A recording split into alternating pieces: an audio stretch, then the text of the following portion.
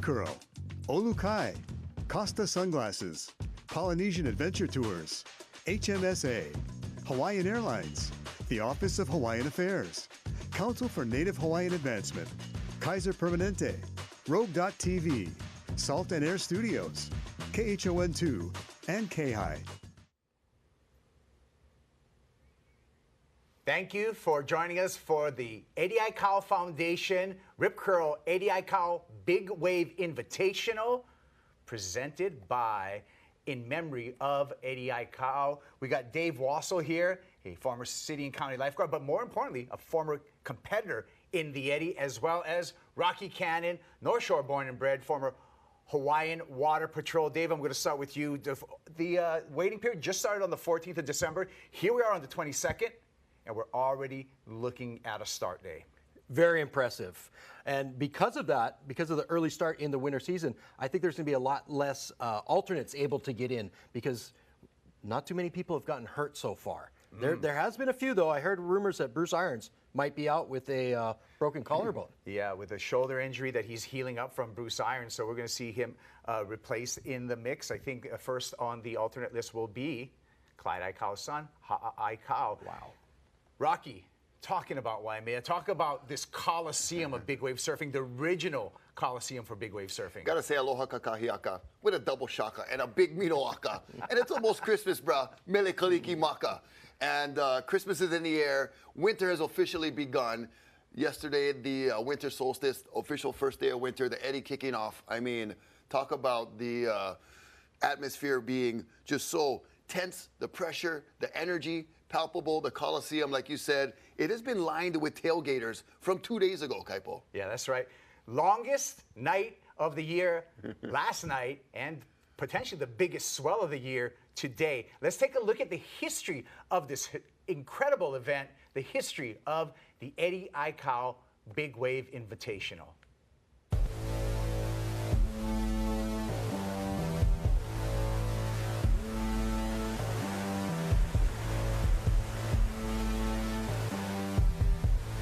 You know, when you talk about Waimea, the first thing that comes to your mind is big waves.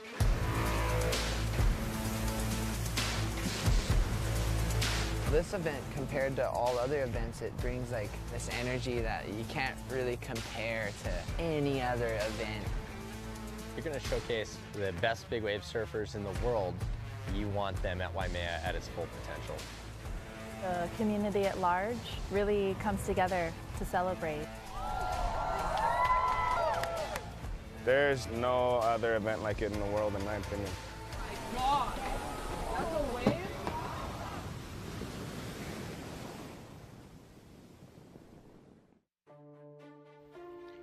When you're talking Eddie Aikau and you're talking Waimea Bay, you're actually talking about, you know, the first lifeguard on the North Shore. We didn't have any jet skis. We didn't have any motorized Zodiacs. Eddie was always the bravest guy, no matter what we do, no matter where we went. As we got into surfing in the 70s, Eddie seemed to gravitate to surfing, especially the big waves. I mean, you're looking at 60-foot waves. Having Eddie around in the lineup was always a blessing. You could depend on Eddie if something went wrong with you. Everybody felt very comfortable.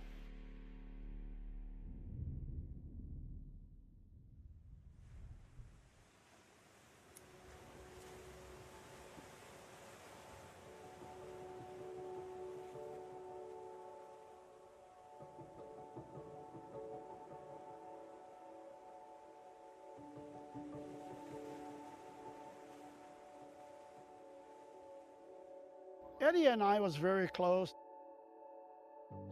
I lost Eddie, and like brothers, you know, you feel like the whole world is falling apart and you don't really know what to do. When Eddie got lost at sea in '78, I didn't come to the North Shore until 1984. And then 1985 came around. I said to myself, well, it's time to get back to the North Shore and jump in the water. Growing up on the North Shore, the Eddie Aikau Big Wave Invitational is our Super Bowl. To be able to have a high level of competition and a high level of surfing, the cutting edge happening at the same place where big wave surfing was kind of born is pretty special. Just to get lucky for the event to run, you're already like, the feeling's crazy because it's so rare.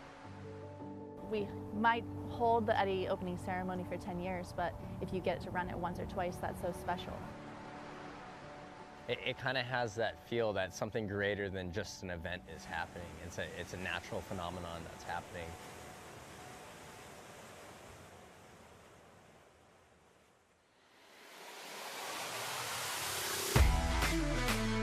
Oh my God. I'm glad I'm not out there, but I'm so bummed my dad's out there.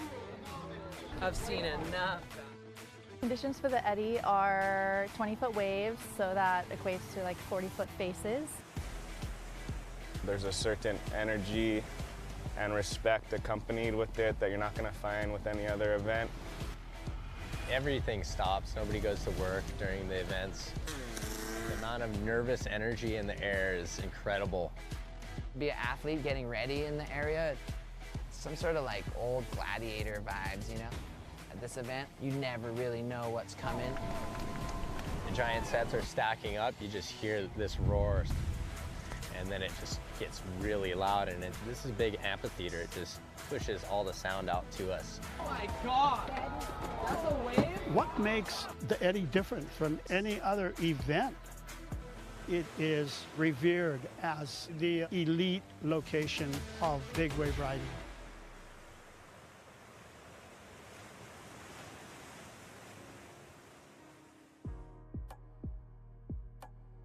I hope that people take away from Eddie's story the idea that you can be brave and tough and also still selfless. To be connected in so many different ways, you know, to the ocean, to the land, looking out for people. That's what his calling was. That's what his legacy is. A true waterman that cared for his people, cared for them enough to lay down his life for them. I truly think the Eddie Aikau event like brings the community together, like every year tighter. Eddie's story is timeless. It's a story of self-sacrifice. And being able to share a story that I think is really beneficial. To have inspirational stories to younger generations like that is, I mean, that's what civilizations are built on. It's built on their heroes, and Eddie is definitely a worthy one for Hawaii and the world.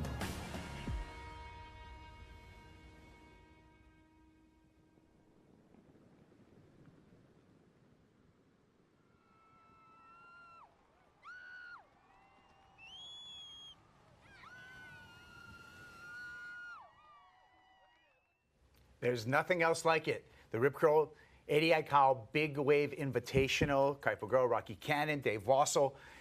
Rocky, we talked about this gathering, and people have been anticipating this event for days on days now. It was called, at some point, the Woodstock of surfing. People camping out, lining the beach, big crowds over there at Waimea. Yeah, you know, we use, analogies for different events that we're familiar with. The Super Bowl, the Woodstock. There's a beautiful shot of Waimea Valley coming out from the valley, a very popular and well-known ahupua'a in Hawaiian culture, and the ultimate gathering place. And you heard Clyde Aikau during that piece talk about the elite location. There's big waves all around the world, but they're so far out and removed, and just the spectacle that is available, and the seating and the way it is situated is perfect for everyone to come check it out. Yeah, and the celebration, right, of the life and legacy of Eddie Aikau. Dave, the first lifeguard on the North Shore of Oahu, over 500 rescues, never lost a person there. That's just with a surfboard and his arms. But today, as a city and county lifeguard yourself, there are some hazards for spectators to be aware of today. Are you kidding me? It's probably the most dangerous beach in the world right now. City and county lifeguards will be extremely busy. Do us all a favor. We're going into the holidays. Let's be smart about this. Heed all warnings by ocean safety officials. Stay behind the tape. You're going to get great viewing, like Rocky said, but do it from a distance. And there's all the crowd right there, and they're heeding the warning so far. Another thing for you, Dave, is something interesting about the North Shore that's unlike anywhere else in the world. You have lulls where the ocean goes flat, everything looks calm and peaceful, and the next thing you know, a 30-foot wave's on your back. Right, and that's something that's very interesting that you talked about other waves around the world, Rocky. The North Shore is like a giant catcher's mitt. Correct. From Kaena Point over to Kahuku, and these big winter storms just come slamming right into it. So keep your head up. It's like going on a head on a swivel kind of deal. It's like going on a safari and there's a lion sleeping and you're like, oh look, I'm gonna go pet it. It's so so gentle. And then it wakes up, you're like, oh crap, it's awake. That's what happens when you get too close to the water sometimes. And unfortunately, Dave, I did see an incident on Wednesday coming from Waimea Bay. I was driving back home and saw, was that Luke Shepardson in the water swimming? Yes. Looking for a snorkeler? Yes, Snorkeling at Sark's Cove in December. Somebody had the worst day of their life. Yeah, that day. and And luckily our partners, everybody else was safe. They did their job correctly, and it could have been worse, right? So thank you to the men and women of ocean safety for risking their lives for other people. Yeah. Of course, our North Shore lifeguards, all of our first responders. Looks like the crowd is gathering right now, Dave. Everyone's behind the yellow caution tape, so as a City and County lifeguard, that's got to make you happy to see everyone paying attention and listening so far. So far, but Mother Nature might have other ideas, right? Correct. This swell is still just filling in. So one thing's for sure is the ocean's always in charge. The caution tape is kind of just like this is where we think is the safest spot, but the ocean will come let us know and give us updates throughout the day with the toe ticklers and the Okole swampers. And speaking of updates, what are we seeing right now, Dave, with this swell? Okay, honestly, first thing when I woke up, I checked the buoys and I thought to myself, I don't know if it's going to be big enough. But I just looked at it now, and it is definitely hitting that mythical 20 feet, 20-second interval, which lights up Waimea Bay. So it is just going to get bigger and better as the day goes on. All right, so we're anticipating the start right now. We always open up this event every single year with a cultural celebration and a celebration of ADI Cow and the big wave surfers. The opening ceremony is always one to check out. If you haven't seen what happened at the opening ceremony, now we're going to share it with you.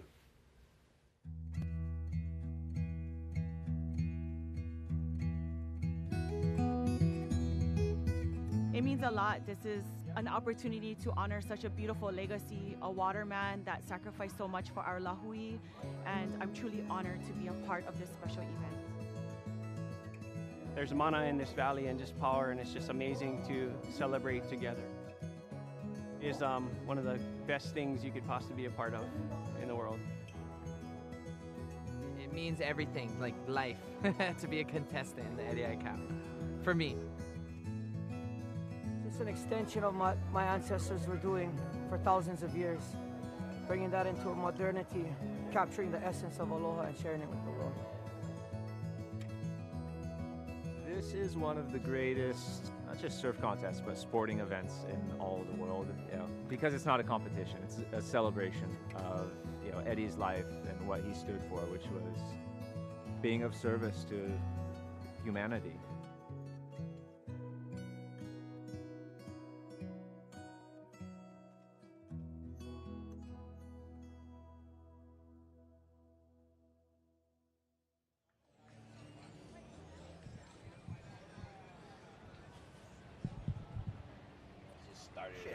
For the start of the event today, as a swell fills in here at Waimea Bay, let's go down to the beach with the fourth member of our broadcast team. Chris Latronic is down with event director Liam McNamara.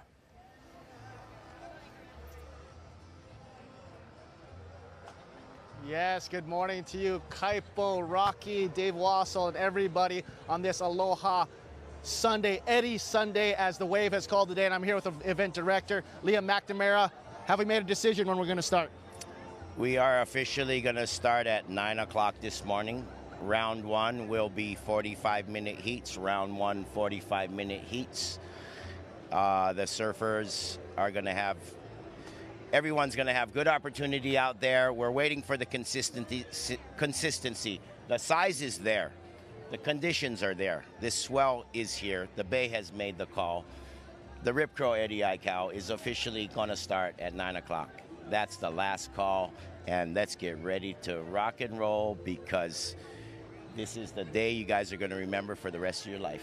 What's the outlook with the swell coming in? And I know it just started to be coming in. When's kind of the peak that Pat Caldwell you guys are talking about?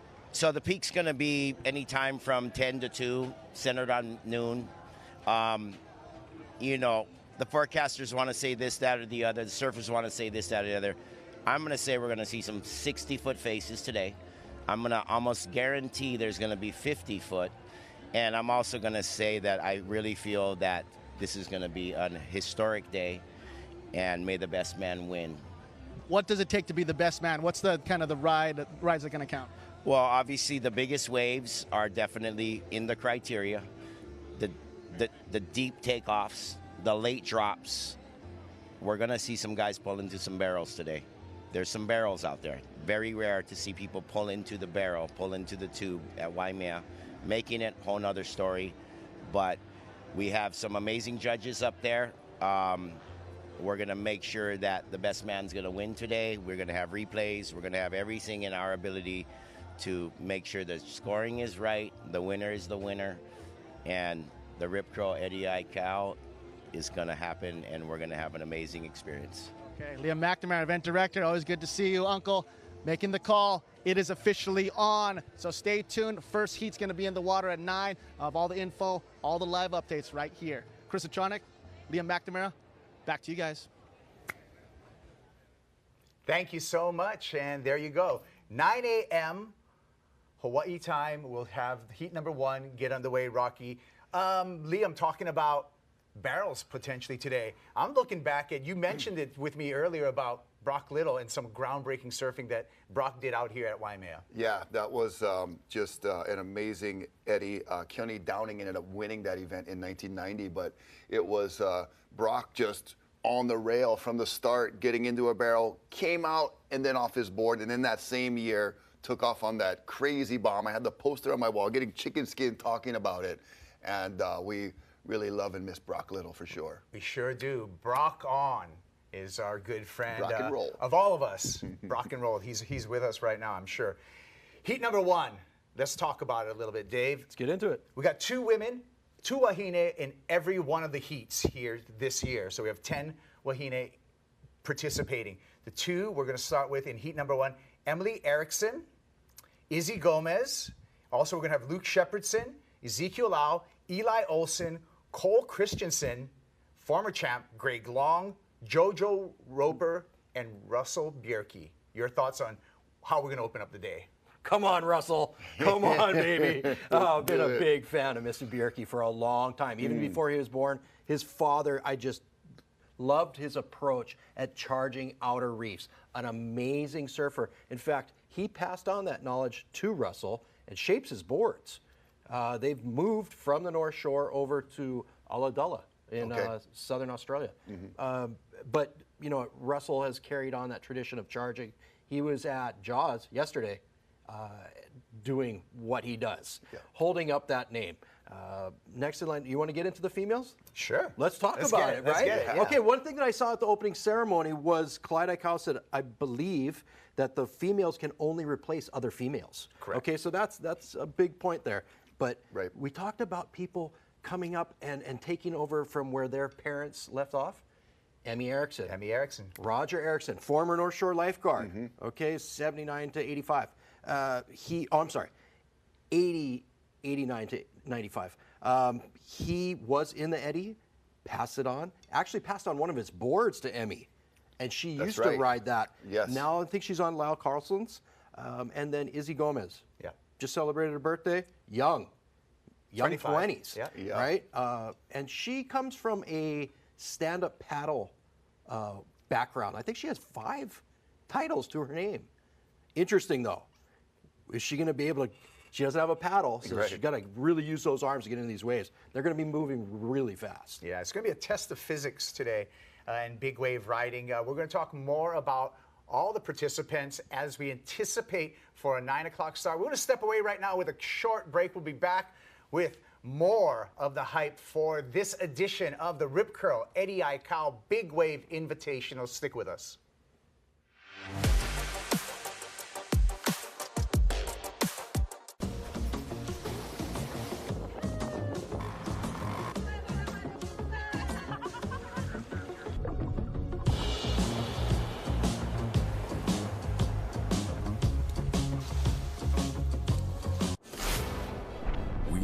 For the moment when the ocean calls. At the edge where land fades and the sea takes over, we find our place. We take you to the world's edge, where legendary shores meet untamed waters, where raw power and unbound forces push every boundary. This isn't a broadcast. It's the next frontier. Welcome to Rogue TV. When the ocean calls, we answer. Wherever life leads you, whether you're starting out or just starting over, growing a family or growing a business, we'll be there for your good health and well-being. With HMSA, you have the freedom to choose from the best doctors and hospitals in your neighborhood, online, or around the world. For all of life's moments, every day, big or small, we believe being there with you is what matters most. Keeping you healthy no matter where you are in life, HMSA is here with you. For the good times, for the tough times, for lifetimes. Introducing Huaka'i by Hawaiian, a new free benefits program starting in January just for Kama'aina. Explore more of our island home with exclusive perks for neighbor island flights, like 10% off a booking every quarter, a free checked bag or board every time you fly, and special network-wide deals every month. Plus, card members receive 20% off a booking every quarter, in addition to their card benefit of 2 free checked bags. Any Hawaiian Miles member with an address in Hawaii is eligible.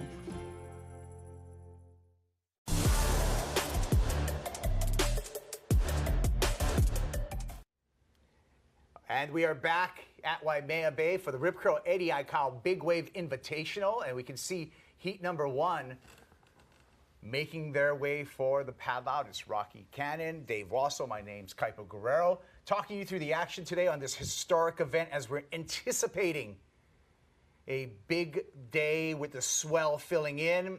Unprecedented this year of the inclusion of Wahine in this edition of the Eddie Aikau Big Wave Invitational, only the 11th time running in its 40-year history. Rocky, we talked a little bit about lifeguards, Eddie being a lifeguard. Well, our defending champ, Luke Shepardson, is just that, a lifeguard. And we're going to see Luke Shepardson again in this opening heat. Yeah, he's coming up. He'll be out there in the blue jersey. And so you see a handful of our competitors in the first heat making their way across the river right there. You can see the wet sand beyond them and all that foam buildup. So there has been some waves washing over that valley, that gully right there. And I like this heat also, 2 former champions, Greg Long and Luke Shepardson. But Luke last year winning while on duty. That might be like an acronym. You know, WWOD. You know, and Dave, there's been a long history of lifeguards participating in this event, and lifeguards as big wave riders, yourself also as being a competitor in this event. We know one guy who's waiting for it. He's the first alternate. He's a fellow lifeguard of yours, Joey Cadiz, Joey Aloha's out there and waiting to see if he's going to get the call up. Right, I think he's actually next in because Ha'a Aikau would have replaced Bruce Irons. So I think right now we have Chris Latronic down on the beach with Joey Aloha, Joey Cadiz. Let's hear the anticipation from our city and county lifeguard and big wave rider. Yes, good morning to you guys. Yes, I'm here with the man, the myth, the legend, Joey Aloha Cadiz, protector of Waimea Bay, city and county lifeguard, as well as Charger, second alternate. Tell me, how do you feel? We are here. We finally made the day, the 11th Eddie Aikau Invitational. Tell me about how you're feeling. It's an unbelievable experience. It's honestly really surreal right now. Having waited, wanting this moment for all my life, and it's finally here. I just got word that I'm going to be surfing in it as an alternate, and I'm ready. I'm ready. Yes, you've been ready, and not just for surfing Waimea, but Makahiki Games as well as many other things. Tell me a little bit about kind of preparation for this kind of day. Well, Eddie, what they say, the bay calls a day. You got to be ready at any time, and so I kind of use my life and train that way, that anytime that there's something that, whether it's a strongman event or surfing the bay, that physically I'm ready, mentally I'm ready, and emotionally I'm ready. So I spent a lot of time training and prepping for this. I'm in the best training grounds here at Waimea Bay that I could possibly be, so I'm right here at home. Tell me a little bit about the conditions. I know it's going to be building swell. What's kind of your strategy going into this? Looking at it right now, it's a little slow, but it's definitely getting bigger. When it's slow like this, it can be a little difficult because you have a limited time in each heat, so you got to really choose your waves wisely. As of right now, it looks like that first one's the best one, but we'll see how the day kind of plays out. And the conditions can change at any time, and we're expecting it to get enormous. So that's the only unknown factor right now, is exactly how big it might get. And as a city and county lifeguard, I know you get a lot of tips for people coming down, checking it out. What should people know coming down to the event? Well, right here at Waimea Bay in particular, we have a lot of our staff already warning and cautioning, taping up the entire beach. But as people keep filling in, they need to be warned and let know what's going on. So if you see something, say something. That's what we always tell people. Don't let other people go and do reckless things and put others in danger. But just watch the ocean, don't turn your back to it, and listen to the lifeguards. Yes, I know a lot of them trying to cross the river mouth over here. Tell me some tips for people trying to do that. Don't do it. Yeah, if you are going to try to cross one way to the other, you really got to time it, and you better be running, because you get flushed into that river, you're in a whole nother body of water that's still moving, and it's really hard to see from the tower. So we have guys constantly patrolling down to check and make sure people are getting across safely, but don't even do it. Good tip there. But also, let's go to kind of board equipment. What are you riding today? What's kind of your strategy when it comes to that? Honestly, I haven't decided. I have 2 different boards that I've been kind of playing with. We've had a lot of practice the last few days, so I'm pretty comfortable with both of them, but once my heat is up, I think I'll be able to make that decision. But right now, I'm just suited up and ready to go. I'm stretching out and just taking it all in. Okay, Joey Aloha Cadiz, City and County lifeguard, now Eddie Aikau invitee, gonna be surfing a little bit later. Thank you so much. Any last words to the crowd, family out there? Just enjoy the day. Everybody be safe, be respectful, and get home safely. Okay, thank you so much. Always good to see you, my friend. And that's what it's all about. City and County lifeguards, some of your best surfers from around the world here for the Eddie Aikau Invitational. Rip Curl throwing it down. We'll have more right here. Chris Atronic working for Hawaii. Boys, back to you guys. Thank you, Chris. And Dave, what do you think about the advice that Joey gave? That was a really well done interview. Great job, Joey. Yeah, and he's couldn't have done a better job myself. Yes, you know, first of all, Dave, I'm going to say I've heard you on the microphone here at Waimea Bay, coming from the lifeguard tower, and I've heard some great words of wisdom, and I've also heard some of the most funny warnings out to the crowd that I've ever heard. Okay, I'll pre-apologize right now because some of those might come out later today. But what I noticed from these past 2 interviews, Liam McNamara and Joey Cadiz, both should be just nervous wrecks, and they're just cool and calm and collected, and that's dangerous in a big wave situation, because when somebody's just a little too comfortable, they might have the best day of their life. Yeah, and there's just a lot of there's the cultural and spiritual aspect of this, Rocky. Joey and Chris mentioned Makahiki season, and Makahiki season in Hawaiian tradition is a time of no wars, no kapus, and you enjoy different games. Ulumaika, correct. Throw the ihe, but one of the games is he'enalu, surfing. And Dave, you want to? I was just noticing that the jet skis are allowing to pull the competitors out, which is not always the thing here at Waimea. Yeah, and I think in the time of efficiency and where we're at now with all of these ways to improve the efficiency, I think it's a great addition. Also the safety. I noticed that most of the competitors are wearing inflation vests. Yeah. So just in case something goes wrong, you're hit by a 10-foot board underwater, you can pull yourself to the and surface. we just heard from Joey Cadiz, obviously doing daily duties of beach and ocean safety at Waimea, assigned there, guarding the bay. Also, one of the bravest individuals at the Makiki. I seen him in a malo. That's courage. I'm telling you, I don't have it. But big props to brother Joey. You know, I was driving the other day too, coming around the bay and with the kids in the car, and we were, you know, there's words for different types of fog. And there's saltwater, the ocean fog. There's pollution fog called smog. There is a volcanic fog called VOG. What are we going to call the salt air or the ocean? Is it SOG? Is it marinog, like marine fog? What is the word for that? You know what? As we contemplate that, Rocky, we're going to think about what we're going to call ocean fog, and we're going to come back with a couple of suggestions. All right. So we're going to take a break right now. We'll be back with more action from Waimea Bay, anticipating the start of the Rip Curl Eddie Aikau Big Wave Invitational.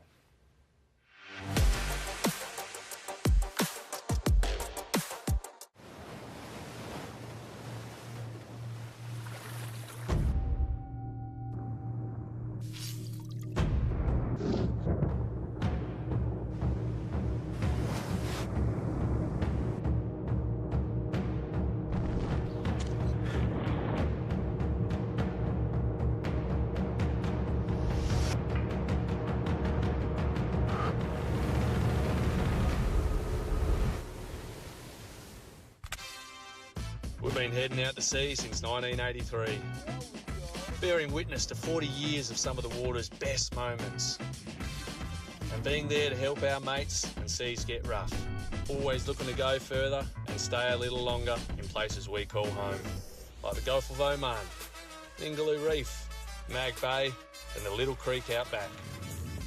We're proud of where the bow's pointed now, so climb aboard, let's see what's out there.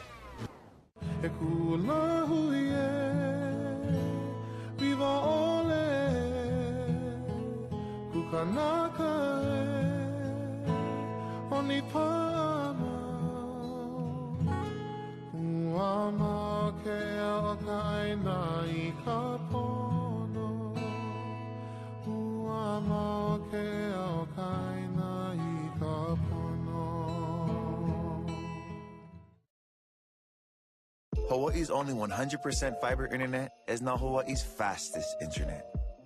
Introducing 3 gig fiber optics internet from Hawaiian Telcom. With 3 gig upload and download speeds. Unwrap Hawaii's fastest speeds in new fiber optics plus TV experience and connect your holiday like never before. Share the gift of speed with fiber internet plans starting at $39.99 a month.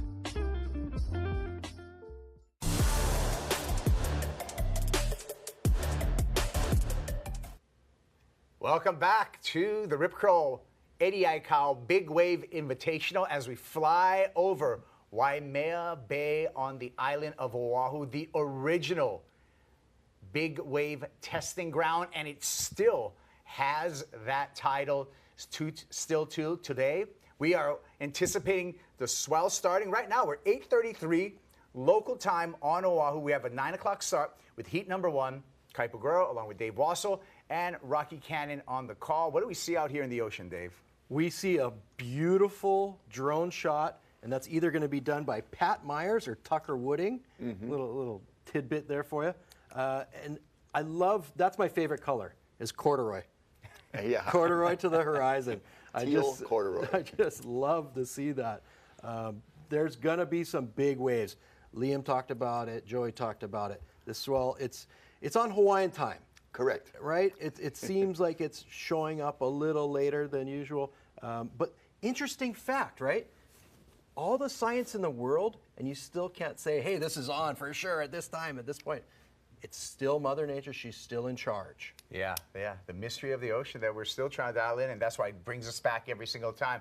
Let's hear from a big wave rider from South Africa. He's a former big wave world champ. Twiggy Baker is with Chris Latronic on the beach.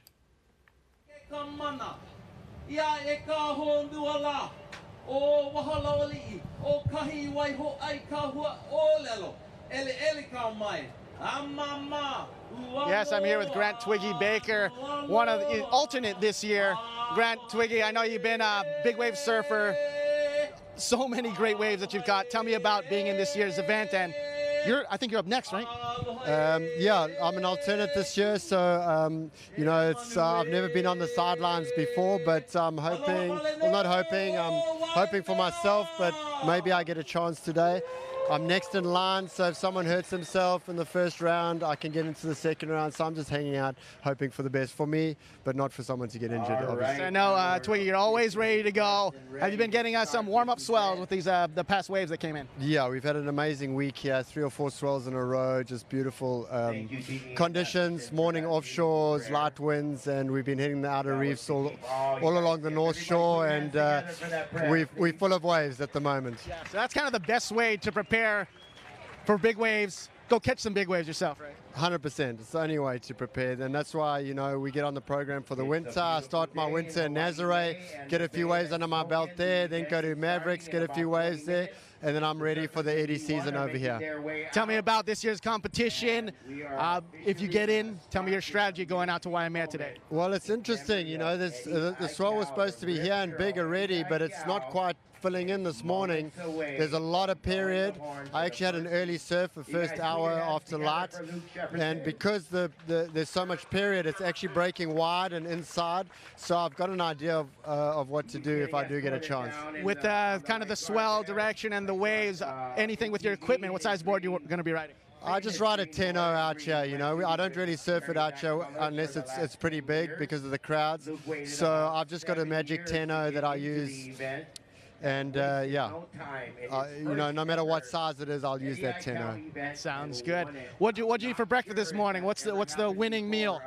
I have some protein powder and mixed in with some granola, a banana, an apple, and an orange. Very rare to have somebody. That sounds good.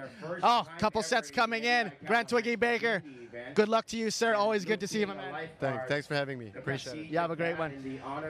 Grant Twiggy Baker, waves are coming in. Sending things back to you. One of the biggest wins in the world of surfing. Thank you so much, Chris. And again, hearing from Grant Twiggy Baker, a guy, he's got a. Where did he get the nickname Twiggy? I'm not going to tell you. Okay. Okay, we have to keep some secrets. But let's learn more and see more about Grant Twiggy Baker and his big wave performance. I got a package right now to throw to. It refers to a package. Merry Christmas.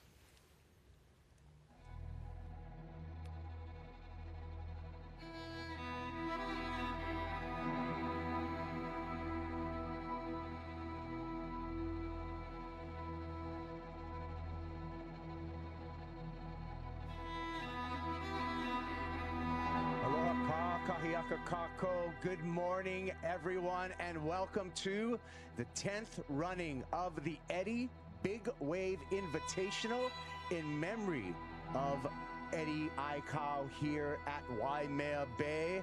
This is a gathering of the world's best big wave surfers, all in celebration of the life and legacy of a great Hawaiian waterman, Eddie Aikau, Isaiah.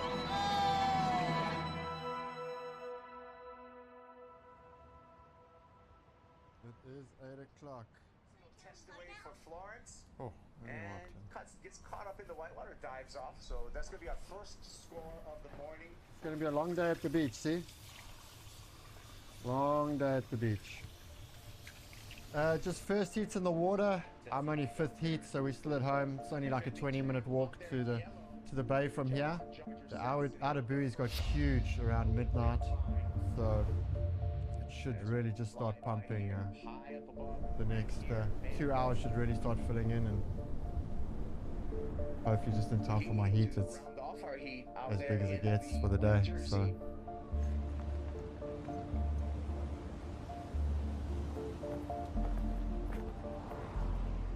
Wow, it's wild. Highways just lined on both sides with people. Very festive atmosphere. I'm just trying to stay calm and keep my heart rate down.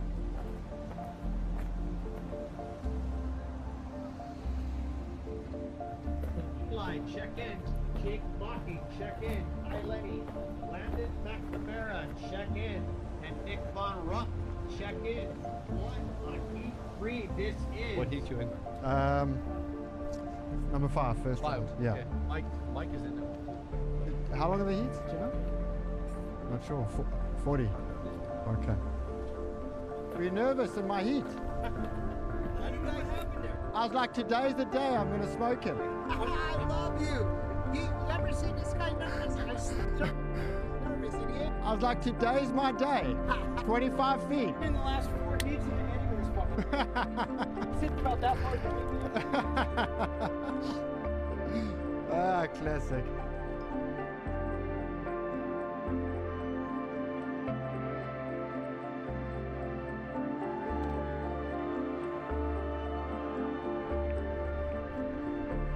Here comes a big set.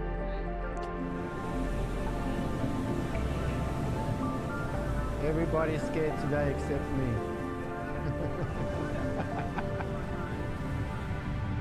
I mean, just to compete in the 80 is an honor. And, you know, I work really hard to spend a lot of time in Hawaii and maintain my presence here and make sure that my name is on the list each year. So that's kind of my first goal in my surfing career, is to be on that list. And then the second goal for me is to win the 80.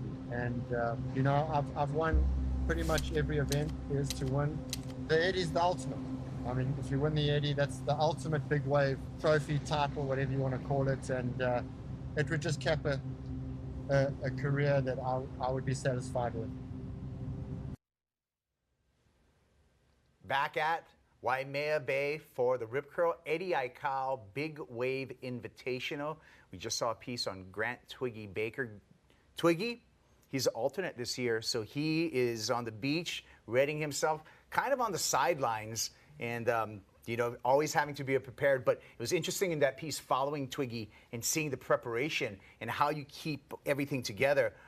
Dave Wassel's with me as a former competitor yourself, Dave. What's the feeling? What's the anticipation? How did you keep centered amongst a lot of potential chaos? You know, I think it's just years of preparation. You're not going to do anything the day before to prepare yourself for the Eddie Aikau. It is years in the making. And just to let you know a little bit about Grant Twiggy Baker, a lot of people in this event will be afraid of these big waves. Big waves around the world fear Grant Twiggy Baker. That guy is so decorated and he's so calculated. If you watch any one of his incredible rides throughout the decades, he's always right in the perfect positioning, the apex of the wave. He's got Waves of the Year at Mavericks. He's got championship wins at Mavericks and Dungeons in South Africa. He just doesn't have the win at the Eddie. Yeah. That could be today. Could be. Well, also, we could set history today. A woman, a wahine, could win the Eddie today. We have 10 women in the draw. One of them, Maui's Paige Alms. Let's hear from Paige. She's down the beach with Chris Latronic. Yes, good morning, Kaipo, Rocky, Wassel. Yes, that's what it's all about, kind of the women mixing with the men in all of these heats and with a possible woman overall winner. And one of them could be Paige Alms from Maui. Paige, good morning to you. Good morning. Tell me a little bit about how does it feel to be here? Oh, you know, it's a beautiful day. It's like picturesque, glassy, you know, lines on the horizon, and we have an upcoming rising swell, so it should be a beautiful day, and I'm just really stoked to be here. Yeah, how does it feel to be in the same heats as men in this Eddie? Mixed emotions, you know. It's really special because when we surf big waves, it's men and women are out in the lineup together. I hope in the future that we get an all-women's heat.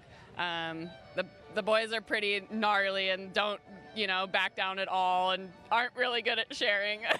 So hopefully one day we'll have our own heat and just be able to send it. But just excited to share the camaraderie and enjoy the day. Like that's what this event is about, is just, you know, surfing in Eddie's legacy. And it's not really a competition for me surfing in big waves. Like I just go out and do my thing and try to have a good time. Yes, and you've been surfing a couple swells because we kind of had a slew of them recently. How's Maui been? Maui's been insane. These swells back to back are like pretty intense. Like you're you know, like emotional, physical, everything is just like you're running on a high, but also like it's pretty exhausting back to back like that. So yeah, we've had incredible days out at Piahi. I'd imagine by this afternoon it'll be pretty huge, but yesterday we saw 60-foot waves. It was wild. So yeah, lots of good warm up and just excited to get out at Waimea. Yes, and tell me a little bit about the heat coming up. I know you're going to be mingling with the boys. You have any strategy planned for this heat? I mean, I had the opportunity to surf in it last time it ran, which was incredible. It was the first time that women were included in the event, and it was as big and as best as it's ever been, according to all the OGs. So I had a good opportunity to kind of see what the lineup does at that size. So we'll see what it does today. And I got my strategy, but I'm not going to share it. Okay, good. Don't share the secret recipe.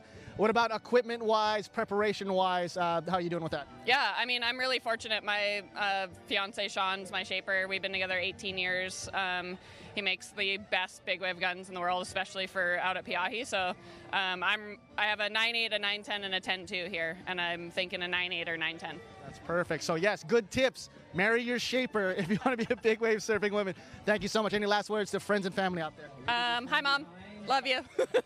Paige Alms, go get him. Good luck and congratulations once again on being invited to this great event.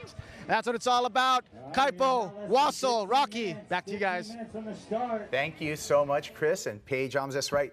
Last time we ran 2023, she was a group of women. We had 6 women. The last time that we were out, we had Paige, we had Justine DuPont, Makani Adric, Emmy Erickson, Andrea Moeller, and Kiala Kennelly for those groundbreaking women in 2023, Dave. Okay, real important thing to mention right here. Kiala Kenley, first female ever invited to the Eddy. Yes. The first woman to ever catch a wave in the Eddy was Andrea Moeller. Yes. From Maui, and that's just the way the heat draw went. But Paige Alm was the highest rated female surfer, and she absolutely flossed half of the entire lineup of surfers last year in one of the biggest eddies ever seen on the planet. Yeah. So that's a kick in the ego right there. Yeah, I love that. You got to bow to that young lady right there. Great job, Paige. I absolutely love that. We're going to see Paige in heat number 4, Rocky. Another surfer in heat number 4, Nathan Florence.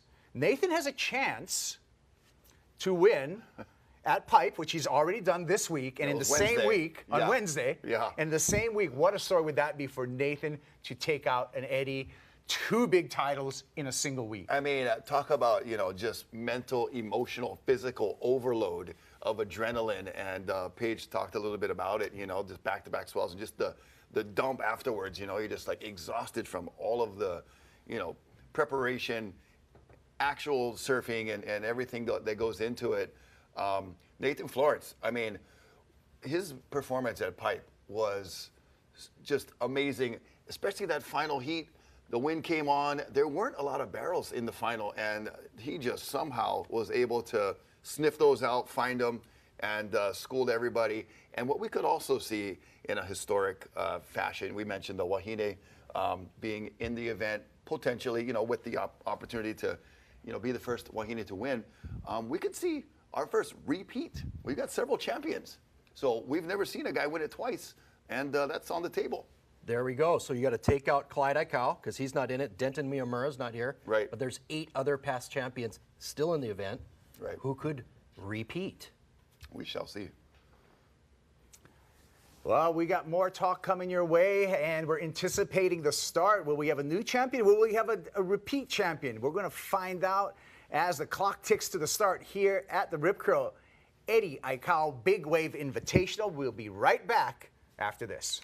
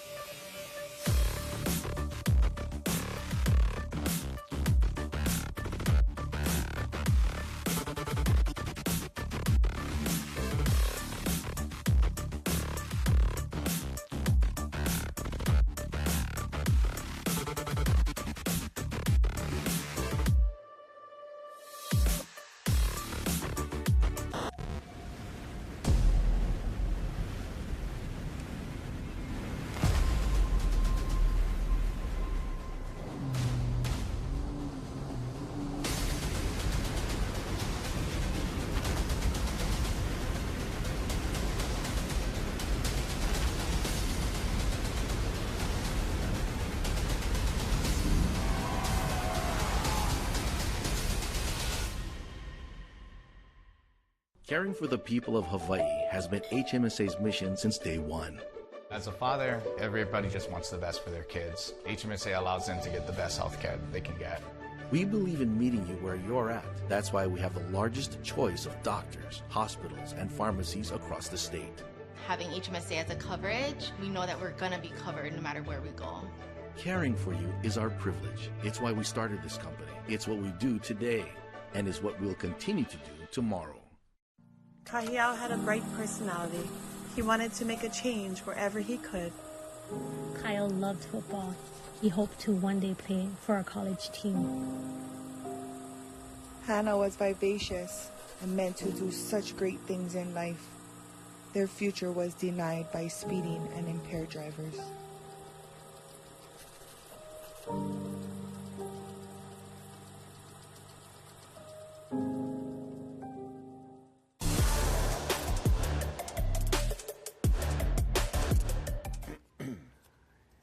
And I want to thank HMSA. HMSA is here with you, keeping you healthy for life, for good times, tough times, and a lifetime. One of our supporters of the Rip Curl 80 Cal Big Wave Invitational is HMSA Blue Cross and Blue Shield. You want to get that PPO package there. You pick your doctor.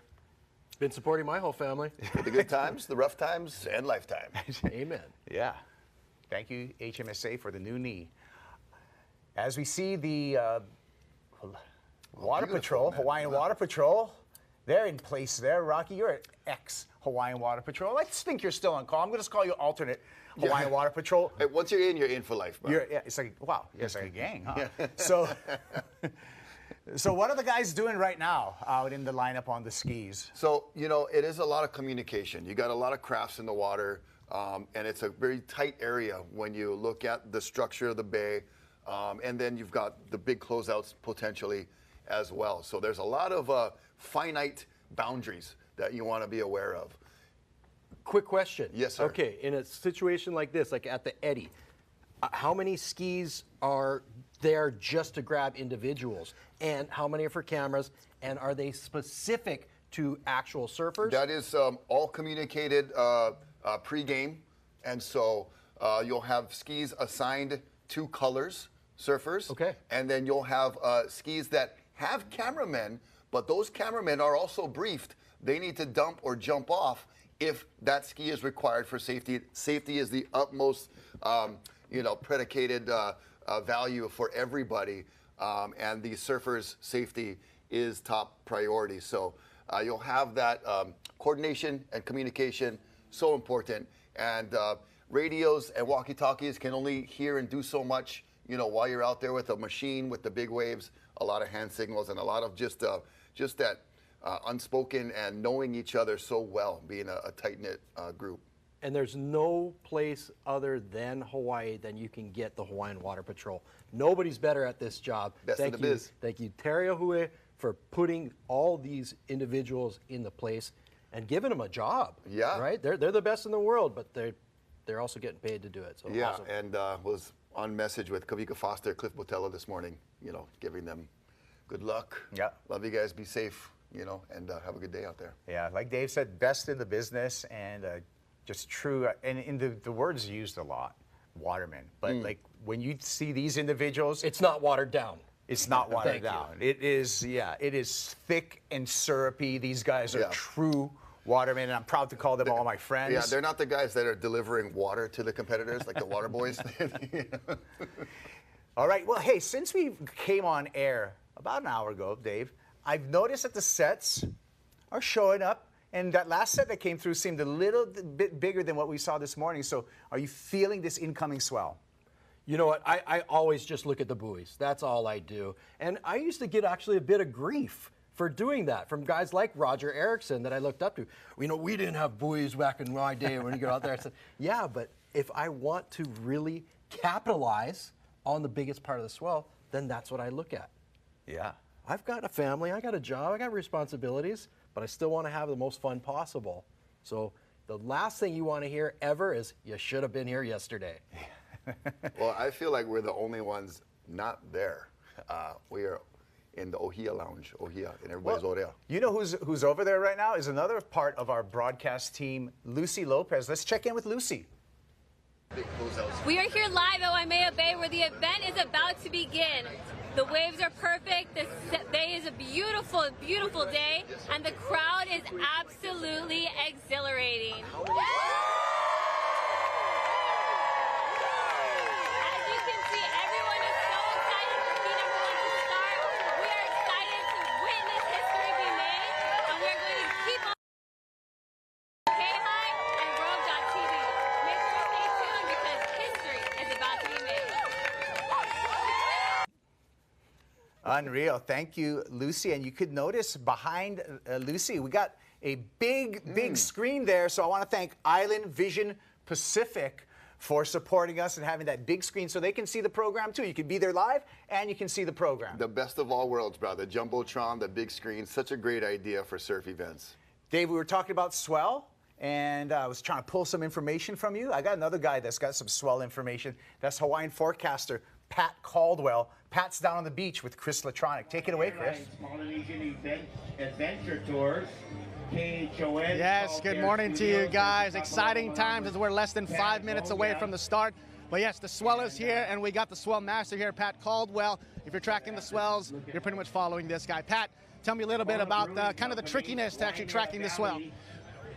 There's a lot of commonalities to the various eddy events, and one of them is that about 1,800 nautical miles northwest of here, they reach their lowest central pressure for the life cycle of the weather pattern. And with the lowest central pressure, you get the strongest winds. And so this one actually did the same thing. It was just east of the date line, and it went down to like 941 millibars, and there was wind measurements from satellite that showed 80 knots on Friday night. I mean, that is unprecedented. I've never seen a satellite reading to 80 knots before, so unprecedented. Majority of that is pointed at California, and some of the seas, once it passed north of Oahu, was measured by a satellite to 64 feet. So this was a serious event, and we are all very thankful it wasn't pointed at Oahu, because otherwise we wouldn't be standing here without snorkels, because it would be washing through. So it's a blessing in disguise, but we're also getting enough swell, though. Tell me kind of what's happening in the ocean right now. So we have, because those winds were so extreme, it made wave intervals, that's the distance from crest to crest, exceptionally long. That's called the wave period. And the wave periods of a typical eddy run between 16 to 22 seconds. But this morning, the buoy 1 was showing between 20 to 30 seconds. The majority of the energy of the swell was all the way up at 20 to 30 seconds, and the deep water swell was lower than you normally see. It was more running between 15 to 20 feet at buoy 1, which is 250 nautical miles northwest of here, and so it was lower than the typical eddy, but because it's such extra long wave periods, it compensates, because when those long wave periods feel the bottom, the longer the wave period, the more it jacks up. So it's we've seen how it's been jacking up there. When the sets come, they have much more juice, the Hawaiian punch, much more juice than your typical swell. So far it hasn't been as big, but it definitely got the punch. So yes, so we might even, we're hearing possibly bigger barrels with this swell. Yes, chance for bigger barrels, and we cannot use buoy 1 as a direct gauge because the swell is missing Hawaii to the northeast mostly, and from the Honolulu buoy and the Waimea buoy, the direction is between 330 to 335 degrees, and buoy 1 is way out towards 370 degrees from here. So in January 2023, with that eddy, the buoy 1 was a direct gauge from what hits the buoy to what hits Oahu, so you know for sure. That was Garen's, but on this particular case, because the swell's missing Hawaii more to the northeast, and amen on that. All right, we're 1 minute from the start. That the buoy 1 is not a perfect gauge, so we could have. So there's a little bit of a mystery. We don't have a direct measurement straight upstream of the trajectory of the waves coming in. We do not have a measurement other than from what we saw the seas from satellite. What do you think the outlook on today is? What do you think the trend's going to be? at this point, our only gauge we have is the model output, and the model output showed a maximum right centered on noon, plus or minus a few hours. And all the models were showing the Christmas tree. So a fast rise all the way up to that pinnacle, and then a fast drop. But luckily, it's right in the middle of the contest period. 3, 2, 1. And there you have it. The Eddie 2024 Rip Curl Eddie Aikau Invitational is on. Pat Caldwell called it. Let's send things back to you guys. All right. Well, thank you so much, Chris. Thanks, Pat Caldwell from Surf News Network. And it is on, Dave. 45-minute clock starts right now. Heat number 1 out in the water. And we've been anticipating that. We got Emmy Erickson out in the pink jersey. In red, we have Izzy Gomez. In blue, Luke Shepardson, and we already got a rider, Rock. Oh, 2 riders, and that is orange. That looks like that is Greg Long, and he's our 09 champion. And Greg Long was joined by one of our Wahine, I believe. That was just beyond vert, bro. Look like Emmy Erickson, too. Oh, my gosh, that was just so critical. Nuts. Interesting takeaway from what Mr. Caldwell said. He kept saying, thank goodness this storm wasn't directly pointed at Oahu. Right. So that would have turned this into, the last time there was a giant episode of surf like that was 1969. Okay. And Mark Martinson and Jeannie Martinson's house down at Pupukea literally got pushed off its foundation into Kamehameha Highway. Right. And they actually had to move it back with a crane. They didn't move it back exactly. And so you can see there's about 8-10 inches where you can see it's been moved from its original foundation. That's Real so crazy. Cool. Wow. Little We had another big episode, 1998. I remember that big Wednesday January as well. 28, yeah. 1998, yep. There we have all of our competitors in heat number 1 up on that graphic. First one that's going to get a score is our 09 champ, Greg Long from San Clemente, California, 41 years old. And during the opening ceremony, Dave, Greg made a statement that this is going to be his last Eddie. Oh, we saw a wipeout there. That was yellow. Eli Olsen taking it on the chin. Here's Greg. Greg and Emmy going for it. You know, cutting back to live action. It's like JoJo Roper and Cole Christensen. I'm just saying that not off their jersey colors, just off their styles of surfing. Yeah. Yeah, there's Cole Christensen. Just smooth. This could be just a calm character, Cole Christensen, riding a Fletcher Chenard surfboard from Patagonia.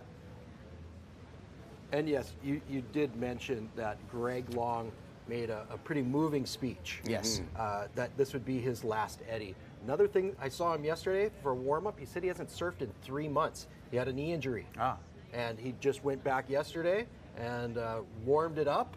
And looks like he's right back in the driver's seat, doesn't it? Yeah, that was an amazing drop just to hold the line there on his first wave.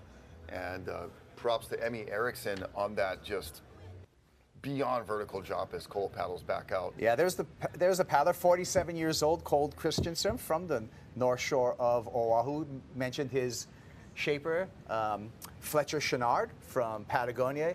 Looks like he's put down that he's riding a 10-foot quad fin as we get a water angle here of Cole out in front of JoJo.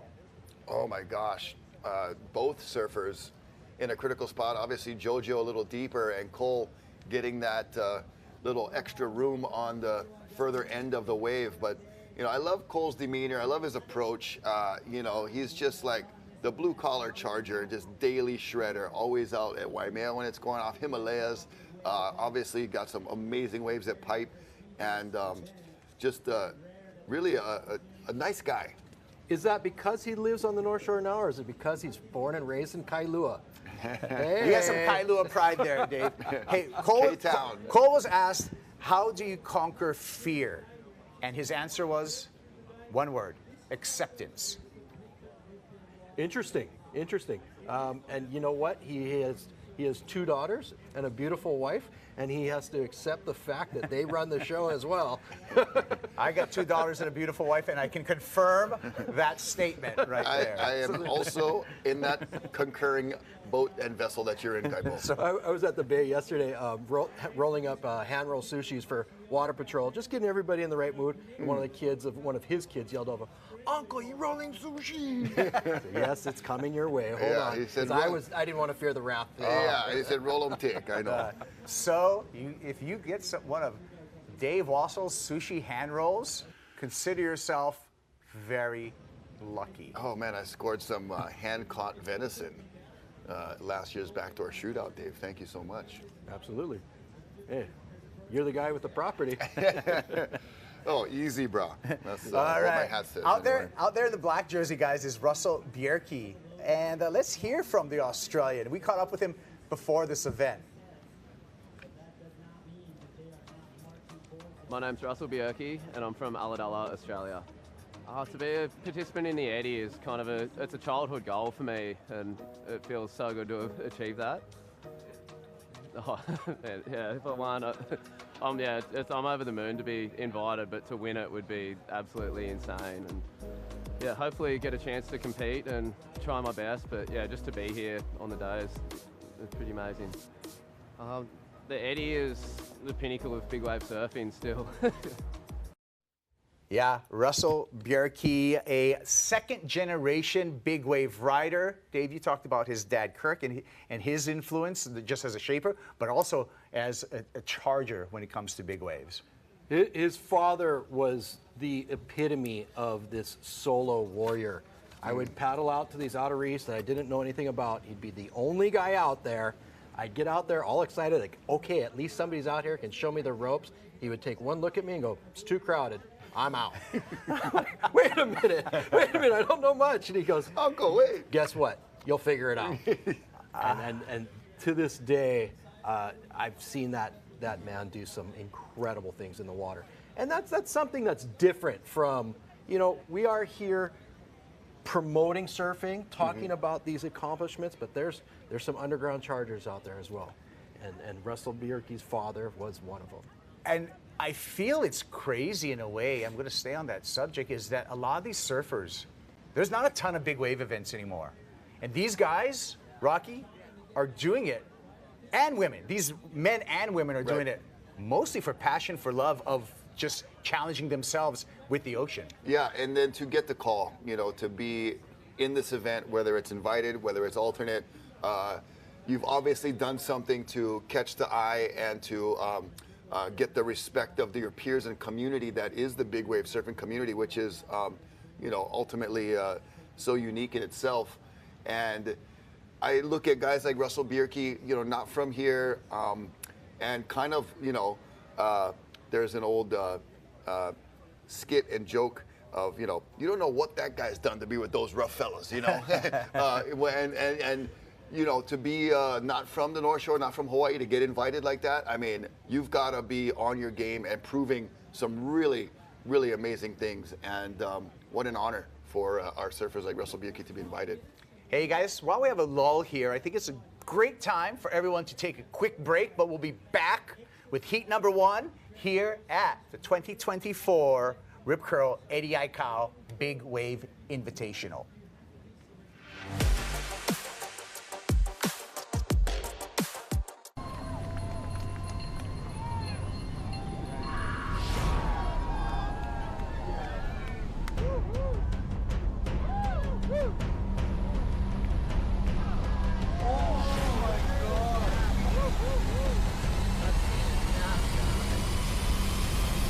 That was 60 feet.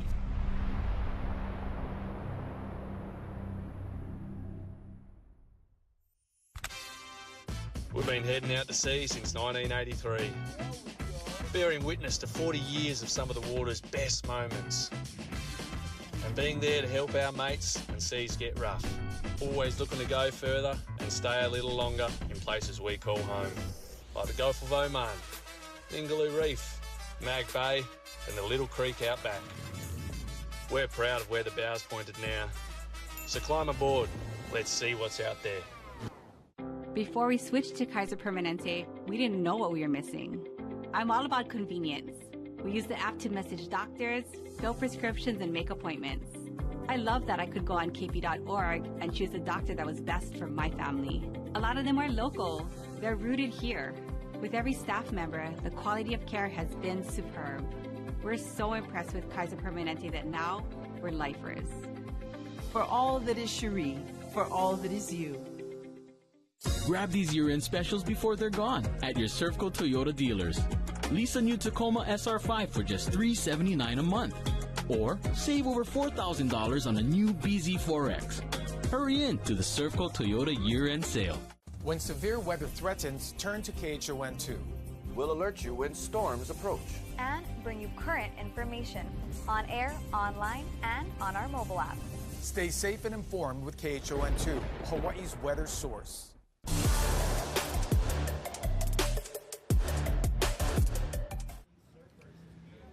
We are back at Waimea Bay for heat number 1 of the Rip Curl 80 Aikau Big Wave Invitational.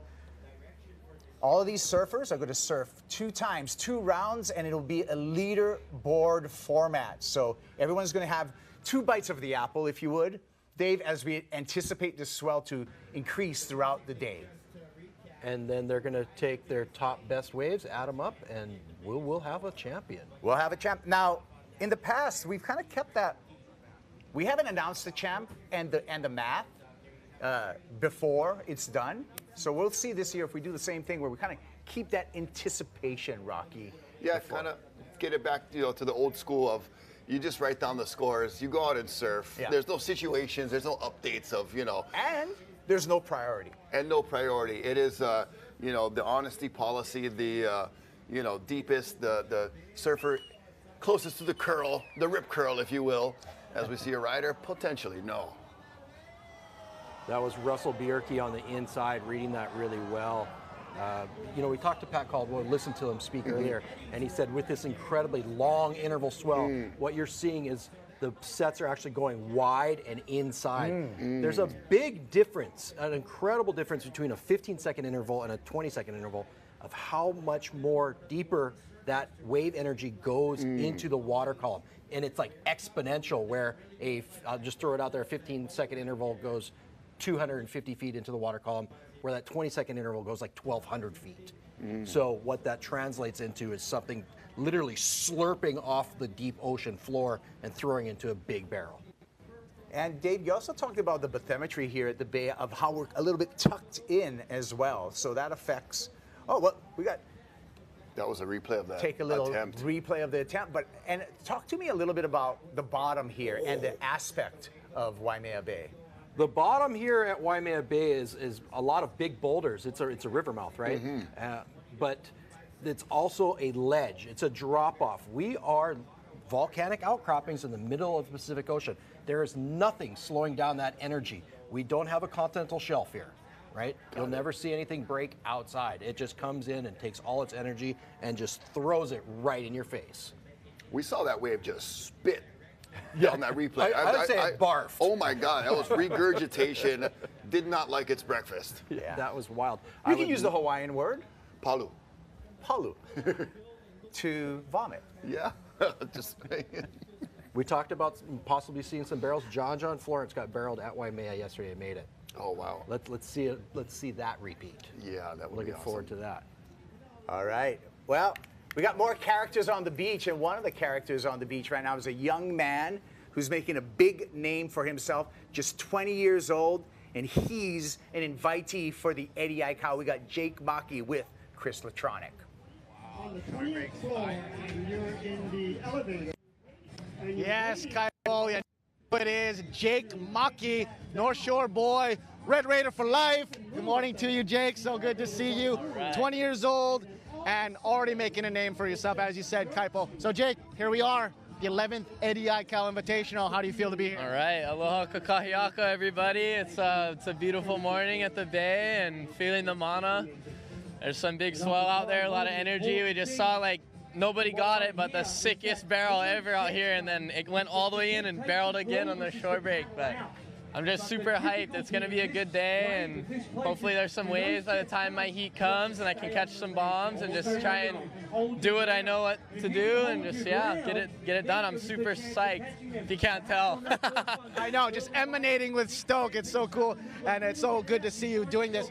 So coming up, you're going to be pretty much the last heat of the round. What are you expecting? What's your competition? What's kind of your strategy from your last Eddie that you did? Yeah, so I was lucky enough to have an Eddie under my belt that ran 2 years ago when I was 18. So this is my second Eddie, and it's just crazy to even think about that, like that I'm already getting another chance this soon. But yeah, every heat's stacked. These guys are just the best in the world, and I'm so stoked to go out there and surf with like my friends and my heroes, and just it's gonna be so cool. And yeah, by the time my heat comes, I think I'm hoping it's gonna be consistent, pulsing, biggest sets of the day. So whatever happens, I'm ready to go. And Jake, there's been a couple big swells. Have you been practicing here at Waimea? Tell me how that's been. Yeah, I've been here on the North Shore. I've been surfing in Waimea. I surfed all morning yesterday, and then 2 days before that, I surfed all day long and just been getting the reps in. And I was really torn between trying out Maui or staying here. And just in my mind, I was like, oh, I got to stay here. Then they called the Eddie on yellow, and then they called it on green, and now here we are. And yeah, I'm just super grateful. Like, you don't really get a run of like light wind and big swell like this, like for this long ever. So it's super sick, like super warmed up, just no excuses, ready to go. As a 20-year-old, how does one prepare? What kind of diet are you on? What's your equipment that you're going to be using today? Yeah, so I'll start with equipment. I got a 10-1 that I'm probably gonna ride, that Brett Marimoto shaped, and my backup is a 10-0 that Chuck Andrews shaped. And as far as diet goes, this morning I had a mochi and a Pop-Tart and a Kit Kat and a Tootsie Roll. So I'm ready to go. Mochi, Pop-Tart, Kit Kat for the win. Any last words to family and friends out there watching the live? I just want to say aloha to everybody. Thanks to everybody. Thanks to the Aikau Hana.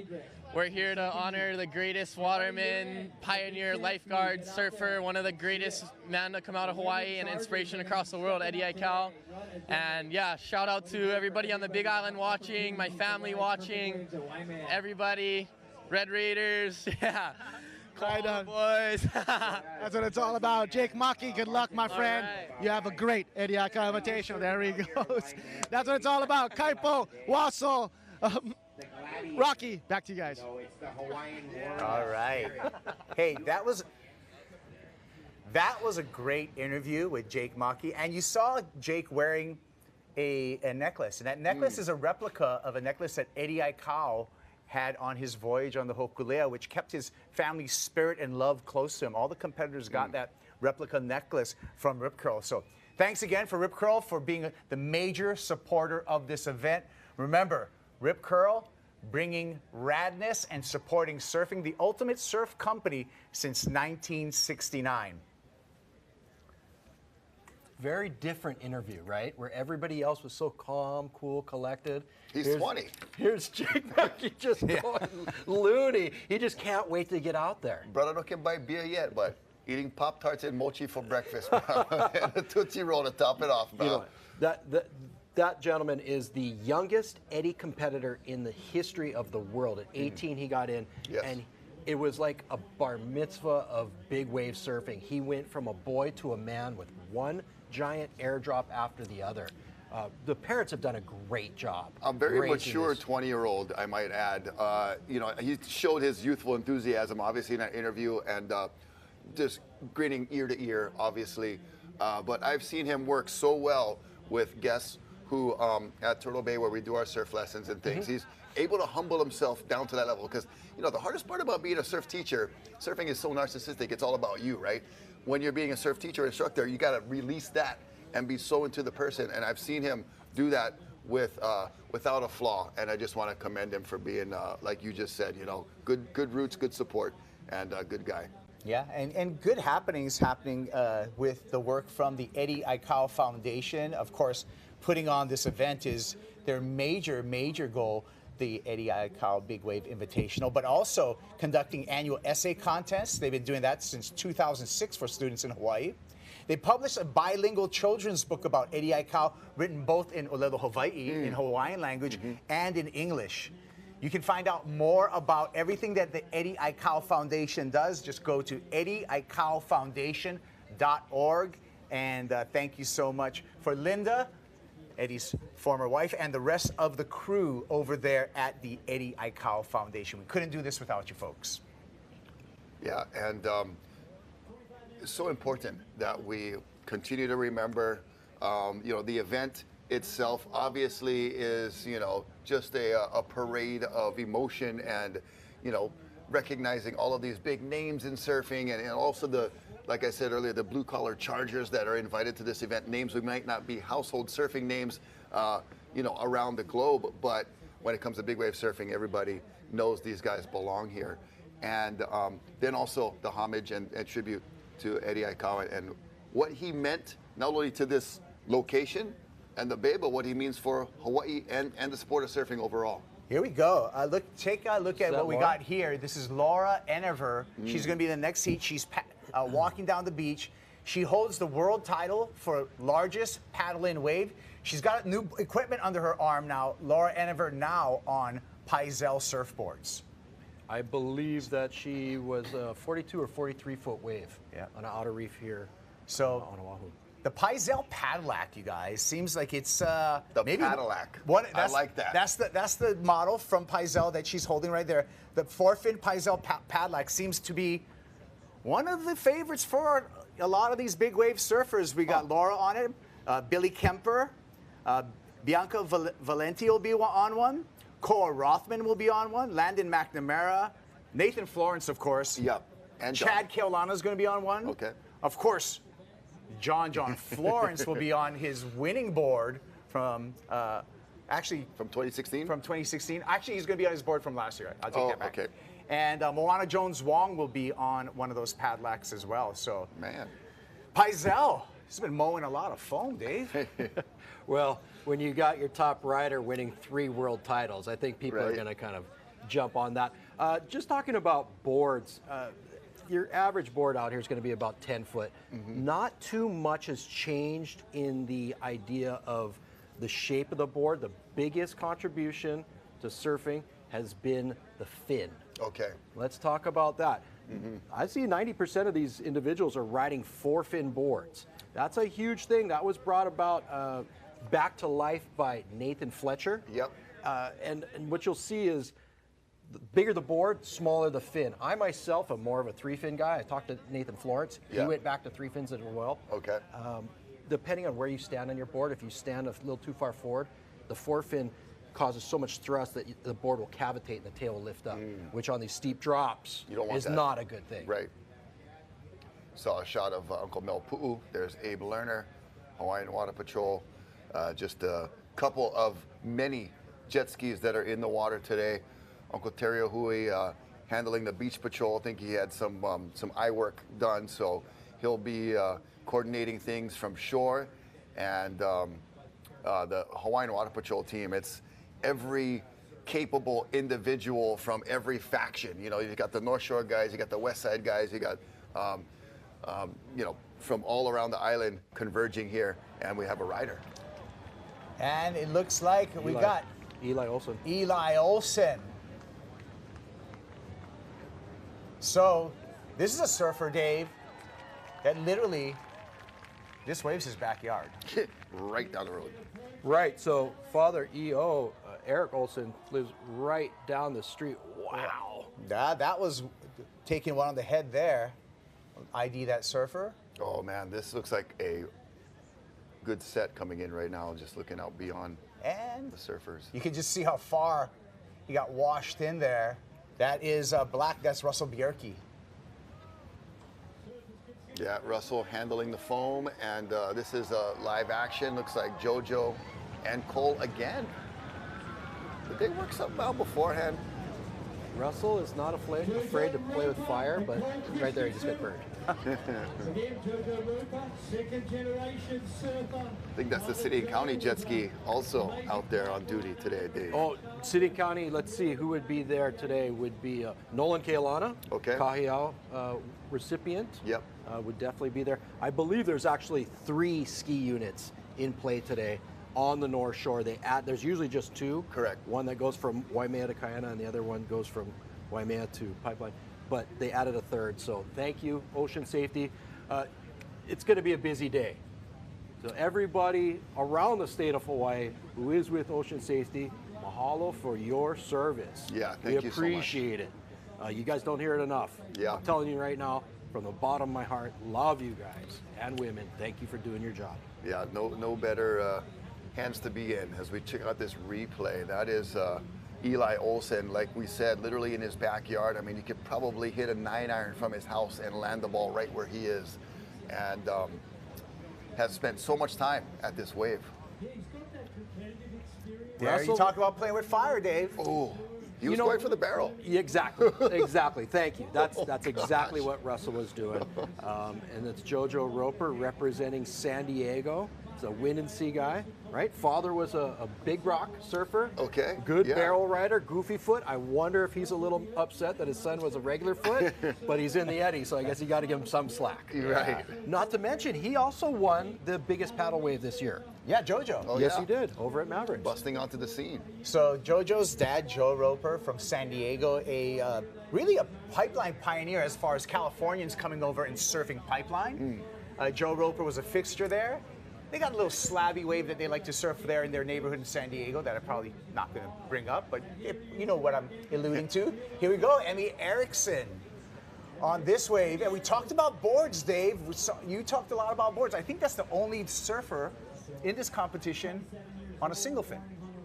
Oh, interesting. Very interesting. You know, that's an interesting thing. The single fin, you got to have so much more fin. On an airdrop, okay, if you actually become detached, I'd say the single fin is better for redirecting. And staying that much more connected or, getting back in it. Right. Yeah. Where something like a forefin might reconnect and squirt out from underneath. Like you just land on a banana peel. Yeah. Yeah. I want to avoid banana peels at Waimea, and that's our female competitor. Izzy Gomez. That's Izzy. Little birthday wave. Yeah, why not? Yeah, I want to say. What'd you do this morning? Happy birthday to Mike Prickett too. Yesterday was his birthday. Yeah, yesterday. So the winter solstice baby, Salt Air Studios, Mike Prickett. Hau'oli lahanau. What a cool thing to say when somebody calls you up later. Hey, what'd you do today? I surfed the Eddy. Yeah. How was your birthday?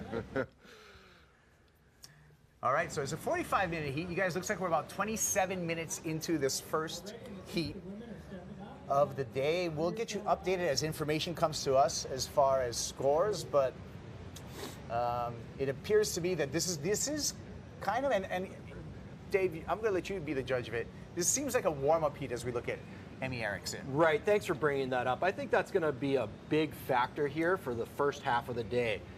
Will any of these scores actually count further down the line, or will it come into the second half? Sure, unless somebody gets barreled on this, I don't think the scores will stick. Right. But we'll see. We'll see. I've been wrong before. Yeah. But we shall see. So right now, and also, we're not seeing a lot of waves in a set. Correct. Right? Correct. So there's long waits, these long lulls, which can be very dangerous to people on the shoreline. Oh, it's not that big. Yep. Oh, I'm just going to go walk Start out onto inching that wet your rock way down, and yeah. get myself a selfie. So, this swell will fill in. Mr. Caldwell said that you couldn't look at buoy 1 because the swell was passing it. I just did, and it's 21 feet at 20 seconds, which is all of what it takes to run the Eddy. So if that's the side amount of energy coming this way, and we were talking, pre-show about Uncle George Downing's, it's got to be at least 20 at 20 to even make a move, move a muscle or flinch at it. Right, and so the important thing to remember is that 20-second interval travels at about 6 to 7 hours. Right. So that's here at 7 a.m. That should show up here around 2. So it's perfect for the afternoon heats. Yeah. Right? Leah mentioned, I think it's maybe around 12 to 2, so Yeah. somewhere in that time That frame, window.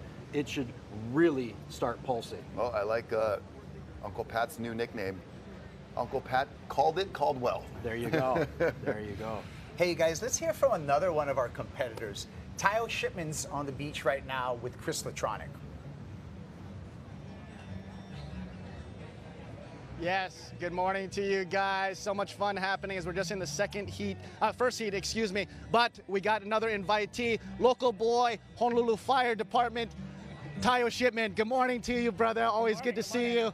How does it feel? We're here at the 11th Eddy. Tell me what you're feeling like right now. A lot of mixed emotions. There's highs, there's lows. Like, I'm excited, nervous, terrified. It's beautiful out there, so excited all around. Yes, tell me a little bit about what heat are you in? Tell me about the competition coming up. Well, it's the best big wave surfers in the world, so the competition's fierce. I'm in the 4th heat. I'm excited, and mostly just everybody on that list, even on the alternates all the way down, are just phenomenal surfers and athletes. They're training hard and they want it. Hey, we got a set coming up. Walk us through the set right now. Well, we got a huge wave coming through. Not quite closing out the bay, but definitely that one would have been a contestable wave. That one would have given you a score that would last through the rounds for sure. Nobody on it, so there's a chance for me. Okay, there we go. And look, next one coming up. We got 2 riders up. They're making down the. Oh, they're gonna make it around the corner. That's a tough one. Let's see. Oh, yep.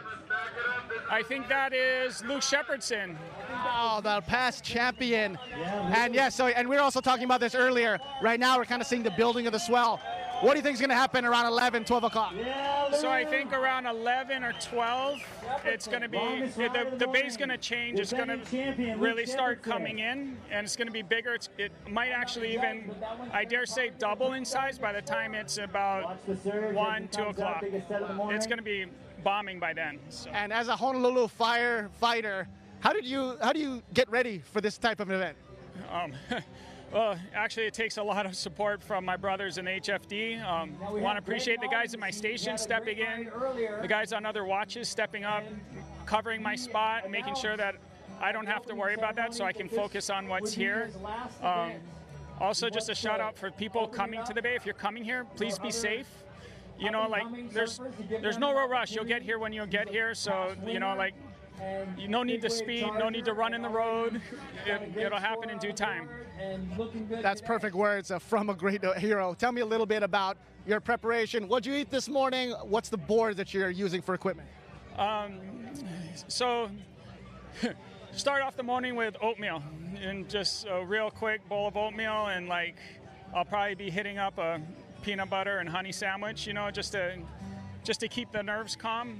I'm riding my buddy's shaper, Perry Turnbull. He's got a 10.6, and for the record, he's the reason why I made it into the competition. He made this board in 2015, and ever since then, it's just been getting better and better for me. So a lot of love to him who made that board for me. Yes, City and County Lifeguard Shaper hooking up the Honolulu firefighter. Any last words to the public, to family? No, just everybody. I hope everybody out here today is really safe. You know, we really want to keep it, you know, just a safe, fun, family-friendly event. And I really appreciate, you know, HFDs down here, lifeguards, EMS, police, state. You know, they're all here, and we appreciate all that they do. And all the first responders put in the time. Thank you so much. And that includes you, Tayo Shipman. Appreciate you, brother. Good luck, and go get them. Thank you. Thank you. That's what it's all about. Kaipo, Rocky, Wassel. Back to you guys. All right, Tayo Shipman, we'll see him in heat number 4 with Paige Alms, Felicity Palmentier, Kai Lenny, Landon McNamara, Nathan Florence, Nick Lamb, Chad Keolana, and possibly Kelly Slater. That's heat number 4. 33 minutes into this first heat of the day, Dave, and just getting updates. We're still waiting for some scores, but we know each surfer can ride 4 waves in a heat. There's going to be 2 rounds.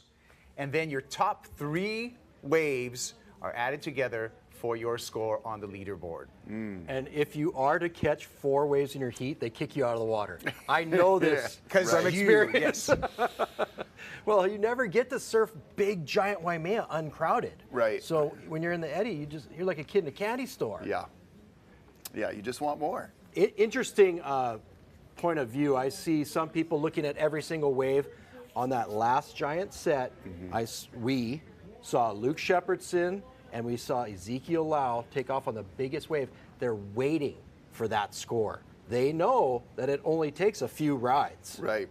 So and with the max wave count being 4, you know, there are some eager beavers out there that are just stoked to be in it, and whatever they can get their mitts on, they want to grab. But then you see the other strategy playing out to where, you know, the quality over quantity, and really hunting for those particular waves that can offer that winning score. You know, it's a point that Liam kind of touched upon earlier. The winning score, they love the airdrops, they love the giant waves. You know what they also love? Where you make it to the bottom, the whitewash completely engulfs you, and then you pop out. That's that wow factor. The abracadabra, the magic trick. Yes, now we saw John Florence use that abracadabra disappearing trick in 2016 for a victory. Yep. There's another trick though also that we saw happen start in 2004 with Bruce Irons. Pulling to the shore break? Yeah. We're gonna not that it's recommended. Right. Not that I have a City and County lifeguard here and Hawaiian Water Patrol on both sides of me. Waivers has not been signed. that it's recommended, but we've seen surfers do it. In 2016, they told us we couldn't do it. Oh, really? Yes, they said you would lose your score Oh. if you did it because it's so dangerous. Because it is so dangerous. Oh my gosh. And you know, we'll see though. We'll see. Like there's people are still talking about it. Here you are, All right. 20 years since Bruce and Andy were doing it. That's 20 years. That's 20 years. And Michael how could you Ho forget did it. Yes. Injured himself. Yep. But I mean, the crowd just goes nuts when you do that. Eli Olsen. EO Jr. And it looked like in front of him, Ezekiel Lau sharing a wave. Yeah, Zeke out in front. Eli Olsen still holding on and going for that little disappearing act, but does not reappear. Oh. Wow. Russell. That was a beast. Now we're talking, guys. Oh. Now the swell is showing itself, and that was a large wave. Flying up from above, look at Hawaii Water Patrol had to duck dive that one on the jet ski.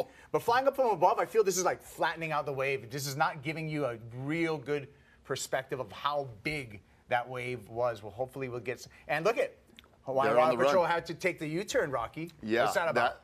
That set was huge, and that was the biggest one of the morning. I think it looked to be one of the bigger ones. And there's a certain point where you know the jet ski is great. The power of the machine feels so invincible when you're sledding through there, but there are those moments where you just have to tuck tail and give way to Mother Nature, and she'll let you know when it's definitely too much.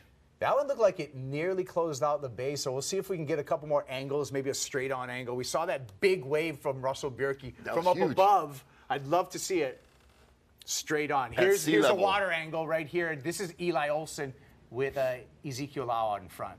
Yep, 2 E's sharing. Eli and Ezekiel getting a nice close-up there for the kick out of Hinat Paulau. Look at that beast. Oh my gosh, the rainbow in the ehukai and the sea spray, the anui nui, the ehukai, beautiful shot. Dave, what happens when you get exploded on like that? What happens? You're going to get chewed up. You just hope you get spit out back in one piece. There's Kavika Foster right there. You know, and Hale Foster, his son, father-son duo, amazing. How's that one? So great. You know, a lot.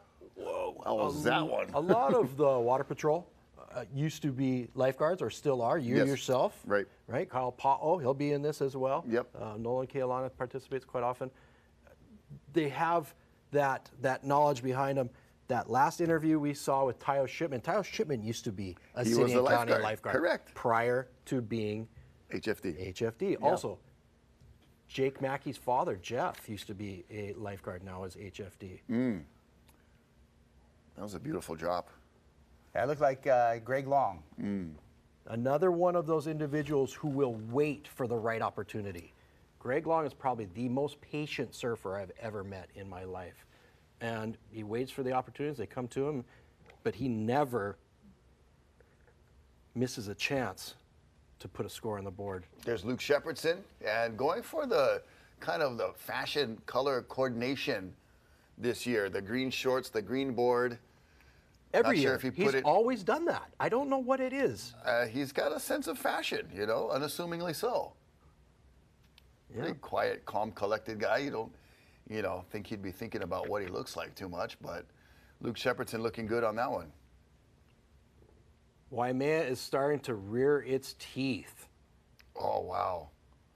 That had a little elevator dropness in it. That was JoJo Roper with Russell Bierke and JoJo. Wave number 3, and just approaching that 5-minute mark of this 45-minute heat number 1. I want to say that's got to be at least 4 waves for Russell. Yeah, he's true. getting right there too. Right? Yeah. As well as JoJo. So. Gosh, man, I really want to give Russell credit for that attempt to pull in the barrel on that one. That was just pure madman. Not to mention just getting lipped by an absolute bomb of a wave, and then he's right back out getting another one. Right. All right, take a replay here, and it looks like our 09 champ, Greg Long, on a big drop, Dave. Huge drop, and that was a great show of how the sets are reaching out beyond the boil on the opposite side of it and really reaching out into the middle of the bay. Yep. You saw that boil in the shot right there on that drop from Luke Shepardson working across that wave. And I thought maybe he could pulled the trigger prematurely on that one as we were talking about his hunting for the good score and kind of satisfied or settled for something on the inside there. Emmy Erickson. Wow. Big drop for second generation Waimea rider, and that was a nice completion for Emmy Erickson. Oh, so busy. One of the surfers that was really busy in this heat so far, and I don't know if he's maxed out, was JoJo Roper. We'll see if a wave comes here, and it doesn't look like it. So let's catch up with JoJo. Here's what he had prior to this heat to say about the eddy. JoJo Roper, San Diego, California. Being in this event is everything to me. It's my childhood, lifelong dream, and it brought tears of joy to me when I got the invite letter, and I couldn't even believe I was over the moon. Surfing out here on a big day, especially like an eddy day, I've never been in the eddy, but I surfed before the eddy, and you just get the people surrounding the entire cliffs and so much noise and so much more than just the waves, and it's radical. It's insane. The eddy is everything of a dream of a big wave surfer. Well, there you go. Hey, we're celebrating it here, and JoJo's celebrating in the water, and on the beach we have a guest with Chris Latronic. Chris, who do you got? Ladies and gentlemen, on shore, put your hands together. stand by. Orange, Greg Long. Yes, and good morning. All right, we'll get we back see a lot of with surf Chris stars here. on the beach and catch up with him on what's happening out there. We're down to just a few more minutes left in this heat. I just want to mention, I got some messaging from folks. We're obviously got our technology here, and thank you for the kind words to everybody and all the little tidbits of info. And the reason Keala Kennelly had pulled out, she's honored to be invited. Obviously, the first Wahine invited by Uncle Clyde, and some inside info of just the injury she had in Tahiti, that the leash pulled her leg and really affected her, and her labrum is continuing to feel the tug and the push and gives out. So she didn't want to, the honor is of being invited. She didn't want to go out there and not really, perform to her fullest. So she gave her spot to Izzy Gomez. That's a tough one for Keala, I'm sure, to have to do. But great job. Mm-hmm. Yeah, well, pay it forward. Yes. 2023, she had that kind of innovative leash that she had, where she actually had a vest, a harness, and she had the leash attached to the harness because she was saying about the pain that she feels of wearing a traditional leash on her leg and the leg getting pulled and the stress on the labrum there. So thanks for the update, Rocky. Looks like we're coming to the end of heat number 1 here. Yeah, you see the blend of the heats with heat number 2 standing by, and heat 1 just trying to gather some last moment heroics and hopefully get one more. Look at this set, Dave. You think it's going to get there in time. When you see these people moving, you know something's on the horizon. And I know it's so deceptive watching on screen compared to being there live in person. You know, the biggest difference about Waimea compared, we touched on the fact that there's no continental shelf here. When you're surfing somewhere like Mavericks, there is a possibility that the wave is going to reach out and you have to paddle out to it. Here at Waimea, you have to hold your position on the ledge. It is just one of the scariest things known. The quote is like, wait for it, and then unleash. Look at this double up. Look at Luke. Wow. Luke on the ledge. Oh. Did that little fade off the top. Wow, that was well done. And I will eat my words saying that there couldn't be a score to go through the whole day. That was nuts. You know, and the way, we'll watch a replay of it, but this is still live action. And looks like Russell Bierke, Eli Olsen, and Ezekiel Lau. And Russell just reappears out of nowhere. And Eli's like, whoa, you were behind me? I believe that's the end of heat number 1. So that score for Luke is going to be a keeper. That'll be yes, that will be a keeper. And, you know, biggest set of the morning. Eli taking this one as far as he can. You can see the kind of the bulkiness of the vest underneath his jersey. And most of our competitors are opting for having that as an option for their emergency situation. You know, we've heard a lot of the competitors talk about the past weeks. Oh, look at this. Here's the angle right that here. Little skip, that little angle, and like, whoa, my gosh, that wave was monster. That is a contender, bro. If you've won the Eddy before and you're claiming waves, that's legit. That stacks some weight right there, my friends. I'm curious why he jumped off on the bottom. I mean, maybe it was inevitable. He knew he was just going to get mowed anyway. No, I believe there's a surfboard. Looked like he was about to run somebody over. Oh, gotcha. Yeah. Okay. Yeah, and that's because we're just reviewing these last waves of heat number 1, and heat number 2 is paddling back out. We're anticipating the start for our second heat as we're coming out of the replay here and waiting for the official word if heat number 2 is on. And then that is those were just the forerunners of this swell still filling in, I feel like. So, and those were massive. Right. And we listened to some of the contestants earlier talk about this week-long pulse of surf that's been going on. What that's going to do, or what that has done, it's sucked so much sand off the beach. There's a sandbar way outside. That could cause some issues for the surfers and the water patrol getting to our surfers when they come into the middle of the bay. Yeah, and then all of that that impact, you know, when it's folding over and then sending out some reverbs, you know, whether it affects the drops and then the energy coming back out to the bay, up the face of these waves, we'll wait and see. But, you know, normally the water is, you know, really light blue, crystal. You see so many sand plumes and clouds underneath there. So there's so much movement underneath. Well, you guys, here's your first present of the day. I know it's not Christmas yet, but I'm going to let you guys talk over this first heat recap because, Dave, it flared up at the end of heat number 1. Let's check out our heat recap.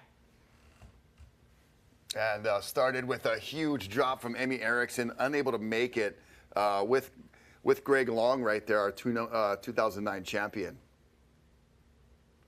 It seemed to start off pretty slow. Yes. You know? It was kind of like simmering boil, and then it just turned into a full-on cauldron, witch's brew. Right. Eli Olsen taking off late and making it look a little too easy. Easy, bro. Eli Olsen, EO Jr.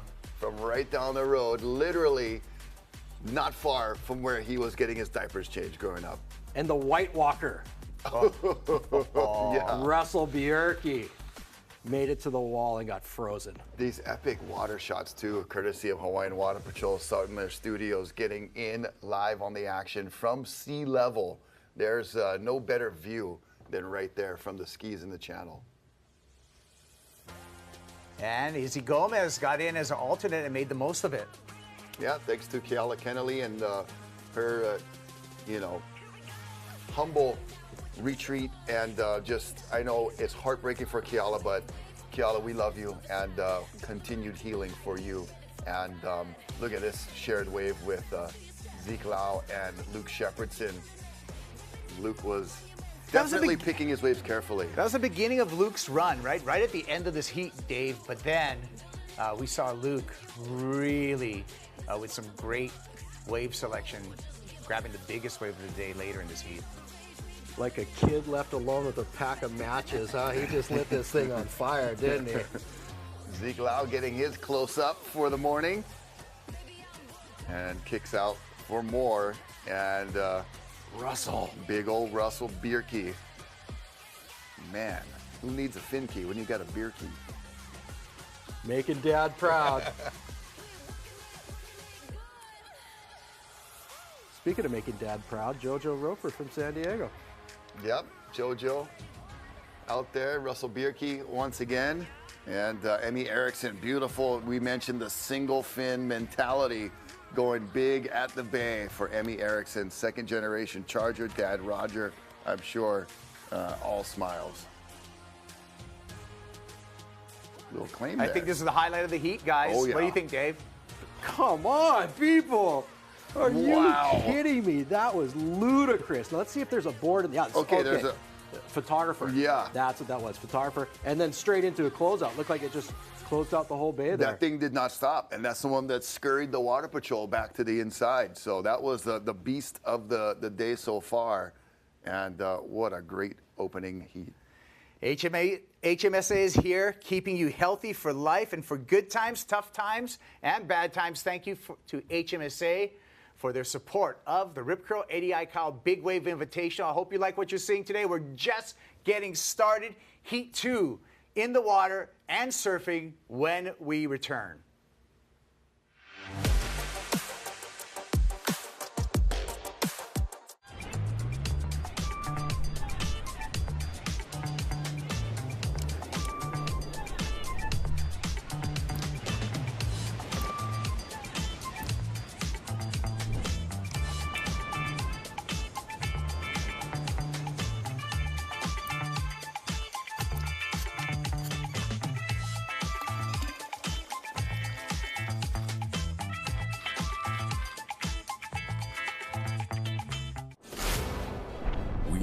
For the moment when the ocean calls. At the edge where land fades and the sea takes over, we find our place. We take you to the world's edge, where legendary shores meet untamed waters, where raw power and unbound forces push every boundary. This isn't a broadcast. It's the next frontier. Welcome to Rogue TV. When the ocean calls, we answer. In Hawaii, every event is more than a moment. It's a story, a celebration of people, culture, and the spirit of aloha.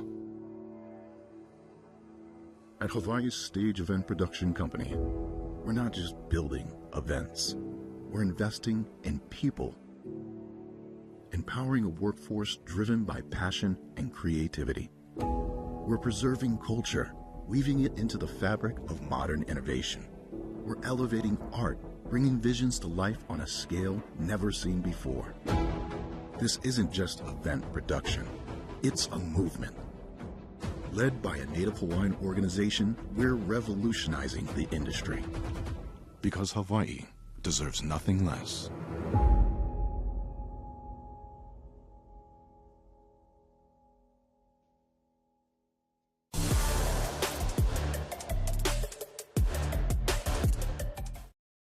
Aloha and welcome back to Waimea Bay. I'm Rocky Kahale Pauole Cannon with Mr. David Wassel and Kaipo Guerrero, bringing you the action of this December 22nd, 2024 edition, the 11th running of the Eddie Aikau Big Wave event presented by Rip Curl, the Eddie Aikau Foundation, the Invitational. And Dave Wassel, look at that crowd packed in at the Bay. No better place than the Coliseum of Waimea to see gladiators do what they do. It is a test of physical and mental fortitude. And speaking of someone who just came out of the water, has probably got the adrenaline still pumping, Chris Latronic is down on the beach. He will be shortly. That is the goal anyway. So looking at heat number 2, the lineup right there, Makani Adric, Laura Enever, our Wahine competitors, Billy Kemper, Kiali'i Mamala, Jamie Mitchell, Makua Rothman, Jamie O'Brien, Ha'aikau, our first men's alternate to be in, and Tori Meister. What a lineup. Spooky. Yeah. That is some serious heat coming at you. Oh, look at the sardines packed in right there. And the Jumbotron also on the beach. Beautiful morning, Kaipo. It's picturesque. Hey, it's picturesque. It's a beautiful day. The winds are light, variable winds. We were worried about a little bit about the wind forecast. It's really hard to forecast wind. We're worried about the surf forecast. Actually, like we were a little concerned this morning. Yeah. And then the swell, Rocky, has hit the buoys in a big way. We just saw Luke Shepherdson basically ride a wave that closed out the bay. So that's good signs for the big wave riders today. Yeah, and the Aikau family obviously have ties to Waimea Valley, Heva being lineage of the Aikau family, and my family, the Kahalepaole family also. So what I'm trying to say is, Eddie's my cousin. Good for you. This is actually, we're looking at this valley right here, the Ahapua'a of Waimea, one of the most populous ancient Hawaiian Ahapua'as of all the islands. It's because it was so fertile, a giant river, and that really could take into account the sustainable cultural farming and fishing practices that Hawaiians practice. So all the way up in the valley, you would have terrace of lo'i, maya, banana, uala, the sweet potato, niu, the coconuts closer to the shore, and then you have this big bay here that's ample for fishing and gathering. But most importantly, tons of fresh water. Tons of fresh water. And a river that opens and closes, throughout. And Waimea Valley, mahalo to all the folks back there that are, continuing the tradition. Waimea Valley, a great place to come in and check out and visit the Botanical Gardens' largest collection of native plants. Hey, you guys, we got queued up right now. I want to hear from this young man. Our defending champ, Luke Shepherdson, caught the biggest wave so far today. Luke's with Chris. Yes, good morning, you guys. I'm here live with Luke Shepherdson. 2 years ago, the last Eddie champion. He just had the first heat. Luke, how was it out there? It's as beautiful conditions as you could ask for. The swell is on the rise. When we showed up this morning, it was a little questionable, but with the forecast and the buoys, what they're doing, and listening to the lead expert forecasters and stuff, it's coming in just as they're expecting. And the first part of that heat was a little slow, but then towards the end there's a few closeouts, which is just what we want, and it's insane. Yes, I know it started out slow, reluctant to catch a few waves, but then that one big one came in. Tell me what was going through your mind, and let's walk us through the whole wave. I caught a kind of a fun one that I thought, I might get barreled, and I got a roll in, and it didn't do it, but rode out pretty far, just trying to stay on the board out of the white water, and made it pretty far in. And then I was 5 minutes left. Try to get back out there, try to get one more. I got 2 more waves that I can still technically catch, because you're allowed to catch 4 waves in the heat. And I got back out the back, and I looked at my watch, and there's 2 minutes, and we just seen these monsters coming in. And I was a little far inside because I just caught a wave, so I didn't want to hassle anybody or try jump the line or anything. And I saw where I was, and I was pretty close to my mark, but I was a little inside of where I usually like to sit. And I seen it, and I was like, okay, well, they're in the spot. If they can get into it, it's theirs, but I'll be here to back them up if not. And I got blessed with an insane wave. I was so stoked.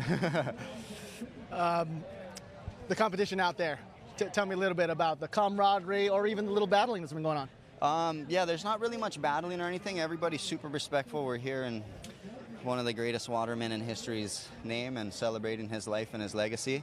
So everybody's super supportive. Everybody's cheering each other on when they're paddling for a wave, trying to call each other into waves, and just out there high-fiving, having a good time, laughing, and just very blessed to be out there and with everything that's going on. And yeah, this is the greatest surfing event in history. That the vibe and the energy and the camaraderie and who it's for, and to perpetuate his legacy and what he stood for is, I feel very, very honored and very blessed to be a part of it. And I just get like goosebumps and tingles thinking about it. It's like such a super special to me.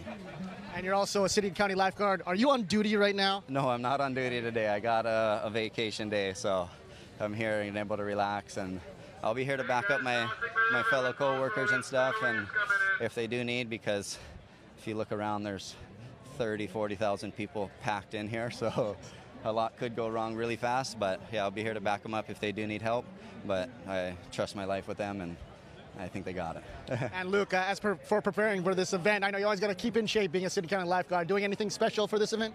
Not really. I train for my job and to be as in top physical and mental shape as possible to get into the ocean when it's like this. And so that keeps me in shape all year long. And then it's more of a mental preparation for going into stuff like this. It's easing the mind and relaxing and trying to keep the butterflies down and not get into crawling out of your skin, out of your head. And yeah, just trying to relax and control the mental state.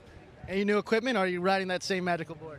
No, I hung that last board up. That board did its purpose. It was buckled previously and fixed, and that board's hanging forever. But I did get sponsored since the last event by Joe Bark Surfboards, and the boards feel insane. They paddle great, they turn great.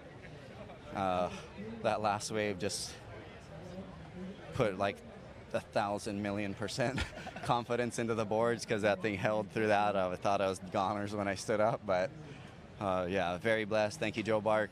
You're the man. Love you. Any last shout outs to family and friends out there watching the live cast? Yeah, I want to thank all my family and friends and everybody that's here to support and watch and support everybody. And thank you to my Lord and Savior Jesus Christ for always watching over everybody and keeping me safe and keeping everyone here safe. And thank you. Lucky Luke Shepardson, from stealing waves from me at VLAN to winning Eddie and Cal events. Hey, you guys, back to you guys. Hey, guys. All right. Well, thank you, City and County, for giving Luke Shepardson the day off. Also, thank you, City and County lifeguards, for giving Dave Wassel a day off so he can join us here on the broadcast. Dave, he talked about his boards, Bark boards, and we know those are some of the fastest boards in the world. Joe Bark, really famous for race boards, for prone race boards, right? He started with paddle boards. But the first step in big wave riding is, one, you got to catch the wave. Why do you think Jamie Mitchell is one of the best in the world? He's 10-time Molokai crossing champion, right? World champion. When he transitioned into big wave surfer, it wasn't going up, it was a straight lateral transfer. Yeah. And the guy just, you can't get away from him. No. But Luke is, you talk to him, you listen to what he has to say, he's all about positioning.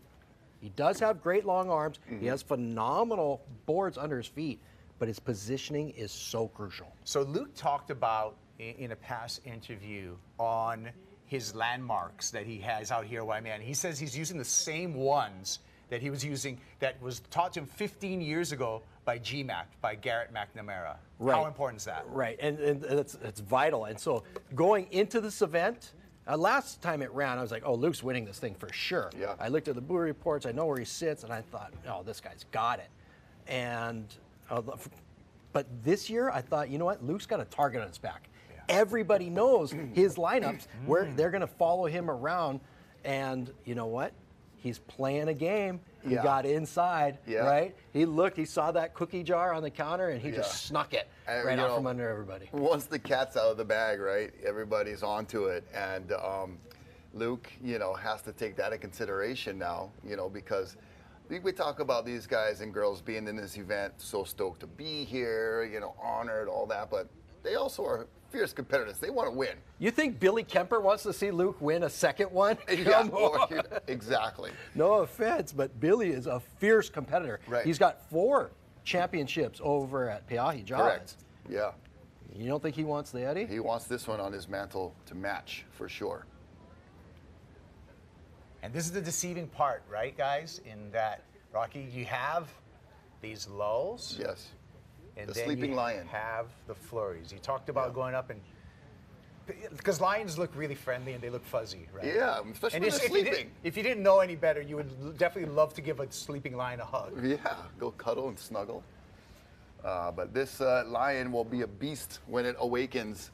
And we've seen some beastly waves already come into the bay. And it's only forecasted to get a little more consistent, maybe a bump up in size.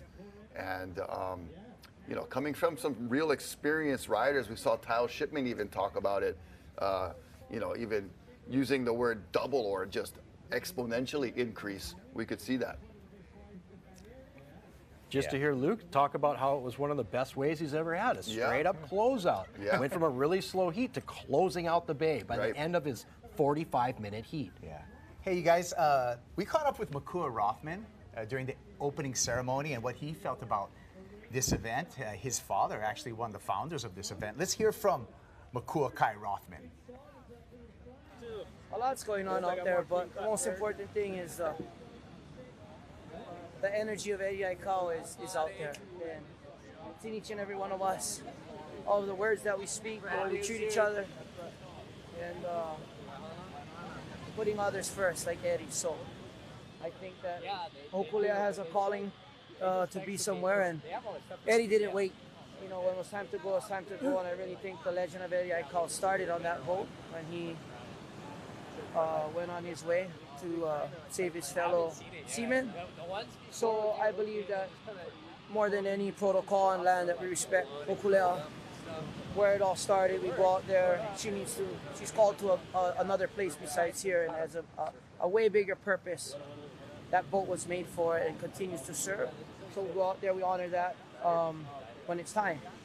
And Uncle Clyde made the call that we go there first and we do everything after. So that's what's going on out there. And I was given the responsibility to lead all these wild Indians. So yeah, it's a blessing that we're all here today, healthy and gonna go out there and do what we do. So thank you. Yeah, that was a special moment during the opening ceremony where the Hokulea, the Va'akaulua, the twin-hulled canoe that Eddie was a part of, and that Eddie's cost him his life trying to rescue everyone after that canoe capsized in the Ka'ivi Channel between Molokai and Oahu.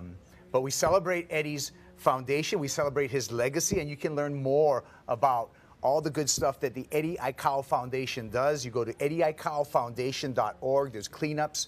They perpetuate the Hawaiian language. There's an essay contest for students all across Hawaii. We have those winners come out to the opening ceremony and they give them the gold star treatment. So check out the Eddie Aikau Foundation, and mahalo to everyone involved there for keeping the legacy, the legend, and this spectacular big wave surfing alive, Dave. Makua Rothman actually got his name from Clyde, from his brother Eddie's middle name, Makua Kane. And so Makua Kai, that's where the name comes from. And the sister ship, he was talking about Hokulea in that interview. The Hokulea's sister ship, Hikianalia, is Makua Kai's daughter's name. Correct. Let's bring it full circle. Let's perpetuate the Hawaiian heritage. Let's do it. And when we talk about, you know, the Hokulea and the Hikianalia and Polynesian voyaging, really, you know, the Hawaiian navigation was and language was really suppressed. And in the 70s, we had what was the Hawaiian Renaissance. Yep. And at the lead of the Hawaiian Renaissance was the Polynesian Voyaging Society, the Hokulea, retracing the steps from Hawaii to Kahiki to Tahiti and back, just using celestial navigation. It was an important part in history. Kane. Yeah. Right? Yeah, and surfing a lot of times gets the focus, you know, for Hawaiian Renaissance, for Hawaiian tradition, and because, you know, surfing is so trendy and cool. And it's, you know, hard not to get on that. But what I think is so important that you talked about, Kaipo, is that it was the voyaging, it was the celestial navigation, you know, that even predates surfing itself. Yeah. So it was back to the really root core of the Polynesians' skills on the ocean. And going back to that and that 70s era when it was decided to make this full charge back to the past was unbelievable. And Eddie wanted to be there front and center. Yeah, and think about history in Polynesia of, you know, Marquesas populating Tahiti, Tahiti populating Hawaii, Hawaii moving down and populating Aotearoa, all by these voyaging canoes. And those guys, Dave, and you're an ocean man, those guys had no instruments, just canoe and ocean knowledge. Basically, these guys were going out into outer space, not knowing knowing where the next planet was. Right, and the Hokulea was brought about as it wasn't just by chance, right? They said we need a focal point, and so Ben Finney and Myron Pinky Thompson and the Polynesian Voyaging Society individuals, Herb Connie, they said, what's this going to be? They said, let's do it with a sailing canoe.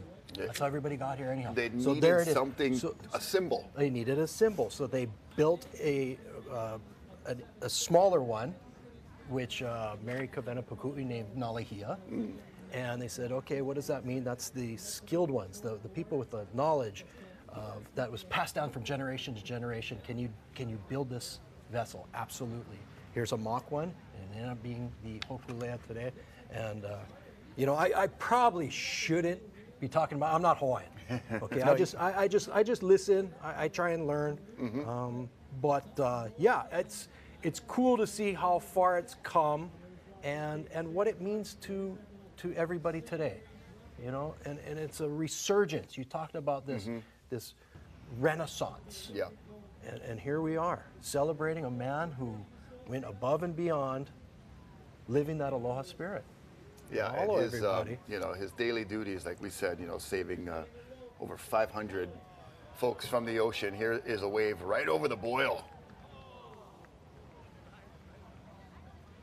It looked like Felicity Palmatier. Did they just throw that out Flick's there? not. Heat number She's two. not in this heat. Okay, come on. But it could have been. Is that McCunning, perhaps? McCunning's Goofy Foot. Oh Ain't no, she? yeah. Oh, we're gonna. No, maybe not. Yeah, maybe No, she no, would switch McCunning dance. is Goofy Foot. Just go switch dance. Anyway, I'm sure that.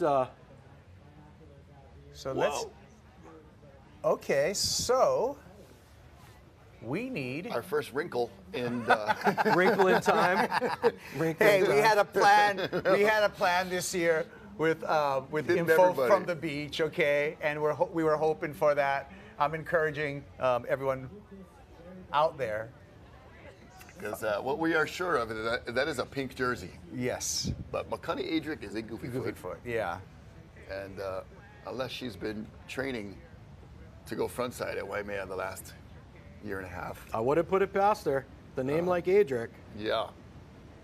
But we'll get positive ID as we hover over with the drone, checking out the brightly colored board and jersey against that kind of opaque, stirred up ocean bottom right now. Just a beautiful picture.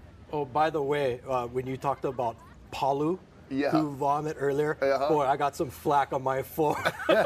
People reaching out, Lito Archangel, my wife, she said, no, it's actually Luai means to vomit. Hey. Palu is a slang term. Is a slang term, yeah. Just like kaukau is not really the Hawaiian word for eat. And just like lua is not really the Hawaiian word for bathroom either. Okay, well, thank you, Megan Abubo. See, Talk to me. We're going out into the field right now to get information from Waimea. We got a crew there. I don't know if their cell service is not working, but thank you, Megan Abubo. She's saying Tiare Lawrence. Maybe. Oh, got in as an alternate. Maybe. So we're doing our.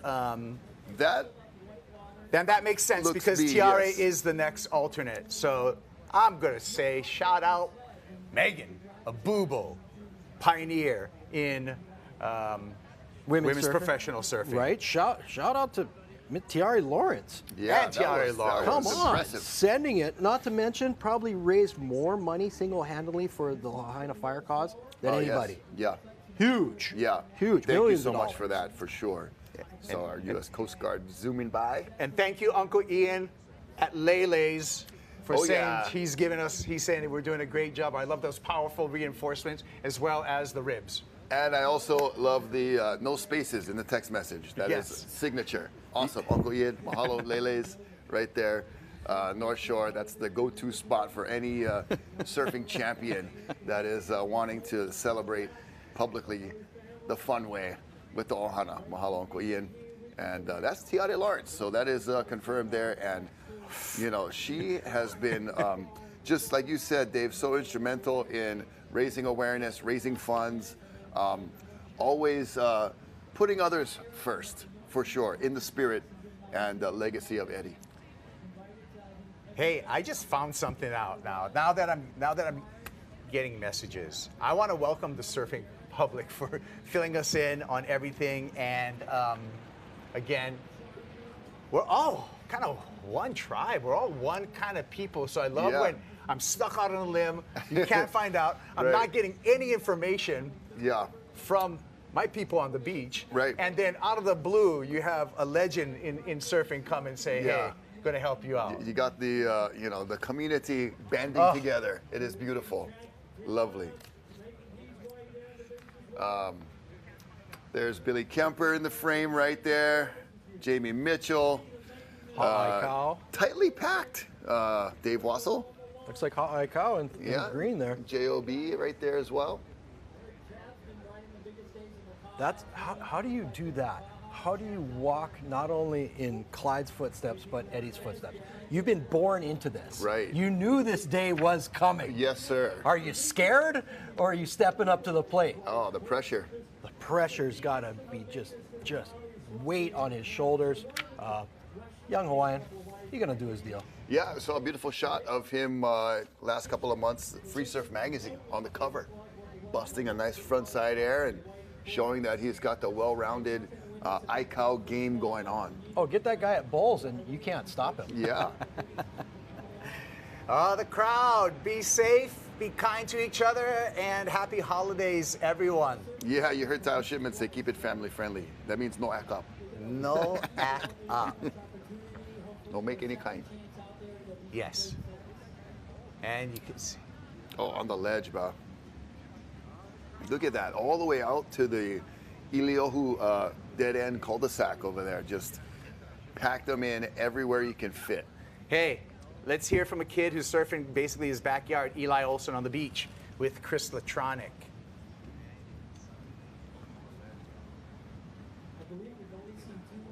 It was a fantastic first heat with Eli Olson living just down the road, surfing in his backyard, as he said. Eli, always good to see you, brother. Here at another Eddie. Tell me, how'd your heat go? It was a slow start, but the conditions were amazing. The crowd is going crazy, and there was a couple sets. We were hoping it was going to be a little bigger, but yeah, it was a good first heat. Yes. Yeah. I know we saw a couple sets come in. Tell me, were you out of position on some, or tell me just kind of how the battle went? I actually started the heat the first 5 seconds. I ate it on a good size one. I was like breakdancing, got smoked. My jersey ripped off, like completely off. I had to like go to the channel and throw it back on. And then we got a couple after, and the last set in the dying seconds of our heat, I was a little far out for the one Luke got, and I went on the one behind, and then rode it all the way in the shore break, and yeah, it was cool. Nice. Yeah. How does it feel to be back here in Waimea on such one of the best event in the world? It's hard to put into words. This event is like, it's so special, and being born and raised right here, walking from my house to the contest, it's just it's a dream come true. You know, you grow up out here going to all the paddle outs and watching your heroes do it, and you wonder, like, will I ever do it? Will I ever be invited? And to be competing for my second time, I'm just grateful. Yeah. Yes, and with all your friends and family watching, beautiful weather. Tell me, what's kind of your strategy going into the next heat now that you've already got a taste? I guess be patient and try to pick like the biggest wave possible. I was the last time they ran, I was just like full throttle, guns blazing. I went on every wave possible, and I wouldn't let anyone go deeper than me, so I kept taking off super deep, but getting pounded and not riding out. So this time I was like, let's find the balance of deep, but try to like make the wave and ride out. So we'll see. I just hope it gets huge. I want the sky to go black. Yeah. And earlier, Pat Call was talking about is loading up a little bit more, dumping more barrels. Are you looking to pull in at all? If I get an opportunity, I will 100% pack that thing. Yeah. Awesome. Who do you think's your biggest competition out here? The guy to beat is Luke because he's the defending champion. He's got a couple amazing waves so far, but this event, everybody charges, everybody's talented, and everybody wants it, but I want it more. Let's go, Eli. Hometown hero. Tell me, any last words to the public, friends and family out there? Thank you guys for coming out, all the support. Thank you to my sponsors, my family. I love you guys, and everyone be safe. Let's have a good day. Yes. And we love you, Eli. Go get him. Thank you. Eli Olsen, everybody. Still, he's got round 2 coming up. Let's send things back to you guys. Rocky, Kaipo, Wassel. All right. Yeah, that's what we like to see right there. I love the personality. Eli Olsen, he's a big name here globally. Like, he's gaining traction. I'm telling you, this kid is so talented and very focused, just committed, you know, to everything he does. Right. I like the fact that he's made a transition into the stunt world. Yeah. Right? Not only is he one of the best big wave surfers around, but you saw him in Heat 1. You heard him talk about breakdancing down the face of a giant Waimea wave, and he just bounced right back because that's what he does for a living. This is the replay. We're watching Eli surf with Ezekiel Lau, so just getting some flashbacks to Heat 1 as we were just listening to that gentleman speak about his Heat 1 experience and, you know, wanting the sky to go black, which means a wave so large it could potentially block out the sun. That's the kind of desire and commitment that guy wants. Yeah, which makes me just get on the edge of my seat and just cringe, you know, because they actually mean it. Right. There's some people who might say that. Correct. Just to get some kind shock of value. Yeah. What are they going to give me a good look? Like, this guy means it, and that's what defines the difference between your everyday big wave surfer and somebody in the eddy. And he proved to the world to be there. Definitely spent a lot of time on set. He was for Rescue High Surf, the show that airs on KHON, and here we go, paddling into this one. Oh my gosh. Oh my goodness. It was like 3/4 of the way down, it looked like almost. That looked like Laura Enever. Yeah. Yep. Laura Enever, 33 years old. Gosh, unassuming, but just a charger. Tiny thing. Right. Rode the biggest paddling wave so far, a Guinness World Record. No way. Laura Enever. For a female. Yep. I have a Coors Light world record, by the way. She's absolutely Tell me about that amazing. later. Hey, by the way, I'm going to do a plug for Laura. She has a new podcast with Felicity Palmentier. Okay. They're good friends. Oh, nice. It's called the In Deep Podcast. It just started, so check out the In Deep Podcast and have the women talk about surfing, about life, about so much more. Two very, very interesting characters and fun human beings to be around. Looking at some other people in this heat there, Dave. Who you picking out for me? Let's talk about Kaylee Imamala. Let's talk about a proud Hawaiian. All right. Kaylee Imamala's out there. It looks like he should be in the purple jersey. Sitting deepest. Outstanding surfer. Used to be Garrett McNamara's tow partner. Correct. Okay, those two together, talk about keeping you on the edge of your seat, man. Riding falling iceberg sheets. They went to Antarctica. I mean, how far could you take? Just Looney Tunes. Take surfing. With all the they went to compliments. Alaska in 2007, found a glacier that was falling off, creating a big tsunami and riding it. Yeah, I mean, it went so far. Exactly.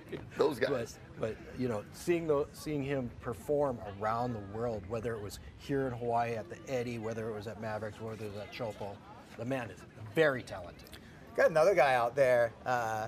Tori Meister is in the black jersey. Keeping it Big Island right now. Yeah. Tori Meister is probably coming into this heat for a lot of people like, oh, it's just Tori. That guy is fearless. Yeah. He scares me. Yeah. The things that he does, whether it's at Jaws or backdoor. Right. I said, Tori, how do you get to do these things? He goes, well, it's not Kona. You know, you're not looking straight at the reef. It's like Yeah. 100 yards away. It's easy out here. It's easy, bro. For real, yeah. And out there, probably one of the most entertaining surfers in the world. In the, I think he's in the orange jersey. Stay psyched with Jamie O'Brien. Jamie O'Brien, Rocky. No, sure, boy. His YouTube channel, 1.2 million subscribers. He's a guy that has redefined what it takes or what the possibilities of it is to be a professional surfer. And he's his own brand. A new acronym, FAN, found a niche. Found a niche and just carved the heck out of it and really settling in. And you know, there's so many different ways to pay the bills while riding waves and or doing things around that make people want to tune in, and Jamie O'Brien has found it. Tiare Lawrence again got in as an alternate and snuck that one under the crowd. Oh, come on, I wanted her to do the abracadabra, almost. Kanaka Maoli, we're talking about a Hawaiian woman where we look right there. Yeah. With Tiare Lawrence, also someone, Rocky, who's been very active in standing up and lending aid and awareness to the disaster that happened over in Lahaina, Maui. Yeah, and instrumental in delivering money, goods, funds, everything there, and really a model citizen in that regard, and obviously just an esteemed and established, amazing water woman. And I know a lot of young wahine are looking up to her now, and so awesome that she gets her opportunity here. What do you see, Dave? I see my favorite color, corduroy. Big lines all the way out. Have you ever surfed Impossibles? I have. I wouldn't suggest it. But then again, With a name like that? Mark Healy goes left at Waimea. I wouldn't suggest that either. Yeah, you that's know? even more impossible. Yeah, right. So, you know, definitely not on a day like today. On smaller days, it is doable. Yeah, there's an actual, like a little glimmer of a hope of a portion of a wave. It's a closeout. Let's just get it straight. Behind Waimea, Impossibles right there for all the folks that live on the point. I got really close growing up with the Pascual family that has a property right there. We would always get that front row seating. Shout out to Auntie Missy, Auntie Marlene, and all the gang over there. Uncle Nick tending to the duties today. It's always a focal point along that row of homes and properties when the bay is calling the day. That's Alika's parents. Correct. Yep. I accidentally walked into their property. I got invited to John's party when he won the title this year, and so I was bringing sashimi. They live 2 doors down from each other. Yeah. And I walked into their house, and they just kind of laughed and said, "You can drop the sashimi, but you're definitely in the wrong house." Which I didn't. Correct. Yeah. Here comes some waves. Looks like approaching the surfers, and we'll see if anybody. Tiare's been already on 2 waves early on. Hey. And it's got half her max already. Yep. Again, surfers can catch 4 waves in each of the heats. Top 3 waves count towards your score on the leaderboard. And I'm getting also a message that we're getting a little bit of information, but they kind of want to keep the scores secret right now. Okay. Here we go on the paddle. Who do we got, Dave? 3 surfers. Got J.O.B. deepest. Billy, then J.O.B. That's my call. That's a great lineup. Just looking at the styles, I do have a heat sheet in front of me. I could be looking at that, but I want to watch the action. Sorry. For sure. And you could tell by that spray, that beautiful spray on the Tokoro surfboard, deepest was Jamie O'Brien. Someone's taking this one all the way to shore. And there we got, pulling this one up, that is Makua Kai Rothman. There's J.O.B. paddling back out. Oh, yeah, there's Jamie on the paddle back out on that Tokoro. It just looks so, you know, not as gnarly from the drone looking down and everything. You know, their stroke, everything looks so easy. But man, look at that from elevator deep. drop. Yeah. And Ha'a proving that he's more than just a bowls guy. Yeah. He's at the Waimea Bowl. So you're talking about Wade Tokoro. Mahalo, Wade, for serving up these great boards for Jamie O'Brien. Yes, he's probably one of the most famous surfers because of his YouTube channel, but he's also famous because he won the 2005 Pipe Masters. That's right.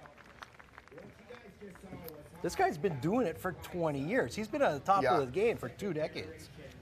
Yeah, as a teenager, making the finals back in the Pipe Masters, and then eventually getting his 2004 victory, multiple Pipe Pro victories. I think he's even got a shootout or 2 under his belt Waves, of a victory. multiple Wave of the Winter victories. That too. I surfed in the 2016 Eddie with him, and I just went, wow, this kid's next level. Yeah.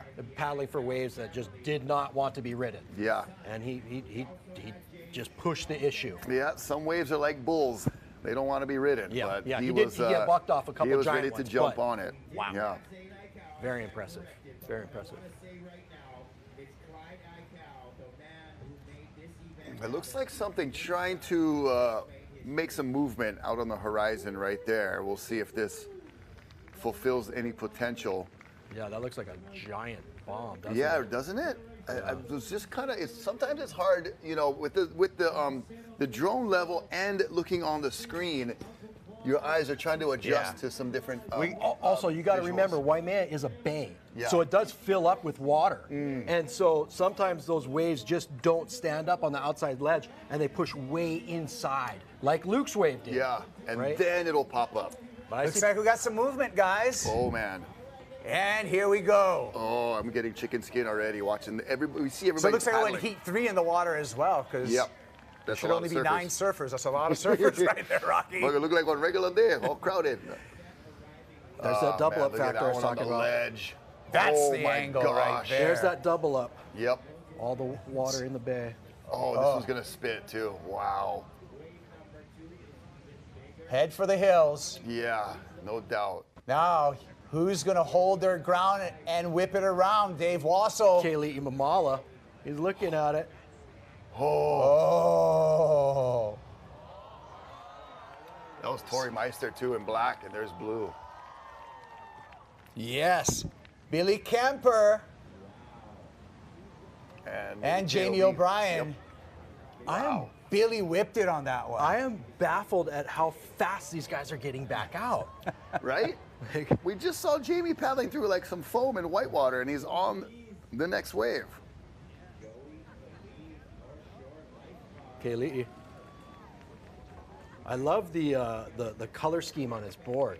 It looks like Tony Moniz's board. Thank you very much, Hawaiian. So I am getting some Thank you beach very feed much. through here, and I heard the beach announcer Yeah, say Joey Cadiz, yeah. So that could be. Well, more information coming our way. Wait a minute. So, Late breaking news so here that wasn't from the Kaylee, desk. that was Joey? I believe so. We just, I don't know. The beach knows. We're trying to find out. Is So that possible? we'll get a confirmation or at least an update on that. But you can see heat number 3 eagerly awaiting their opportunity.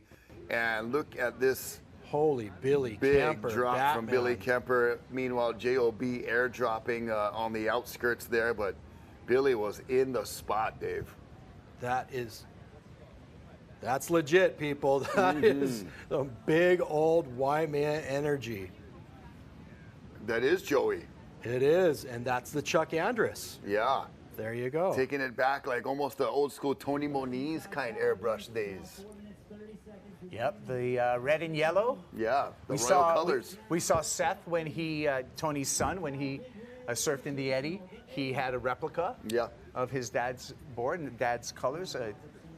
Tony Moniz, a living legend. It's kind of cool that you can still talk to some of these guys. Yeah. And when you do, if you just, listen up, you can learn so much. Oh, look at that beautiful, just curling wave at the Rip Curl Eddie Aikau Big Wave Invitational, presented by the Eddie Aikau Foundation, Hawaiian Water Patrol, City and County Lifeguards. I mean, talk about taking a village right there, Dave. I'm looking at the lifeguards. I see Evan Hodges in yellow and red. I believe I see Micah Shepherdson as well right there. Oh, Luke's wow. brother. Yeah, it's a family affair.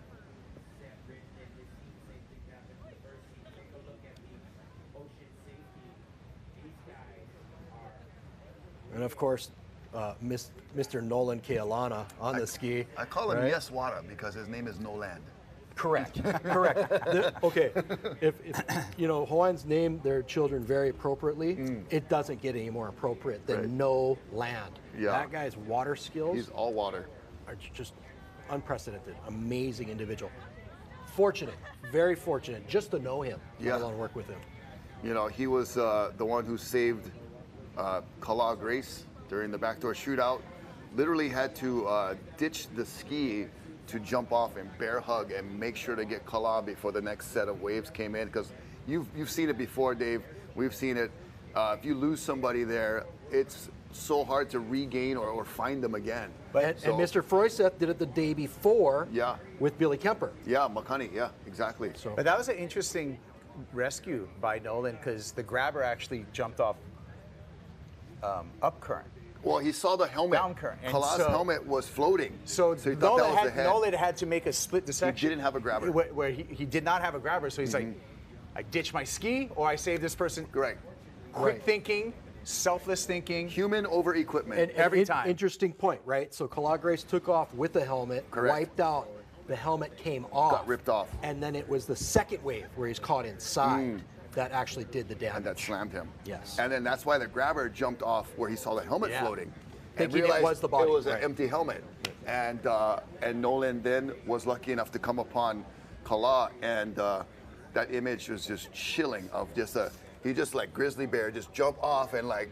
That's the only time you want to see that big of a Hawaiian fly through the air at you. On top of you, correct. Oh man, Nolan, thank you, brother. Mahalo.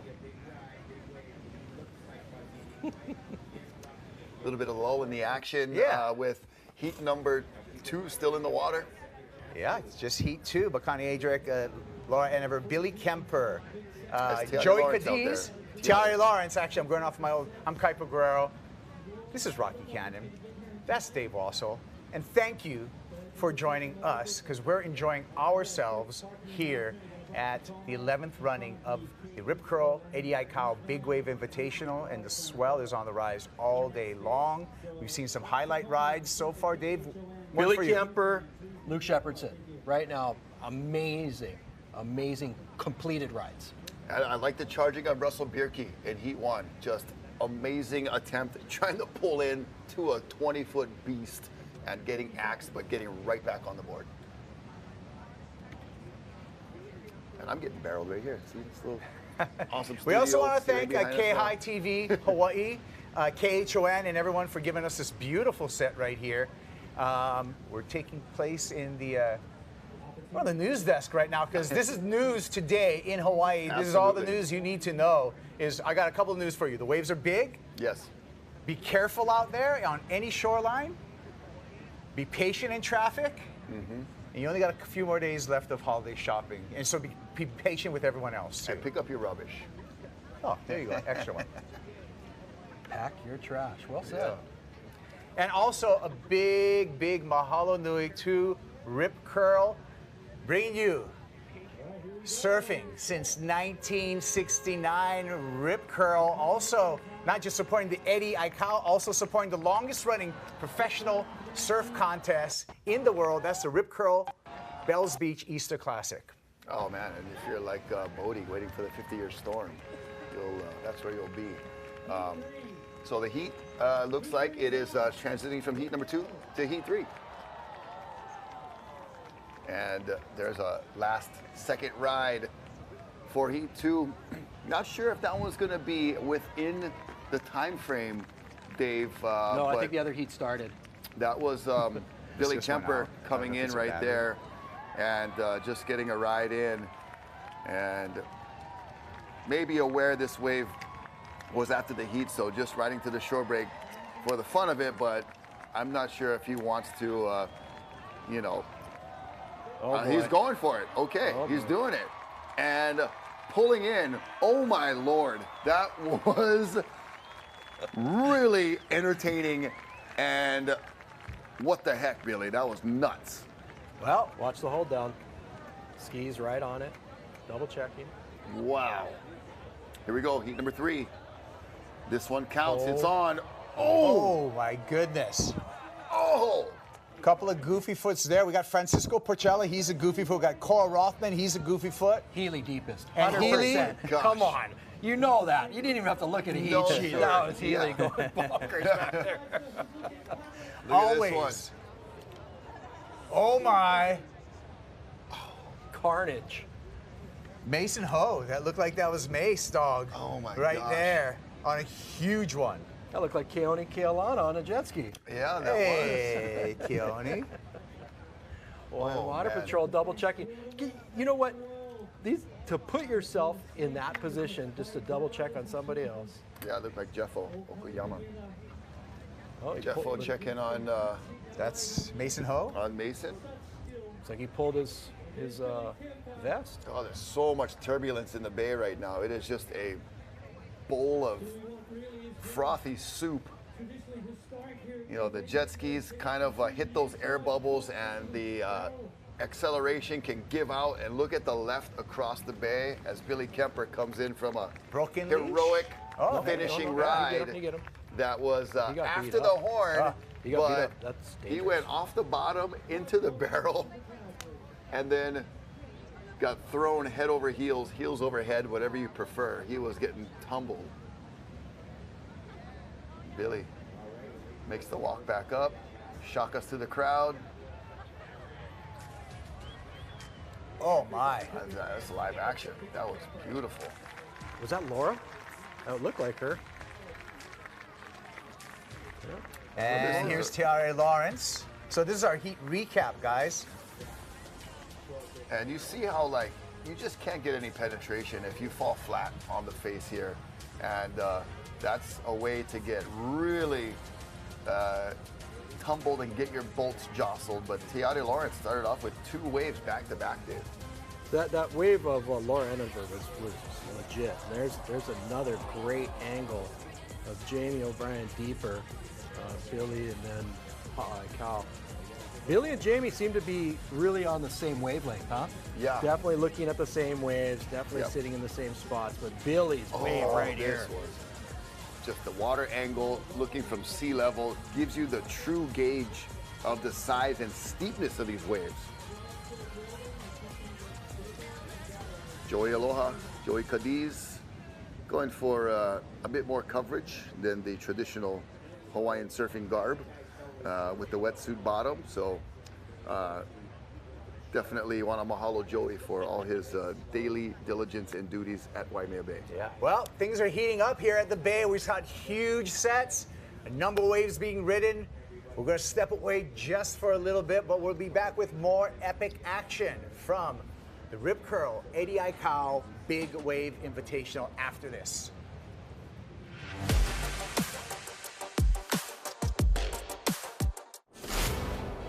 We are here for the moment when the ocean calls. At the edge where land fades and the sea takes over, we find our place.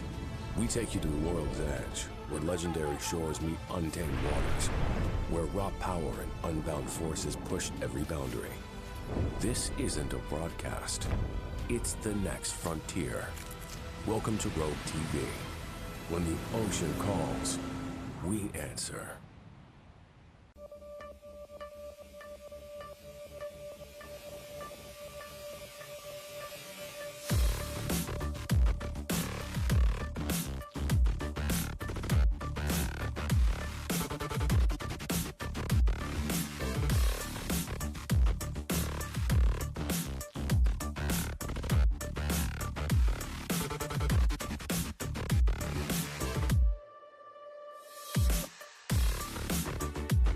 Wherever life leads you, whether you're starting out or just starting over, growing a family or growing a business, we'll be there for your good health and well-being.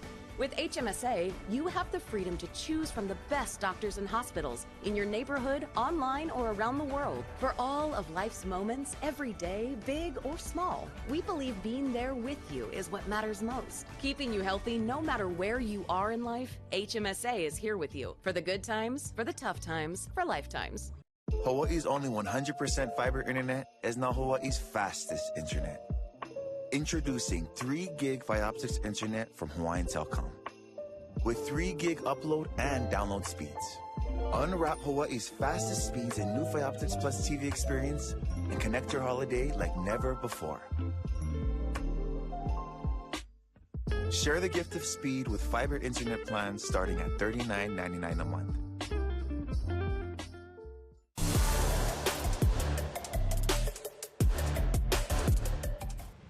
And we are back at Waimea Bay on the north shore of Oahu for the running of the Rip Curl 80i Cow Big Wave Invitational. Annie Star Reichert out there in the pink jersey, red jersey from San Francisco, California.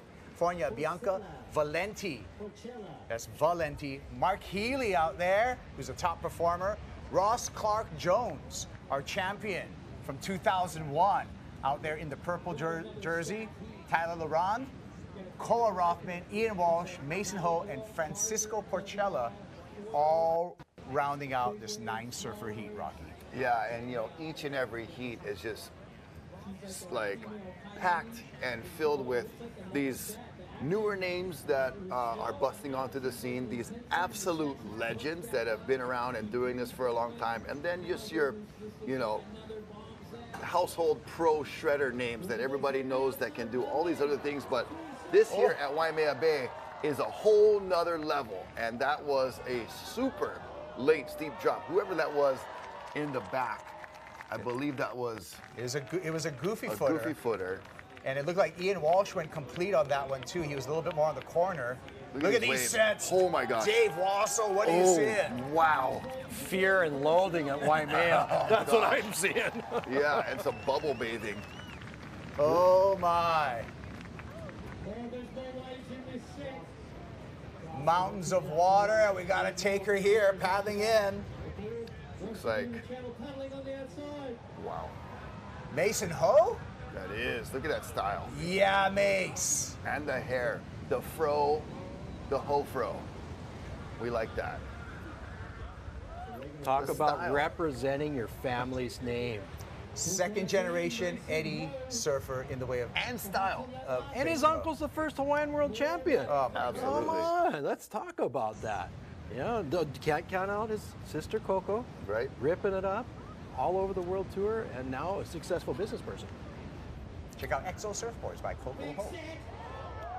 Healy again. Oh, Healy. Oh, carnage. That looked Wow. like Ian Walsh. That was Ian Walsh, yeah. Destruction at the bay, and just, you know, we talk about each surfer, athlete, individual.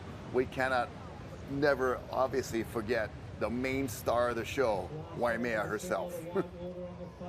Let's talk about how bad do you want this? Oh gosh, yeah. How willing are you to look at one of these waves that everything about it says absolutely no way is this a good idea, and you go, no, And no, look no. at how You look at the work by Hawaiian Water Patrol right now, coming in and scooping up these surfers. That's why these guys are the best, Dave. Yep. Oh, Mark's jumping on. That's interesting. And That's not board normal. detached. He's got the leash off. Yeah. As Cliff Botello Hem famously... on the leash. Hem on your leash to Aritz Arambaru, who's like, what does hemo mean? That's a good Rocky. It's interesting. Sorry. Melvin's got him, right? Mark's got his head down. That's interesting. We'll find out a little more what's going on. I mean, how you do not get destroyed and injured after putting your body through that is beyond me, and I hope, obviously, we're going to monitor the situation and that he's okay. Uncle Mel giving a signal for some assistance. That's what happened right there to both Healy and Ian Walsh. Dave. Gosh. You play with fire. Ooh. Shoulder or ear? That's we'll find out. I'm not going to say anything, but that is just lunacy. Oh my gosh. What are these guys? These guys are not human beings, man. Okay. They're beyond human. One thing I can tell you from being in the Eddy is when you're out in the lineup, you can't see what your competitors are doing when they take off on a wave. Right. Okay? But you can hear the screams from the shoreline as they echo and reverb out. The louder the scream, not the greater the ride, the greater the wipeout. Right. So that's why you heard everybody screaming. And so we're monitoring this right now. So this is Hawaiian Water Patrol bringing Mark Healy up to the beach. Yeah, that is full-blown get him to the beach, emergency, help take off the leash, and we're going to have any updates that we can, but we're going to also hope and pray that Mark is okay. You know, we can guarantee that he's in the best possible hands. Thank you very much, One Water Patrol, and of course, Ocean Safety. Looking after our star athletes. There's a shot of the remaining surfers in the lineup, and here's the situation with Mark Healy getting first, second, third responders. We've got EMTs there. Mahalo to our city and county emergency services. We've got lifeguards, HFD there as well. Some of our physicians on hand. So Mark is indeed in good hands. We just want to make sure, and you know, like I said, hope and pray that he is okay. Horrendous wipeout from Mark Healy. Always the deepest guy, always the one putting it on the line, the goofy foot surfer, sometimes even going left, but that was just beyond vertical, falling out of the sky and getting potentially an injury here. We'll keep you posted on what we can find out, and we're just hoping he's okay. That's the main Rocky, thing. we're definitely seeing double XL conditions right now coming into play. Dave, we talked about it earlier, how the swell came up really quick on the buoy, started showing itself, and now it's fully flaring. Kuiper Girl, Dave also, but we've had some really big wipeouts. Let's take a look at this last series of wipeouts here on the big screen. What I saw was back-to-back wipeouts for Mark Healy. I mean, putting it all on the line. That's him right there with Ian Walsh, totally committed.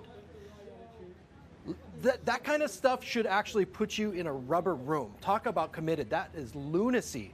But that's Mark Healy for you. And of course, Maui's own Ian Walsh. They're here to play. They really are. They want everything the ocean can throw at them. Case in point, Mark Healy, you know, he's tough as nails. The guy rides great whites for fun, literally. He's done that kind of stuff. But I think he's going to be okay. He's conscious. He's in great hands. Yeah, and it shows the level of commitment that these surfers have to do. Once they turn around and go on these waves, it's 100% commitment, and that's what you're seeing from both Ian Walsh and Mark Healy in this instance. That's defying the laws of physics. That wave did not want to be ridden. Everything about that wave said, don't even try it, and these two gentlemen stepped up to the plate and took a big swing at it. Well, there are physics involved in big wave ridings. Your board has to match the speed of these oncoming swells, Dave, and there are waves that may not be paddleable. That is a great point. So what these guys are doing, literally men and women, is spinning under the lip. A lot of time, not even paddling at all, and it's just a pure airdrop. Great job, everybody. Oh, wow. There's back to our shot in the lineup, and what a just horrendous wipeout for both Mark and Ian, and surviving. And that is up at the Heiau, Pu'o Mahuka Heiau, on the cliffs, on the ledges, everybody just squeezing in wherever you can find an open space and get that, you know, epic view of the spectacle that is this year's Eddie Aikau Foundation presents Rip Curl, the Eddie Big Wave Invitational in memory of Eddie Aikau. You'll remember this day for a long, long time, and we're gonna still, once again, send our hopes and prayers to Mark and get an update hopefully soon. Yeah. So Mason Ho out in this heat right now. We caught up with Mason before this event and what was happening and his feelings about the Eddie. And he says, showing up here for this event, Dave, there's a gladiator type of vibe. And I'm really feeling that for both the men and women right now in the Coliseum as pure surfing gladiators. It really is the Coliseum. The valley walls reach out. And you know what completes that Coliseum? are the surfers in the lineup, and it brings it full circle. But I'll tell you what, just like we talked about earlier, you know, where Caesar goes thumbs up, thumbs down. The people love the part where they go thumbs down. So, you know, there will be great rides, but there will be great risks taken. And everybody is aware of that, and that's why Hawaiian Water Patrol is there. Thanks again to Rip Curl for the Rip Curl 80 Aikau Big Wave Invitational in memory of 80 Aikau, Mason Hoa Rip Curl team rider. And a note, Christmas shopping, gang. Get it going. The merch is on fire this year from Rip Curl for the Eddie, utilizing local artists Marshall Crum, Eddie Y, and Jack Soren on those beautiful graphics. By the way, Eddie Y, who's been creating the posters for years. Right. Once again, creating a masterpiece, and that's available now on the Eddie poster tee by Rip Curl. It's in all the surf shops right now. And Marshall Crum, an OG Sandy's guy, used to actually build board shorts for Volcom back in the day. And Marshall Crum designed the petroglyph for us, the petroglyph logo. That's been a beautiful logo. Marshall Arts and Marshall Crum. And then North Shore artist Jack Soren, who's been, I feel he's like the new school right now, coming up with his wonderful art. He's hot right now. Trending. And he's part of that whole collection. So check out the Rip Curl Eddie collection, available at ripcurl.com. But you know what I like to do? Go to your local surf shop, talk surfing, meet the crew, keep the surf shop culture alive. Brick and mortar, bro. And great job to Rip Curl for using local individuals for their artwork and for their creativity. Brilliant. Thank you.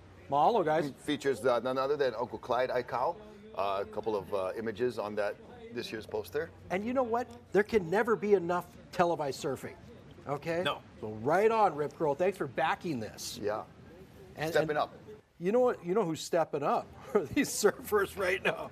I literally came in here this morning, kind of negative Nancy. You were. I was. Okay, There's no way this thing's going to run. Yeah. It's showing up and the individuals are blowing up. This is and you see all of the different colors of water that are out there and how far reaching that energy is pulsing back out. And that tells you all of it coming in is just really starting to feel it now as we approach midday. Great observation, Rocky, because water coming in needs to get back out there. And then when you see all of that residual stuff way out there, that means there was a ton of energy that swamped the bay and got back out into the Pacific There's so much Ocean. energy that gets reached that far. Normally, that is just deep, dark blue. And now you see the foam lines, the sand cloud plumes, even in water as deep as the bay. Dave, have you ever struck bottom surfing the bay? No. You know what? I didn't surf it that much. I ran away from the crowds. Right. I'd like to hide from cameras and crowds. Yeah. I luckily got invited just because of what I did other places. Yeah, and I've heard of one or two other surfers saying that they got plunged so deep that they felt the bottom. I have heard rocks rolling on the bottom. I have surfed it at night and heard it. I don't suggest doing that, but another unrecommended activity. Yeah, but Chris Owens actually told me a horrific wipeout story last week. He almost died. Yeah. And it was only 15 foot. So the place is serious. Right. On the outside, ladies and gentlemen, pay attention.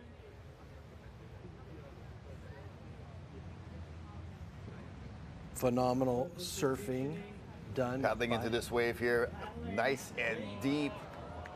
And another goofy footer bites the dust. This is that long interval that they're talking about where it's really feeling the bottom of the ocean. Yeah. And it's when Waimea is in this stage with this interval, it's almost as if the bottom just drops out.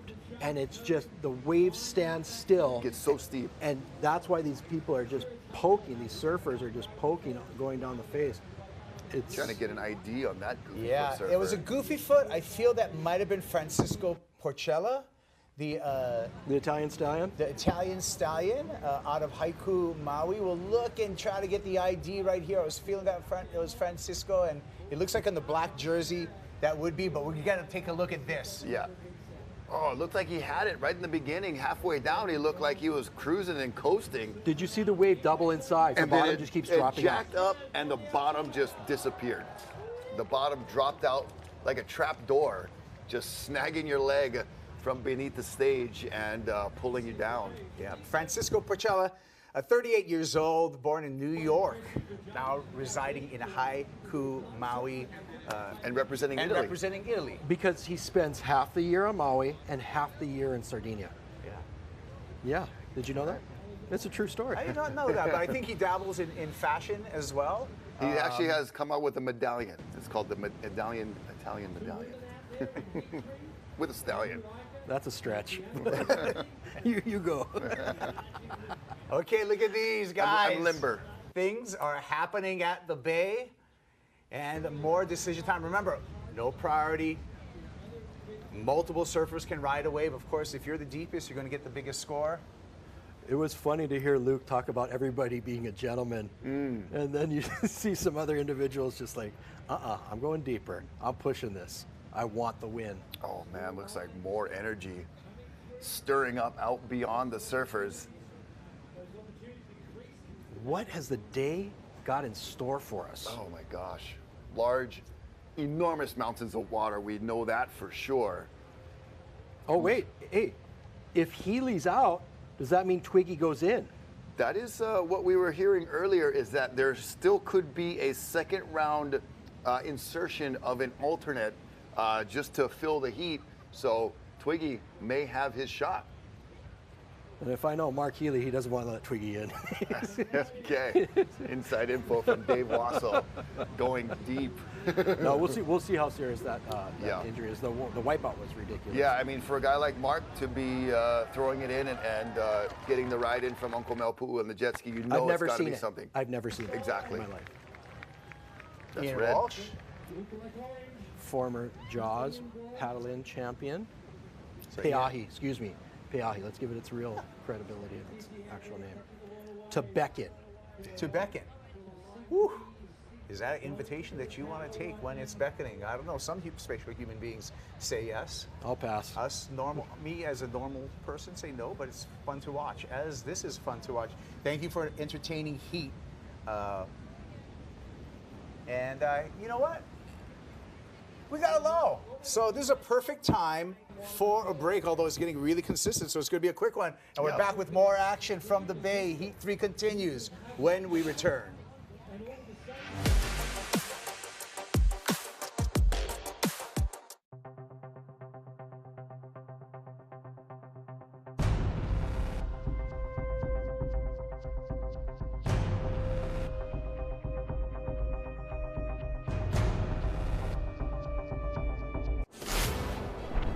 Here for the moment when the ocean calls. At the edge where land fades and the sea takes over, we find our place. We take you to the world's edge, where legendary shores meet untamed waters, where raw power and unbound forces push every boundary. This isn't a broadcast. It's the next frontier. Welcome to Rogue TV. When the ocean calls, we answer. Introducing Huaka'i by Hawaiian, a new free benefits program starting in January just for Kama'aina. Explore more of our island home with exclusive perks for neighbor island flights, like 10% off a booking every quarter, a free checked bag or board every time you fly, and special network-wide deals every month. Plus, card members receive 20% off a booking every quarter, in addition to their card benefit of 2 free checked bags. Any Hawaiian Miles member with an address in Hawaii is eligible. E kula huie, viva ole, kukanaka e, oni pama, uama ke akaina I ka pono, uama ke akaina I ka pono.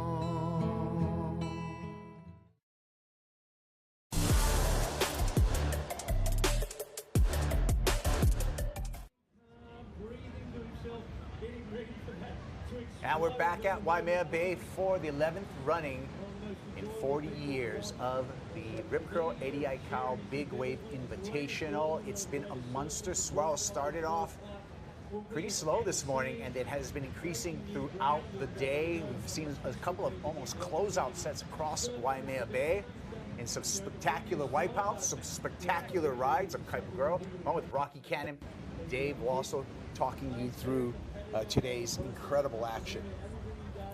Well, you see Hawaiian Water Patrol providing some assistance with getting out through the shore break and into the lineup, kind of making things more efficient. We did see Hawaiian Water Patrol fully assist and help Mark Healy in the previous heat or earlier in the heat. And so the vital role that Hawaiian Water Patrol plays is undeniable, and the waves are pumping. Yeah, absolutely. Coming in at a double XL swell. We did see waves actually close out. There was that one wave that Luke Shepardson caught, the last wave of heat number 1, that to me is one of the top rides of the morning so far. And he was bailed off, but that wave kept going, and Hawaiian Water Patrol was scurrying out of the way. Thank you. Great point. So a big factor with the longer interval swell is it moves so much faster. So it's so much harder to catch. Where you saw Luke Shepardson barely get into that wave, airdrop, and then it just ran away from him. Yeah. Even though he was mocking down the face, the wave literally just ran right past him. And I can give you guys, because we can't give you guys all the scores, we want to keep it, you know, a surprise for the end. But I can tell you, with Luke Shepardson, that wave that you're describing was a 45.5 out of a possible 50. Remember, you keep your top 3 waves. 7 judges up there. Yep. And then drop the high and the low. Yep. And so 45.5. So again, the 0 to 10 point scale. 4. So it's a 9 out of a 10. Yeah. Oh, how's that math? That was really that good. was, I mean, your abacus over there is very impressive. I like it. What do we attribute that to, Dave? Is that Kalaheo? My mom was a teacher there prior to it being a high school. Okay. Yeah, she was. What was it before it was a high school? It was elementary. It was 7th, 8th, and 9th, and it was Windward School for Adults. Okay, because you guys have over there in that area of the island, you got 3 schools, Kailua, Castle, Kalaheo, all pretty close proximity, I feel like. Right, well, it grew, right? But my mom did leave there and ended up teaching at Habilitat. Okay. Because the people over there, never mind. Yeah. she was happy to go there. So right on, everybody. Thank you, Mom, Happy for holidays. your service. Yep. Public school teacher, Mom, as well for me, so mahalo. Another note, we saw Billy Kemper in his heat. He's just got credit for 1 wave, but it was a 40.8. So Billy Kemper. Gotcha, because his last wave that he rode to the shore break was right after the horn blew. And so that one did not end up counting for his score, but that was the one he rode all the way to the shore break. And I'm curious if he's going to do that again. I saw him take a break on the shoreline, and it was definitely to regroup. And I think even somebody might have told him something, because he kind of went like this, of like not upset or anything, but just like it didn't count, you know. So I think the whole time he was going, he thought it was counting. Hey, Rocky, we got some other people to thank. We have the great people over at Owens Retreat to thank as well for their resources. And they're perched up right above the bay. There's the beautiful shot right on cue. If you'd like to celebrate something special, you see all the parking there, event space.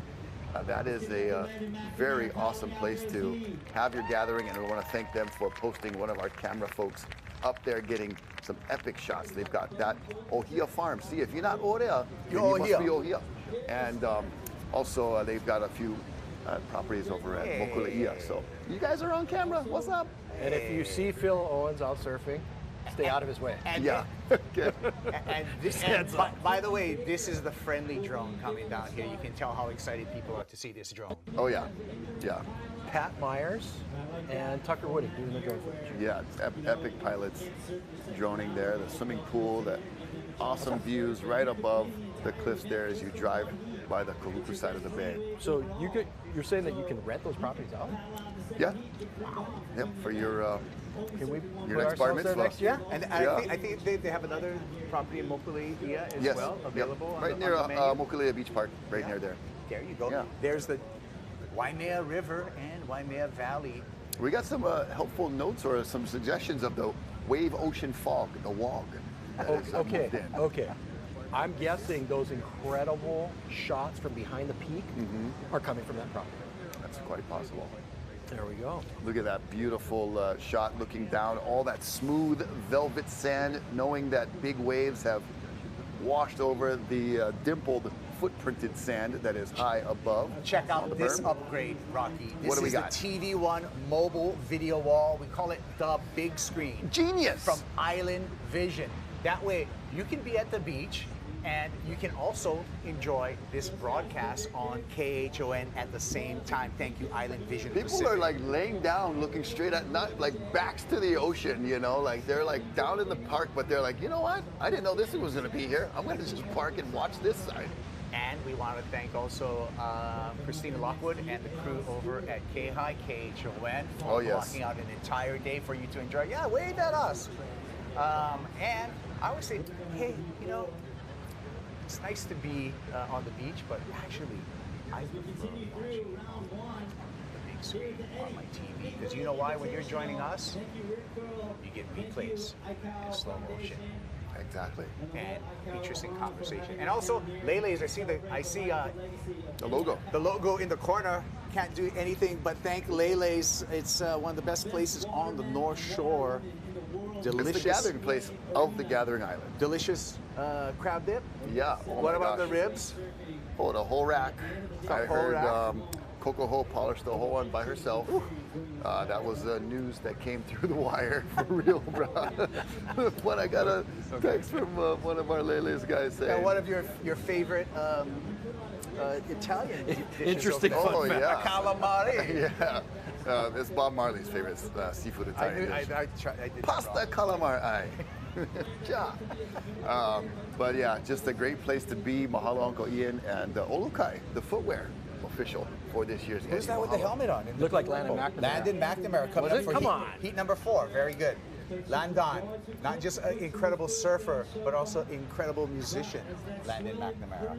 Yeah. And last year, or the last time that Eddie ran, Landon put on such an impressive performance. He did. That My was. goodness. That was. I know he's good at That was pipeline. heroic. I know he's good at pipeline. Yeah. I had no idea he was that good at Waimea. Yeah, and I really My liked. gosh. I really liked his snippets and phrases from that Eddie piece we watched in the beginning, describing the legacy of Eddie, and I thought that was really well said. And looking forward to a performance like last year from Landon. Landon McNamara, 28 years old, North Shore resident. We talked a little bit about, you know, his overall range, not just a great surfer, but a great songwriter, a great musician. And one of the highlights last time we ran this, Eddie, to Dave's credit. Oh, you know what? It's time to hear from Mason Ho. I love that. Yes, he's always there. the only Australian to have ever won this event. Shore of Oahu, Hawaii. For me, what makes this the best contest in the world is the conditions they wait to run the event in. Whether you're a kid or an adult or anyone, the way they run this event is they just wait till it's like, just doesn't even look real, you know? They wait till it's unrealistic and then they go, okay, it's go time. Everyone's gotta be ready. That's why it's like the most special to me, because it's always really big and really beautiful and can't be compared to a normal event. Or the Eddie is not from this planet. It's from another planet, this event. Mason Ho, been putting on quite a show. With that Ho fro, I like it. I like the hair. I like the vibe. Mason always bringing it, having the most fun, toying with waves that are quadruple times over his head, even more, and doing it with style. The only Rip Curl representative in this event. Look at you. Okay, Dave Wasson. well, when other sponsors were sponsoring it, almost 99% of their That's a cool riders point. were in. So, thank you. That's a cool point. Opening it up to a lot of people, Earning right? it. You got to earn it. You know, and also an interesting fact: there are now 9 people in each heat. When I surfed it, there was only 6. Right. Right. So they're doing their best to accommodate more people. Also, certain individuals stepping out. Shane Dorian, Yes. no longer part of this because He served it for decades. He's been a performer at the highest level for decades. He said, I'm going to give somebody else Pass a the chance. torch. Pay it forward, like you said earlier, Dave. And There's a look at ledge. Ross Clark Jones. a ledge over the ledge. That was awesome. And Ian Walsh. Ross Clark Jones, the winner from back in 2001. Look at him taking it here. RCJ, the oldest competitor in the field at 58 years young. Vintage. Looks like he wants the short break, Dave. Let's keep it real. Oh, wow. Mr. Ross Clark Jones has been in 8 Eddies. Yeah. That's wild. This would be his 9th. And he was the runner-up twice. Right? In 2016, runner-up to John, and 2004, runner-up to Bruce. You know, obviously he had his victory in 2001, but man, he has come close to the two-time champion. And that's a celebration right now that we're watching. We've seen, Clyde Kyle surfing out here in his 60s, right? And we see Ross Clark Jones nearly 60 at 58 years I love old. his speech at the ceremony. So great. And, Ross. and he's a great personality. Born on June 6th, 1966. A day that will live in infamy. That's right. Yeah. Just because he was born Right. There he is. Look at this guy. That's what he does.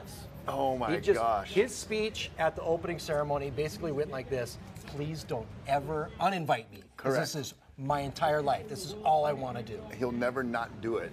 Now- as long as he's invited. I noticed that Ross on this drone shot was behind a boil out there. Is that something significant there, Dave? Well, that's definitely the normal lineup. Is the biggest, best waves you take off behind the boil, and you'll see them mid-face. That's typically, but we'll see as this day goes on and it gets bigger. I was watching waves that Luke Shepardson had last year, and he was way outside the boil and way over. Right. It was giant. Some of the biggest surf successfully ridden in the history of Waimea was done last year by the champion, Luke Shepardson. And yes, that is a good note observation that it was, you could see where the boil was, and the waves were just kind of outperforming or outpacing where the boil normally is. And Luke able to win with those waves, and he got one kind of similar to what it looked like last year. It was kind of deja vu, his last wave of heat number 1, looking a lot like he did last year, in form and in the right position. We talk about that so much, putting yourself in the spot. And you look at iconic waves like the winning wave of Bruce Irons in 2004. There's the boil. Yeah. Right? That iconic wave of Johnny Boy Gomes, one of the biggest waves I've ever seen ridden. Yeah. There's the boil. But there it was again for Mr. What's his sponsor? Maniac? Yeah. Born Maniac. Born Maniac. Born Maniac, yeah. Which he is. It's so fitting. It's so fitting. You gotta love his energy, the enthusiasm. I mean, at the opening ceremony, he had just as much at his age that Jake Maki had this morning on his interview. It was the same across the board, 40 years separated in age. Yeah, so what I was going to mention earlier is how some people were stepping out. In 2010, there was 3 Hawaiians that pulled out. Their name was synonymous with the Eddie Aikau Big Wave Invitational for 25 years. That was Mel Poo, that was Titus Kinimaka, and it was Brian Kealana. All 3 of them pulled out. Just step back, step back. Right. And it let in Alex Gray, myself, and 2016 winner, John Florence. All right. So when they pulled out in 2010, the next time it ran, John won. Yes. So my point is, other people are pulling out. Now Chad Kealana is in this year. Will he be the winner? We'll see. The waves choose the surfers. Everybody's got the talent. Yes. But the right waves always come to the right person. And looked like a easy drop there, pulling it off. Looks like that was Tyler Laron from Maui. Yeah, Tyler Laron, second generation big wave rider. Yep. Yeah, another one of those names that not everybody may have heard of before, but now you have, and really deservedly so, invited to this year's Eddie. Well, he proved himself by going to his home break, Peahi over on Maui, and really living up to his father's expectations. And last time that Eddie ran, 1 of 5 10-point rides. The entire day, incredible stuff went on. History was made. He got a 10-point ride. Wow. Stick that in your pipe and smoke. Yeah, that is very, very impressive. I wish I could put that on my resume. Yeah, and in your pipe too. Very, very calm, casual paddle back out. Tyler Laron, great spearfisherman, diver, but very calm. Very Calm. cool, collected. 30 years old from Haiku, Tyler Laron riding those Sean Ordonez SOS shapes, shapes. those SOS shapes. Fiance too. Come on, Paige Alms. To Paige Alms, who's also Paige's shaper. But you know what? We got more. We got special guests right now. We're going to go down to the beach right now. Chris Latronic's got someone special in the spectators on the beach. Yeah, as long as no waves are in. You know, one of the highlights of my life is I got Yes, hey, good morning, you guys. Enjoying the action from thousands of people here, including special people like this guy right here, Shane Victorino, World Series champion, Maui boy. Shane, it was great to meet you and great to see you here. And you told me this is your first ever Eddie you've ever been to, right? Yes, I mean, it's something, I tell people, being and growing up in Maui, I got to see a lot of these guys at the harbor, a few days ago coming in from PIE. And they said to me, if there's one surf competition, you got to go watch. If the Eddie goes, you got to go on Sunday. So here I am. I flew over to watch, and it's everything that everybody said, man. It's been amazing. As an athlete, a lot of these surfers have come up to me and said, how did I do what I do? And watching, I'm scared of a baseball. And I said to myself, man, how do you guys do what you do, watching and riding these waves? So, it's even more powerful to be here and, take it all in. Yes, what is scarier, facing a 99-mile-an-hour fastball or facing a wave here at Waimea? I can tell you a wave at Waimea, at least in my books. I know a lot of surfers will say differently, but in my books, it's definitely a wave at Waimea, just watching, taking it all in.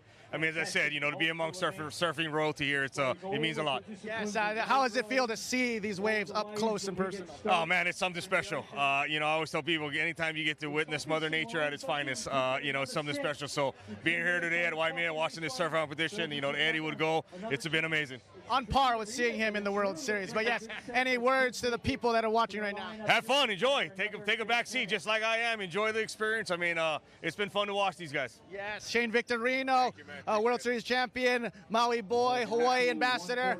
Great to see you, brother. Thank you, bro. Chris Latronic and Shane Victorino watching the Eddie, sending things back to you guys. All right, yeah. Happy to have Shane Victorino here, flying over from Maui, likely flying over on Hawaiian Airlines. Thank you, Hawaiian Airlines, the most on-time airline. Redefining Hawaiian time. Yeah, I like to say. the opposite. You're on time. Also like to thank sometimes early, boo. The plane is full. We go.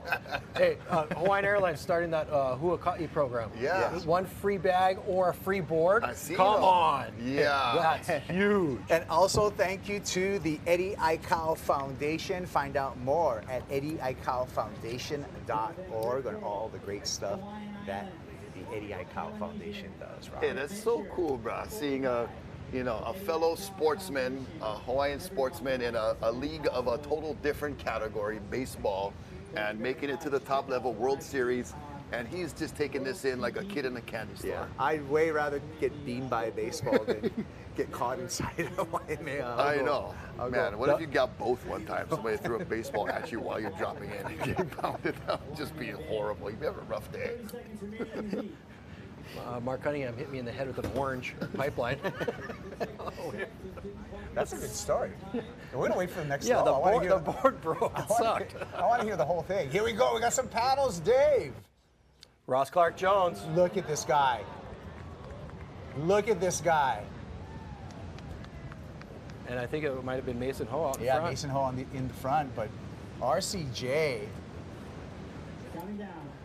What is it? Born Maniac.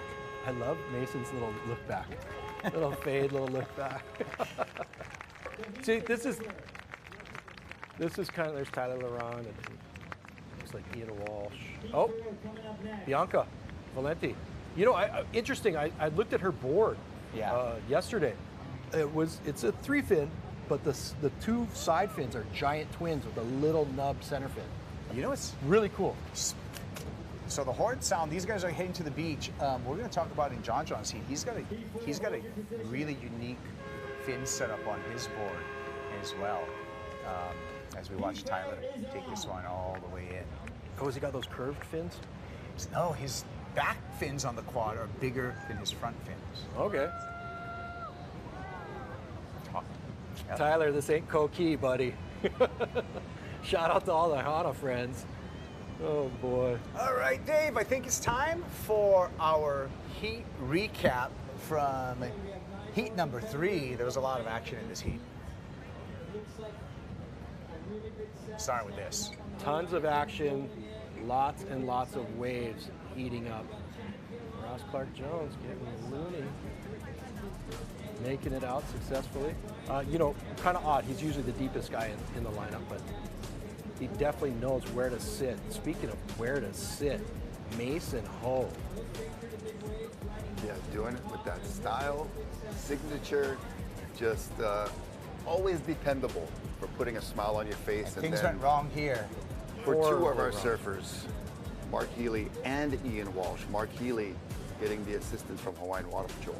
And that's Annie Reichert from Maui, I believe. She would be more than likely riding in SOS shape as well. Yeah, the youngster, just 23 years old, Annie Reichert, waving that heat. And then Francisco Porchella pokes the nose, Dave. That was one of those waves where the bottom just kept sucking out deeper and deeper into the abyss. And Ian Walsh getting back on the horse. Ponying up. Absolutely. Yeah, after that wipeout with Mark Healy, I mean, both surfers looked like they were not going to be able to recover. Mark Healy had to get the ride back to the beach, but Healy, Ian, gets back on it and the joining ledge. right Born there. Maniac. RCJ. Ross Clark-Jones. Okay. You know what? I'm not going to call him the oldest guy in the event. I'm going to call him the most experienced. Okay, I like that. Late model. Late model. I got too much respect for him. I got to share a few waves with him myself in the Eddy. And, just the look in his eye when one of those waves comes in. Yeah. Just getting some info. Our stat man, want to say mahalo to Bo Hodge. And Ross Clark-Jones has been in the top 10 of every Eddy he's been in. Bo Hodge just wrote to you? Correct. Love that man. Yeah. Right on, Bo Hodge. You're the man. He's called so many surf events. Yeah. And cool as ice. All right, well, heat recap right here with Mason Ho. We're going to take a break. After this heat, we'll come back with heat 4 in the water.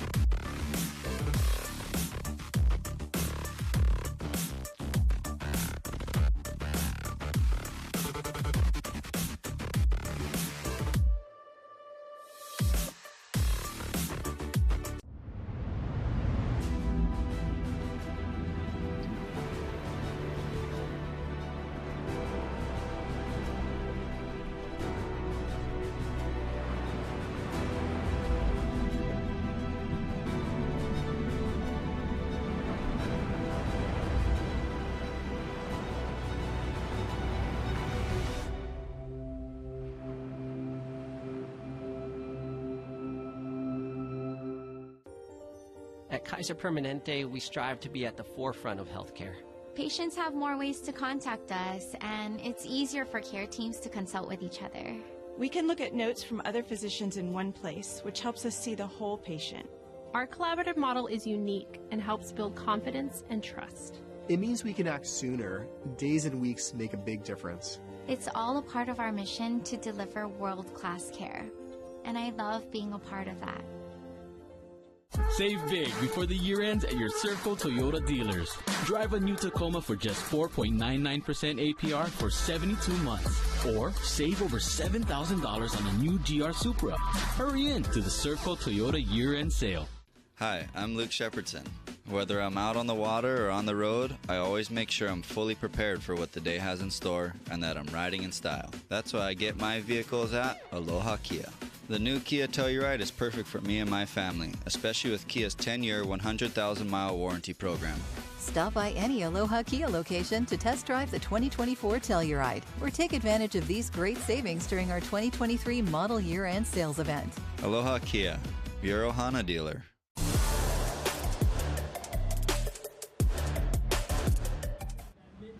All right, we're back at the Rip Curl 80 Aikau Big Wave Invitational Waimea Bay on the north shore of Oahu as we zoom in, and heat number 4 is underway. It's Kai Pagura along with Dave Wassel and Rocky Cannon calling the action in this double extra large swell that's been building throughout the entire day. We got a little catch up to do as we were away, and a couple of waves being ridden to start off heat number 4, another 45-minute heat. There's going to be 2 rounds, and then we're going to look to the leaderboard and announce a winner today. So we're only not even halfway through the day as of yet. That was a great shot of an incoming swell. There was one wave riding over another wave, overtaking it. And that's that new energy coming in. Here are the replays to get you caught up that I was talking about a while ago. Look how much energy just explodes through it. After the wave breaks, it just shoots up all that force, that water. It's kind of like a watery volcano explosion and eruption. So I guess there's a set coming through. We're going to stay with live right now, and then we're going to get back to those waves ridden at the beginning of this heat, as we can see the lines out there, Dave. Again, stacking up through the Pacific, funneling into Waimea Bay. This is so cool to see where everybody's sitting and how far inside and underneath the ledge. Oh, wow. That was really nicely done. That was nicely done by a second-generation Eddie Aikau surfer. That's Chad Keaulana, son of Brian Keaulana. All right. And nephew of Rusty Keaulana, all Eddie Aikau surfers. Thank you for saying that. I didn't have to. I just want to sit here and appreciate what I just watched. Chad Cheese looking really smooth on there. You know, I don't think of Chad as necessarily as we see Felicity Palmentier getting a jet ski ride out. You know, he's just a Makaha Point kid, right? And that's his backyard. Obviously. Are you sure about that? Yeah. But it's nice to see Chad at Waimea, and it's nice to see the lineage for the Keaulanas still represented in this 80 Aikau Big Wave Invitational, Dave. Yes, yeah, 100%. Not just a Makaha Point kid now. He's a Eddie invitee. So awesome to see the Keaulana torch being carried and passed on as we see Nathan Florence, our Pipe Master champion. Can he do it in 1 week? Eddie and Pipe Masters was on a tear during that Pipe Masters. Similar format that they've gone to now. And beautiful hold on right there. We talked about it. Yeah. We talked about it. The abracadabra. And then also Kai Lenny got one in the mix as well.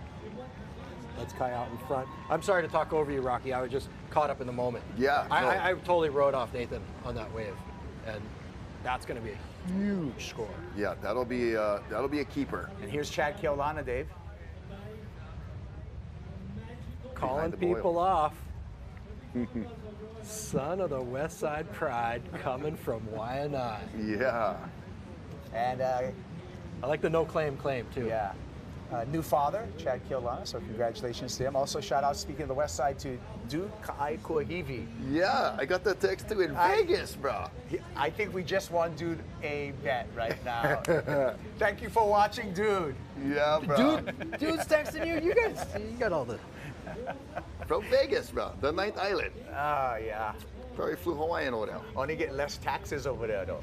Okay, I got and less water. Never mind. I got Kelly texting me. Oh, okay. Sorry, Dave. Oh, no. He's telling me that I claimed that Mackie was the youngest kid. Okay. He said Aaron Napoleon and Brock. Oh.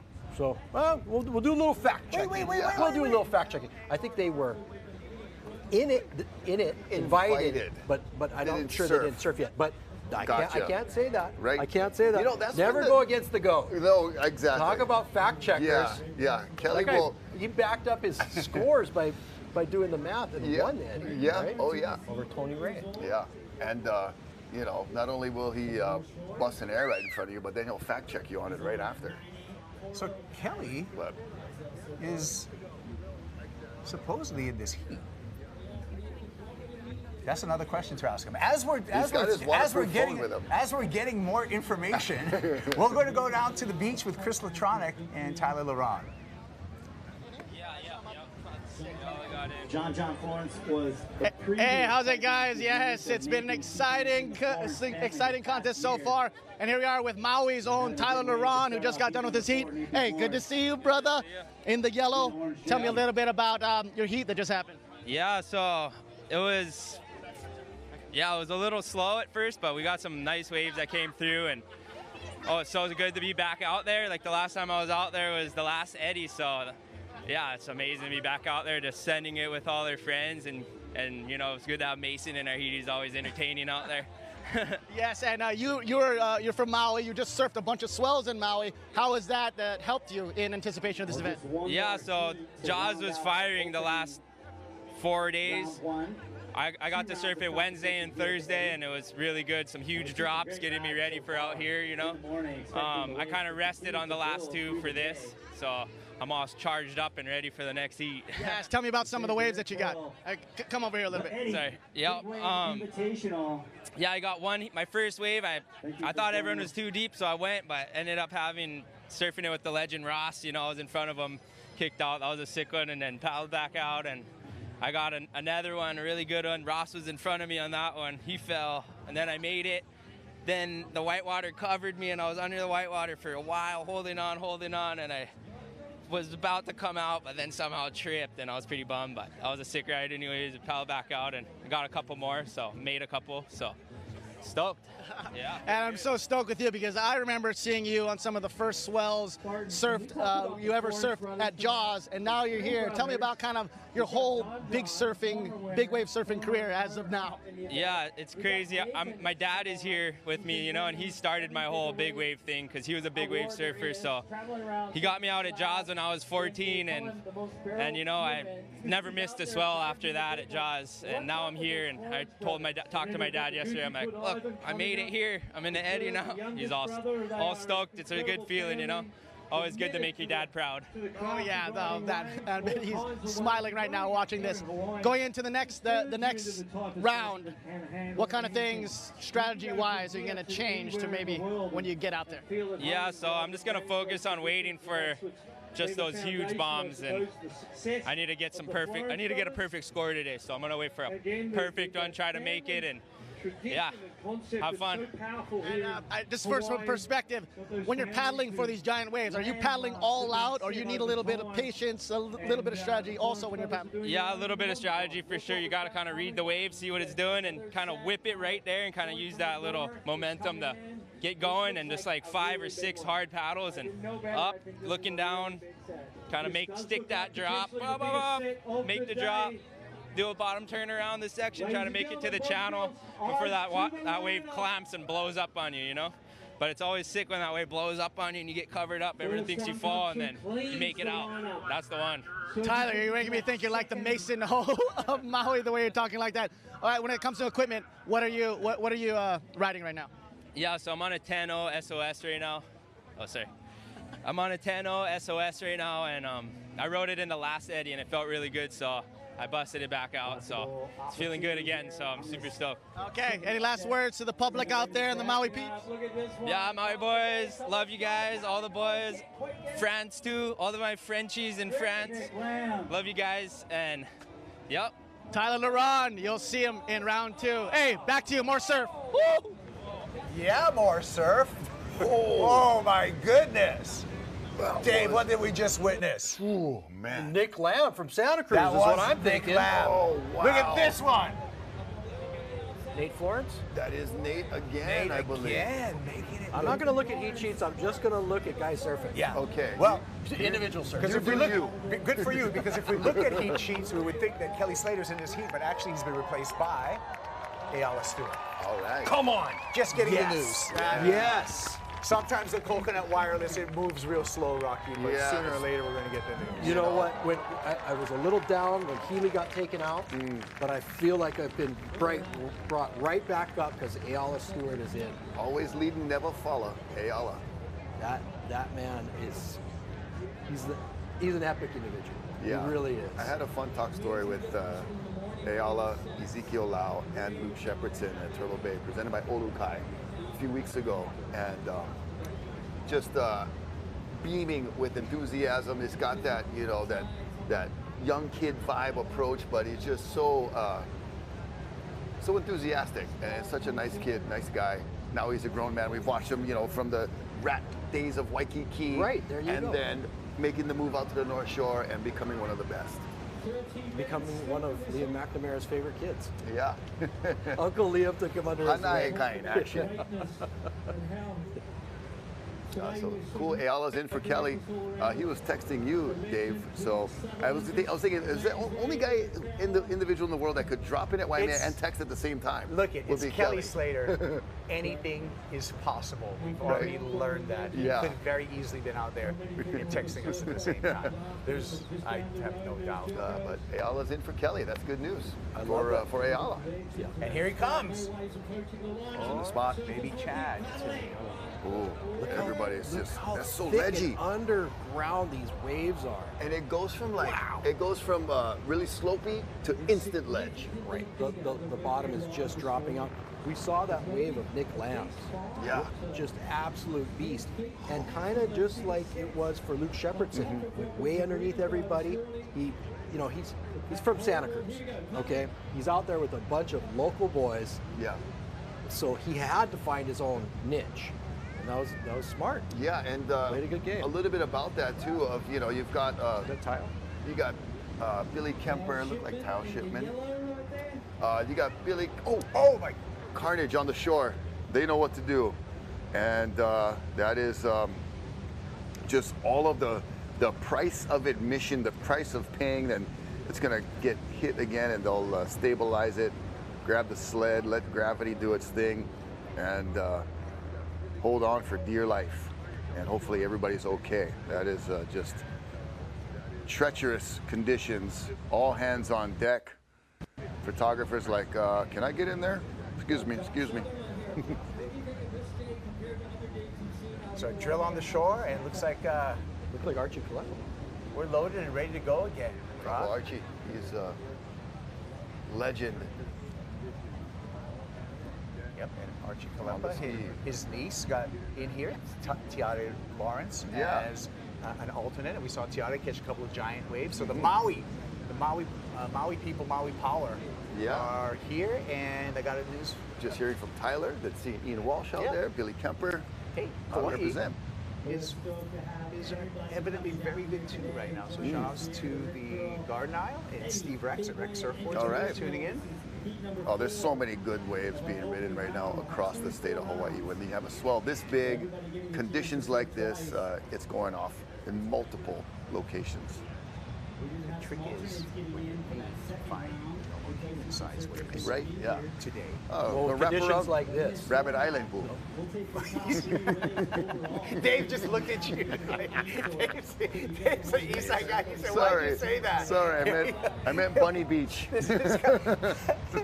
Kai Lenny is up and riding. It's not like you can get there easily. Oh, there's GPS in any kind these days, bro. Google Back Maps. to Kai Lenny's wave. Google Maps. Secret Wave Dave. Oh, gosh. Oh. Well, that's what happens when you get 3 surfers in a newsroom. With a lot of toys and screens. Delivering the news to you. That was Kai Lenny on his second wave in this heat.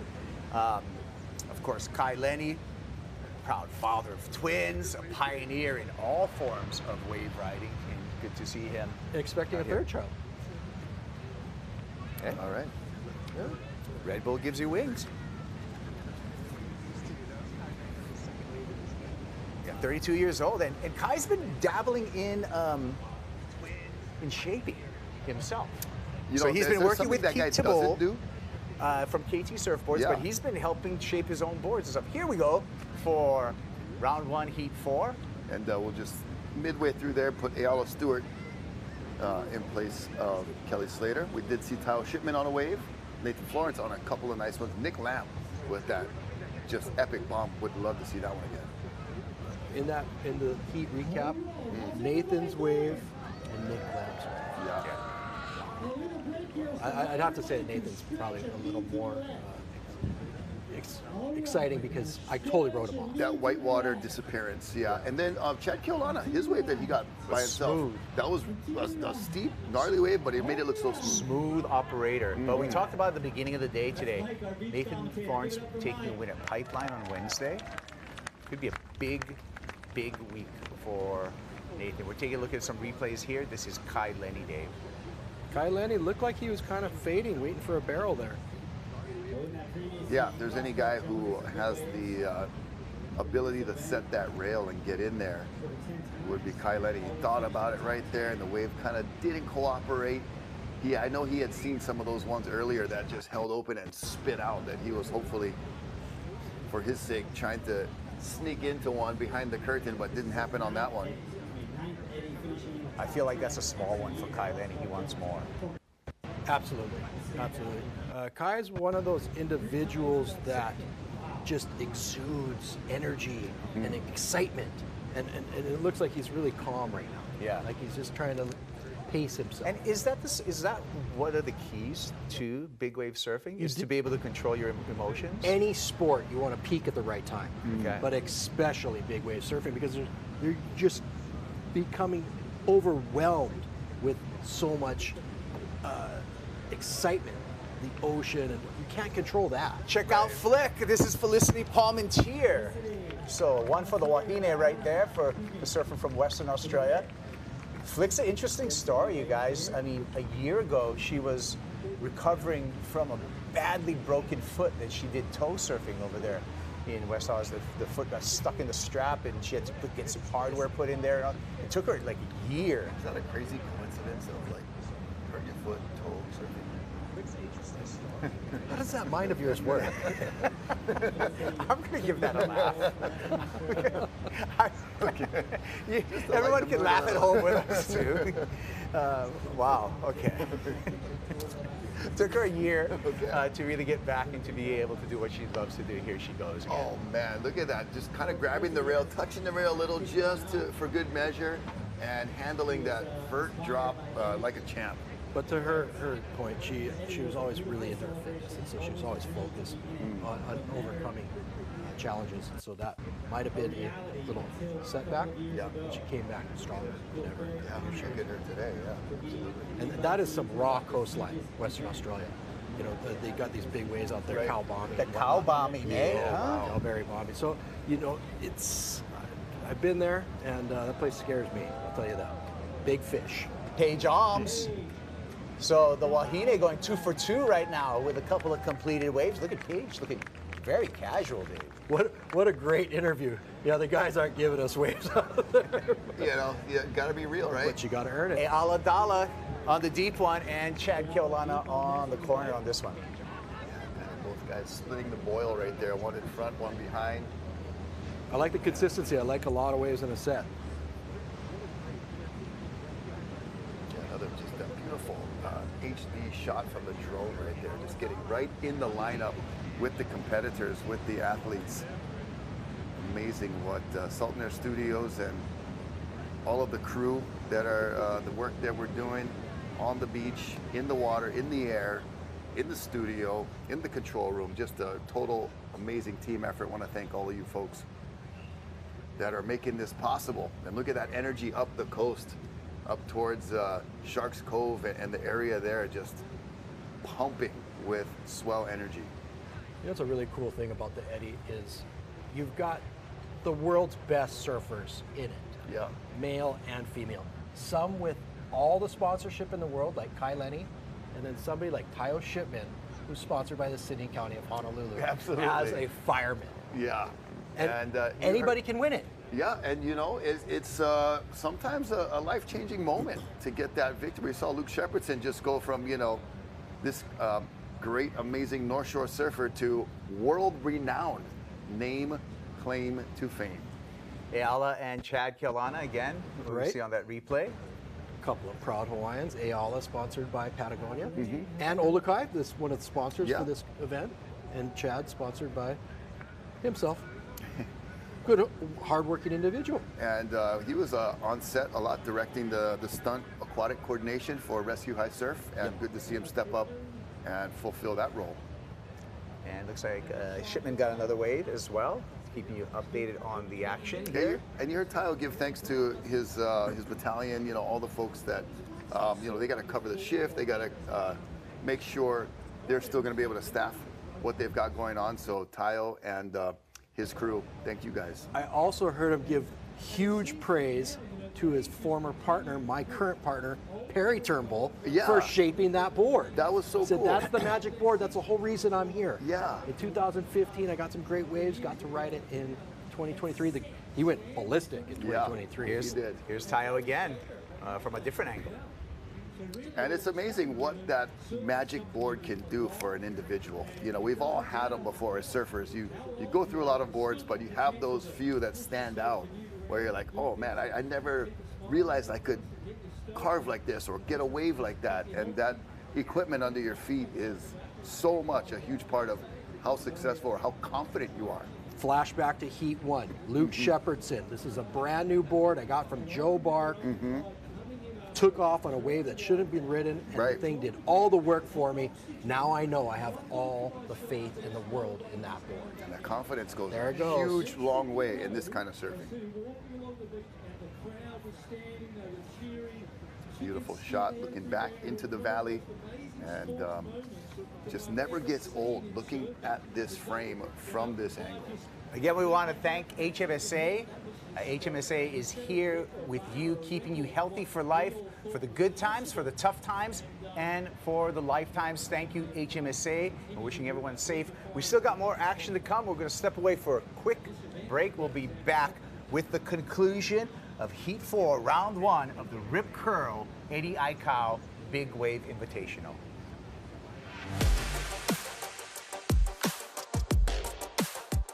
What does it mean to live the search? Oh, well,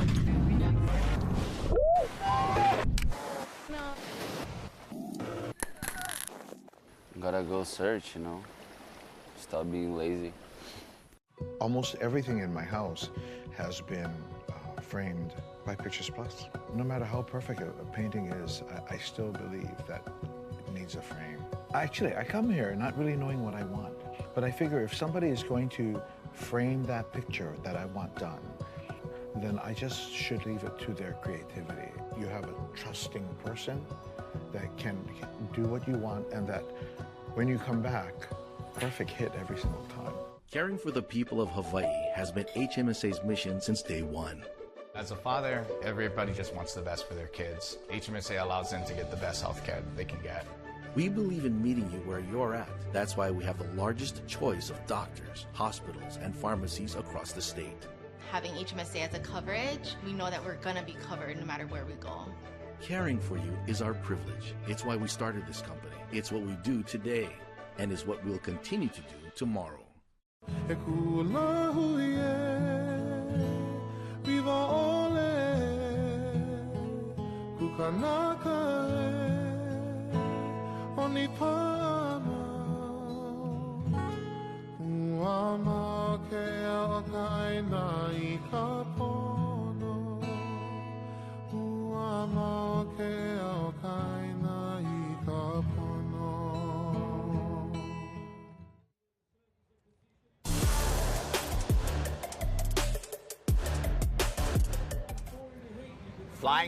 Flying high above Waimea Bay for the 11th running of the Rip Curl 80 Aikau Big Wave Invitational. We're here on the North Shore. There's a monster swell. We got heat number 4 out in the water.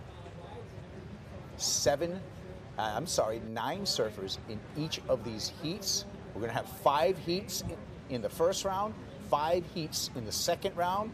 We're going to compile the top 3 scores for each of the surfers on the leaderboard, and that's how we're going to decide this year's winner, this year's champion of the Eddie Aikau Big Wave Invitational, the most prestigious surf event in the entire world. I'm Kaipo Guerrero, along with Rocky Cannon and Dave Wassel, a couple of guys who've spent a ton of time in these waters on the North Shore to give you some insight.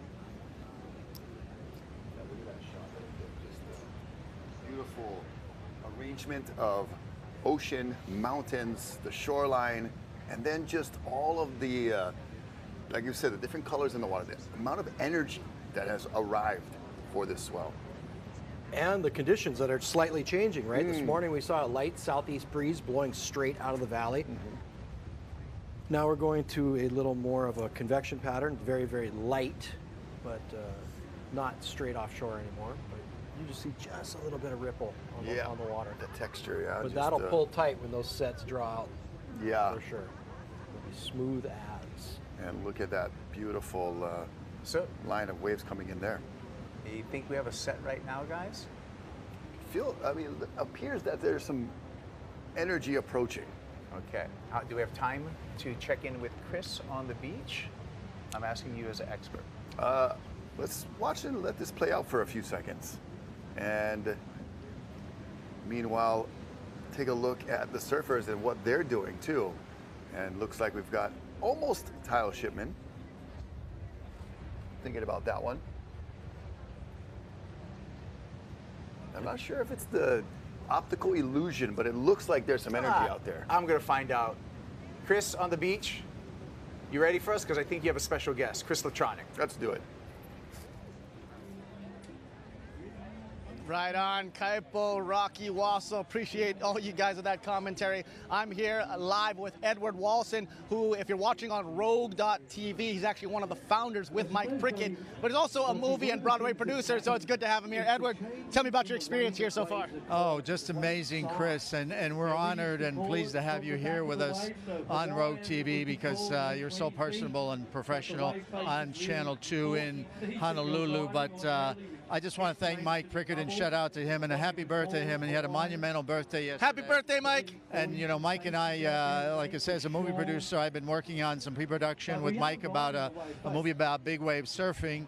And Mike called me earlier part of this year and said, hey, Edward, I have this idea. What do you think? I said, count me in, Mike. I support you 100%. I'm happy and blessed to be part of such a great venture and to give honor and tribute to the surfers because it's the sport, even though I'm not a surfer, it's the sport that I admire the most.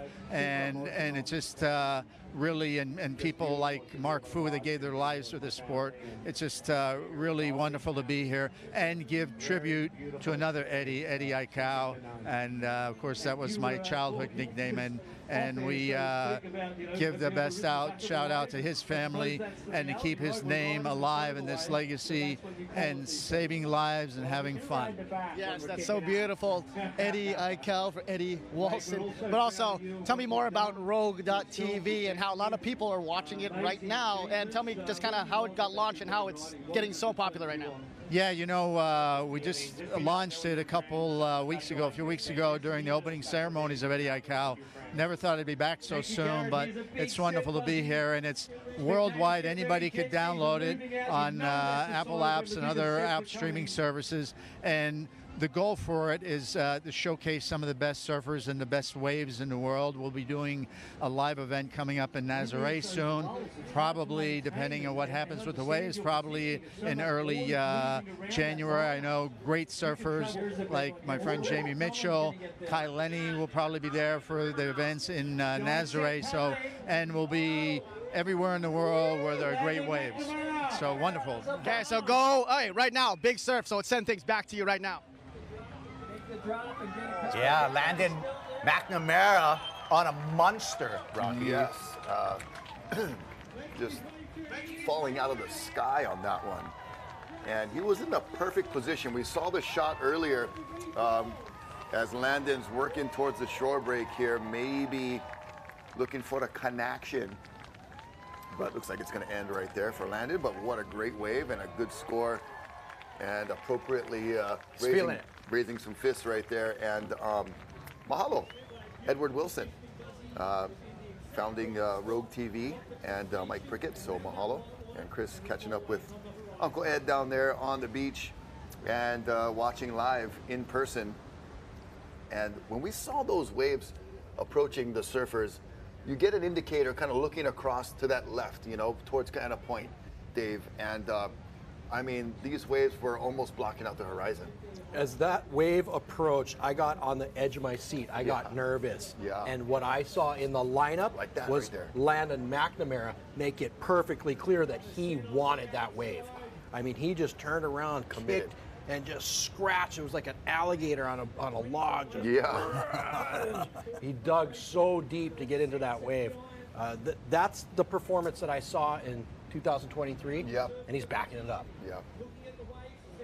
And it looks like the waves are still firing through right here. Consistency picking up size has been there, growing out throughout the day. Look at the shot and the lines coming into the bay. Pure energy. All that energy. And then if you want to, you know, kneel down and say some prayers, you can do so right there. At the church. The iconic church Oh, tower. my.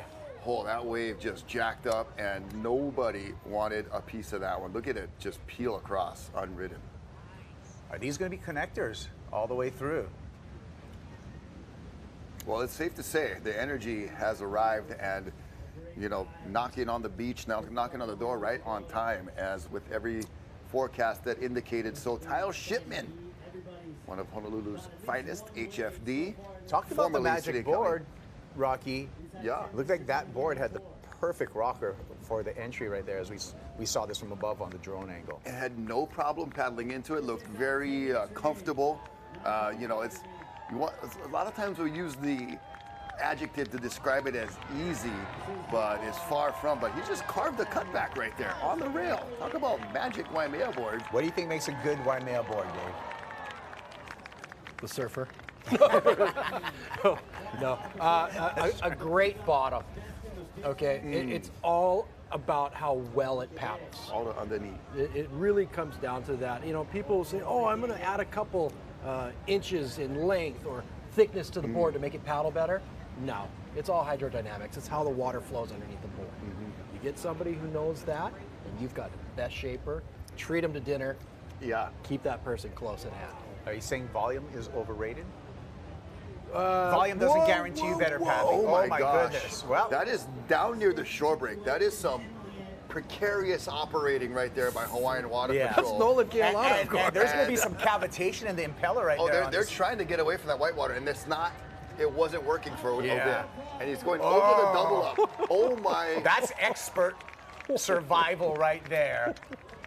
Because that whitewater, Rocky, you can speak to that. You've captained these vehicles. Yeah. You get all that whitewater, you lose the grip. And it was definitely the grip lost right there. And that was, you know, what happens when you're in that foam. The impeller and the acceleration, the machine is useless when you can't get any grip, so to speak, any traction. So what's happening is you can't suck water in to push water out. It needs water. It needs water, and foam's not going to do There's it. so much air. It feels like you're just spinning in place. You're spinning your wheels. Yeah, bro. Totally spinning your wheels. Thinking about you're like peeling out, bro. You're in the mud on a rear-wheel drive car. I mean, you're like the kind, Scooby-Doo when they're trying to run away from the monster in a puddle. It's just like, you know, whatever the sound effects are, and you're not going anywhere, but that monster is still coming at full speed. That's what happened. Hopefully he's okay. I mean, he's fine. That's Nolan. I was gonna say, if you know Nolan, I mean, he just walked check on the machine first. Nolan's fine. Nolan will pick up that jet ski. Yeah, throw it over his shoulder and carry it back to the shoreline. $20 to go zoom it back out on it right now. Oh yeah. If it starts up. If it starts up. Yeah. I'm gonna say these machines and these humans are built to last. But I like the readiness for everyone on shore. There was a quick drill right there. You can see everyone rushing to rescue. They already got the ski turned around. Oh, and he's back on it. And they're ready to, like Dave said, and like we're catching up with Ayala Dalla Stewart. Oh my goodness. Whew. Matt, he just got turned into 4 quarters. I just got that. Oh boy. That was a good one, actually. That was. Keep the change, bro. I'm a huge fan of dad jokes, trust me. And We're all Ellis, dads. he's back up above water, looking good. So you were kind of like, oh wow, look at him doing a cutback, this and that. I'm thinking, look at this guy being so far over to the jump rock side of the bay. Like, Right. That's not where you want to be. And that wave sure went enough. that far into the channel, or that far across the bay. And that's kind of how you that's how you duck dive a jet ski right The there. jet ski looks like a rubber ducky in a jacuzzi right now. It looks so small on those waves.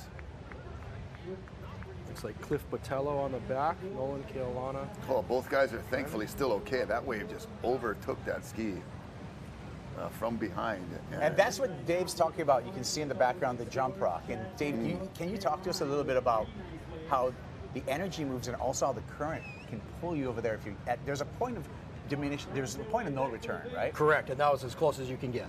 That was really spooky for that machine and those individuals to be over there. You get too close there, you're done. You're in the rocks. Because then it's we talked about physics before, how fast water's moving, right? Right. So, Paige Alms, what's happening is all this energy is focusing on the surf break over here on the right-hand side, the church tower side. Right. That water will then push into the bay, rocket across the shoreline towards the jump rock From to the right left. to left, yep. And then back out. Now, Dave, you've seen in your years of lifeguarding Broken inexperienced board. surfers, broken board here from Paige. Inexperienced surfers trying to paddle out, not having the strength or the right line, and actually getting pulled to that into that danger zone right there. It happens to everybody. I've seen it happen to the world's best. 2016, I was on the beach with Kelly in our heat, and Jamie O'Brien and Reef McIntosh jumped in prematurely and got caught in the middle of the bay for probably 8 closeout sets. Yeah. And just getting hammered. And Kelly looked at me and said, I'm glad I stuck on the beach with you. You know, that's not how you want to start your heat. No. You know, for sure. Or ever experience. Correct. Any session, right? You're not. But I think they got caught up in the crowd. Everybody in the crowd's like, go for it, yeah, woo. But how do you time the jump out? I start looking around the corner up towards outer locks. Okay. Yeah, you can see these sets coming. Okay. You know. And so that would be on the top of the top right of your screen is going to be your indicator for our viewers right now. Right. Also, waves generally come in rhythm. Okay. Oh, finding the rhythm right here. It looks like, is that Nathan Florence again? Out in front. Out in front. And in the green, that was Nick Lamb. Nick Lamb. So it's been Nathan and Nick show so far. Nick and Nate, yeah, man. Well, sounds like Nick at Night. Just like Shakespeare wrote in iambic pentameter, Yeah. so the waves come in the same rhythm. Wow. I'll take your word But you for can time it. Seriously, you can time it. Oh, is he going for a shore break, or is he going to just go maybe climb up the rock and jump off? Good Lord, these guys are just getting more testy as the morning goes on and the day approaches midday. They are feeling the energy. They're feeling. The crowd's probably, like you said, Dave, so much of it is a reaction to the energy that's on the beach right there. Also, you do have the world's best lifeguards and water patrol backing you up. Right. So you can toy with it to an extent. Yeah. But Mother Nature will always push back. Right. We just watch Nolan go right in, grab Mr. Tayo Shipman, and we watch Mother Nature go, nah, not this time. Yep. But it looked like just a bruised ego. Right. Yeah. Right? Yeah. But could have been worse. Thankfully, yeah. Easily. With the, easily. It's a 1,000-pound 1,200 plus machine, yeah. Exactly. Tumbling around. Here we go. Kai Oh my Lenny. gosh, that was incredible. Kai Lenny with the big crossover there and an incredible drop. Oh man. Tao Shipman, and it looked like Nate Florence back out there again. How in the world? But Kai Lenny survived the impact there too. It reappeared after that huge elevator just stepped down. More sets on the way. And a busy bay at the moment between the surfers as well as we got a couple of surviving water photographers out there and all of our safety on the jet skis. It looked like I saw a broken board in pieces. Chad Oh, Keolana, man. speaking of in pieces. Chad That might making a be- payment to the Waimea Bay deposit box right there. Yeah, and he's not going to get anything back out of that except a very, very tough wipeout. Hey, this has been a great job, though, that we're noticing right here from Hawaiian Water Patrol. Here's Ayala Stewart.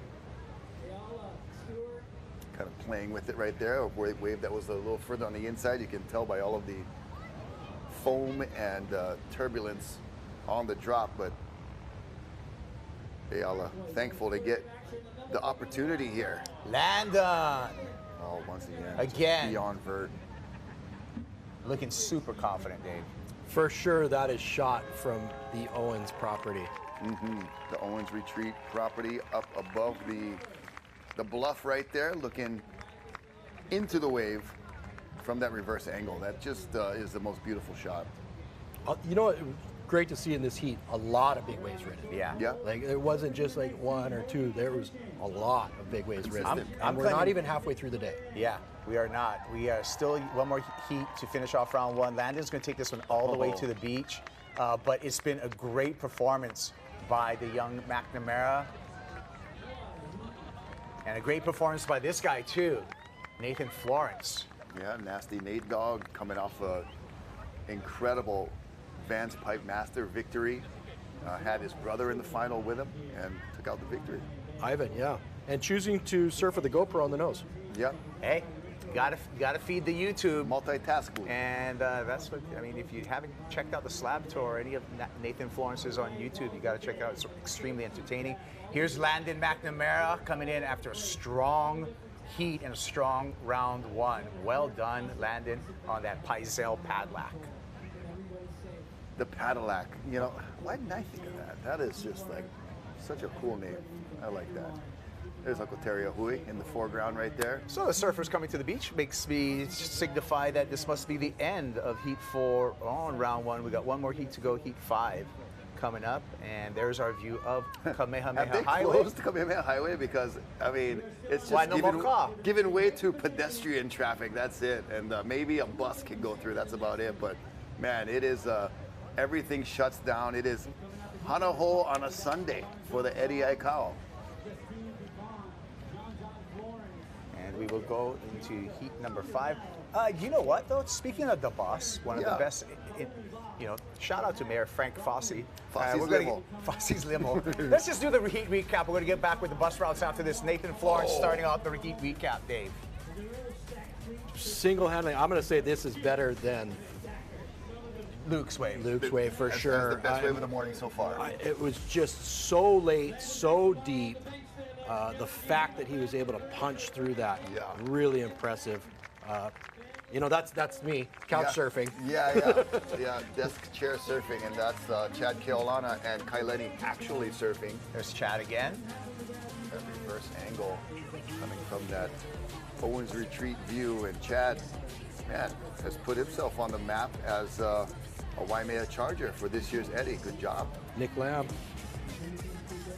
That one was also a very well done, probably the top few waves of the morning. If he would have stuck that and came out of whitewater, there you go. easily the best wave. Yeah. Nate getting a little air behind his board here. Looking super confident, super composed. Nathan Florence.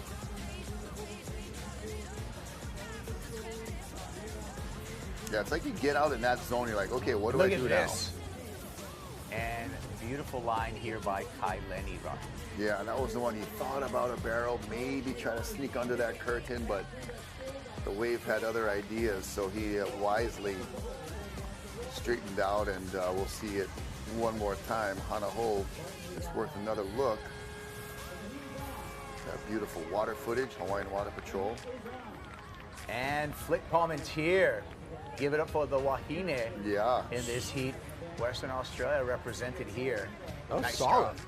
Job. I like the technique. I like the little, you know, grab for reassurance on the rail, and then Paige the Alms got one too. Riding right to the camera, looking casual. Broke her board in this heat, but thank goodness she's marrying her shaper. And Landon. Also one of the waves of the morning so far. That was a bomb. Kyle Shipman holding it steady on the magic board from Perry Turnbull. This is one that he was carving. He's trying to get over to the jump route. Exactly. See how far over. Tons of giant waves. Ooh, was that a face plant? Yeah. I don't know. I like that little air skip down the face by Ayala, able to hold it. into that huge, big foam ball. And an end. And the Nick and Nate show was live and direct from heat number 4. Nick Lamb, Nate Florence. We're going to be back with... We'll be back with more. That heat number 5 in the water when we return to the Rip Curl Eddie Aikau Big Wave Invitational.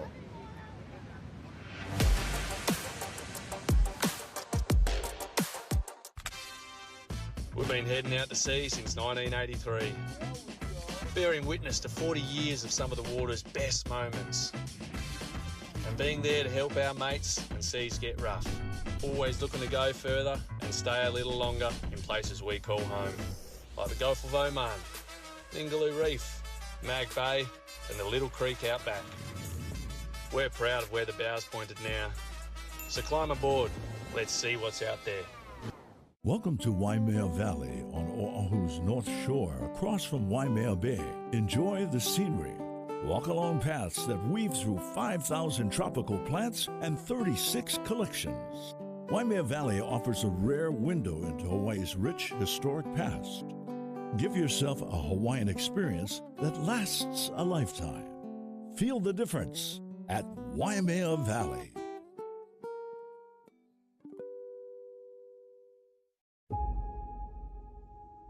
In Hawaii, every event is more than a moment. It's a story, a celebration of people, culture, and the spirit of aloha. At Hawaii's Stage Event Production Company, we're not just building events, we're investing in people, empowering a workforce driven by passion and creativity. We're preserving culture, weaving it into the fabric of modern innovation. We're elevating art, bringing visions to life on a scale never seen before. This isn't just event production, it's a movement. Led by a Native Hawaiian organization, we're revolutionizing the industry. Because Hawaii deserves nothing less.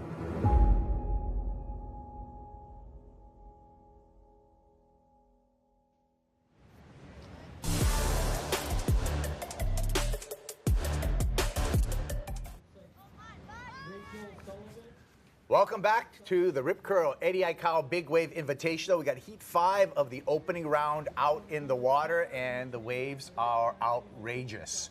Double XL swell hitting the shores of the North Shore of Oahu as we pan down the 7 Mile Miracle, taking a look at the heat in the water. 9 surfers make up heat number 5.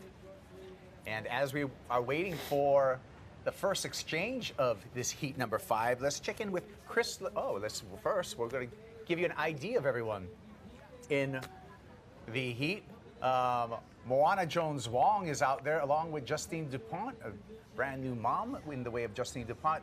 2016 champ John Florence, Shumbo, Lucas Chianca out of Brazil, Peter Mel from Santa Cruz, California, the North Shore youngster, but that is making a name as a Charger, Jake Mackey. Aaron Gold is out there in the gold jersey, Olympic gold being held by Kaoli Voss, and Matt Bromley is also out there in the 9 surfer heat. Rocky. And looked like Jake Mackey might have been deep on that one, the young goofy foot.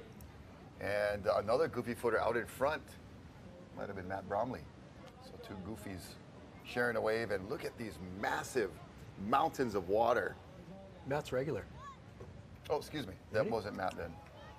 But that was surfer in purple right there. Shumbo. It was Shumbo. Lucas Chianca from Saquarema, Brazil. A slew of goofies in this heat. You know what's super cool about might have been Kaoli. Jumbo is the backing he gets from his brother. So one's a big wave, just aficionado with tons of accolades to his name. I think 4 tow-in championships, including biggest wave ever ridden, and his brother being on the world tour. But they're always there for each other. Yeah, they're always there for each other, whether it's at the Pipe Masters or it's here at the Eddie. Jake Mackey and back. Yeah, so that was Jake and Kaoli, the gold medalists going for it. The 2 Groms. Yeah. I mean, going for gold. Kauli was going for all that wave had to offer. And Jake, super deep. The board just getting flicked around like a toothpick. And that board's 10 foot 1 inch, according to Jake Maki. Yeah, so Kauli Vas riding those JS Industry surfboards. We can see him right there. Probably, what's he doing with his vest there, Dave? You know, it looked like probably his jersey got ripped off, and he's just making sure that he can access the pull cords. Right. I noticed So the we make little little pukas and the slits in the jersey, yeah. But you know what? So they'll make little slits so that you can actually pull through. Yeah. You don't need to. Yeah. The jersey's pretty pliable. Yeah, you so can just grab it you in can there. grab it. Yeah, you trust me. You need it. It's Yeah. nice to know it's there. Right. And there is a program, Dave, where, you know, not just inflating your vest, but also being able to adequately deflate your vest too in a timely manner, right? I would only reason you would want to deflate it is just so you can paddle into another wave. Right. Once it's inflated, you're doing it for a reason. Yeah. Because you need to come up. Yeah. Okay. And if there's another 50-footer behind it, I'm keeping mine inflated. Yeah, you want to Yeah. get. You want to. I don't want to go back down. Just blow me back to You want shore. to get. You want to get blown to the beach like a beach ball. There is Yeah. our gold medalist, Kauli Vas. Meanwhile, on the beach, we have a pipeline master with Chris Latronic. Aaron Brooks is here in Waimea. Over there in one of the best waves ever. Yeah, you're speaking about Groms rushing. I remember when she was just a 14-year-old Grom coming to the North Shore from learning to surf and being from Texas, and now she just became the 2024 Vans Pipe Master. Aaron Brooks, so good to see you. Welcome back. And now I hear this is your first time at the Eddy. Tell me about your experience. Yeah, I mean, it's been so amazing to be down here. I mean, it's kind of like the Super Bowl of surfing.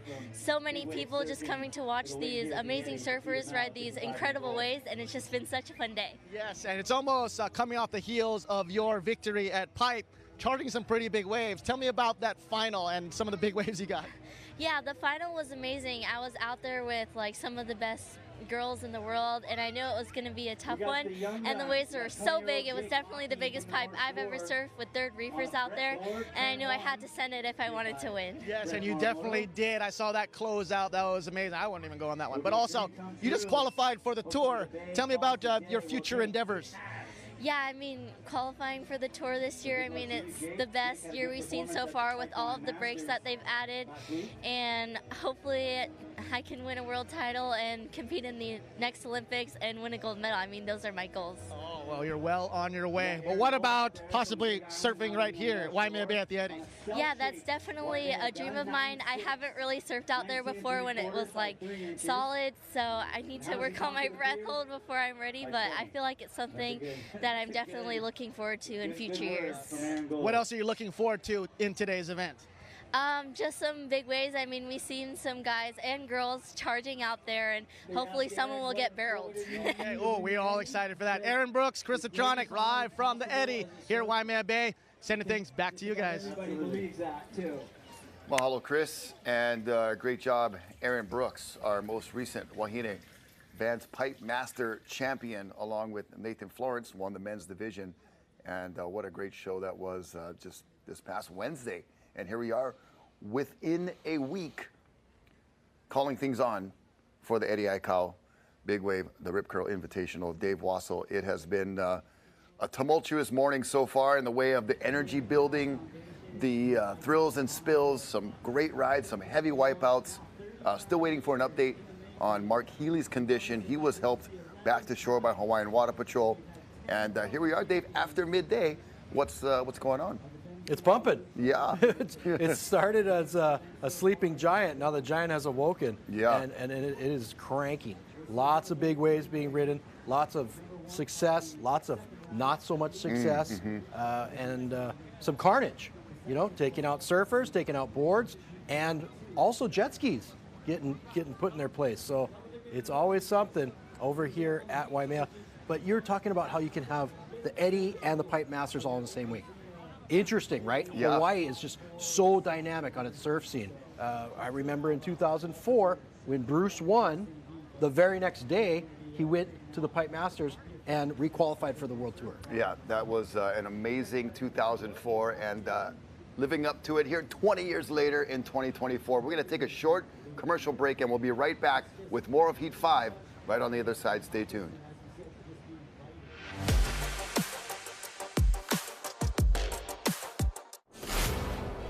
We are here for the moment when the ocean calls. At the edge where land fades and the sea takes over, we find our place.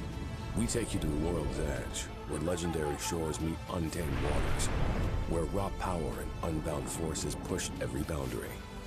This isn't a broadcast. It's the next frontier. Welcome to Rogue TV. When the ocean calls, we answer.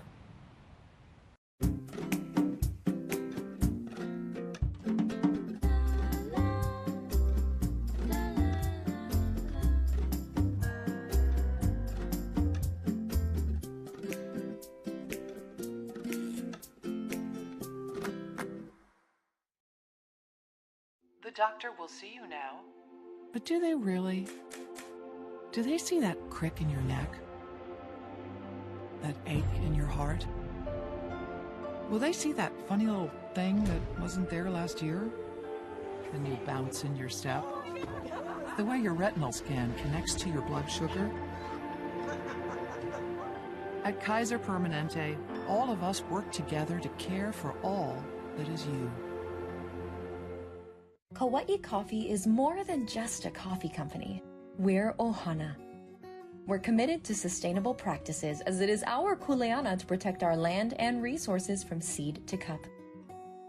Our 100% Hawaiian coffees are made with care for the Aina and our people. Every step happens on our watch and can be traced to the trees on our estate. Experience the warmth of Hawaii in every cup. Find Kauai Coffee in stores throughout Hawaii, at our visitor center, and online.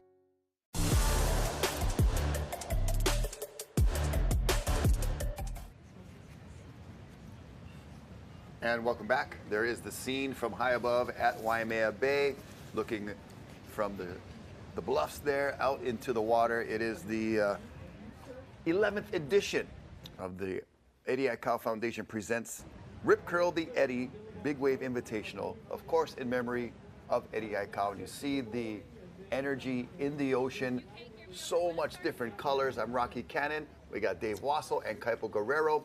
Chris Latronic is down on the beach. We've been hearing from him. The man, the brother on the beach, live at the scene. And we are in heat number 5 right now of round 1. We've seen some exciting rides. We've seen some crazy drops, some big wipeouts. We've even seen Hawaiian Water Patrol jet skis tumbling around in the shore break. Everybody seems to be okay, but Dave Wassel, we did see Mark Healy get some help from Uncle Mel Pu'u, brought back to shore earlier in the round. Yeah, we're getting some information coming in from. It's so cool. People are watching this from all over the world. I just got a text from Rob Brown in California. Yeah. He said Healy texted him and it's a blown eardrum. Which we kind of suspected looking at the fall. It looked very suspect. And so, main thing, conscious, doing good. Rella gets to have Daddy home for Christmas. Yeah. And Twiggy will probably get in. Right, because he's next up on the alternate list. We've seen Ha'a Aikau get in there. We've seen Ayala Stewart in the last heat be welcomed in. Joey Cadiz. Joey Cadiz as well. Aloha. Yep. And looks like we're getting ready for round number 2, heat number 1. That's Emily Erickson. The single fin. We talked about the equipment, Dave. Look at that glass on single fin, classic. There's another one that was a 3-fin though, but that's the one that she's choosing. So she grew up riding her dad's single fin, and looks like she's traded in. She doesn't know whether or not she's going single fin or 3-fin. Backup was Or backup, maybe. But it was Lyle Carlson for it.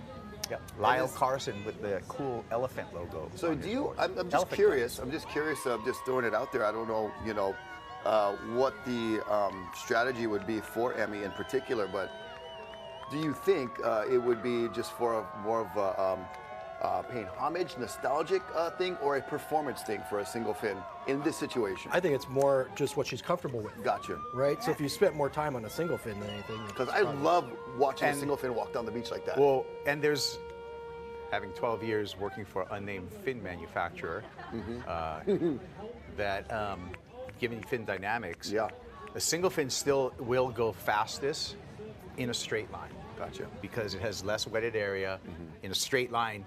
you can't beat a single fin. What you sacrifice, and Dave, you talked about it before, is hold on an angle or maneuverability. With a quad, a lot of these guys riding quad guns, and it's because no matter what, you're always going to have two fins in the water, no matter what angle you're taking down the wave. Right. You can't have cavitation in a single fin, but then you have surfers that still like, you know, big guns with a traditional tri-fin, like a Nathan Florence. So, interesting mix. Remember, your rail is your fin. Yes. Okay? It is an it's extra the fin. edge. Yeah. There you go. So you can go with a smaller fin. Yeah. Yeah. Well, sharper edge. That's another thing that's kind of counterintuitive is that bigger boards don't require bigger fins because as you pull in your tail and you have a narrower tail, that fin cluster, if you overfin that fin cluster, then you're going to make a board that's very tracky and Too not much fins perform to the well. party. Yeah, too much fins to the party.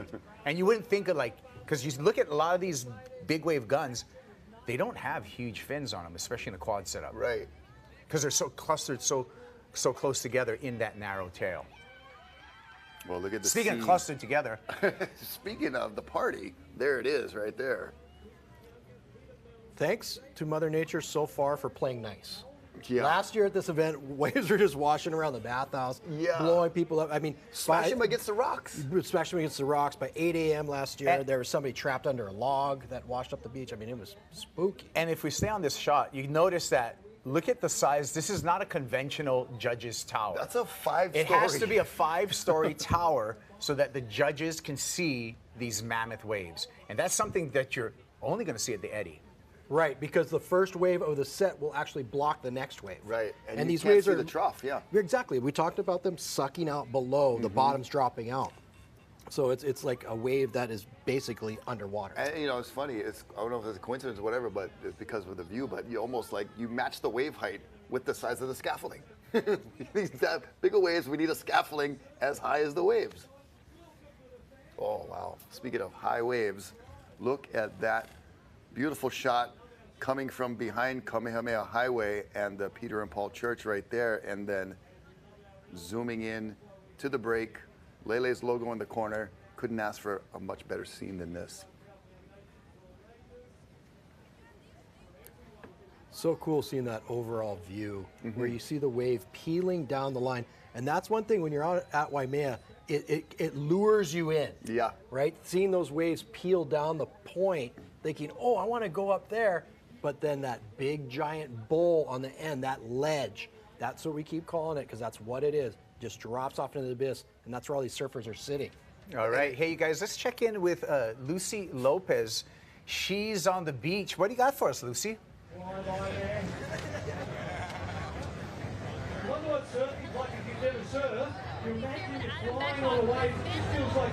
For the past 10 years.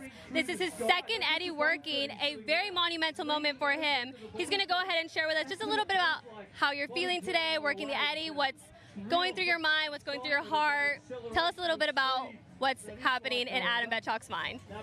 Well, we're all very fortunate that the Bay is called today. There's a lot of stoke in the air. We're managing total chaos. So it's about as exciting as the day of work gets around here. There's a lot of history to this place that we're very fortunate to share in.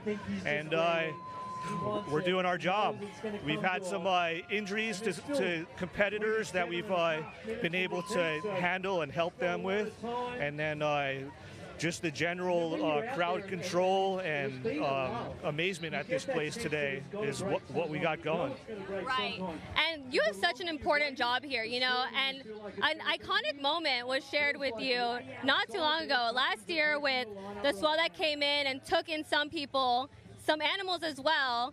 Tell us about what happened last year and what role you played in helping the spectators and their loved ones get to safety. Well, we had a few different incidents throughout the day last year. People getting rolled over by large logs in the shore break. We had a small dog get washed into the shore break that looked a lot like a baby at first. And fortunately, the team was in motion pretty quickly, and we were able to grab the puppy and keep the public fairly safe. We made it through the day with no serious incidents, so that's all we can really ask for.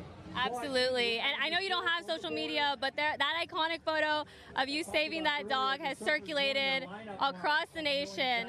Tell us just a few last minute, checklist items that we need to know to make sure that we're staying safe, as spectators who are witnessing the Addy today. Well, especially keep an eye on the horizon. You're hearing a lot of announcements about the river mouth. We're watching the horizon and we're seeing when it's going to wash across there. So we don't need people in that area, and anywhere where you're near wet sand is going to be danger today, all along the North Shore. Well, perfect. Thank you so much. This is Adam Betchak and Lucy Lopez, live from Waimea Bay for KHON, sending things back over to the swell where things are getting quite hectic. Let's go ahead and check on over there. All right. All right. So, yeah, all kinds of life-saving happening with our city and county lifeguards. Even canines, bro. Nobody's excluded. Yeah. To Adam's credit, somebody did scream, "My baby." Oh my Lord. And Yeah. so it really looked like a baby rolling through the shore break. I've never seen anybody move so fast. Oh, man. I thought I was pretty quick. Yeah. Adam went flying by and grabbed it, and it turned out to be a dog. Yeah. But your dog can be your baby. Right, fur baby. I get it. I get Fur it. baby. I get it. There's I get it. Khalil, Relator. He's a new lifeguard. Yeah. Oh, awesome. Yep. Right on. But anyhow, me and him got the same birthday, and he kind of looks like a younger me, oddly and weirdly enough. Adam Betchak, last time that Eddie ran, I was so glad to have him as part. Nice. You guys, solid. No, solid. Hey, Dave, in all seriousness, we joke around a lot, but everything you guys do, you guys do such a great job at it, and all of us on Oahu, we got to give props, give our flowers to our city and county lifeguards. That's Matt Bromley right there. That's a South African, tall, lanky South African Dave. He's a big dude. Definitely one of probably the tallest competitor here. 6'4"? Easy, right? So he's got to catch a really big set then. To look big. No, he's definitely equipped for that. Yeah, he'll be ready for it. So yeah, I did just get a text from Healy. It Okay. is his eardrum. Oh man. It is 100% his eardrum, and he quotes it as being the lamest way to get kicked out of the Yeti. Oh, hey. You know what, Mark? You're a hero, Mark. You're a hero, You man. are right an on. absolute right on. hero. Not to mention those 2 waves you went for. Yeah. Oh, my Hey, goodness. I mean, You're lucky that's all that happened. You look at 2023. I want to just comment on Mark Healy, on my perspective. It looked like it was pretty tight calling that event. 100%. Yeah, I felt it was very. I mean, that could have been Mark's win as well. That felt very, very tight in 2023. I want to go on the record on that one. Thank you. I drove down to the corner on the quad, picked up Luke after his last heat, and said, "I'm pretty sure you won, but Healy's really close." Wow. Yeah. And it was neck and neck. Speaking of that, let's take a look at our leaderboard. Of course, we're in the last heat of round number 5, but so far, number 1 on the leaderboard. There's Jamie O'Brien walking down the beach, but he's not number 1. Number 1 on the leaderboard is Nathan Florence. Wow. There we go. Number 2 on the leaderboard right now, Luke Shepardson. Number 3 on the leaderboard right now, Nick Lamb. And number 4, rounding out your top 4, the goofy foot, McNamara. Of course, Landon McNamara. Wow. Yeah, that's kind of how we're seeing it also. That's great, right? That's really cool. That makes me feel like I actually know what I'm talking about. Well, we got some Yeah. new check-in here too, so we can give you guys updates. But when we get close to the end, I think I've been instructed. We'll keep it suspenseful. To lay out. Yeah. So it can be a surprise. Right. Because it's holiday season. Yeah. And we don't wanna nobody give too likes much to. away. Yeah. You don't want to peek under the tree. Open the gift before you open. We wait for the awards Yeah. presentation. Stay out of the for closet. that. Don't mind looking for your BB guns. Not that I ever did that. Yeah, I did already. You remember tearing your small slit of the wrapping paper. Yeah. More bombs out the Oh, back. peekaboo. It's so cool that this is such a international event. There's so many different people from around the world who come here, not just for the opening ceremony, but obviously for the event itself. Yeah. But how many people are watching from around the world? I'm getting Yeah. texts from South Africa, Australia, Chris Beans, like all these people. Kalal Alexander's up in Mililani right now. All over the world. well, you expect your local brothers to chime in. Yeah. For sure. Yep. Right? But to have people reaching out, Block Island? Yeah. I mean, we got Vegas, friends in Arizona. We've got all kinds of really cool platforms. Rogue TV, K-High, obviously here in Hawaii, and I know Rip Curl's got their YouTube channel going too. Right. So multiple ways to enjoy, and mahalo for tuning in. It's only still not even the halfway point. We got the next round getting down to the water right now. We saw J.O.B., we saw Emily Erickson getting ready. So heat number 1 of round 2 is on deck. You see Jake Mackey spinning.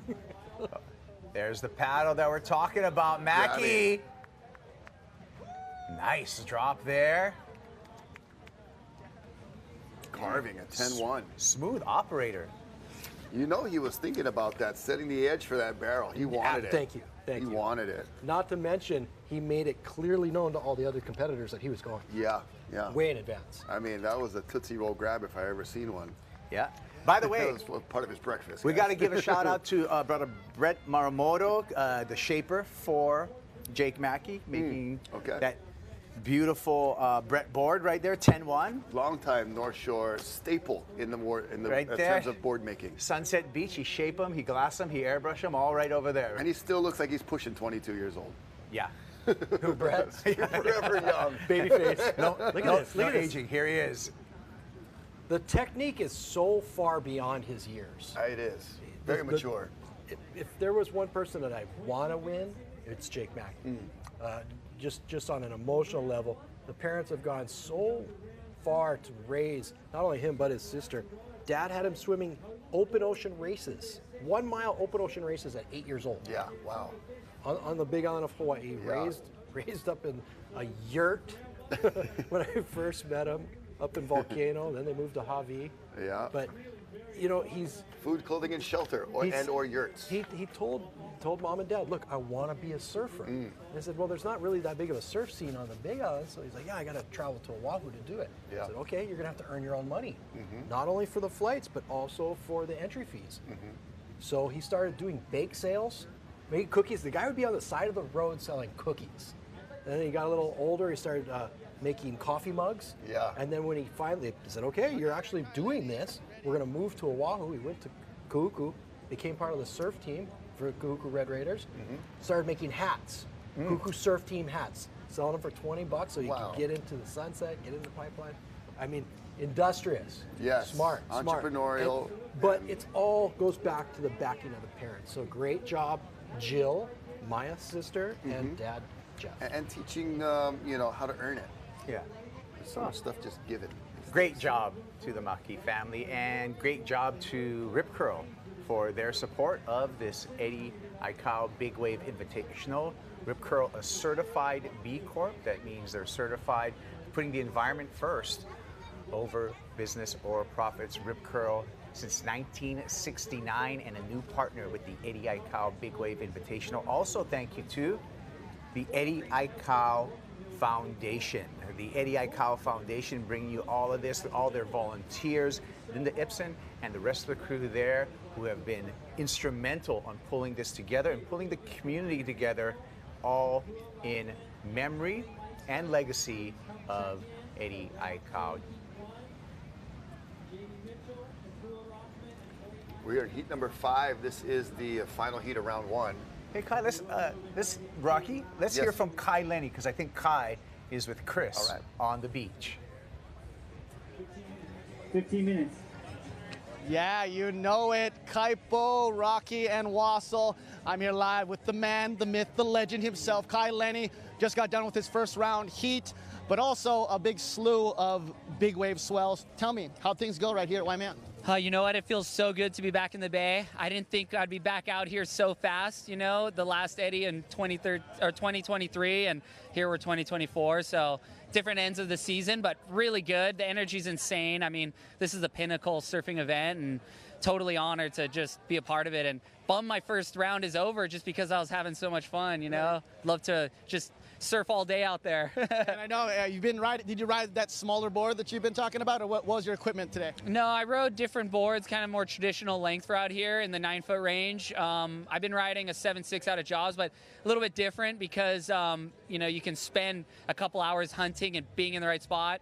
Whereas, you know, in this competition, you have 45 minutes. So you better be catching a wave. Otherwise, nothing else matters. That's right. That makes total sense. And as for training, there's nothing like training for big waves and going big waves. Tell me about the waves you've been getting in Maui.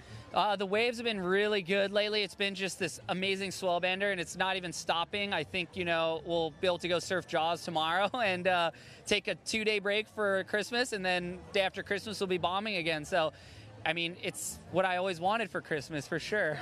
Merry Christmas, Kailani. Tell me a little bit about just how Waimea delivered today, and a little bit more about the competition, a little bit of battling going on in your heat. Yeah, I think, you know, it's everyone was a little worried it wasn't going to come up, but once we saw the outer buoys, swell's coming, and it's so far been a great eddy. I've seen some incredibly big rides. Hard to tell, you know, how big your wave is when you're on it, but felt like I got some good sleigh rides for sure, and looking to do a little better. And of course it's competitive because everyone wants to win this thing, and at the end of the day, the wave sort of chooses you, and if you're in the right place at the right time, it'll offer you the winning wave. So hoping that comes to me in round 2. Now, speaking of round 2, any strategy changes as you go into round 2 and surf for the second and last time of the event? Yeah, I'm not too sure. You know, I felt like I'm just hoping a couple giant closeouts come in. I mean, that's what we want. Bigger the better. And if I can find myself right under that ledge and, you know, ride it out and hopefully go into the shore break, that'd be an ideal way to end my Eddie Aikau this year. Yes, and just what's the strategy with that? I know Waimea, it's mostly gunning it down, going straight. When you're trying to knife it and pull into the barrel here at Waimea, how do you actually do that? You know, there's waves you could totally get barreled on out there. The onshore came on a little bit out the back, so it's just really iffy to really pick the right one. And if it comes to you, you'll know it. But none of them kind of lined up to Nathan or I out there. We were both kind of hunting for that, and there's just a ton of luck involved, and that's the best part about surfing and big wave surfing as well. So, you know, it's you against Mother Nature at the end of the day. All right, Lenny, good luck in round 2. Always good to see you. And with that, another set's coming. From Kai, Chrisotronic, sending things back to you. Here's more action. The next one's huge. That strikes was a yard sale. Oh, man. I know 3 surfers, 3 strikes, 3 wipeouts. Oh. Jake Mackey, the deepest. And now, Dave, you're going to take this one on the head. Oh, my gosh. Well, who's behind there? Wow. 5 surfers right now just all scrambling, getting tons of water poured upon them. Somebody just had one of the longest hold downs of their life. I kept my eye on Jake Mackey. He popped up really fast, relatively fast. Wave 3. Oh. Another. Oh, hopefully he's able to make it out the back. That was a hard place to be. You could get sucked back over the falls right there. It looked like on that previous shot, there are still more waves stacking. Yeah, that wave 3 looked like it might have been Aaron Gold. Like a 10-wave set is approaching. And look at this. I mean, this could outpace all the surfers in the heat. They could be out there still with waves, and they've all caught one, and there's still waves coming in unridden. This looks spooky, guys. That is way out there. That's a like row reef. full of haunted houses. Look at the boil boiling up, water patrol coming in. Boils everywhere. Oh my gosh. And a little bit too much water, looks like. Oh man, that first wave, 3 surfers all getting upended, and Jake Mackey was in the deepest position, again going for that grab rail, determined, as we see the turbulence on the inside.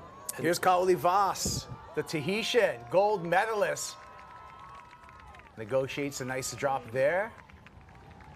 That's what you came here to see. Absolutely giant Waimea. Yeah. That was some massive, massive swell. Oh, and there was a connection. I thought he was going to do a rebound off the whitewater, but geez, it was not a small whitewater coming at him either. It was connecting over towards the jump rock. So it is really kind of not only coming into the bay, but really pushing across the bay.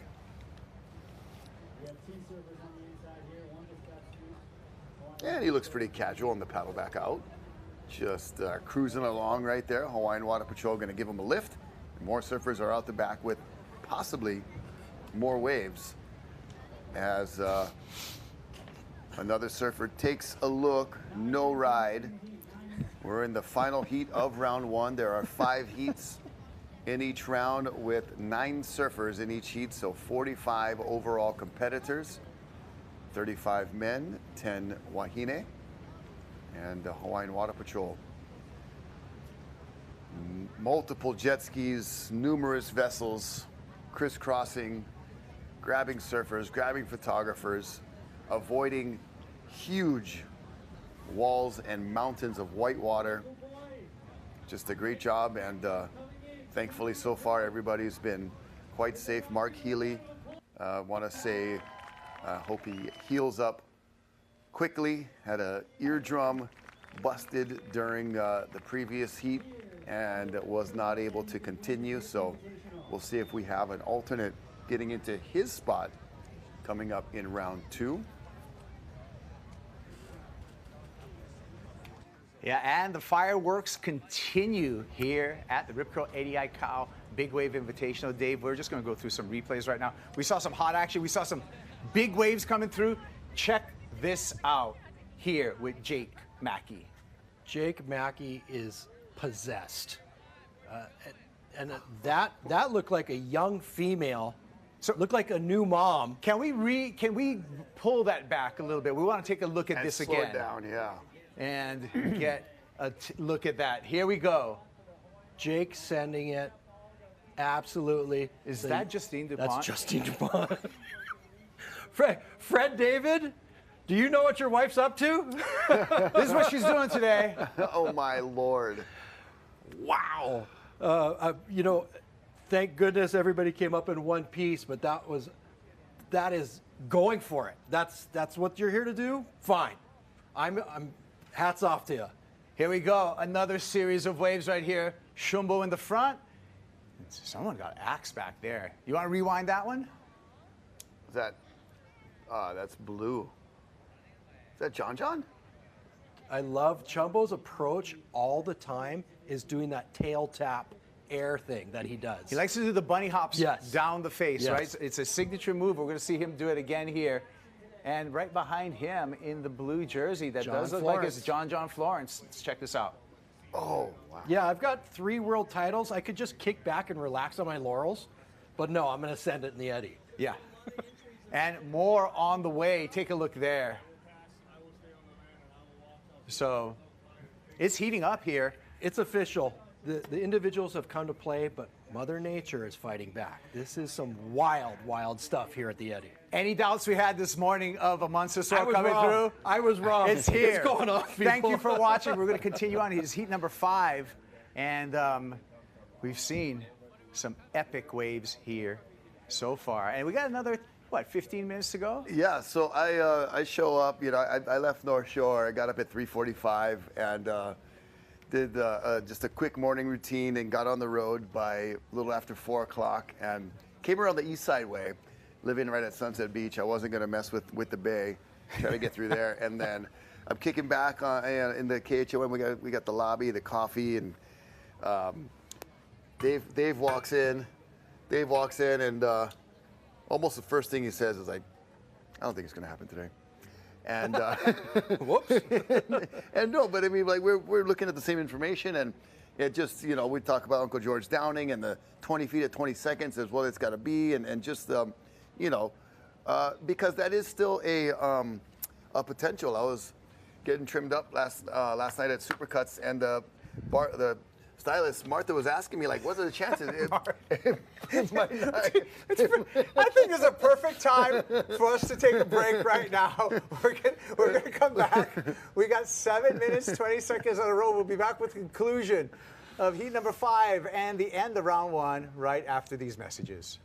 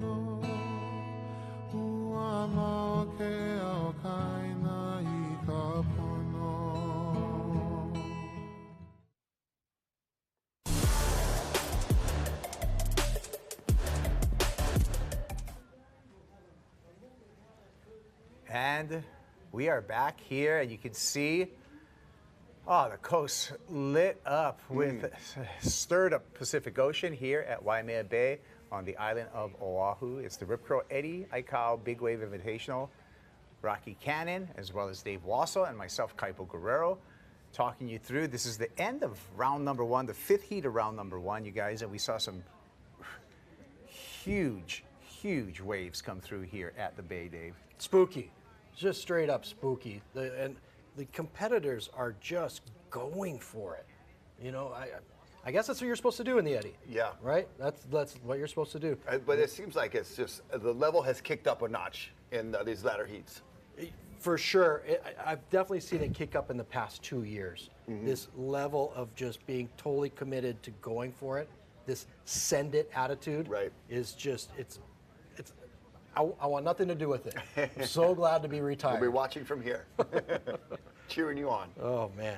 Awesome. Awesome job, everybody. Yeah. It is great to watch. To the men and women. For the men and the women. We're also celebrating women in big wave surfing. We have 2 women in every one of these 5 heats, 10 total invitees for the women in this running of the Eddie Aikau Big Wave Invitational. And I think that's a trend that's going to continue for us as we see Kaoli Voss, the Tahitian surfer, his first Eddie. Yeah. And how did he get into the Eddie? Well, you win a gold medal, Rocky, and you get a few invitations all of a sudden. I mean, it will just kind of line the, grease the skids for you, if you will. But he earned it, for sure. With the At gold his medal. home break of Chopo, in Tahiti, he took home the gold for French Polynesia. I asked him, how long was the party? He said 3 months. Yeah, they're still going. So they flew him over to Paris, right? He did his tour in Paris. Then he came back to Tahiti. Then they flew him back to France again. And then he was jet setting for a while, yeah. So he got to break training for a little bit, but I'm sure he prepared for this event right back on it. Yeah, must be nice. That's got to look so good on your resume. Oh, Gold yeah. medalist. Yeah. Yeah, basically the best in the world. Oh, okay. Like, nobody can refute that. Opens up a lot of doors. Here he is on the replay, Rock. Yeah, dropping in nicely, looking really comfortable. You know, there's not really too many waves like this particular wave at Waimea Bay in Tahiti, so he's got, you know, a little adjustments to make coming from, you know, big reef left-handers that break over real shallow water. This is deep water, just lots of volume of water, and looking good out there, Kaoli. And a little celebration backflip out there as we watch Kaoli on the paddle back out. And here we are in the studio. Kuiper Girl, Rocky Cannon, Dave Wassel, and also what I brought. Here, give me some pounds. Oh, Merry Christmas. The merch. So this is the Eddie poster tee right here, Eddie Y Art, and it's got Clyde celebrating along with Eddie. So this is the official for this year. So Eddie Y did this t-shirt. It's a beautiful one. Check out the poster artwork. Just in time for Christmas. Awesome. Here, you got that. Put this in my backpack, thank you. And then, if that wasn't enough, I have the hoodie, because it's cold, it's winter time. So the official hoodie right here. And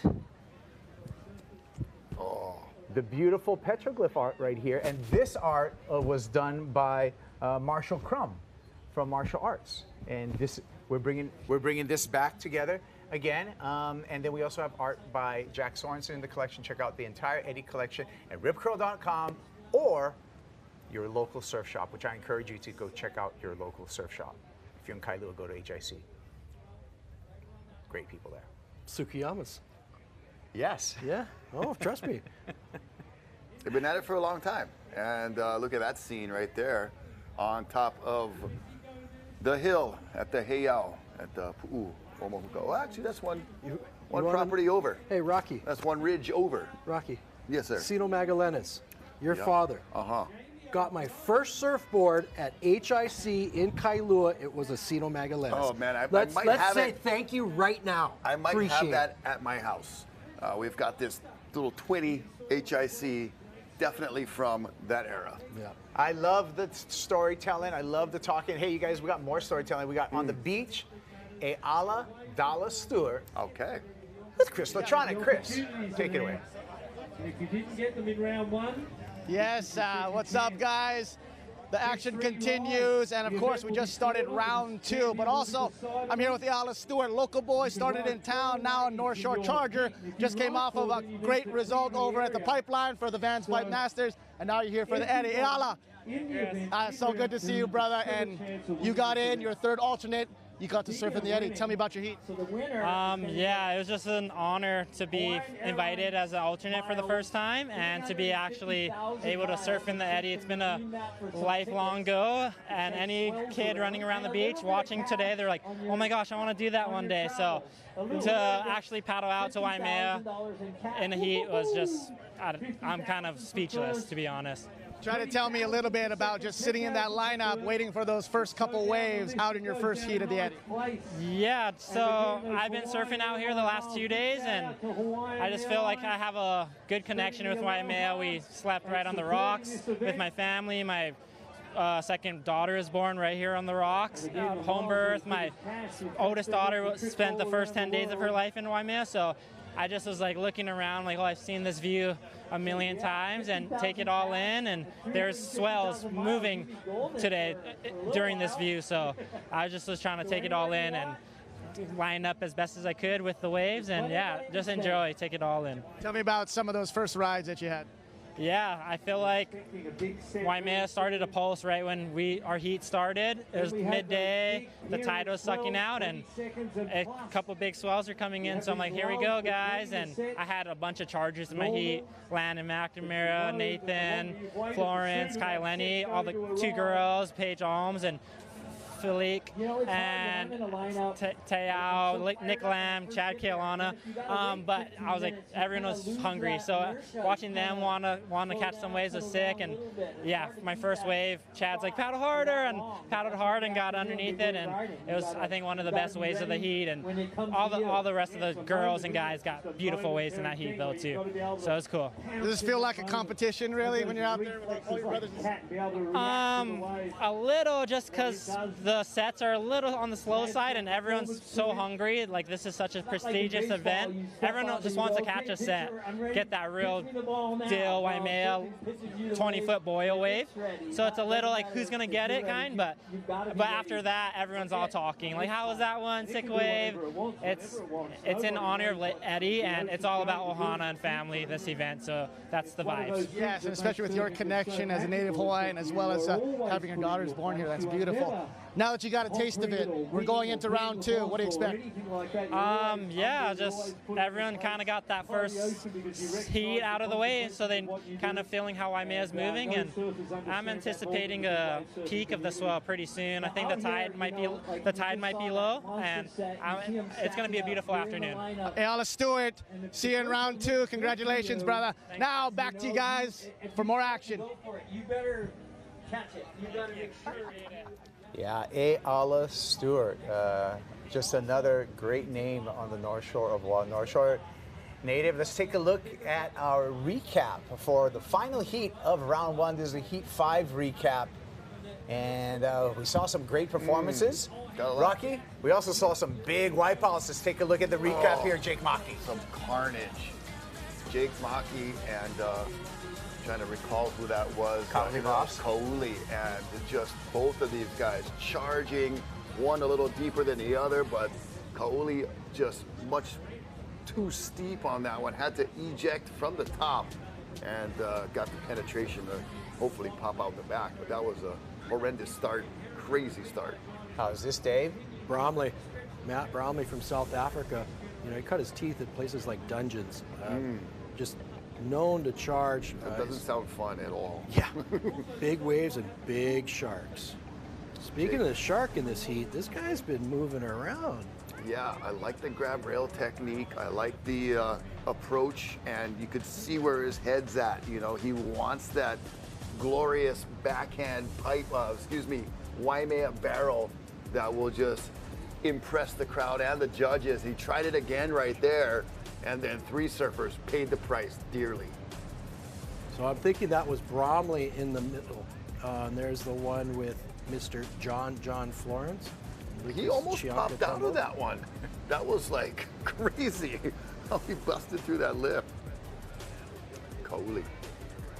Our gold medalist from the 2024 Olympics. All right, well, that was the end of round 1. We're going to take a break, and we will return with the start of round 2 at the Rip Curl Eddie Aikau Big Wave Invitational.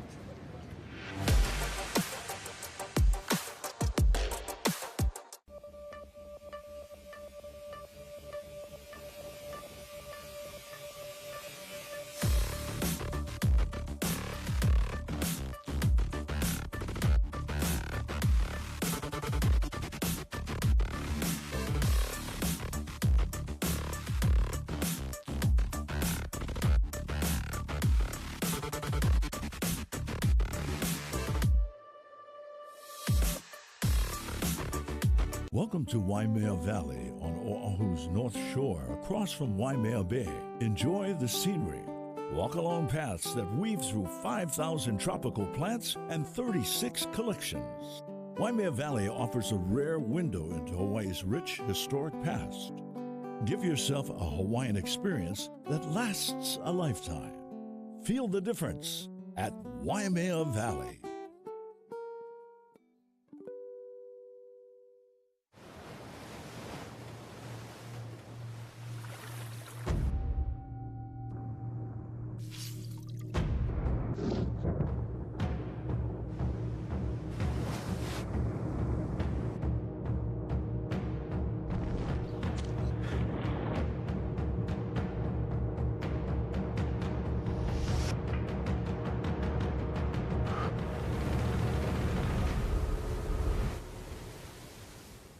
Wherever life leads you, whether you're starting out or just starting over, growing a family or growing a business, we'll be there for your good health and well-being. With HMSA, you have the freedom to choose from the best doctors and hospitals in your neighborhood, online, or around the world. For all of life's moments, every day, big or small, we believe being there with you is what matters most. Keeping you healthy no matter where you are in life, HMSA is here with you. For the good times, for the tough times, for lifetimes.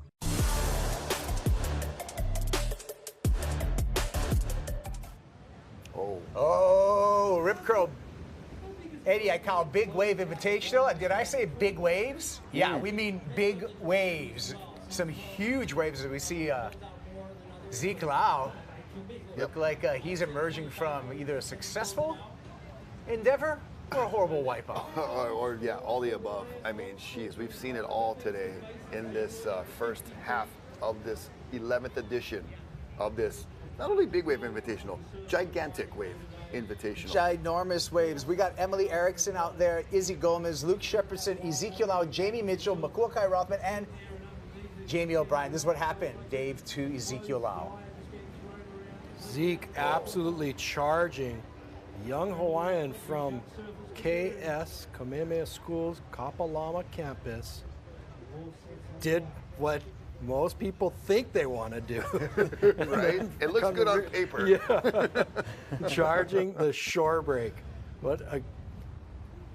That's it. That's it. This is going to be one of the top rides of the day. Had the giant drop, the big explosion, yep. The wow factor. What'd you call it? The abracadabra? Yeah, the magic all trick. the way into the shoreline.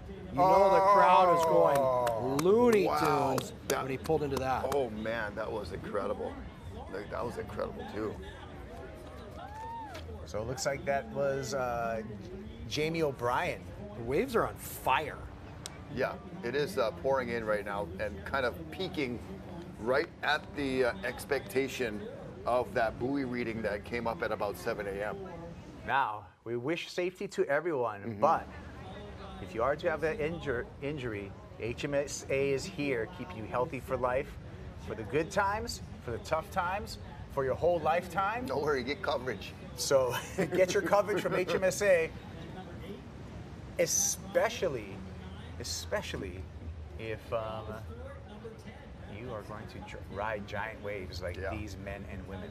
Yeah, you want to have good health insurance, and HMSA is right there for all of that for you. Look at there's like other different boils that we don't see a lot of the time popping up everywhere. Great point, great point. And there's so much water moving. When we saw that set in that last heat with 5, 6, 7 waves in it, Kaoli Vass actually got blown into the middle of the bay. Yeah. So he was out of position for when the next couple of waves came in. Right. Yep. And it looked like it was peeling from deep, and then you know, I was kind of curious too, like, why is he so far over? And it was all of that energy moving that direction. The volume of water, right?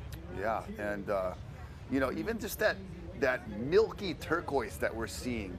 You know, usually the bay is a beautiful, you know, navy blue with the depth there, but everything just getting churned up has turned it a different color. The day that the bay calls it, all right, because everybody knows Waimea chooses not only the day, but it also chooses the winner. Right. We've heard a lot of the competitors talk about everybody out there is really, really talented. Yes. But the right wave has to come to the right person.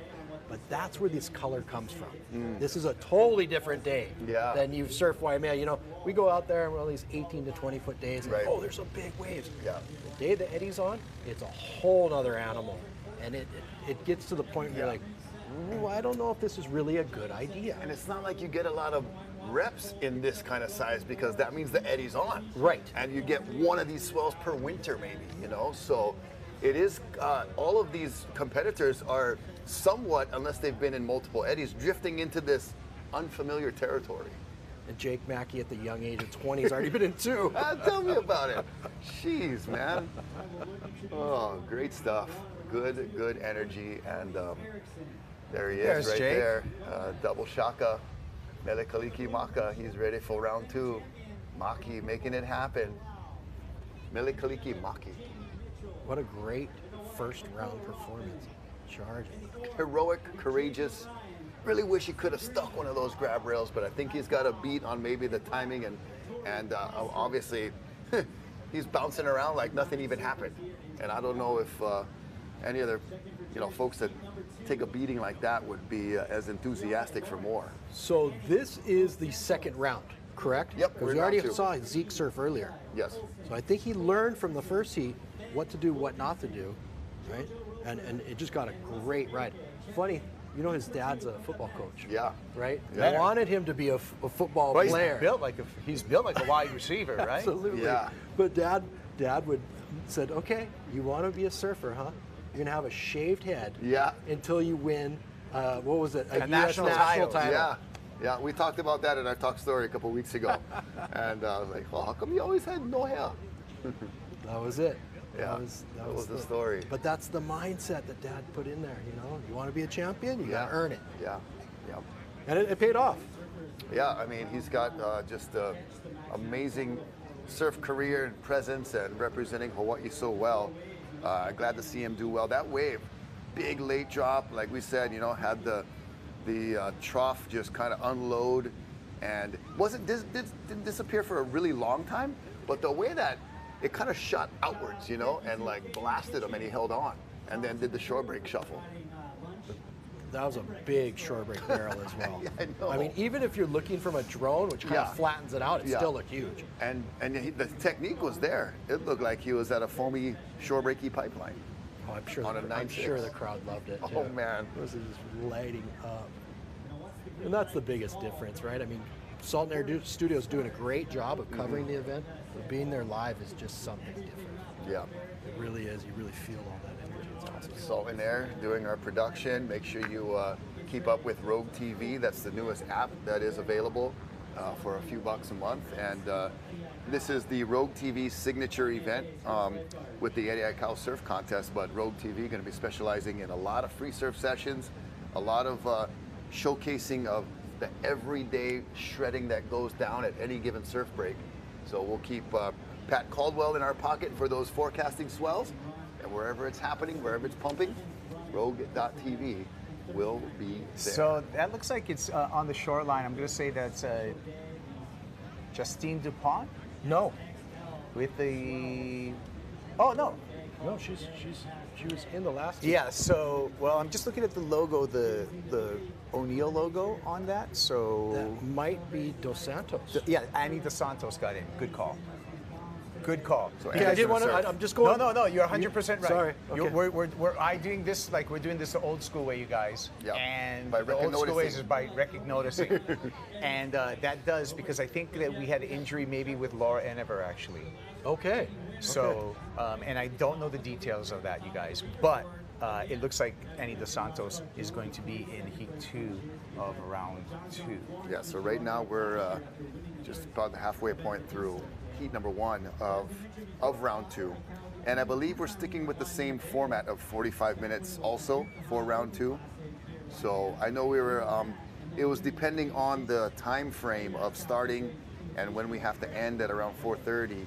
That if we were able to start right at 8, we could have did like 1 hour heats and then 45 haze or vice versa. But I think both rounds are each going to be 45 minutes. So roughly each competitor has 90 minutes to get their best 3 waves out of a 4-wave maximum for each competitor. So that keeps kind of the playing field open and avoids that, kind of overcatching waves. Speaking of competitors, we have a competitor out in the water right now, Makua Kai Rothman, a second-generation Waimea Bay Charger. We caught up with Makua. Wait, let's get caught up on this incoming set first because I see movement and paddle for the horizon. And you see a group of surfers that skilled, that much experience paddling that hard at this place, you know there is a monster wave approaching. And look at that one, just the drone shot, beautiful angle, lovely to see that amazingly huge wave just sneak through, but everybody had to paddle out to it. And rarely do you want to be paddling out to it and then have to swing it and turn. You want to come in with some of that momentum, I feel like.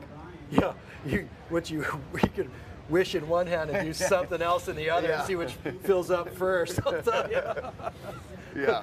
What's your ideal and what's reality? Hey, you guys, let me give you guys some updates on those rides that we saw as we're waiting for the set to come through. Remember Ezekiel Lau taking that all the way to the shore? Mm-hmm.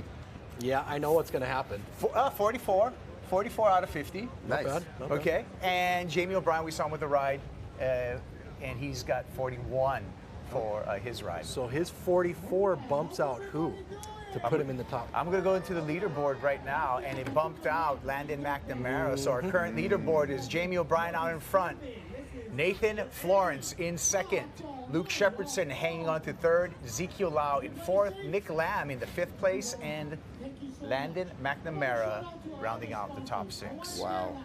So Jamie bumped up to number 1. And Zeke Lau now cracking into the top 4. Look at that. Just so much energy. That Correct. White foam and soup is just so crazy. As the day rolls on and gets bigger and more consistent, there's going to be a lot of shuffling. Mm-hmm. You kind of, I feel you want to be in Heat 4 in round 2 for the best opportunity. Heat Perhaps. 3, I'm kind of guessing when this is going to peak Perhaps, right or now. you just don't want to fall. Or you don't fall. Dave always has the practical, simple answers. Yep. Less is more. Well, Luke was in the first heat. Luke was in the first heat and got an absolutely incredible wave. Right. Right? One of the top scores. Mm-hmm. Yeah, so he's still, he backs that up right now with 2 of those. Yeah, Luke's in a good position. Here we go, St. County Lifeguards. All hands on deck today, Dave. I like the throwback Except right for you there. and Luke. Everyone else is all hands on And deck. Joey. And Joey. Luckily, well, there was a lot of confusion last year. They said, we'll just give you a couple hours, and you can do your thing. Yeah. And they said, no, we're not going to go into that again. You guys are getting all day off, okay? And that came straight from the chief. So, and thanks to the mayor for giving us a job. Yeah. Appreciate Uncle it. Rick. Uncle Rick. Happy holidays, brother. So Rick Belangiardi, thank you. Yeah. First of all, for helping you guys program, right? Absolutely. Bringing us into our own department. You know what? Speaking of heroes, Landon McNamara's been on fire today, and Landon happens to be with Chris Latronic on the beach. Let's hear it. Let's hear from Landon.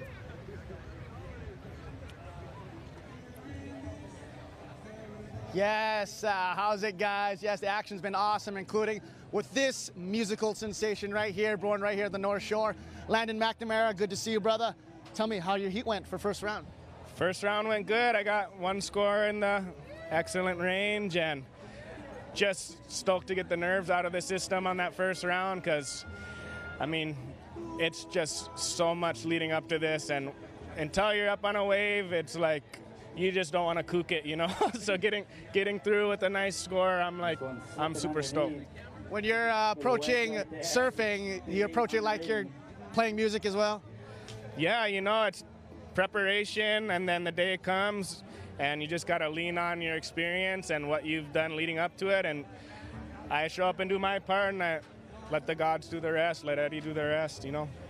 Tell me a little bit about this one compared to the last Eddy that you actually surfed in. The last Eddy that I actually surfed in, that was the first time I ever surfed in it, and I just feel like I'm coming at this one with a little more knowledge on what to do out there. That first year, I felt like I had something to prove, you know? Now I'm more confident in just knowing what I got to do. What are you using equipment-wise for today's event? I got a 10-4 Padillac, Paisel Padillac, yeah, quad, 10-4 over and out the back. Oh yeah, now that you got a taste of it with the first round, got a couple good scores, how are you gonna attack this next round?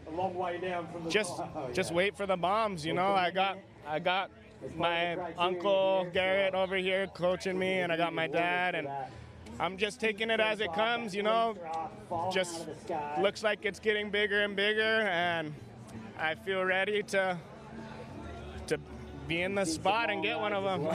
Okay, Landon McNamara, any words to your family and friends out there watching the live stream? Love all you guys. Thank you for all the support, and hey, hola Eddie Aikau, let's go. Perfect way to end like that. Landon McNamara going on to round 2. Good luck, my friend. Thank you, go get him. Landon McNamara, Christotronic, back to you guys. Right on. Wow, looks like we got a big set coming through right now, Rocky. I know you pointed to the screen. You saw outside log cabins. You acknowledged that coming through. Yeah, we'll see how it transpires to bring in energy right here to Waimea Bay. Well, I'm asking a lifeguard. How long does it take from out there to hit where this takeoff is, Dave? I'm just scared. I know what that means. Yeah. I know what that means. That's spooky. Man. That's 50 to 70 feet deep out there, and it's barreling top to bottom. Yeah. So that's a huge wave. Yeah, it's spooky, man. About 45 seconds usually. These waves in that 20-second interval move so much faster, right? And that's why a lot of these surfers are just getting caught off guard, you know.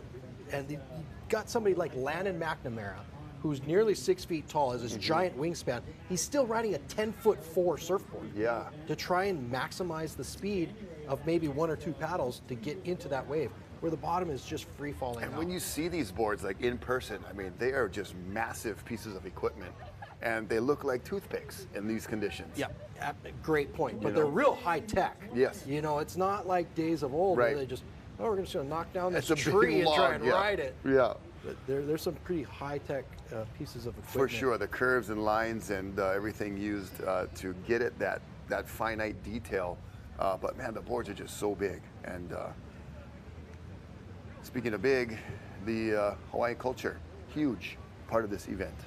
And with our opening ceremony, had some halau performing hula, some protocol, some oli, all part of welcoming in the event and all the athletes. Yeah, we talked about a couple of waves ridden right there earlier in this heat. 2 significant waves have been ridden so far. Ezekiel Lau with a 44 out of 50 that he took that one all the way to the shore break, and Jamie O'Brien with that 41.8. Currently, it is Jamie O'Brien on top of the leaderboard at this moment, but we have a lot more surfing to be done here in the second round of competition. And here they go. Was that 45 seconds? J.O.B. Pretty close. Pretty close, Mr. Wassel. Yeah. And how is Jamie O'Brien right there? Jamie O'Brien, do it, Jamie. Just do it. Huh? Oh, yeah. To get the connection. Come on. Lights, camera, Well, we know connection. he's good at river surfing. Maybe he can ride all the way up through the river. That will be something. Over the berm. There's some. Over the berm. There's some. He's Bunny gonna hopping. go for it. Oh, so he was gonna do an air. You know, getting back to the Hawaiian aspect, we also had Bretta Laiana took us through the Pule. Oh, yeah, right? yeah. And blessed all these surfers because it really comes down to just making sure that everything goes smoothly. And when that guy's behind it, everything always goes smoothly. Yeah. And also, you know, thanks to Eddie Aikau Foundation, remember, they put together a children's book honoring Eddie Aikau, and that children's book is a great learning tool because that children's book about Eddie Aikau from the foundation is written in both English and Olelo Hawaii. So you get the two versions of the book. You're a good parent. Boom, your kid going to be speaking Hawaiian before you know it. Looks like two surfers on that wave and one surfer still riding. And kicking That's out. Black. Black. That's Is that Russell? Come on, guys, for the big island. Oh, we're in Heat 2. Yeah. No? I'm still in Heat 1. Tell me it's not Tori Meister? No. We're still in. We got to be able to scroll down. That's Tori Meister. It's Tori Meister, Dave. Oh, that's what I said. Okay, whatever. I don't know anything. I'm just gonna sit over here. You guys talk amongst yourselves. We did shuffle the heats a little bit. Yeah. So Tori Meister jumping in heat number 1. So yeah, round 2. I thought it was just going to be a mirror image of round 1. So is it we Tori? did mix up. It is Tori. Okay, So that was Tori. So I got a little bit of advantage. I'm a lifeguard, so I sit at the beach and I watch these guys surf all day for the past 20 years. So I'll tell you, Right. everyone, I'll tell you everyone in this heat, Dave. We have Ezekiel Lau, Jamie O'Brien, Emily Erickson, Izzy Gomez. We'll be on the lookout for her. Luke Shepardson, our defending champ. Jamie Mitchell, he paddles very fast. He's out there somewhere. Makua Kai Rothman, Ha'a Aikau, and Tori Meister, we just saw catch a ride. Annie Dos Santos is in the next heat. And Annie Dos Santos she is in made the heat next number heat. 2. As soon as we get that information. Gotcha. And then more information. Well, we just started paddling. That's more information if you are around Waimea Valley, and we'll go through this replay first of Jamie O'Brien. Lancing that boil like Dr. Pimple Popper. That was nuts. Like, I can't, just looking down at that has got to just be like, okay, what's the board going to do? Yeah. But thank goodness it's a Chikoro. Good job on that, Wade. Mahalo, brother. Yeah, Jamie negotiating those jet ski wakes with no problem and was on his way. We saw the idea in his brain and then just decided that wasn't the one to wow the crowd. But look at that late drop behind. That was Tori Meister just getting really steep, deep, and underneath. Looked like Luke Shepardson. With the green board. So Luke had the wave of the morning, but just briefly because that was heat number 1 of round 1, and then everybody started kind of getting in the groove and finding the rhythm, and we saw many rides over 40 points out of a possible 50. This is interesting. We heard from Landon McNamara talk about how last year he had something to prove, right? He went out and he did a groundbreaking performance. Amazing. But now you've got somebody like Jamie O'Brien, who's probably like his 5th Eddie. Yeah. Right? And he's just coming into his own.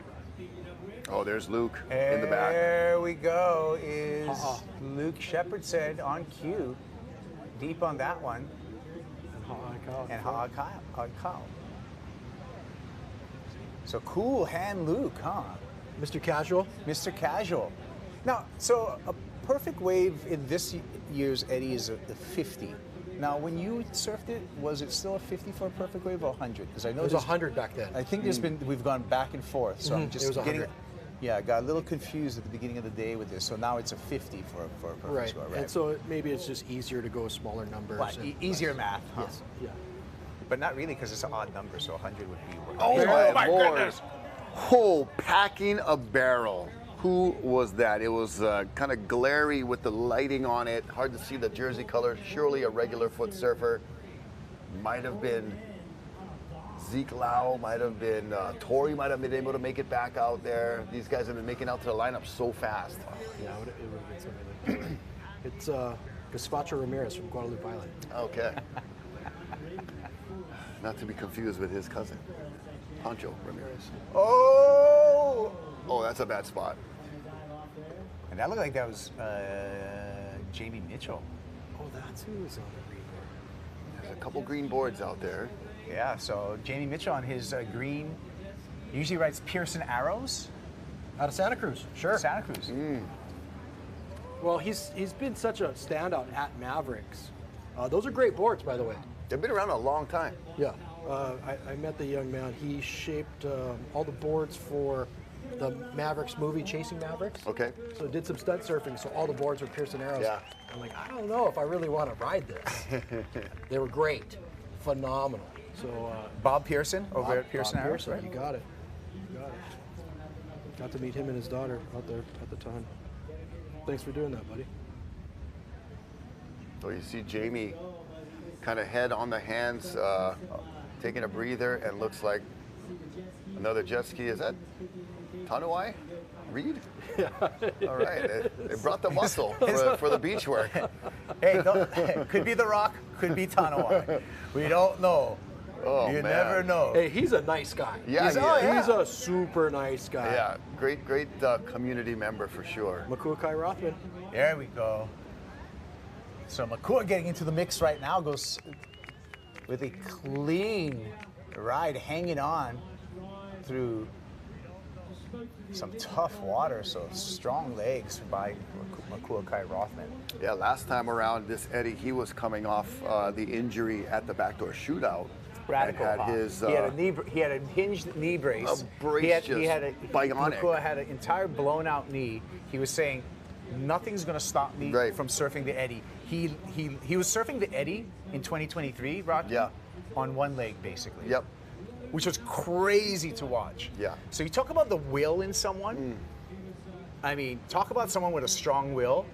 That's Makuakai Rothman. And what this event means to guys like that, and to everybody who's invited, to really put their body to the limit. And his dad, Eddie, really one of the founders of this event, one of the guys who initially wanted to run this event, initially ran at Sunset, right? Was the first ADI was it Haliva? Denton Miyamura. Well, Denton's from Haliva, Yeah. but I think it was at Sunset. Sunset. Oh, it was at Sunset. But he's from Corrected. Haliva. Right.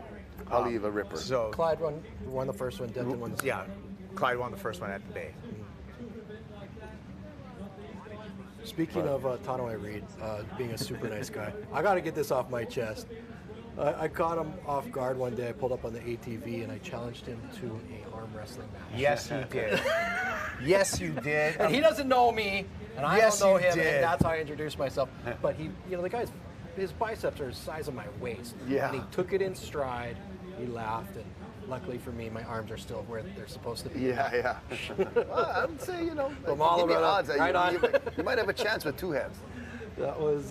You never know. Luke Also could have had Shepherd's- some good technique Luke there. Shepherdson, Yeah. and that was the other green board, right? Yeah. And the other Jamie. Jamie Mitchell. And then is And this then McCool? No, that's Tory Meister backdooring a barrel. Just which backdooring. everybody wanted to see. And that's Melpu. Oh! Taking the That's so whitewater turbulent. head on right there. Yeah, and look, I love the switcheroo right there. That is just like expert. I got your back, Is you that got his my son, back. Shaka, in there? Hey, want to give a shout out to brother Jerry Kaufman. He's watching, and Jerry's pizza. Yay! Wailua. Right Yes. on. Jerry, Yeah, hello, Jerry. Jerry. We love you, Jerry. We do love you, Jerry. And spent many years in the judges' tower, of course. Right, and prior to that, fed everybody in the North Shore at Yeah. Diamico's Pizza. Oh my He gosh. was a cook at Diamico's. Going way back. Way- Yeah, that's way too far back. No, we like it. That's where Let's- Ted's let's- Bakery is now. Yeah. Okay. Yep. Back at Diamico's days, that's when the home on the North Shore was affordable. Yeah, and so is pizza. And so, hey, we got The soup and salad was $5. Hey, thank you to who? Right here, Rocky. Who we're gonna thank? Rip Curl Mahalo, bro. The Eddie. Big That's Wave right. Invitational in memory of Eddie Aikau.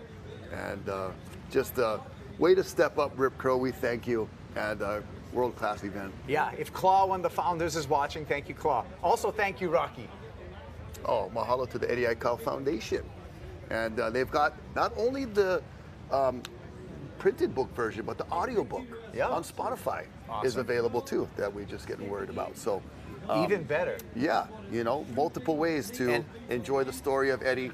HMSA, always there for your good times, your tough times, and for your lifetime. Now, no worry, HMSA's got you. Yeah. Thank you to all of our supporters, and thank you to you, the surf fans watching us from across the world, bringing you this live here at the beautiful North Shore of Oahu. But with the beauty, Dave, sometimes the beast is hidden, and the beast is hidden in the way of these giant lines coming through right now. The energy is just alive in the ocean today.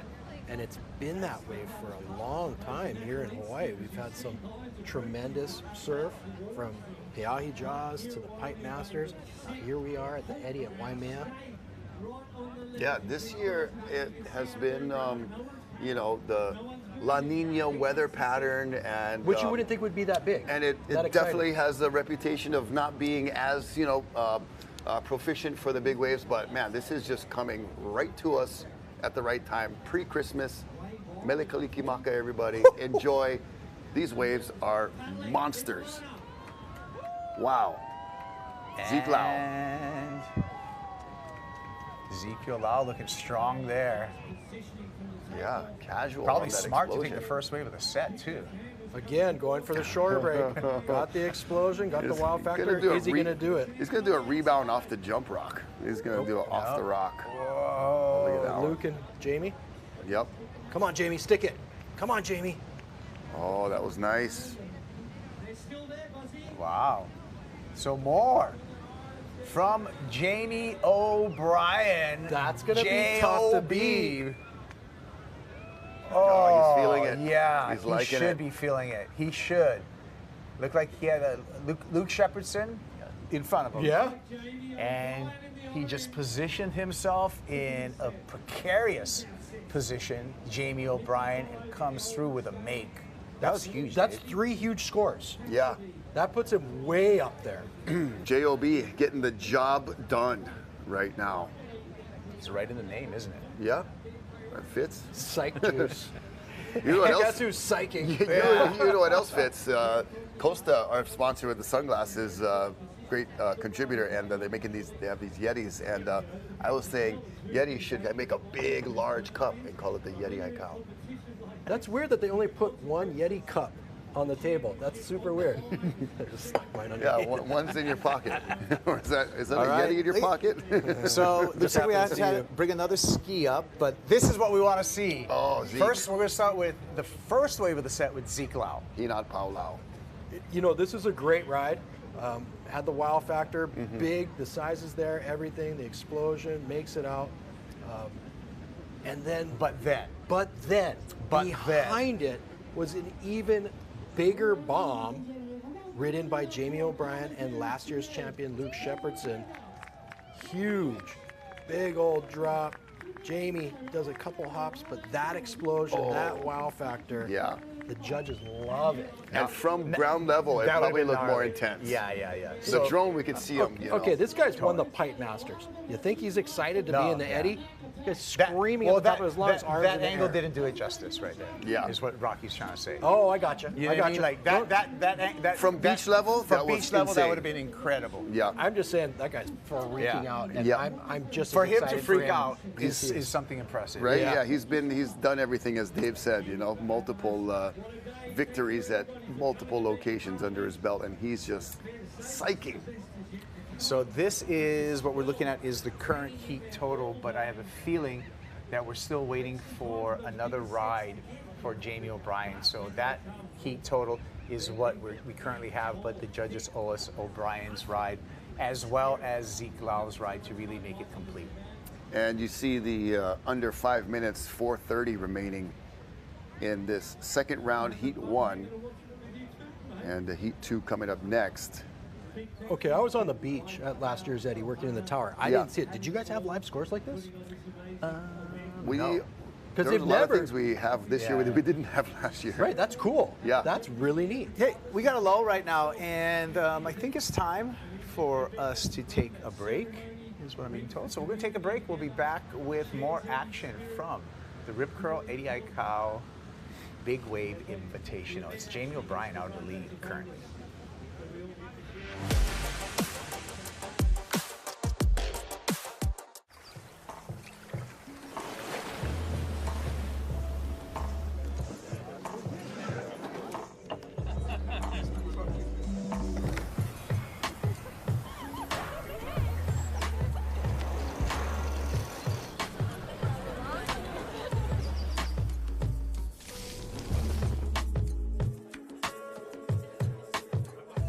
Kaimana Beach Hotel, an oceanfront escape for your barefoot lifestyle.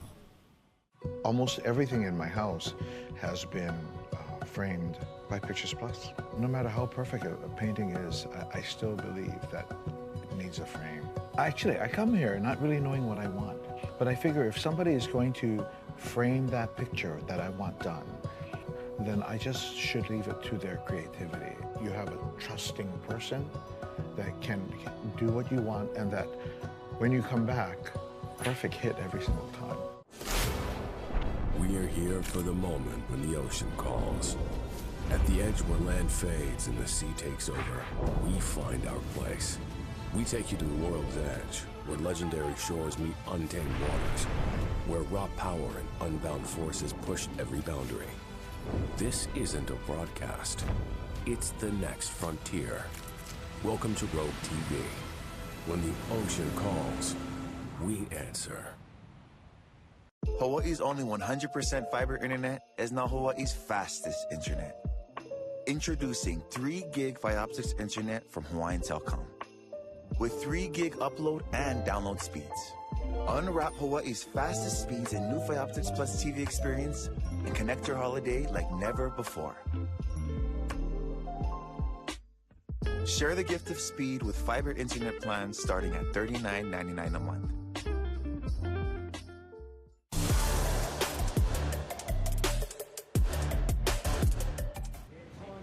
Welcome back to the Rip Curl 80i Cow Big Wave Invitational. We're in the final minute and a half, final 90 seconds of the opening heat in round number 2 of competition as we zoom by this beautiful beach at Waimea Bay. But don't let the beauty trick you, because it is danger and daredevil actions out in the ocean. Flying by our judges tower and all of the people who've made their way to Waimea to see this in person. Thank you for joining us on the broadcast. Myself, Rocky Cannon, and Dave Ossel. I'm Kaipo Guerrero. Got the big screen on the beach and a lot of surf fans who've come out to this beautiful Sunday here on Oahu. Can you believe this is what for everyone else out there? I know, hey, I'm jealous of about a white Christmas, but this is how we spend our holidays here in the land of plenty, Oahu. 78-degree water, 78-degree land. And no, and there's zero, I mean, this is double extra large, only experts only, but literally, when we look at our surf forecast for the islands, there is no end in sight in waves. If you are a surfer, you are in luck. All around the island, everybody is scoring today, not just here at Waimea at the Eddy. Thanks, Rip Curl, for sponsoring it. You know, it probably wouldn't have run without you. Definitely wouldn't have had a webcast, broadcast for sure. So bringing it to the world, awesome.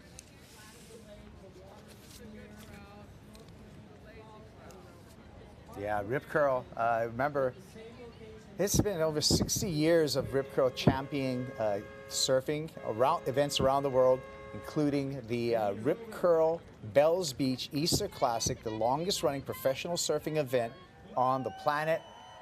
We're going to be back there in Torquay in the chilly waters in April, but right now we're focused on the warm waters of Waimea Bay and talk about the investment in surfing that Rip Curl's made. It's been incredible as we hone in on, this is going to be a ride-in for our opening heat in round number 2. Jamie and looked like Zeke.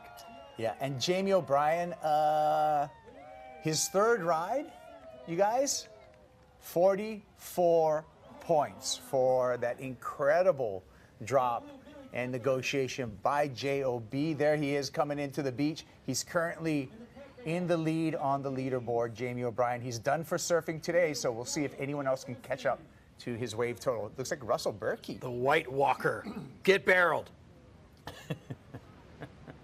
I love Russell, man. He is just cool as. And, you know, he's not a, stature-wise, he's not a huge man, but whatever he's packing downstairs, he goes for it. He's a lot of heart. A lot of heart, man. The waves that he chooses to ride are horrifying around the world. Go check out some of his edits. Yeah. He actually put one out that was phenomenal with a bunch of classic orchestra music to it. Yeah. It is the most horrifying surf and the most beautiful music put together. You gotta watch it on a big screen though. It's that good. The cinematic value is through the roof. Speaking of cinematic value, Rocky, this is our recap right here of the opening heat for round number 2. Ezekiel Lau controlling that avalanche. Yeah, that was really just outwardly exploding whitewater that he was somehow able to withstand. And Hinat Paolau was trying to go all the way into the shore break for some action. Ezekiel.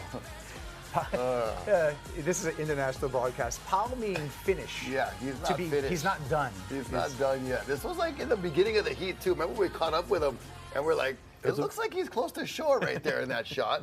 And he surely was, because he was doing these kinds of things, grabbing the rail, backside, in the barrel, in the shore break, and then JOB. Your old neighbor right here, Dave, JOB. Jamie O'Brien, James Duncan O'Brien, lives at Pipeline in the original pipe house. Yeah. So where the 3-story Volcom house is was an empty ironwood lot. Lopez actually lived where Jamie lives now. And that was amazing. To lance that boil was just sheer commitment and bravery. And the board just cut through it like it was butter. Like butter. You are a word assassin. Lance that boil right there with the big boil out there at Waimea. I didn't miss that, Dave Wassel. And looks like another wave in here. This is Tori Meister. Yeah, FBI from Big Island, Tori Meister. Luke Shepardson staying busy. And one of our goofy foot surfers. Yeah, Ha'a. That's about a Ha'a right there. So Ha'a sharing a wave with our defending champion, Luke Shepardson. Gives him a little love right there.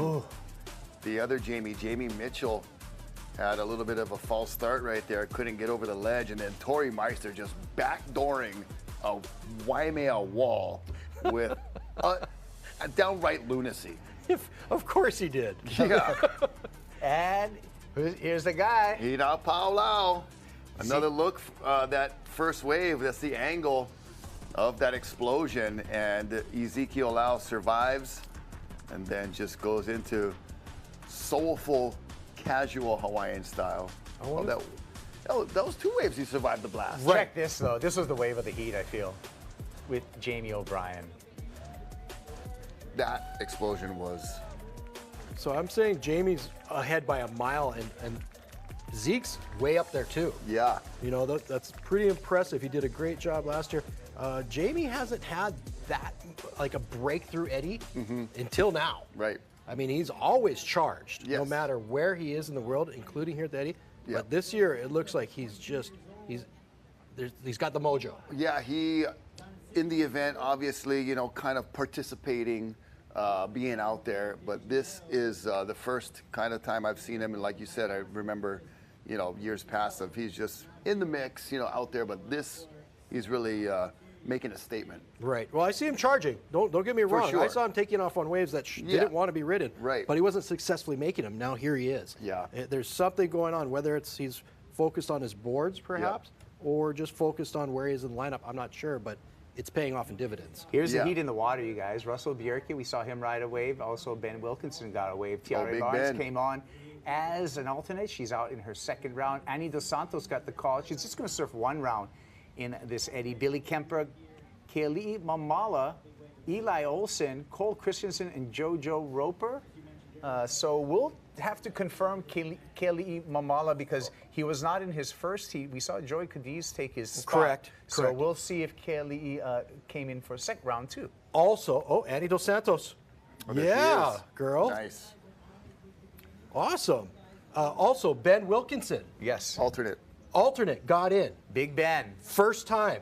Okay, let's talk about it. Oh, you know what? He replaced Noah Johnson in 2016 for a heat. That was a really incredible drop. And that is EO. I think that's Eli Olsen. Okay. Yeah, there you go. There's the orange Paisel. EO Also Jr. rides, mostly he rides Darren Hanley designs, but for his Waimea boards, he's just trusts his good friend John Paisel with those Padlacks. Is that the Padillac? Yeah. And so that was a great ride by Eli Olsen.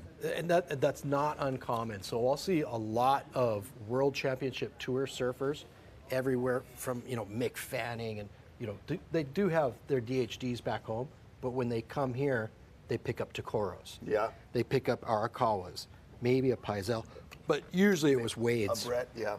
I saw a lot of Wades when I was living at the Pipe House in the Pipe Masters. Yeah, I mean, you can look at three-time world champ. Gabe Medina rides Tokoros when he's here, normally riding those Cabiancas everywhere else around the world, but likes that. Here we go, stacking up and putting it under the hook, and I love gutsy it. move. I love it. ID that surfer, was that Big Ben? Okay. Might be in for Greg Long. Okay. Possibly. Okay. This is heat number 2. Yeah. So in the orange. Little fun story. 2023, I'm in the tower. I'm 4th alternate, Ben's 5th. Okay. He goes, Dave, you gonna surf it? You've already surfed this thing before. How about, I'm like, okay, wait a minute. Just take it easy on me. Putting ideas in your head already. There's Joey. So Joey's here for K-Lee. That's Joey Cadiz. So that is Joey out there. Yeah. So I'm sitting there talking to him, and I said, well, what do you think about these waves? And there's lots of closeouts, as you remember. Right. Lots of closeouts. He's like, I think the people out there are kind of blowing it. Well, what do you mean, blowing it? I want to go out there. I want to take off on a set, race across the face, and slam the closeout, the big snap. Love it. I love that. Exactly. That in your head. And I looked him in the eye, and he was dead serious. Yeah. And I walked over to Clyde Aikau, and I said, I'm out. Put this guy in. We need to see this. So it's good to see him in there. Ben is a huge man. Yeah. He's a big dude. Yeah. But he tosses around big boards like they're toothpicks. But usually riding hand-shaped boards as well. Yeah, and a great woodworker he's as quite well. the craftsman himself. Yeah. Yes, for sure. And look at this paddle. That is green up and riding. Looks like JoJo Roper on that signature board we saw earlier in round 1. And JoJo holding on to the rope right there, able to survive and ride it out. So JoJo getting a score on the board. This will be the second and final opportunity for these surfers. And some surfers only getting the one opportunity, like Big Ben. Yeah. And other, maybe whoever. And Andy DeSantos, who's ADS, coming in. Andy Now- DeSantos as well. Now, to frame that, Rocky, is Yeah. you take your top 3 wave scores. Yeah. You can catch 4 waves in a heat. So, theoretically and mathematically, you can win the Eddy just surfing 1 round. I watched Greg Long do it in 2009. That's right. Yeah. And if if this guy stuck that barrel, he'd be way up there too. Oh my God. Big Ben. Charging. That's why they named a giant clock tower after him. Exactly. His wife and kids are on the beach, and he's doing this stuff in the lineup. JoJo Roper with Yeah, that was solid. a nice That's smooth one. impressive. Solid score right there. Yeah, JoJo putting himself in the mix. He's got a couple of waves from round 1, and I might have glanced and seen his name somewhere near the top 8-10 possibly. Yeah. Let's see, JoJo Roper. A little further down. Yeah, he's working his way up, but Okay. they owe us some scores. Right now on the leaderboard, Jamie O'Brien out in front, Luke Shepardson behind him, and Nathan Florence in the 3rd place position. You can see a little bit of the texture. The winds aren't proper trade winds. So with those variable winds. Well, Dave used a really big word. I like convective. Yeah, that's what it says on my oven. Convection. It's the same theory. Yeah. It's wind. Yeah, and it's hot wind. Pulls that It's the I'm full of it. air in. I know where you're going with that. I didn't even go in that way. I was trying to explain. Trying to compliment your vocabulary. Convection, meaning hot air. It's a hot land, heats up, it pulls the air off the cooler water. Ocean, yeah. We've all took the meteorology class. Yeah. Hey, but in one as a way or surfer, another. you're automatically kind of a weather geek as it is. Yeah. And Annie Dos Santos is going to go. Oh, Big Annie and I like it. Awesome job going. That was smooth. Taking a little page out of Jake Mackey's book with the backside grab rail. Yeah. Also, we saw Felicity Palmatier do one of those. Yeah. Well, Dave, you said earlier in this broadcast, your rail is a fin. There you go. Set it on edge. Quote him on that one. Yes, sir. If you're not gonna throw the tail, you better bury that rail. Okay. That's a bumper sticker for your surfboard. Speaking of bumper stickers, get your Eddie Would Go bumper sticker from Rip Curl at your favorite local surf shop. It's going to be a collector's item. Why? Because it ran this year. So you want to collect all the bumper stickers, especially on the run years. Okay, so right now we can count Luke out from winning a second one. I don't want to give anything out of the bag. I'm not going to go say anything. But what I will say, Dave, is that we have Chris on the beach with the Queen of Pipeline. Oh. Juana Jones? Yeah. Well, let's hear it. Chris. And being deemed. Yes, you know royalty when you hear her name, Moana Jones Wong, the Queen of Pipeline, North Shore girl, born and raised, and also surfing the Eddie. Moana, always good to see you. Tell me a little bit about your experience here at the Eddie. Wow, my experience at the Eddie has been incredible. Nothing really prepares you for this, I feel like. I surfed Waimea the other day when it was like 15 to 20 feet, and I got a 15-footer, and I was all happy about it, like my first real Waimea wave. And then I thought about it, and I was like, this is gonna be like nothing compared to when the Eddie is on. And sure enough, I went out there, and I was just looking at these walls of water, and I was like, this is incredible. Like the photos, the videos, none of it does it justice. You have to be out there in the water to like feel that energy. Yes, that is amazing. Your first heat, how do you think it went? And tell me about the camaraderie out there. Were you guys helping each other on? In that heat, everyone was pretty serious. I mean, I was with like John, and like, you know, he's an incredible surfer. Jake Mackey, like Kauli Bass. They all want to like win the event, you know? And Lucas Jumbo. But yeah, everyone was pretty serious and going for it out there. And there was only bomb sets in my heat. Like my heat was, I think the like swell was peaking or something during my heat because it was like nonstop. And I was like, ah! I was like, bro, I'm gonna die out here. So thankfully I survived, and I was like, wow, I've never seen waves like this in my entire life. Like, that was it. That was incredible.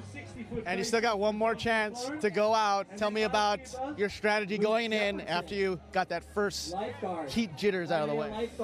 I mean, I think the last heat, like I said, it was the biggest it's going to be the whole day. So I think it's supposed to go a little bit like calmer now and not as much energy maybe. So, I mean, I don't really care if I don't catch a wave or not. I'm just like, just being out there for me is like a huge win. Like I almost pulled out because it was, you know, giant out there. But I was like, you know what? They invited me. They believe in me. I need to get out there. I got to try. I love that attitude. Never stop trying and always go. Never miss that opportunity. Tell me about who's kind of your favorite surfers that are in this event right now? My favorite surfers in this event, that's a really hard question because like everybody in this event is like my brother or sister. So like I think, I don't know, the Florence brothers, like Jamie O'Brien, the legends like Mark Healy, the youngsters like Jake Mackey. Like there's so many amazing people in this event. And like on the women's side, like Laura and Felicity, there's so many. And it's just, I'm stoked to be a part of this. Well, Moana, you're my favorite surfer. Congratulations. Go get them in round 2. Moana Jones Wong, Chris Atronic. Hey, let's get back to the action. I see some waves. Big Ben Wilkinson. Back to live action. We saw a set come through, clean up a bunch of surfers. We saw Eli Olsen get a good wave during that interview, and we saw Big Ben handle another one, Dave.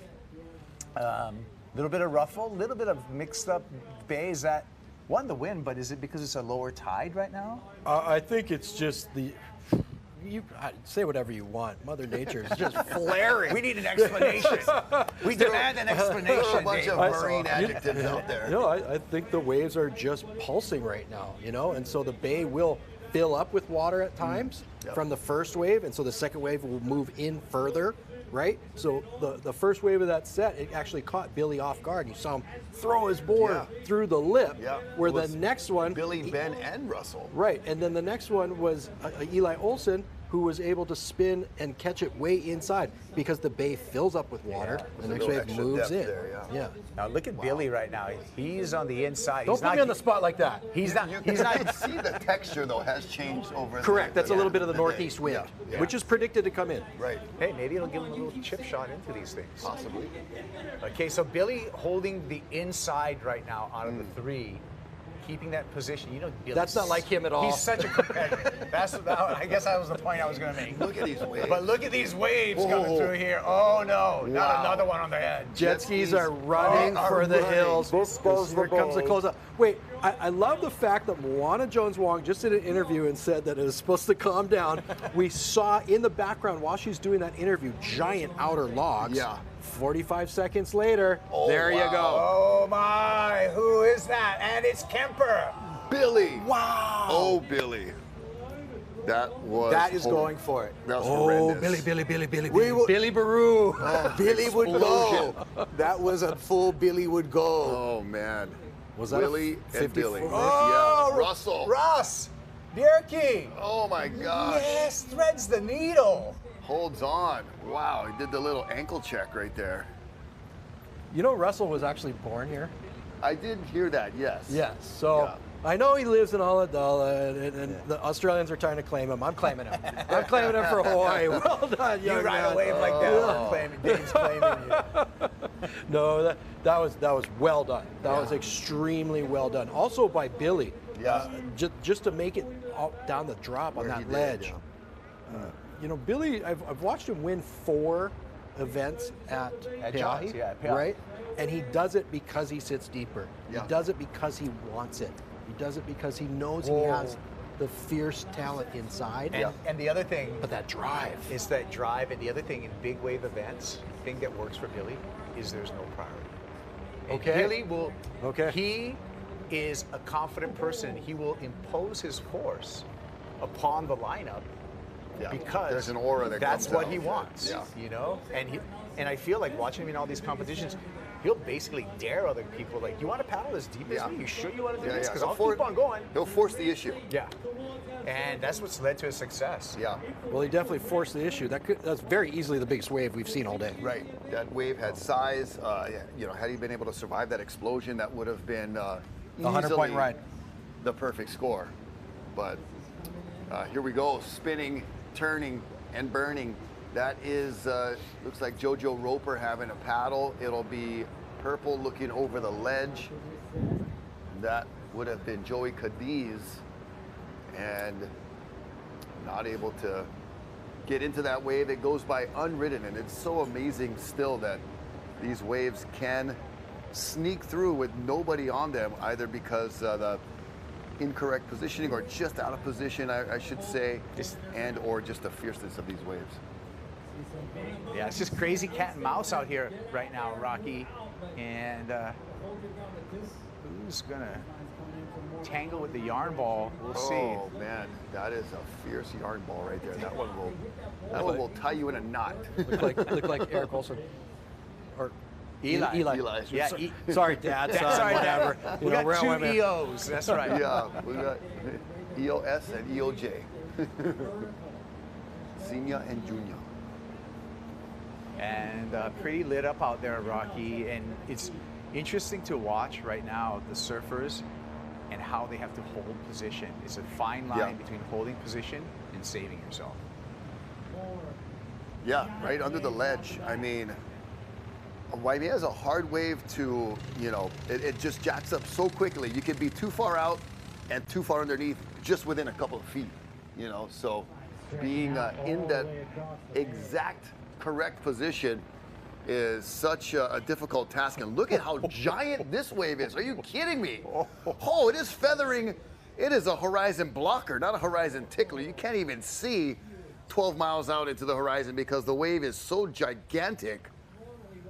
Wow. Wow, Dave. When Is did, that a left? When did Waimea turn into a left, Dave? Yeah, coming from Kiana Point. That's outside alligators. Holy stretching moly. it all the way across. Jet skis are running and gunning. Surfers in the heat are wondering, where do I paddle? Where do I go? That I think is a Moana closeout. Jones-Wong in that interview was just trying to calm herself down, saying, yeah, it's going to back down. I think it's peaked already. It's no big deal. Oh, wow, that was Waimea, on the other crazy hand, wave. has other ideas. So much power, so much water moving. It's just a natural wonder and a marvel that this happens. Oh, it's so close to shore, and so in a place that is like just the most amazing aquatic arena that you can feel this close, feel the rumble, get some of the salt spray, but be safely tucked up against the guardrail at Waimea Bay. And more waves still coming. Yeah, we're on the big wall right now. Dave, let's get through some replays because you ready for this? You ready for this? Because there's been some big action in this heat. Right when we thought the waves were kind of calming down, the swell had peaked. No. Some of the biggest waves of the day coming in this Heat 2, Round 2. Let's check this out. None other than Billy Kemper from the island of Maui. That wave is so big it fills the entire screen. Sticking that bottom turn and then just right here. Ooh. You know what? Billy's the man. If there's one other person in the history of the world who would have done that, it's his brother Eric. And that's where he gets his strength. Heart of a lion. Right here. Now the angle right here. Enjoy this, Dave. Maui, your favorite son doing exactly what he's supposed to be doing. Thank you, Auntie Lisa, for creating that champion right there. That's everything you want in an Eddie Aikau Big Wave Invitational. That was a poster shot right there. That's it. Oh my gosh. That's it. There you go. There's your next graphic. Yeah. Rip curl for next year's poster, Seriously, t-shirt. bro. You got it. Well done. Look at that right there, backing it up. Incredible stuff. We'll back it up again. Take another look at this right here. Look at the size of this wave. Look at how hollow it is for Waimea Bay, coming from way outside, and Billy with the ultimate edge control, Dave. That looks like Jaws. I mean, yeah, don't get me wrong. That's Waimea in all its glory. That is everything right there in a nutshell. I'm freaking out. As we should be. We hope you are too. We hope you're enjoying the show. It's big, it's large, and in charge. We're going to take a break right now because we just want to calm it down. Let's bring it down for a moment, guys. We'll be back with more action. Bruh. It's firing. It's giant. It's Waimea. It's the Rip Curl Eddie Aikau Big Wave Invitational. We'll be back with more.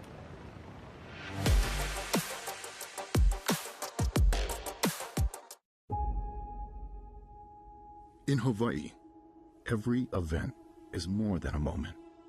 It's a story. A celebration of people, culture, and the spirit of aloha. At Hawaii's Stage Event Production Company, we're not just building events. We're investing in people. Empowering a workforce driven by passion and creativity. We're preserving culture, weaving it into the fabric of modern innovation. We're elevating art, bringing visions to life on a scale never seen before. This isn't just event production, it's a movement. Led by a Native Hawaiian organization, we're revolutionizing the industry. Because Hawaii deserves nothing less.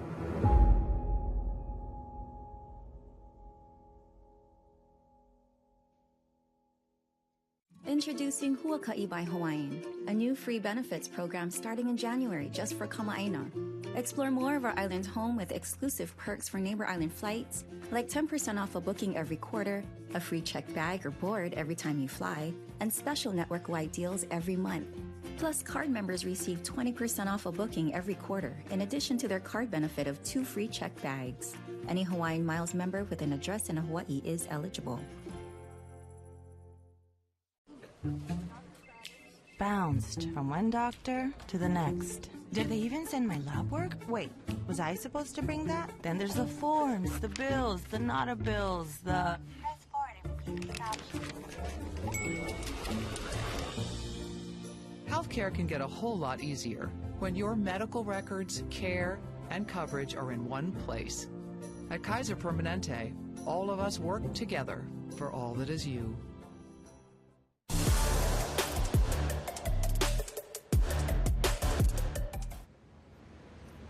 Welcome back to Waimea Bay. I hope you're entertained because we sure are. It's a Rip Curl 80 Cal Big Wave Invitational Kaipo Guerrero, along with Rocky Cannon and Dave Wassel on the call here. It's been an epic day so far, and the hits keep on coming. Oh, yeah.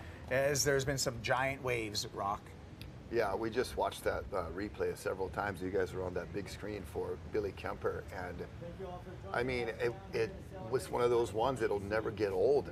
Seeing that angle and that graphic, and just how he was able to just get that huge gun on rail and stay on edge. Had the wave cooperated and stayed open, I'm sure he would have went shooting for that barrel, but he saw it kind of made a last second decision look like to kind of abort mission for the barrel and try to straighten out and maybe survive the blast and get the score that way, because, you know, we talk about the camaraderie, we talk about the legacy of Eddie, which is all, you know, at the forefront, but the common, underneath layer is that this is a competition and these guys want to win and they want to get a good score. I'm going to go on the record right now and say that that's 2 Eddies in a row where I watched Billy Kemper catch one of the biggest waves I've ever seen attempted in an Eddy, in the history of the world. Yeah. That backed up last year's performance. Yeah. He went loony last year, and he obviously just did it again. Yeah, and 2023 in January, the last edition, was such a highlight, such a new bar that was set, and it was going to be hard to match. But I think we're right there still again. And we talked about the conditions changing, right? Yeah. You see that little chatter that's all over the ocean face. The wave that Billy caught was so ridiculously big, with so much energy, it sucked up the entire ocean and made it smooth. Absolutely picture perfect. The thing was barreling like backdoor at 40 or 50 foot. Crazy.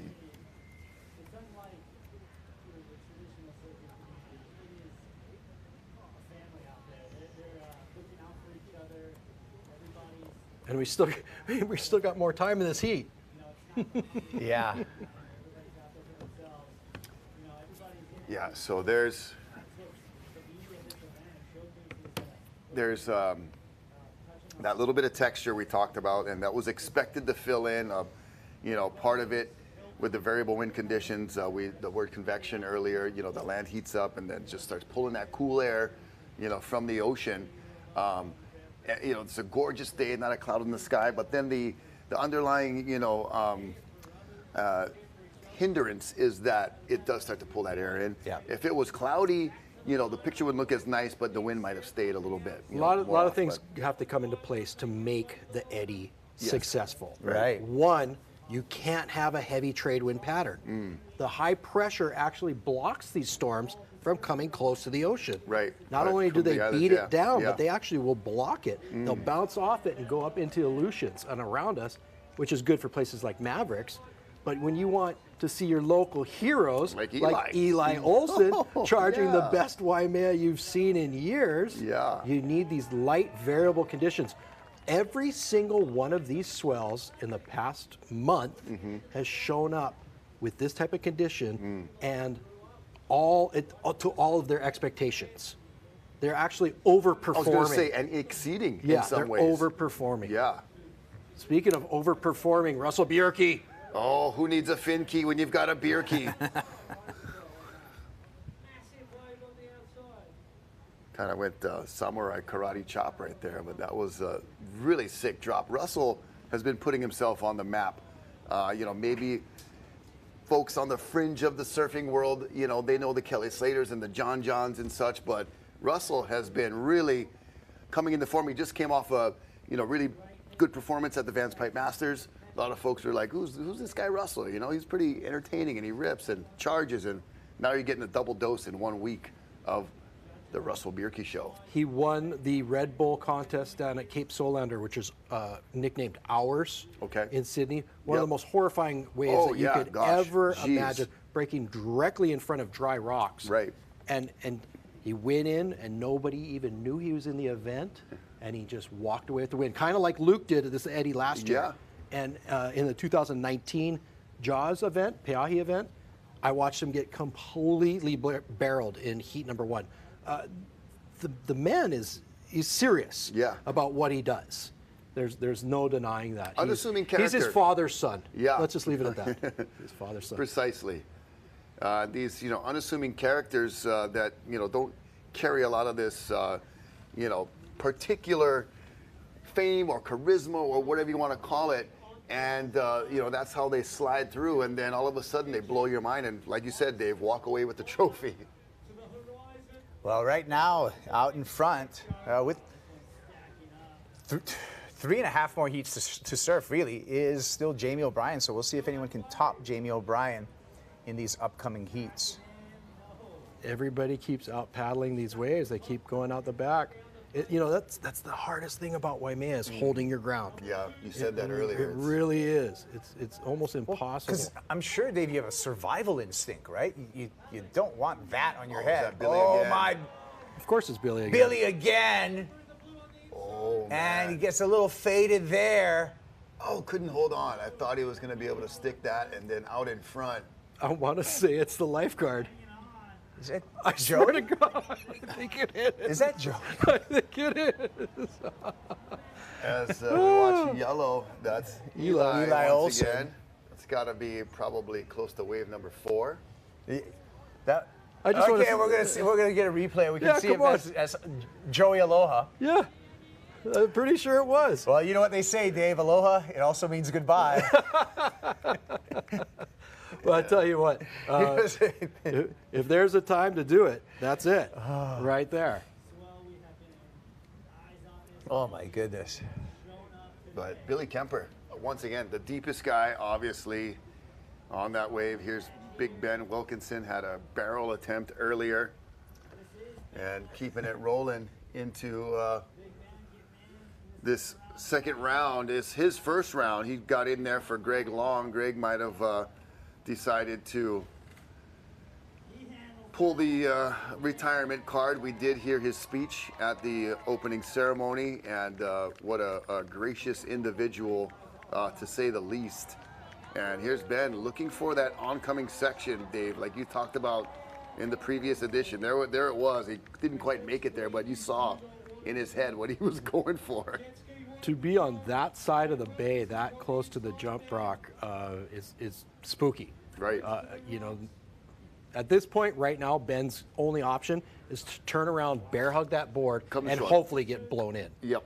And that's it. We're approaching the end of the heat as well, as you see more waves out the back, so he's going to be in a spot where pretty much the only safe option is to ride up the sand. Jojo Roper on the rusty board. Oh, roping a gets big through old that hole. big bump, no problem for Jojo. Is that a Rusty Priesendorfer? He rides for Rusty, so I'm Right, saying that legendary shaper Rusty Priesendorfer, probably, I want to say 3 decades for sure, 4 decades in the Very cool, business. very cool. 4 decades in the business, gotta be.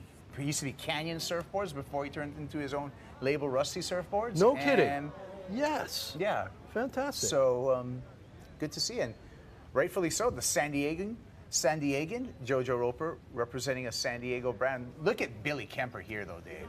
It was in And front. that is Joey. Aloha. Oh, I love it. I love the angle fact. Okay, there's 2 lifeguards in the event, and one of them just caught an absolute bomb. Yeah, that thing is so solid. Good job all around, Billy and Joey.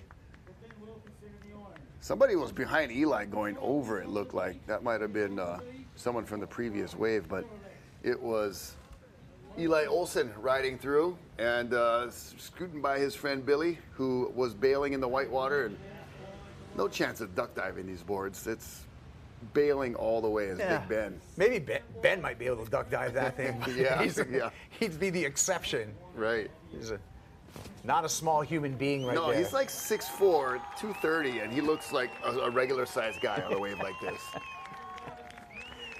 Oh, man. Oh, this is what we were talking about. Yeah, getting stuck inside there. And there's JoJo. Oh, that was beautiful. That was his first wave of this heat. That was a solid one as well. JoJo put on quite a performance. Yeah. You know, I had never really heard, you know, too much of him before, but he's definitely made a statement in this year's Eddie as Big Ben, getting some crowd-pleasing action. Okay, so Ben must have caught Cliff Botello. his 4 rides, I'm thinking? Well, he was in a spot where even Dave said it was like, he was by little Gilligan's Island over there. You know, that little rock next to the jump rock. Yeah, but and so, but he must have caught 4. I think he must have caught 4. Maybe he only caught 3 rides, or maybe we're waiting for his 4th ride because he's coming in. There's still 8 minutes and 50 seconds on the clock. Well, maybe he's going back to the other side of the bay with the help of the ATV to paddle back Cruiser, out. huh? Yeah, so see, he's What makes you way, think it's over? What he makes came you in think it's way over over? there. Why? Why'd you write him off? I don't know. I thought he Who was coming are out. you, Kaipo Guerrero? I thought, look at me. Hey, now work smarter, not harder. Ben Wilkinson. Yeah, his And leash with is still on, bro. Literally, he's like, not getting out. with the shakas up the beach and the ATV ride, if he's going to go paddle back out, I take it all back and I applaud him of working smarter and not harder. Okay. I think it's done. Well, he did have that. I think he got his 4. Crazy barrel attempt. That See what happens when you guys make me second guess myself. I'm pretty sure that's the story. I know. We're here to reassure you in the most weird way possible. Jesse King, Lieutenant, are you sure you're supposed to be giving that guy a ride? JK. Malukua's finest. No, he's just checking on, making sure he wasn't hurt. Yeah. That was a precarious position he was in. Yeah. Oh, he was so far. When I saw those rocks on the beach, I'm like, oh, he's way in the corner. Yeah. And like I almost toilet bowl action. That's what you can see from that drone footage is how far over they're going to the danger zone. And that just means there's a lot of current happening right now, and the fact that these waves, because Dave, you can explain, this is more of a north-northwest angle. Does that have anything to do with how they're sweeping across the bay because of the angle of the swell? You know what? It's always doing that at Waimea. The only time I'd never seen the ocean on the inside go from the church tower towards the jump rock was last time the Eddie ran. Okay. For whatever reason, I don't know what it was. It was totally stagnant. different. Yeah. It was totally different, and people were being able to basically toy with it. Oh. And we saw, but I also noticed that the hold downs last year were way worse. I watched Mark Healy. I also watched Landon McNamara take off on closeout waves, get closed out in the middle of the bay, and not pop up until the shoreline. And that's 300 yards underwater. Yeah. Spooky stuff. Speaking of spooky stuff, here comes 100 miles an hour Nolan Kealana. All right. Yes, Wada. He likes that throttle. Got to get there fast. Hardest working guy in ocean safety, there he is. Sure is. I mean, like he's a sailor and a captain with the Hokulea and the Polynesian Voyaging Society. He is a member of the Hawaiian Water Patrol. He's an outstanding. He's a tow truck driver. He's an ocean tow truck driver right now, as well as an outstanding lifeguard. And talk about a guy who can do everything. Yeah, and getting his ski back up the beach and now he's not an easy task. going to have to. You know this, Rocky. He's going to have to really gun this. Huh? Yeah. Get him. Wow. Who do we got on duty today? Looks like Ian Bachman. Looks like Evan Hodges. We heard Adam Betchuk do an interview. Is it an increase in amount of personnel assigned to Tower 29? They will put a 4th personnel there. Okay, normally 3 and then... Correct, and a jet ski. And then you got rescue crew down there too. Right. Yeah. But how's this drill right now? Just sending Nolan right back out there. And we see, going down there in Cole the white Christensen. jersey, Cole Christensen. That was his first wave of this heat. I saw Matt Beal, another ski operator, son of Gary Beal, who you would have worked with. GB. Yes, absolutely. Wow. He's got 4 kids. Yes, 4 right, boys. right. The daughter and 3 sons. Oh, yeah. 3 of them are jet ski operators. 2 of them are working with us right now. Oh, wow. Matt and Rob up on the North Shore, where Ryan is actually an operator still on the east side of it. Yeah. Okay. Cool. How's that? Yeah. GB. That's pretty impressive. Yeah, that is well done, GB, and always a pleasure for sure. We've got the Midwest tuning in. The Duff family, my wife's family in the Midwest, tuning in to this show. Dave, speaking of around the world. Very cool. And global attention to this event here at Waimea. Really big announcement right here. If you're watching, you're getting hungry at Waimea Bay, Thomas from Kainui Kitchen wants to let you all know that the Waimea Valley food is open. Okay. And they have a tent right in front of the entrance selling quick grinds, snacks, and drinks. So anyone around there, if you can hear me on the Jumbotron, just to take a quick hop over the bridge. Hop over the bridge into at the the valley. entry to the valley, and Kainui Kitchen has, they're open, and they have snacks, food, and drinks. I'm sure our beach announcers are getting that info out to Joe DeMarco and the crew, and check out Nolan. And maybe if you ask really nicely, Nolan will just fly up over the berm and take you up the river. Yeah. Yes. That's a possibility. Tow you on the jet ski in the behind, and you can go for a joyride. He's already been thrown off of a ski earlier today, coming in to the shore break right by the jump rock, has towed a jet ski back to shore. So there's kind of a viral video of Nolan. We're kind of like blowing up Nolan right now, the Nolan show, but he deserves it. Of him on his own lifting up an ATV, the whole back of one of those lifeguard ATVs. Like it was nothing. Yeah, just as a display of pure strength. He comes from a powerful family. Yes, sir. He's a Keola. Okay. All the brothers, all the cousins, all the aunties, they're all. Oh, check out this. This is late. And we'll see if we're getting some information here. Oh, we are. Thank you to Olukai, by the way. Yeah, official footwear for our North Shore lifeguards and all lifeguards around Oahu. And I get them right here. Yeah, putting on a nice talk story at Turtle Bay. Meet the legends. Oh, wow. Talk about that right there. Oh, that was looks like skipping rocks on the river. That's Annie Dos Santos and Cole Christensen. Both backside and both taking the plunge. And Cole skipping, going somersault into the backslide. All right, you guys, I think it's time for us to take a break right now, but no fear, because we're going to be back with more action from the Rip Curl ADI Kyle Big Wave Invitational. We got much more surfing on the way, and we're going to crown a champ this afternoon. We'll be back after this.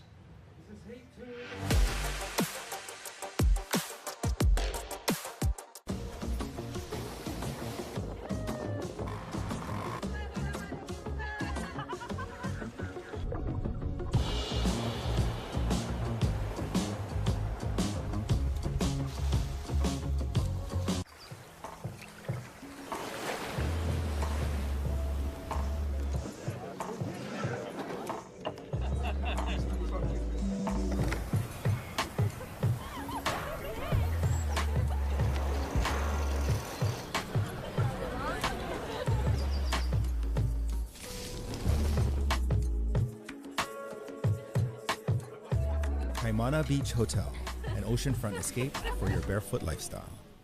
This is like someone sitting in a corner with a synth and a sampler and like crystal bowls and a million other things, and they're just hitting all of it and just in a trance.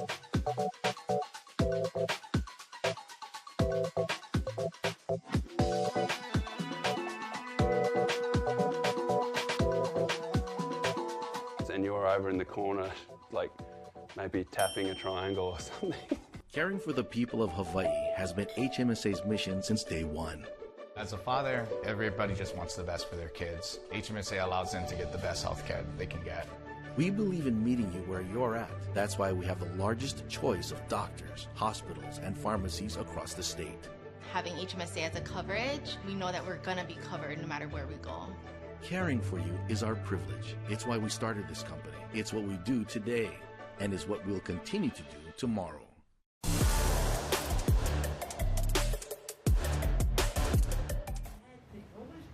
Hey, we're back at Waimea Bay, and second heat of round number 2 is completed. We're anticipating the start of heat number 3, round number 2 here at the Rip Curl 80 Aikau Big Wave Invitational. I'm Kaipo Guro, joined by a lifesaver, Dave Wassel, and great guy in the ocean, pretty guy, funny guy on land, Rocky Cannon. We're into the next heat, you guys.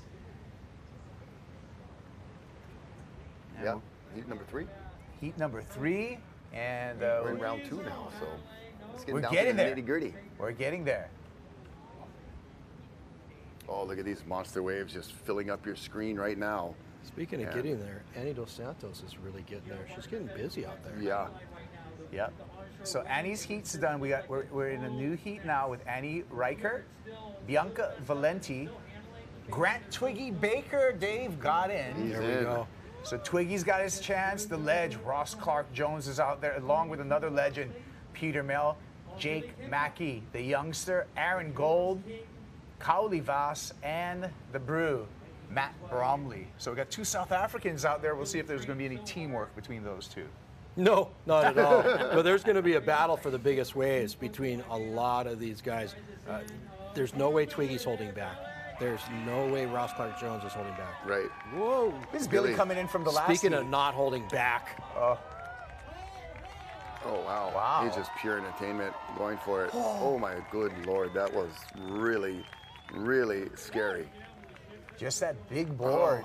Just twirling around in the Twirling shore around break. behind you. There's our heat up there. Tahiti, can you have a talk with that guy? It's very entertaining. Yeah.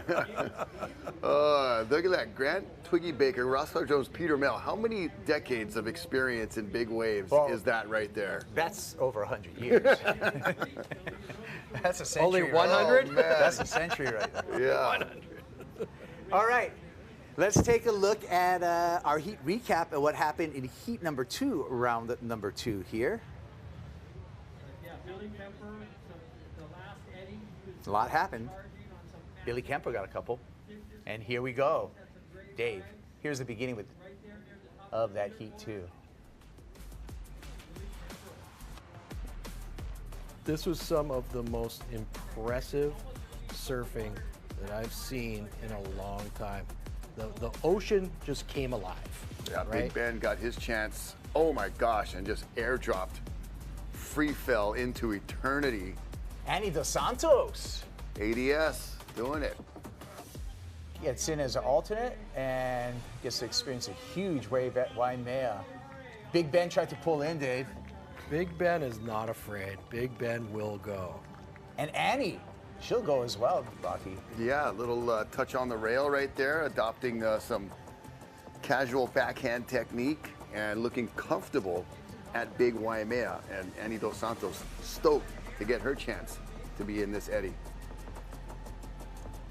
Eli Olsen from across the street, looking smooth. EOJ, and definitely making a statement with a couple of well-ridden waves, taking full advantage, I believe. And somebody just went over the falls behind Big Ben, but there have been, the obvious carnage with big waves ridden. Russell Bierke, that was one of the waves of the heat so far, by far, I believe.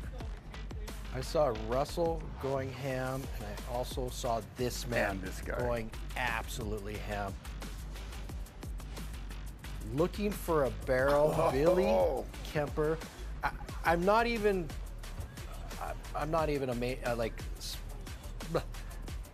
I can't say I'm shocked. I'm more shocked by the wave itself at Waimea, not the fact that Billy went for it. Yeah. But to see a wave And like look that. at this monster, Joey Cadiz and Billy Kemper.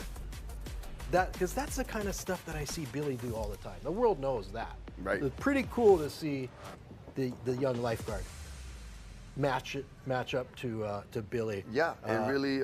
He probably actually just looked at Billy and went, well, if he's going, it's probably the biggest wave in the world, so I might as well go too. I might as well join him.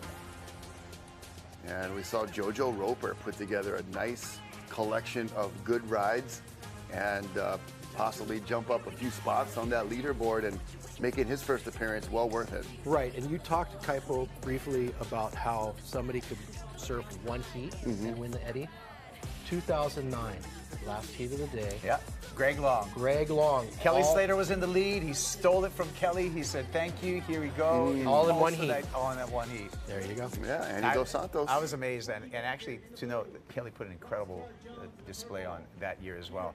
Coming back here to live action, this is Heat 3, round number 2. Let's get to the beach right now to Chris Electronic. I think he's with Emily Erickson. Chris.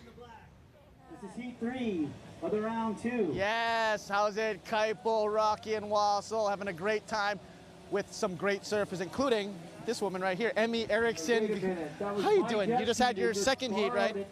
Tell me a little bit about your full campaign here for this year's Eddie. You know, I am just so stoked for today.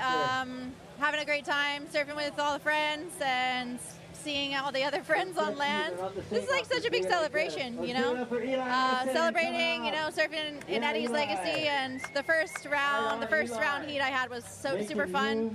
Got a bunch of waves in, and the last one I had a little bit more of a hiccup, but it was amazing to be in the ocean today, and I'm really grateful. And you actually started the inaugural riding with that first wave. Tell me about that, and just kind of, is there any battling going on during your heats?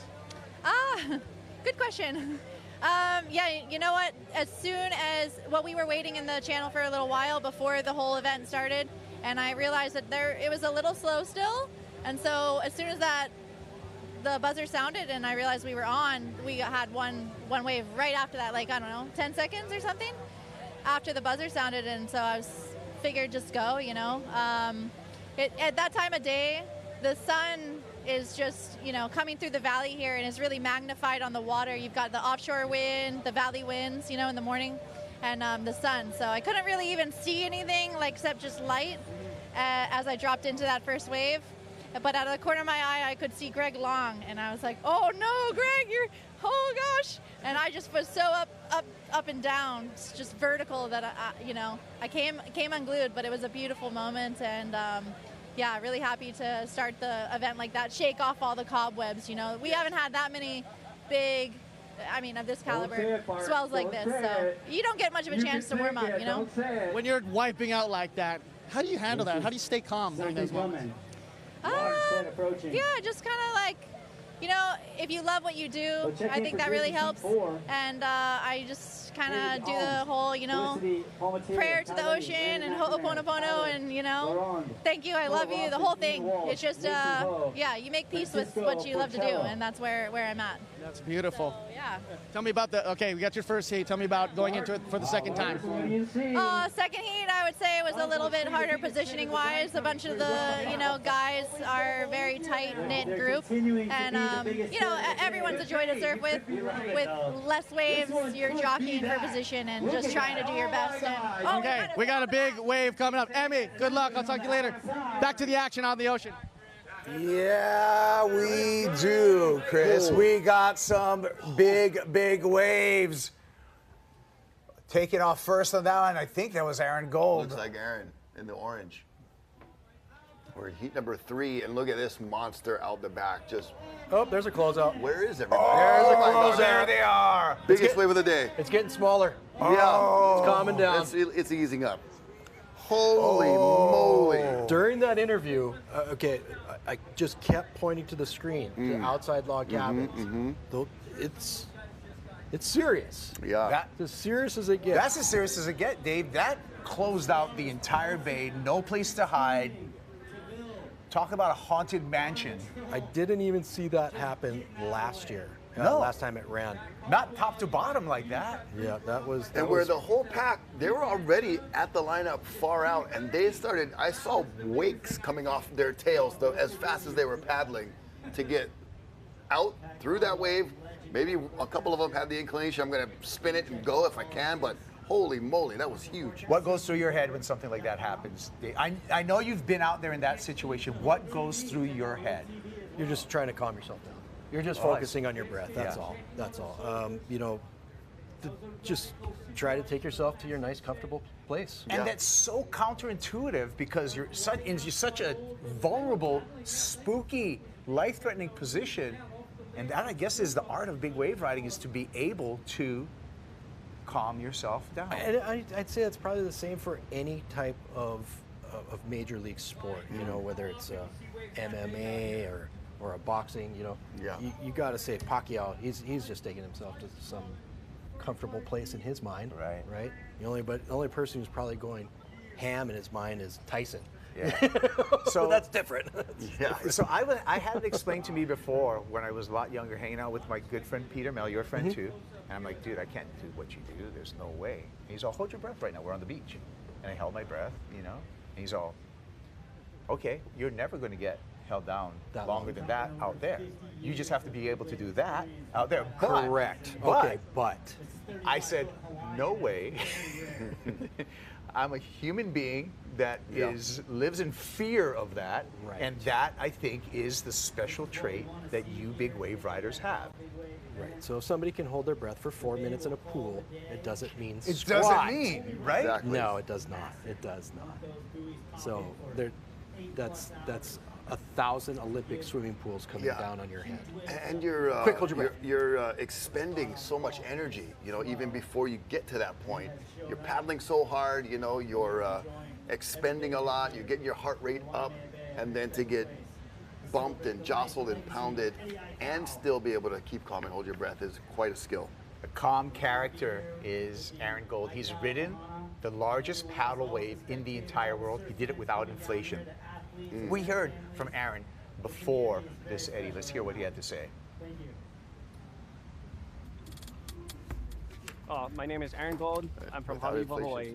You know, family is first. This is one Ohana. That's what this is about. You know, we're gathering to remember Eddie and his selflessness, and in that same way, that's what is important, and that's what I want to carry on with my kids. I teach them to love other people and to carry that same aloha spirit, and to treat others as you would want to be treated in that way. And so that's what I live my life that way, and I'm hoping that that's how you carry it, and that's what I want.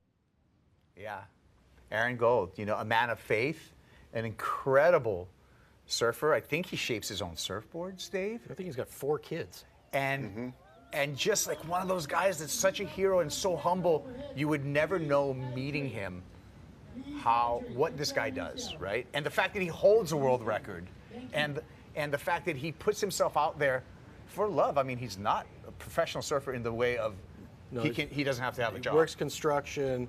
He's a family man, like you said, very religious, man of faith. But when he turned around and caught a 63-foot wave at Jaws, nobody was surprised. Right. If you know him, you know that's what he was there for. He's made that very apparent since day one. Yeah, it's almost, you know, don't let the too calm and collected demeanor, like you said earlier, Dave, those are the guys to kind of keep your eye on, because they'll be the very ones to put themselves in the most crazy position and situation and not be fazed a bit by it. I'm noticing a little shift here in the lineup. You know, we noticed that the conditions were changing. Obviously, the swell got a little bigger. I just saw Jake Mackey on a different board. So it looks like he might have went up in size. Yeah, I mean, he's seeing that last heat and the sets through that heat, they would think to get a bigger board, because it looked like it's getting bigger. Here comes. That was Jake looking at it right there. Oh. And that might have been Aaron once again. Yeah, that might have been Aaron once again. And so, while we're waiting for him, there's a tombstone. If you've come ever back seen, up. Oh man, that was a hold down. That is a huge board, and it was halfway into the water. Tombstoning. That is the textbook definition. Hey, let's get to the beach right now. I think we have a chance to hear from Billy Kemper with Chris Electronic. Yeah, you guys, the action continues, but yes, we just saw Billy Kemper's second heat of the day. Billy, it's been an amazing day. From your perspective, how things are going? I mean, look at this. This is the greatest event in the world to me. Not in surfing, but worldwide, any sport, action sport, fields, balls, boards, whatever. You know, this is it. There's no event in the world in any sport where the culture and the community supports it the way this does. Like, this is bigger than a concert. This is bigger than the World Series, the Super Bowl. Like, this is everything. And the fact that we're all honoring one single person, the greatest waterman to ever walk on Earth, like, it just shows what a real good person and a good leader can do to the world. You know, what Eddie did, not only for myself, but everyone. It's been such an honor to be here and celebrate his life and his legacy along with his family here. It's truly a blessing. I'm so honored and I'm so grateful. And, you know, at the end of the day, what happens, happens. Just pray we all come home safe and we're all alive. I couldn't have said that any better. That was perfectly displayed. Let's go back to the beginning of the event, paddling out for the first time. How did it feel? How do you feel your performance went? I feel really good. I've been so calm all day. I'm like looking at, I don't know how big these waves are, 60 feet. My heart's barely beating. I don't know, I'm just enjoying myself. I got my kids, my family, my wife. My body's in one piece. I don't have any braces on, no broken bones. I'm just like, just being present, being in the moment, and yeah, just really enjoying being in the moment. It's been a long ride for me, so I'm just super grateful and just happy. Yes, I know you've been through so much when it comes to injuries and being here healthy. Brian, you've been charging. Tell me about some of the waves, including the one that you brought all the way in, almost Bruce Irons and Irons. Oh, and we got a huge set coming in. Tell me what just went on. Somebody just went on a huge wave. Looks like they didn't make it, but oh, he did. I thought he was down. Wow, insane, Twiggy. Well, you know, my first heat was insane. It was absolutely pumping. Yeah, I don't know. There's nothing more to really say. The waves are going off right now. This is like how it's crazy. You know, you wonder like, what's next here? What's the next Eddie gonna look like? Every Eddie's getting bigger and better. It's like somebody, I know who they are. It's a family of beautiful people. They're doing the right thing in life. Their family's hail is up here. Their spirit runs through this valley, and they gift us with the most incredible waves every time this event runs. And to be here today, and every heat's getting bigger and bigger. I want to surf again. I'm like biting my nails. I'm so excited. I'm enjoying it. I'm having a good time. Billy, love you. Love the enthusiasm. Thank you. Congratulations. Have a wonderful day, my man. Back to the action out in the water, because it's pumping. Wow. Let's just unwrap what happened during that interview. We saw three legends catch some huge waves. Oh, yeah. First it was Peter Mel, then it was Twiggy Baker, and then it was Ross Clark Jones as the bay starts closing out once again. Man, look at this just avalanche of white water consuming the entire bay. Half your screen is full of white water. Everything below the horizon is pumping. I'm going nuts. Yeah. You're going nuts. The big wave rider next to me, Dave, also cool as a cucumber right here, observing all of this chaos. Q as in cucumber. I'm just glad to see people rising to the occasion. Billy Kemper, like we talked about it, careful when somebody's that comfortable, what's going to happen. Amazing performance.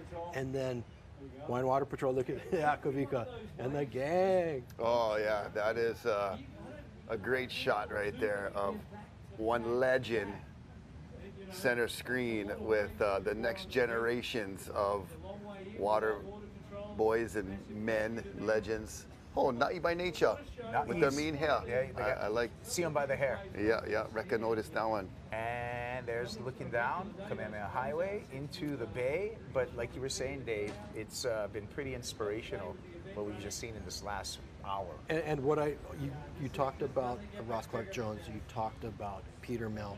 I saw Twiggy just do what he needs to do. Stick just a giant drop that looked absolutely impossible with all the bumps coming up the face. Something that he's done all over the world, but I've never seen him do it Waimea. He's always been known for this horrific wipeout in 2016. Crazy. Yeah. Right? Yeah. And there you go, Twiggy. There you go. Stuck it. Man up, my friend. Hey, that boil had white water coming off of it. It just looked so much more turbulent and more active than any other of the waves that we've seen, and he just glided right through it. And you saw him do a little dab claim of like he made it. And gosh, the decades of big wave riding just in that frame of Peter Mel, Ross Clark Jones, and Twiggy. Just amazing to see these guys out there still doing it.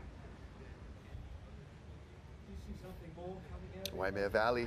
Make sure you go check it out. And speaking of Hawaiian culture and getting in tune with all of the things that Waimea Valley has to offer, thank you to Rip Curl and the Eddie Big Wave Invitational. The ultimate surfing company since 1969, coming in and supporting the Eddie Big Wave Invitational, and also a big supporter of the Big Wave Invitational, and continuing on with the legacy of Eddie Aikau is the Eddie Aikau Foundation. Find out more about the Eddie Aikau Foundation, how you can contribute at eddieaikaufoundation.org.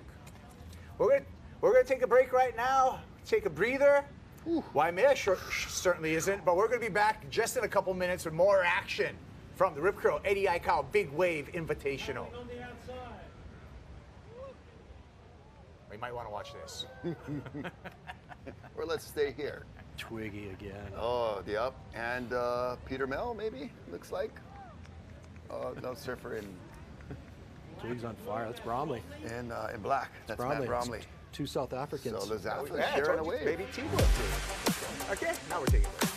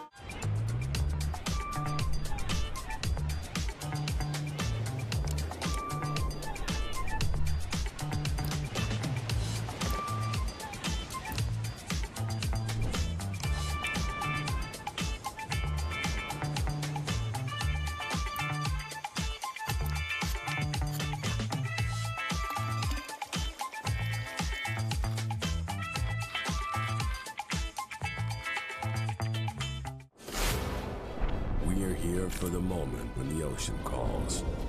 At the edge where land fades and the sea takes over, we find our place.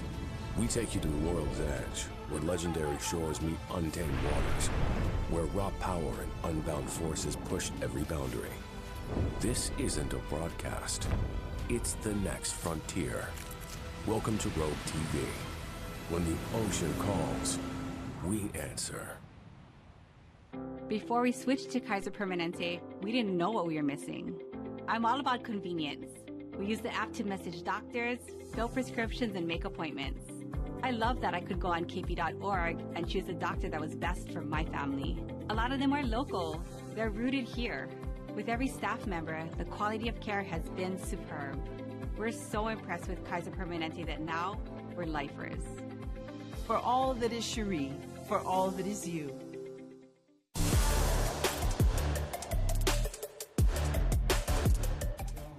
Hey folks, welcome back to live action at Waimea Bay. The Rip Curl, the Eddie Invitational has been on, and we've got action on the beach. Our next heat getting ready, and speaking of action on the beach, Chris Latronic is down there standing by with Big Ben Wilkinson. Chris, take it away. Yes, Rocky, man. We've been seeing so much great action, so much beautiful moments, so much gnarly moments like we saw from Big Ben Wilkinson, who is an alternate who just got in for the second round. Ben, tell me about your heat. Tell me about some of the crazy waves that you caught. Yeah, it was, I had one heat to do it all. You can only get 4 waves. Beginning of my heat, I was a little bit on the inside, and I saw one come in, and I was a little bit too far in, but I got out and I was kind of in position, and I had a really kind of pretty good wipeout to start off. I was pretty bummed, and I was trying to settle myself down. The next one that came was a nice big one on the outside. I got into it, under it, and pulled in, and had another wipeout, so I was kind of freaking. That was kind of like my day. So I kind of settled down a little bit, and I got another really nice big one and made it. And that kind of like stuff like that just like makes you. I was yelling. I was like stoked. Pete Mel was in the channel, and like he was like he'd seen my 2 wipeouts, and he gave me a high five, paddled back out. And then, I got my last one I got, and I've always wanted just to try and like come through like on a closed out-ish wave and try and come through and like hit the lip, And that's always been like on my cards, one of my waves, if I can do that. That would have been sick. And then I traveled so far, I was trying not to fall off. I was just telling myself, don't fall off, don't fall off. I was getting hit by the white water, hit by the white water. And then I was so far inside, and I was like almost all the way in the corner where there's a little rock and then the jump rock. And I swim here in the summertime, so I'm really comfortable with that area. So I know it's sketchy, but at the same time, like my experience and, my training and just my whole life experience, like I was calm, and I knew that, I was pretty positive I was going to be fine. I used my leash to drag me in, and I used my board and had to go under a few, and all the lifeguards were there, so that's and those guys are the heroes of the day. They've been on the beach, launching skis in this crazy shore break, going up in from the closeout sets and getting us from the beach. They were all down there, and they were there was 20 of them, they all putting their lives on the line for us. Our job's easy, so yeah, it was a whirlwind heat. 45 minutes or whatever you get, you got to throw it all. Throw it all on the line. You certainly did. How do you compare wiping out in that section almost near the rock compared to just wiping out at main break? Yeah, it was way, way worse. And I had experience too. I had two really good ones, but it was just so intense, and just it wouldn't give me an inch. It wasn't letting me come up. It was dragging me. It was pulling me. It was pushing me. Real soupy, but really, really dense and powerful at the same time. Ben Wilkinson, Big Ben, congratulations on a great heat and being able to participate. Any last words to the public, friends and family? Yeah, thanks to my family. My wife Dee, Maleko, Makakoa, and Lavakua, and everyone who supports me too this has been a journey. I've been supported by so many people, too many to mention, but yeah, everybody. Thank you very much, guys. Thank you very much. Big Ben Wilkinson, Chris Latronic, congratulations, bro. And you are an animal for that, right? We're looking forward to it. Hey, Rocky, crew, sending things back to you. Waves are pulsing throughout the afternoon. Thank you, Chris. And you hear Ben talking about that little zone right there, that little rock we call Gilligan's Island. And that jump rock right there, obviously the imposing figure down in that corner. And you heard Ben, it just wasn't going to give him an inch. He was getting rocked and rolled and finally got rolled up the beach. Yeah, I think that's when experience comes into play. And like Dave was talking about, not panicking, keeping a calm head, and getting out of a potentially really, really, really dangerous situation. Also, all the work, the hard yards have been done prior to this. So you don't need to do anything the day before. Right. You can just relax, get in your mind, get in your calm space. Yeah. Because when the bay calls the day, that's when it's time to shine. Well, and you can do everything physically, but it's right here between the ears that gets you the most prepared and prepared to move that ski up the beach. That's physical. That's a hustle right there. Plenty help though. Lau Lima, right? Plenty hands, boo. Well, Uncle Mel, or you get two of those hands right there. Those are big hands right there. But we say Lau Lima in Hawaii. Many hands, and many hands make light work. And looks like we got someone coming in, Rock. Yeah, that is a brisk pace, I'll say, coming back to shore, and wondering if that is Kaoli a surfer Voss. or a photographer. That's It looks like Kaoli Voss to me. okay. Yeah, but he jumped off. He probably just broke his board. Yeah, there you go. So equipment malfunction rather than physical, which is good to see for Kaoli's sake, and he's swimming okay back to shore and hustling back up. He wants to get back out there. Yeah. Possibly grab another board. Broken leash, maybe. Kaoli Voss from Vairao in Tahiti, a beautiful little town. He lives Vairao. right on the Is he from Big Pass? Yeah, exactly. Oh, wow. Yeah, Awesome. that's I think that's his small. Yeah, right there. That's Big pass. Yeah. Beautiful left-hander right there. Yeah. When it's going. Te Aviti. Yeah. Small pass. Yeah. And has there a he is. great surfing brother, Nike, and then Island, his sister, also a great surfer. Dad's a great surfer too. It's all in the ohana. They're like water people, man. And you know what? We talk about that. Surfing is an international sport, right, David? But the people from Hawaii and from a lot of Polynesia feel comfortable. Jake Mackey. Nothing's comfortable about that. Oh, though. wow. Nothing's comfortable about that. That's not comfortable. Oh, he just stuck the airdrop and then laid back like, whoa, man. I love the fact that I'm just throwing out little tidbits earlier, and then people are just going out and doing it. Jake Mackey sticking airdrops. Ben Wilkinson talking about how he wants to go across the wave and slam the lip. You know, thanks everybody. You're making our job easy. Yeah. You got some credibility. Well, we brought you in here for a reason, Dave. Don't underestimate yourself. Oh man, that's how you got on this esteemed desk right here. Hey, you know what, man? Jake Mackey, something was in that Tootsie Roll this morning. He's been going loony. Yeah, I think it's a combination of Kit Kat and Tootsie Roll. Yeah, and a Pop-Tart. So you like charge, Pop-Tart, Kit Kat, Tootsie Roll, you good. That's the magic combo right there. But that's it. You know, mom and dad and sister kept him all in line, and he's here to perform. Oh, that's the shot looking past, like over impossibles, into 3 tables, and just pure chaos in the sense of, it's hard to believe that in the summer, you're doing like snorkel tours right there. Yeah. Hey, we got another person to catch up on the beach with. Chris Latronic is with James Taylor, head of marketing for Rip Curl. Take it away, Chris. Yeah, Kaipo. Yes, James Taylor, part of Rip Curl Marketing, really helped out in bringing this big event to fruition.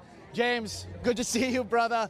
What an event. Tell me about your experience so far. Well, what a day from very early. It was packed. I've never seen an event quite like this. You know, it is.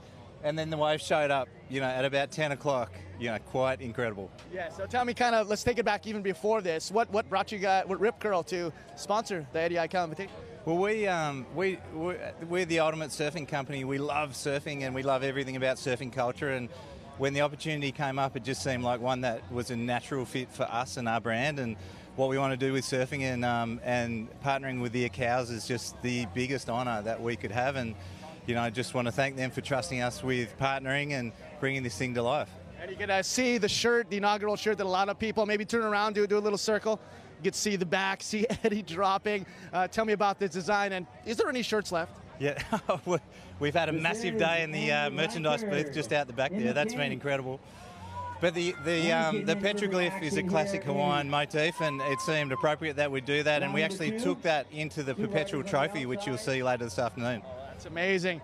What are some of the favorite rides that you've seen so far? Oh my God, I just saw Billy Kemper drop it massive on. That was pretty amazing. Unfortunately, Laura got injured on a really good one, and Mason just got a psycho one just before. So I'm looking forward to seeing the finish of this heat. Okay, yes, and we still got more along with the awards, so stay tuned. James Taylor, thank you so much to you and Rip Curl for being big sponsors for this. That's a pleasure. Okay, all right, JT, Chris Latronic, let's get back to the action, guys. Yeah, JT from Rip Curl and the support of the whole Rip Curl crew. Year 1 of support here. They got a multiple-year contract, so we're going to see more Rip Curl support. Here we got red, and I think that's Annie Reichart. Maui girl. Yeah, the Maui youngster, 23 years old. Talked about the trophy, the perpetual trophy. Rip Curl made a new perpetual trophy that they're going to unveil this year. It's called the Claw. It's beautiful, the perpetual trophy. It's made of, I know you're going to catch on to this, it's made of Damascus steel. Oh, okay. Cool. It's not a knife, though. No, but I had to read up on Damascus. Are you Syrian? I had to read up about Damascus steel, which is a steel that's valued by blacksmiths around the world because the patterning in this special steel is just one of a kind. So it's made of Damascus steel. It's the perpetual trophy. All the past winners are already engraved in it. Who's going to join them on that perpetual trophy? We're going to find out in a couple hours from now. Well, I tell you what, man. Twiggy Baker just got probably his best score of the Eddie. Oh, for sure. For his campaign. That came in at a 42.8 out of possible 50. So got to give Twiggy Baker some props for that and coming through on a great wave. Yeah, Damascus steel is using a bunch of high-end cutlery. Yeah. Okay. Hey. That's why I asked if you were Syrian. HMSA is here with you, keeping you healthy for life, for the good times, for the tough times, and for lifetimes. Thank you, HMSA, and thank you for watching. Don't go away. We're going to be back just a couple minutes to commercials. I'll be right back with more from Waimea Bay.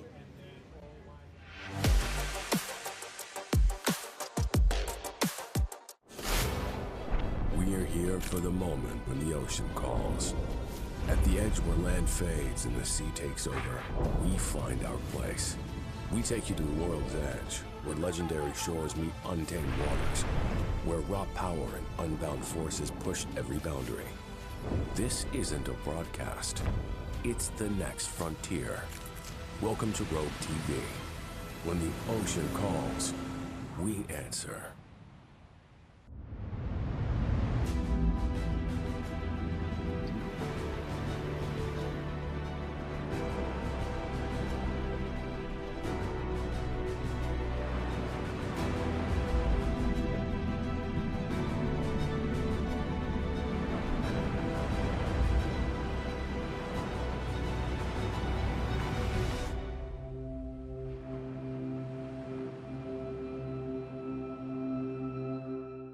Wherever life leads you, whether you're starting out or just starting over, growing a family or growing a business, we'll be there for your good health and well-being.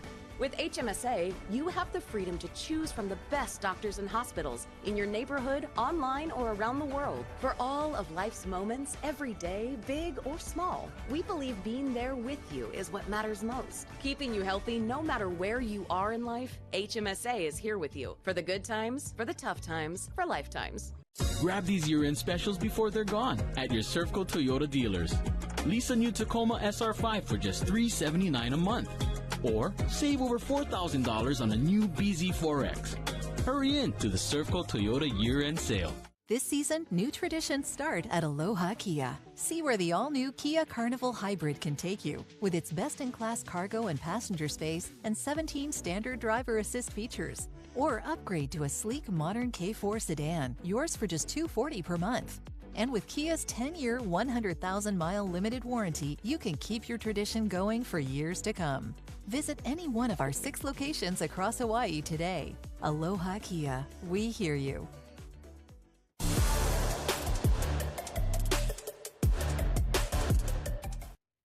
Back at beautiful Waimea Bay for the Rip Curl Eddie Aikau Big Wave Invitational.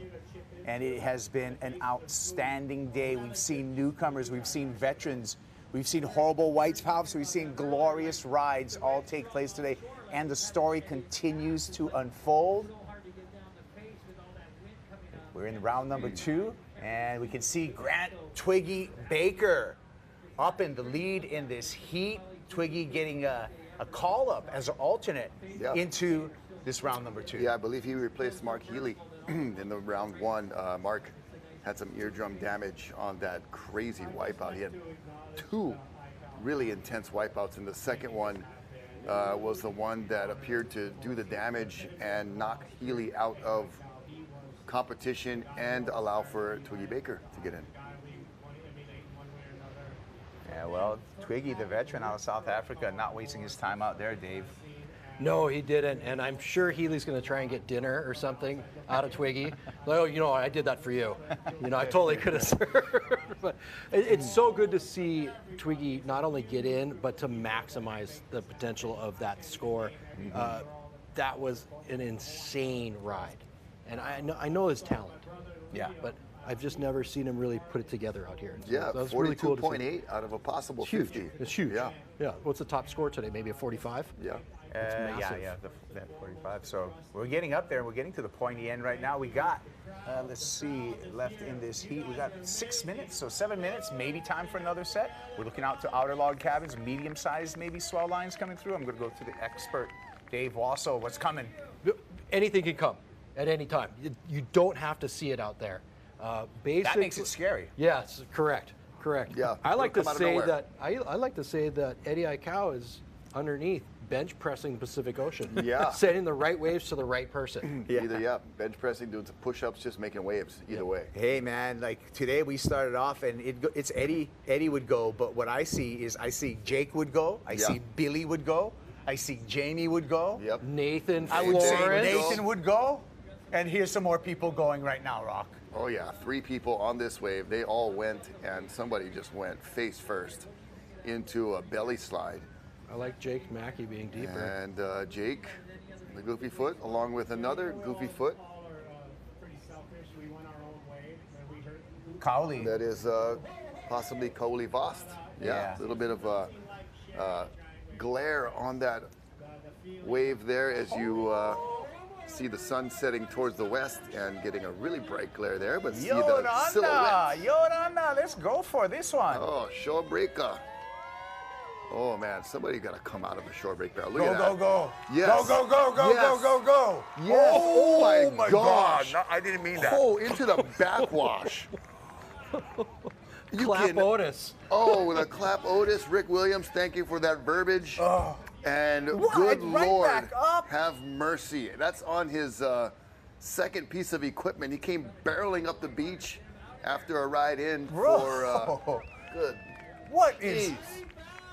And he got up so quick after. That's stuff that breaks boards and bodies. What are they feeding these kids into? The Poisson crew is strong. The Fafaru is Oh, maybe potent. we had to go Fafaru on this one. Oh, look at him. He's still looking. Yeah. He's amping. Oh, love Kauli, it. going That's for the the spirit. gold.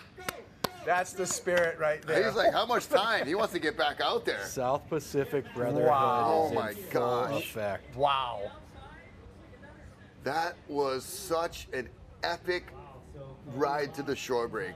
This guy. That was superhuman to survive that. Like 99% of the public with a backwash like that in a barrel clamping down on you on dry sand. And a 10-foot board flying around. Pete Mel looking at going deep. It's a condor. Yeah, Peter Mel in the yellow. Aaron Gold. And Aaron Gold. Good as gold. That's Peter Mel and Aaron Gold. Crossovers. I like Pete's board. He's got that entire deck covered in almost like a grip tape. Yeah. I noticed Ian Walsh was doing that as well. Yeah, and John as well. Oh, really? So they Yep, were yep, kind yep, of yep. full deck grips. Yep. Yep. And but not the typical like Astro Deck type like foam grip, but more of like almost like a skate deck grip. Yeah, I feel like they're EVS. Okay. Jake Mackey just got sucked back over the falls. Kind of like how you put on a boat deck or something. So Yeah, you don't slip yeah, around. there you Yeah. But basically the theory is, if your feet get off track a little bit, at least you got some element or chance of recovery instead of going on straight fiberglass. There's got to be some type of theory, man. I'm getting wild by everything that's going on today. Jake Mackey just got sucked back over the falls on a 25 or whatever, 50-foot wave. Yeah. And he's like, no big deal. I had my Tootsie Roll. I'm going back out. I'll do it again. Hey, look at, I mean, it's the evolution of everything, right? It's the evolution of every sport. And the evolution of big wave riding really does continue.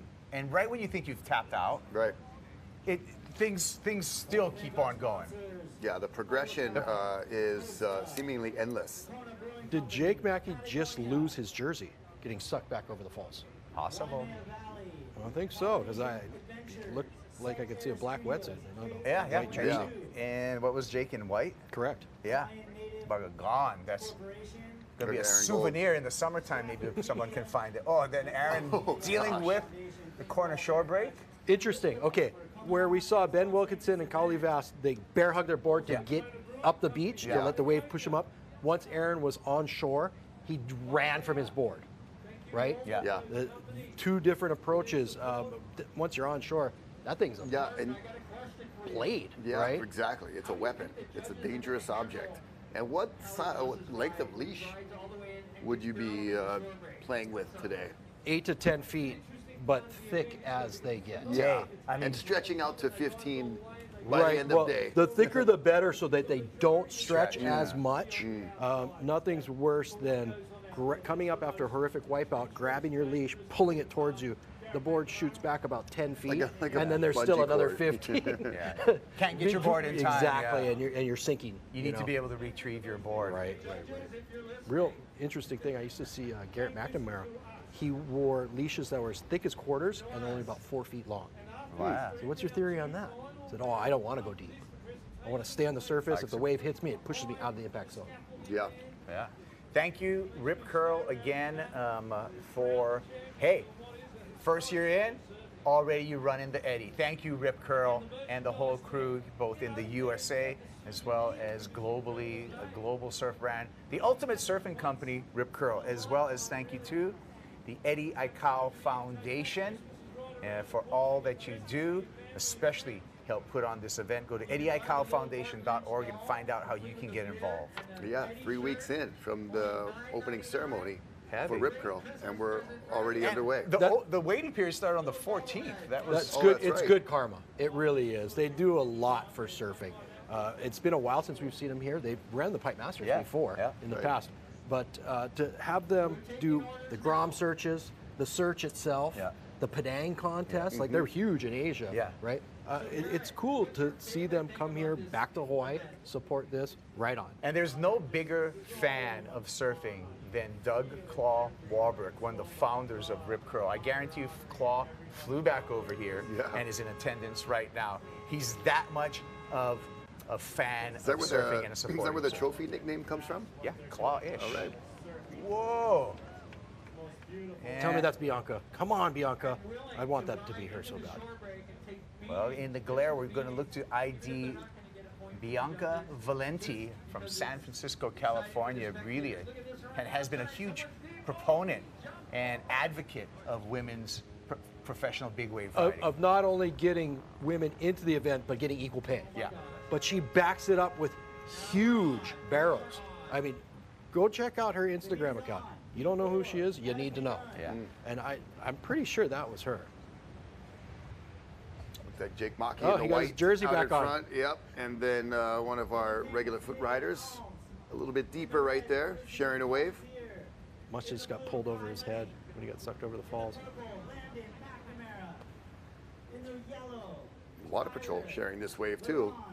Out in front, we just saw or heard the end of the heat with the horn blow. Oh, there you go. So that is the end of heat number 3. Oh, you know it's coming. Oh, you know it's coming. And Jake Maki. Why not? Let's go, Jake. Oh, looking at this shore break. Oh my gosh, it is stacking up. Oh my Lord. What in the world are you thinking? He wants it. All right, well, we got a new heat already in the water, and it's bouncing down the face. Kai Lenny, Mason Ho out in front of him. New heat has started, and the action has been just nonstop this afternoon, Dave. The waves are absolutely pumping. Mason Ho kicking out. I am so proud to say that I was wrong this morning. Look at this one. It's going to nearly close out the bay. Oh man, it's hitting that section so consistently right there. See Mason Ho paddling over there's Landon McNamara. Landon Man has to straighten out on a closeout. Look at the mountain of white water. Oh, hold on. Oh. And I think Cole Rothman's out there as well, another goofy foot.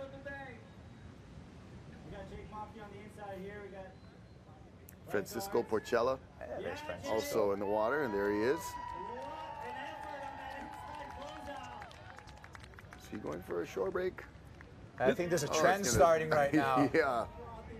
Oh, careful, don't get too far over there. Oh man, dodging Hawaiian Water Patrol, handling the chops and wakes and foam and everything but the kitchen sink being thrown at these guys and girls. The tub is stirred up right now, Dave. Like, this is jumbly big Waimea, and all these guys and women are hanging on. It's an absolute witch's brew. Yeah. It is a big boiling cauldron of hot mess. You know what? I in an ordinary surrounding, sitting here talking about surfing for 6-7 hours straight, I'd be so willing to just get out of here right now. Yeah. And I'm loving this. Yeah. It is as good as it gets. The waves are getting bigger. The waves are getting more consistent. The action is just on point. Every surfer, male and female, is rising to the occasion. Yep. Sign me up. Hey, this guys. is We got more. still happening. I was going to throw to a heat recap, but it's pretty tough to do that right now because we got more waves on the way. Looking for a little gap to recap last heat number 3, but heat number 4 has been just nonstop, and looks like our surfing is nonstop. Look at this double up. Whoa, that one's crazy. Ian Walsh. Wow. Very smooth off the How'd bottom he right make there. that look so easy? The Godfather. How'd he make that look so easy? The Godfather, Ian Walsh. Wow. I think I've said wow 100 times today, but Never gets old. that was. We've been wowed about 100 times, so it's appropriate. This is true. One more. Who do we got here? Oh. Just smooth as butter, stuck it, and then got Was that Tyler? detonated. Tyler. It Yeah, was, you huh? called it. Oh my gosh, he stepped on a Tyler Waimea Ron. landmine and just got Did you see him get blown up? Right. Oh my Right. gosh. It was smooth, and right when I finished the word smooth, he Oh, just look got like we got lit. Flick Palmentier. All right, for the Wahine, good job. Give me that heat recap when you can, because I want to know if that was Bianca Valenti. I swear it was. Got to be the biggest wave ridden by a female today. If it was, yeah, I was. I don't know. I'm just throwing it out there to the universe. It was hard to see with the glare Here's our exactly recap. who it was. So we're going to start with Carly Voss right now in the recap, and we can ID some surfers the third time around. I think that's Peter Mel right there. Yep, Condor. Yellow jersey. And gloves. Yes. Did you notice that? Yeah. Okay. Rocking the Signature webs. gloves. Twiggy, there's the wave. Oh, see that boil was just bubbling. Looked like a floating jacuzzi out there. That's it, Twig. You Yeah. have arrived. Yeah, there's I the don't want to wave. say that you have arrived, but that's by far the best wave I've seen you catch at Waimea in an eddy. Sharon's Karen.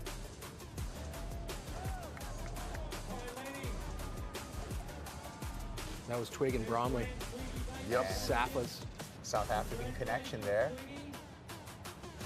That was huge. So that's two Whoa. great waves Whoa. for Yeah. Twig. Whoa. And then this is Jake Mackey just going ballistic. Airdropping, laying back, somehow surviving. Straight Oh my- on, Look, it guy was just misses ridiculous. Cowley's board. No, it hit him. It straight up hit him in the back. Oh my That is gosh. just Looney Tunes. And a nice wave there from Aaron. Gold. The everyday charger, blue collar shredder, just doing some great eddy work today. Peter Mel? and Bianca. Yeah. So in this heat, we watched Jake Mackey go absolutely crazy Yep. on that airdrop, get sucked over the falls backside, catch this wave backside, and then pack that giant barrel. Yeah. In the shore break. Bring that kid back. Make sure he comes back next Eddie, that's for sure. Yeah, he'll be the ripe young age of 21 if that happens again next year. Look at that. Just you see how you get lost in the trough, from the wave before, when we use that land angle, that beach level camera. So that's really helpful to have the drone. Coming out of this recap right now, we're going to see Cowley Voss just take it to another level here. Yeah, on his backup board. And oh my gosh. Cruising, waiting, and with a board that big, it's a whole other ballgame trying to get barreled. The short break. Not to mention that backwash monster. Oh. All of Tahiti was so fired up. Oh man, grenades going off in there. Nice and smooth on the drop right there. And might have been Peter Mel in the back, Aaron Gold in the front. And there it is. There it is. Yes. Biggest wave There we ridden go. by a female in the eddy today. I'm going for that one. Oh, I don't know. beautiful. Nice call, Dave Love the call Wassel. on that, Dave. That was second. We got the second look at Bianca Valenti, and I'm a fanboy. that was Yeah. no, I can't- as I you can't- should be, as you should be. Back to live action here, scratching into this one over the edge. Mason Ho on wow. a big one, and Stick it and make it. Come on, Mace. yes. There he is. Oh, looks like he's made the tough part here, but this wave is still walling up down the line. Passes Hawaiian Water Patrol. Oh, he wants more. Here he goes. Oh, Here he he sees it. Oh. The Double up, Mason- triple up, quadruple up. Oh, the Mason Ho Fro Oh. show. Come on, Mace. Got the hop, Well, Dad's already done it. got the pump. Dad set the pace. And here goes Mace. What? Absolute fireworks. Oh, he blew off the top of the screen. Yeah. Holy moly. He's so psyched. He saw that thing coming and sporting the dad stash too. It looks like Cora Rothman here. Good call. I'd concur. Cora with a solid stance through that section. And now, is Cora going to take the same path, Dave, as Mason Ho? Ah, you. Obviously. What a show that these surfers are putting on, and Cora kicks out that one. Yeah. A little bit early, probably really smart of him. When you're going to get Hawaiian Water Patrol help to get back out, you might as well go shore break every wave. Well, not every wave will actually stand up and connect, right? That's what happened to Koa's wave right there. He definitely wanted it. Right. But it just backed off, and it's a roll of the dice, not to mention on the paddle back out, you could get caught by a severe closeout. Yeah. All the other skis might be watching for other people in the lineup, and there you are all by yourself. Nice big one on the outside. Tyler, LaRon That from is- Maui. Oh, look at that explosion, and just the amount of water that just came down on his shoulders right there. It didn't look like it was as much, when you're in that position, sometimes it's the jolt you get from the push on your tail. That one looked like just the amount and weight of water coming straight down just kind of squashed him into his board. It's curtains, Muggsy. Yeah, totally. Iron curtains, watery curtains. Tons of water. Well, right now, I can't give you guys any updates on scores just because so many waves are ridden that it's going to take a time for all judges to get caught up. But we can enjoy all these waves. But perfect time for a break. It's finally a lull. It's been firing through this second to the last heat of the day. We'll be back with more from Waimea. Rip Curl, 80 Aikau, Big Wave Invitational, and I mean it's big waves.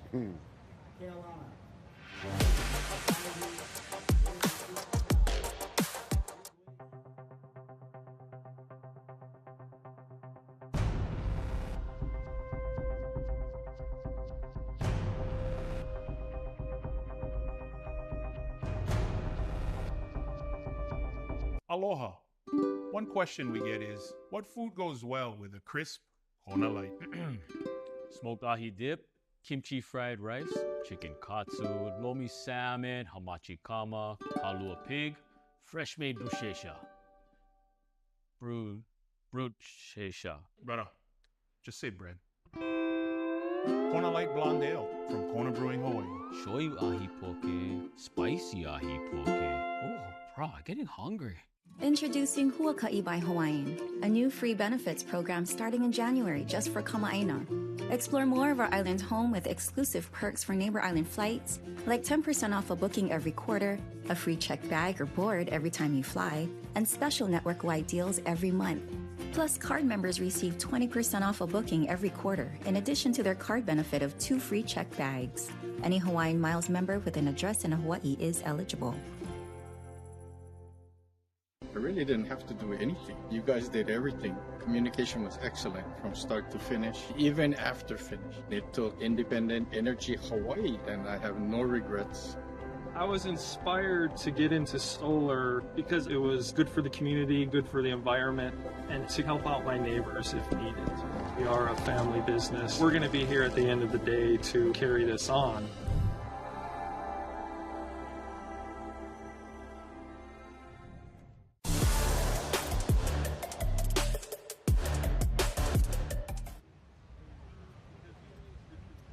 We are back at Waimea, and it has been an exciting day. It has been a thunderous afternoon of surf. Rip Curl, 80 Aikau Big Wave Invitational, Rocky Cannon, Dave Wassell joining myself, Kaipo Guerrero, on the call all day. It's been a super exciting day. We've seen some groundbreaking waves, some groundbreaking performances. We saw Bianca Valenti catch a giant wave, probably the biggest wave ridden by any of the women throughout this event. Remember, each of these heats feature 2 female surfers. Out in this heat right now, we have Paige Alms from Maui and the Australian Felicity Palmentier for the women. Also joined out, there's Kai Lenny, Landon McNamara, Mike Laurent, Koa Rothman, Ian Walsh. Tyler Laurent. Mike is probably his dad. Oh, did I say Mike? I'm sorry. No, it's all right. Auntie Tracy would yell at you, though. Yeah, I'm just. I'm trying to get all this straight Koa, right Koa. now. Here's Koa Rothman over the boil. So waves breaking way outside the boil now, Dave, and that's a sign of some double X surf. It has reached a level that I didn't think it was going to get to today, and I'm very, very pleased that it did.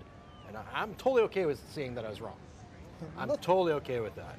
We're going to hopefully get another angle of that because it looks like Landon McNamara just stuck one in a big way.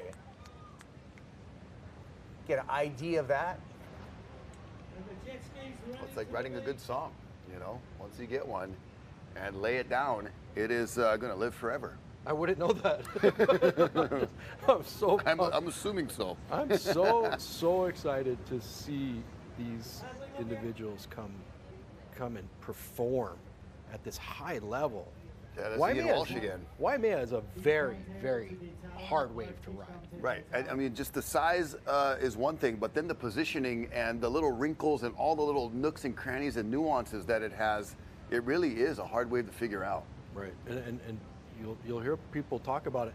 You never get to surf it this size. Right. Unless you're in the eddy. Correct. It just goes to a whole nother realm. There's so much water focusing on that ledge. Okay, we're going to take a look at some replays, starting with Mason Ho and Kai Lenny. There you go. Ask Kai Lenny, the most talented waterman in the world. Right. How hard was that wave to ride? Yeah, Mason Ho goes over like 18 ski wakes. Yeah. Right? And just, oh yeah, I'm cool. And all good over here. Kai Lenny looked like a rag doll back there. And just really humbling Waimea can be. Ian Walsh. He's gotten so good at forecasting and gaining his knowledge in reading weather maps. What'd you call him? The boss? Godfather. The Godfather. Okay. Sure is. Ian Walsh was actually not in this event, right? And is that Tyler? Tyler Laurent. Oh man. From the island of Maui. And kind of, was like, hey, I think I should be. And they said, you know what? You're right. We're giving you a shot. Another broken board. So it's 2 today, right? One was Paige. Yeah. Mason again. So we're catching up with all of these rides for you to enjoy one more time. Yeah, there were so many rides. This is heat number 4 of the second round, and it's pulsing not only with size, but also with quantity. Right? Yeah, there's so many waves. Not to mention quality. I mean, these are giant, giant sets. Where we started the day earlier, there's Cole Rothman. Straight over that boil. Oh, man. Maybe you'd get one of these waves in a heat. Right. And now there's just as much as you can I have a possibly. feeling this next one, though, is the nuts one. Here we go. Look at this. That's Landon. What is going on? No way. There's your 100-point ride. Oh, that is it right there. Whatever you want to call it. There it is. Oh, my, that just gave me chicken skin all over. That was the one we were waiting for. Oh, it was beyond vert. McNamara. And the explosion was totally like, it was like Waimea Falls instead of Waimea Bay. Are we going It to was a cap waterfall. off the day with a double Florence heat, you guys? Oh, yes, we are. Yes, we are. John Florence, Nathan Florence paddling out for the last heat of the day. They're racing. They're like, get me out there first. I want to beat my brother. Na'i and Keone Keolana as the driver for John Florence, 3-time world champ. Oni boy. One-time Eddie winner. Can he make it too? Oni boy and Na'i by nature. Or That's is his nickname. brother going to block him? Could happen. Right now, Nathan's got a ahead of him. formidable lead. I have a feeling that they've cut off our live scoring so that it's going to be a complete We can have the suspense. For the awards presentation, which is fine. I'm seeing Mason Ho put in a solid performance right now. He is right? bringing up the leaderboard with those 2 waves. But let's talk about it. Right now, I'm thinking to myself, Jamie. I like to speculate. Yeah, let's speculate. I'm thinking Jamie. I'm thinking Nathan. I'm thinking, well, obviously Landon now. Landon's right in there, Billy. bro. Those are my top 4. Yeah. Okay. Yeah, Landon was already kind of up and around the neighborhood before that wave. And so, man, that score, I'm not even still sure how he made that drop. He needs one more. He needs one more. I think he had a great one in his first round. He had an even stellar one right there. Right. Well, there we go. We're not going to give any scores. That's just our heat right there. But Landon coming into this to take the lead needed 77 points. Okay. So if he's got a 50 already, let's just say he calling got out a a 50. Right. I'm giving him a 50. Yeah, for sure. Then he still needs another wave. Right. He needs a third wave. But that wave that he rode is very reminiscent. 2009. Come on, from Chile. Ramon Navarro's wave, right? Yeah. Yes. Very reminiscent. I think that one might have even been. I would love to see a side to side. I think his was steeper. Yeah. But I think Ramon's might have been bigger. Yeah. But that was so critical. It was ridiculously steep. I still am not sure if that was real that he actually made it. It might have been AI. Well, the explosion was crazy. It was just unbelievable. That was a four-story explosion of whitewater. Hey, we're not low. We might as well look at it again. Yeah, might have you guys take a walk or something. That is worth a few more looks for sure. Yeah. That was just ridiculous. Actually, we changed the idea. We're going to go take a break right now, get some commercials out of the way. Remember, support everyone who's been supporting the Rip Curl 88 Cal Big Wave Invitational. We'll be right back with all this action. I know you are.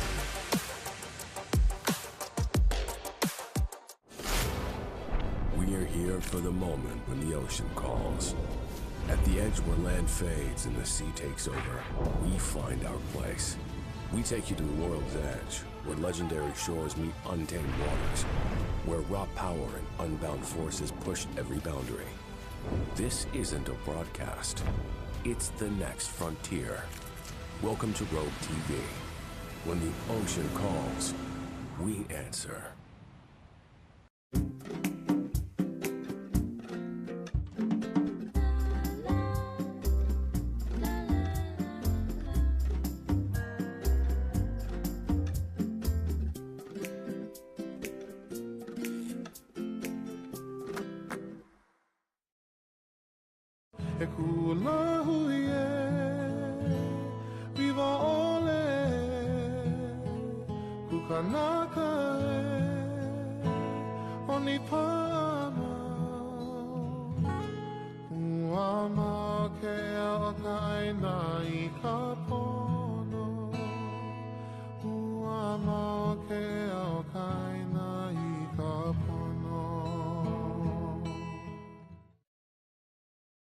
Hawaii's only 100% fiber internet is now Hawaii's fastest internet. Introducing 3 gig Fioptics internet from Hawaiian Telcom. With 3 gig upload and download speeds. Unwrap Hawaii's fastest speeds in new Fioptics Plus TV experience and connect your holiday like never before. Share the gift of speed with fiber internet plans starting at $39.99 a month.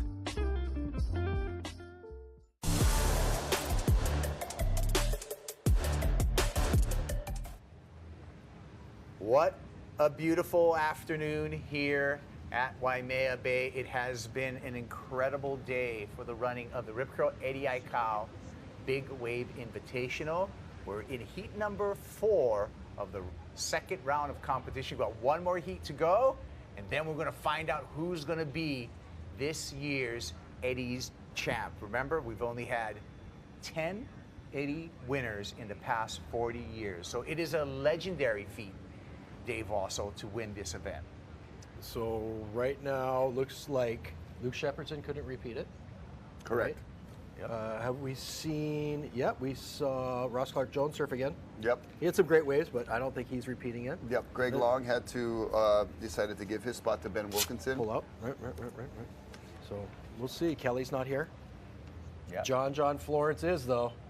John Florence is here, and we updated the beach and we upgraded the beach. Thank you to Island Vision for this TV1 mobile video wall. We call it the big screen. Yeah. And all of you over there at the park, you can give yourselves a hand. Thank you for coming out for this historic, beautiful day as we check it all out from above. Also, Hawaiian Airlines, as a supporter of this event, the most on-time airlines in the world, and rolling out in 2025, they have their Huaka'i program to benefit Kama'aina with all kinds of pluses. Gotta love it. Redefining Hawaiian time. That's right. And Rocky, we also want to mahalo Owens Retreat.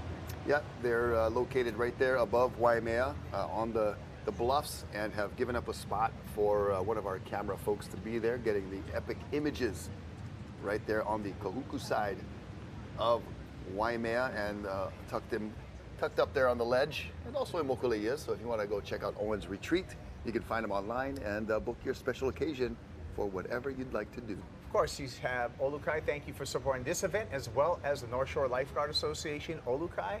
Yeah. If you go to a party and you like upgrade your slipper, look for an Olukai. Oh yeah, definite upgrade.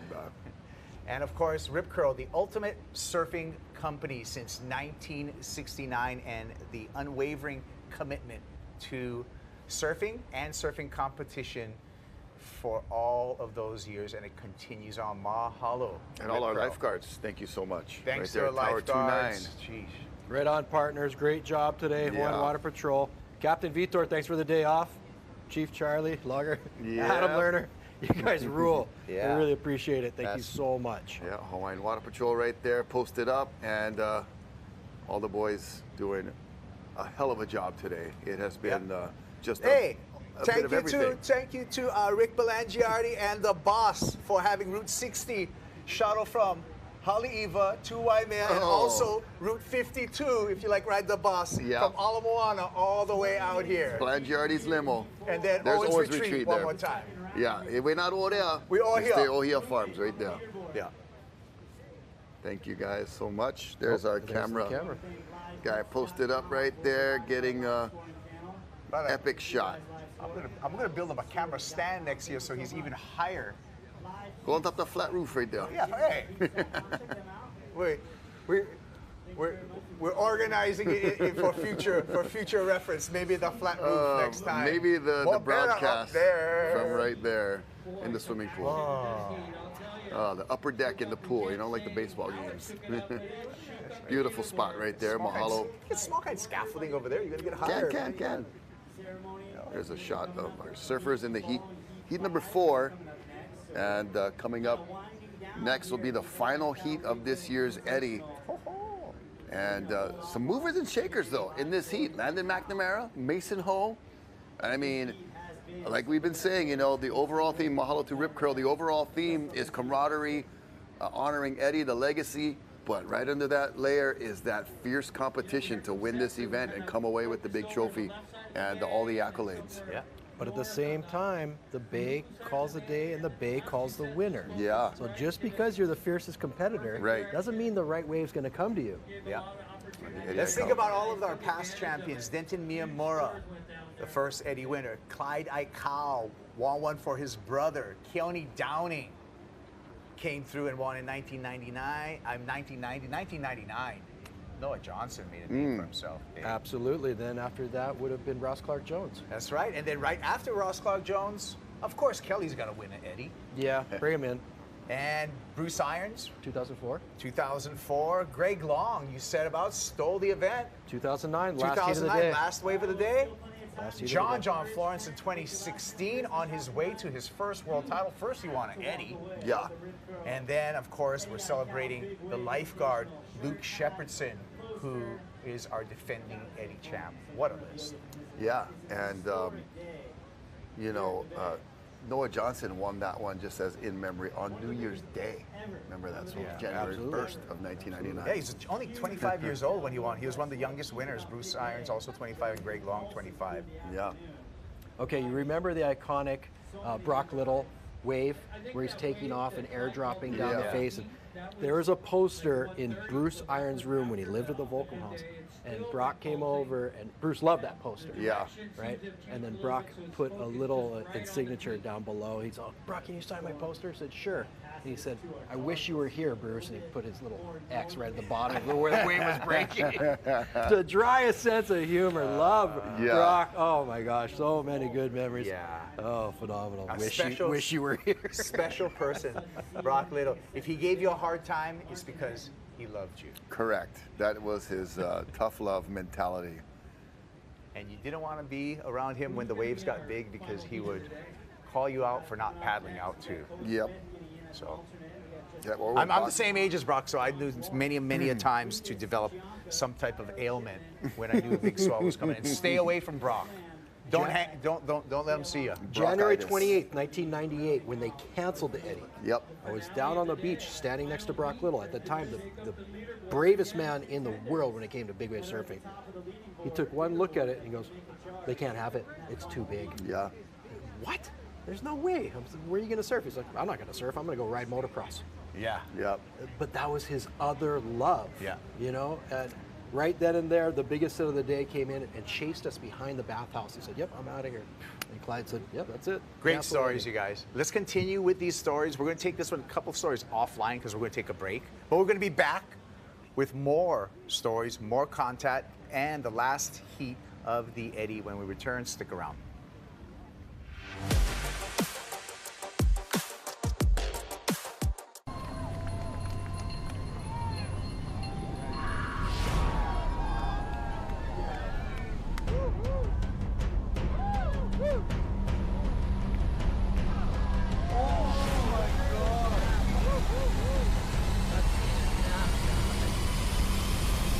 That was 60 feet.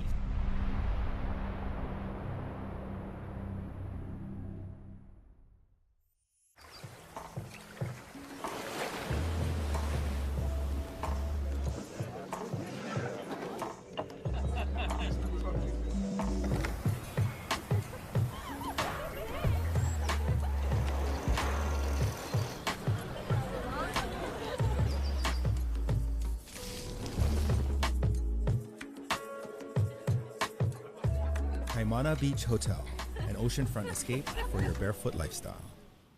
Introducing Huaka'i by Hawaiian, a new free benefits program starting in January just for Kama'aina. Explore more of our island home with exclusive perks for neighbor island flights, like 10% off a booking every quarter, a free checked bag or board every time you fly, and special network-wide deals every month.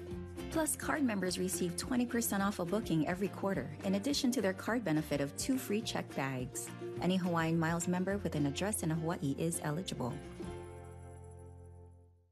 So these are Taco Bell's new crispy chicken nuggets. What are we thinking? Anyone?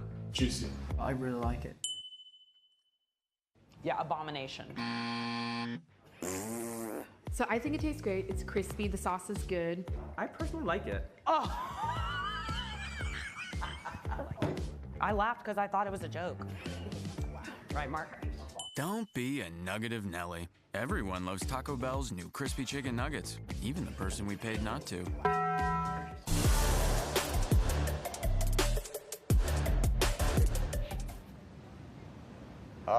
Beautiful December day at Waimea. Thank you for joining us for the Rip Curl 80i Kyle Big Wave Invitational. Thank you to Olukai for their support too.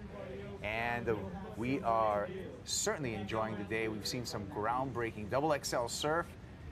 Dave Wassel, Rocky Cannon, Kaipo Guerrero on the call. We got 12 minutes and 50 seconds left in heat number 4, round number 2. And we've seen some incredible surfing. Yeah, everybody in this heat getting some waves that have been meaningful for their campaign and for their scoring. Hold your horses, because the scoring just came up, and Landon McNamara, like you were saying, Dave. Oh, you guys called it. Like you were saying, Dave, 43.5, but we saw that big wave that we compared to Ramon Navarro. Landon went perfect. It's a 50-point yeah, ride. that was 100. Hey, we knew it. We Yeah, knew it. the perfect 50. That was it. 5-0. Well, I knew it. Wow, Absolutely. the Waimea 5-0. How can you dispute that, watching that wave? But we I get a believe he chance. still needs a third wave to take the lead. We'll have to see about that. We'll have to see about that. But what a way to end the day here with a flurry and a pulse of the meaty part of the swell coming through. That's right. And having the perfect timing. So we see a little more texture, it looks like, than before. So as the day goes on, that breeze just continuing to ruffle the surface of just a tad. Well, I believe that by tomorrow it's supposed to be 25 knot trade winds. Correct. It's going to, right? whip back around. So this is a this perfect is Cinderella scenario. story. We got a Right. Cinderella story. Yeah, absolutely. Because if if the winds forecast, or if the winds were one day earlier, we wouldn't be able to run. Correct. It's all the, and you're the master of that, David. It's all these different ingredients that you have to throw in a bowl and mix up in the right recipe to make the Eddie With happen. the precise amounts, though, you cannot be a measurement off. Yeah, you know, a right. teaspoon of this, Crazy. a dash of that, stars aligning. Oh, this for sure. This is the recipe for success. Look at these waves turn into Don't these forget the double secret ups. sauce that you gotta add. Look at this. Look at this double up. Oh, scratching. Tyler. Oh, wow. Pull in. Come on, do it. Oh, the wave just wouldn't let him. Had the right idea. Set that rail very nicely. Tyler LaRon looking solid. Yeah, he's got to be climbing up some spots. Yeah, but the story about this heat right now has been the performance of Landon McNamara and Landon. Achieving perfection. Achieving perfection. Something that nobody else has done all day long. Correct. There's been lots of opportunity, right, but nobody's been able to capitalize. Yeah, and there's been some great scores, you know, in the upper to mid 40s, but Landon laid it down and put it right where he needed to be. And talk about laying down a perfect track. That was Landon. I think the highest score we saw previously was a 45. 45, yeah. Upper Right? 45, Which was basically all 9s from the judges. Yep. His 50 was all 10s from the judges. Oh, nice job there, grabbing the rail, looking stylish. Is that Francisco Porcella? Our I think? Italian. Yep. Smooth. Thank you for the pepperoni pizza. Smooth like Italian leather right there. Corinthian. Francisco. I don't know if Corinthian leather is from Italy. I'll look towards Dave for this one. It's Mesopotamia, actually. Someone, it's getting to be the end of the day. We have a Yeah, couple of balls. I'm sorry we've been about going for, we've been here since 5 in the morning. It's been our absolute pleasure, though, yeah. and honored to be a part of this historic event. Very much so. And it's just wild how it happened, you know, how everything eventuated. Here's Tyler LaRonde. Yeah, that drone in the foreground getting some epic footage, and Tyler LaRonde really putting his name on the map and doing well. Take a look here at Porcella, grabbing the rail and setting the angle. Francisco's been a performer around the world. He's got some incredible waves at Maverick, some incredible waves at Jaws, and now he's backing it up with a good, solid performance here at the Eddie. Yeah, friendly guy, always approachable, like just cool. Weird, isn't it? Yeah, cool cat, right? Like, you think somebody like that should have a big ego, but he doesn't. Oh, let's hear from Francisco. I think we caught up with him before this event started. Let's see what Francisco Porcella had to say. I'm Francisco Porcella. I'm originally from Sardinia, Italy, and living in Maui since I was 14 years old. I think this contest brings a lot of different elements that are a lot deeper than some of the other contests that we compete in. Just the whole community that comes together and the roots of Hawaiian culture. That's what's really special about it for me. Told you, friendly guy. Yeah. Francisco Porcella. Nice fella. I love the fact that the iCal family upholds the standards that it's the Bay's got to call the day. You never have an expression session. Correct. There's never been a small Eddie. Yeah. Right. The waves have to reach such ridiculous And sizes. we've had crazy droughts. Yeah, for a long time. 4, 5, 6 years. Yeah. No And problem. you made a point too, is that all these surfers, you know, even if you don't win, you want to put in some charging and you want to impress everyone because it's an invitational, it's a selection. So that's another thing that all of these surfers are aware of, is putting together a performance to earn them another spot in the next Eddie, because we're going to shuffle the deck again. We completed an Eddie this year.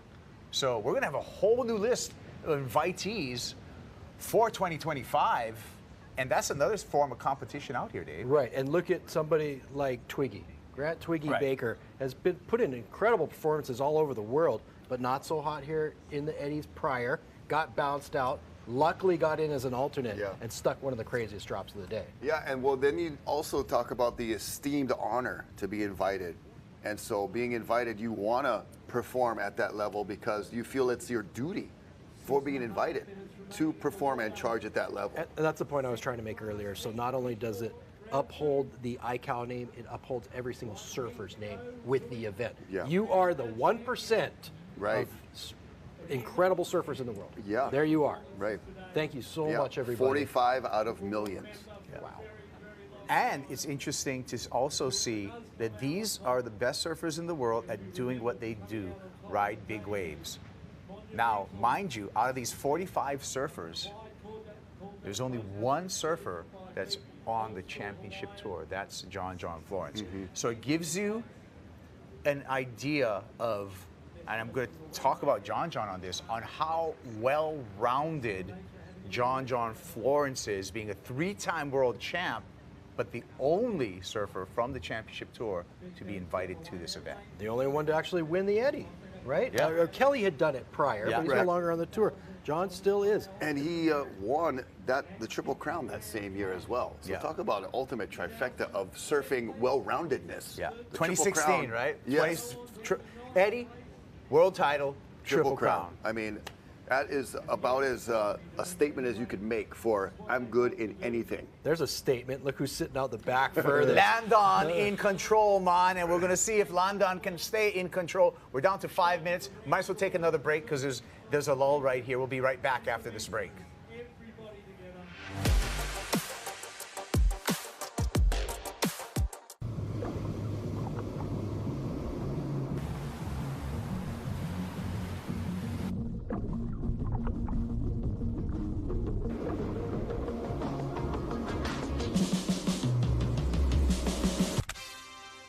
We've been heading out to sea since 1983, bearing witness to 40 years of some of the water's best moments, and being there to help our mates when seas get rough, always looking to go further and stay a little longer in places we call home, like the Gulf of Oman, Ningaloo Reef, Mag Bay and the Little Creek out back. We're proud of where the bow's pointed now, so climb aboard, let's see what's out there.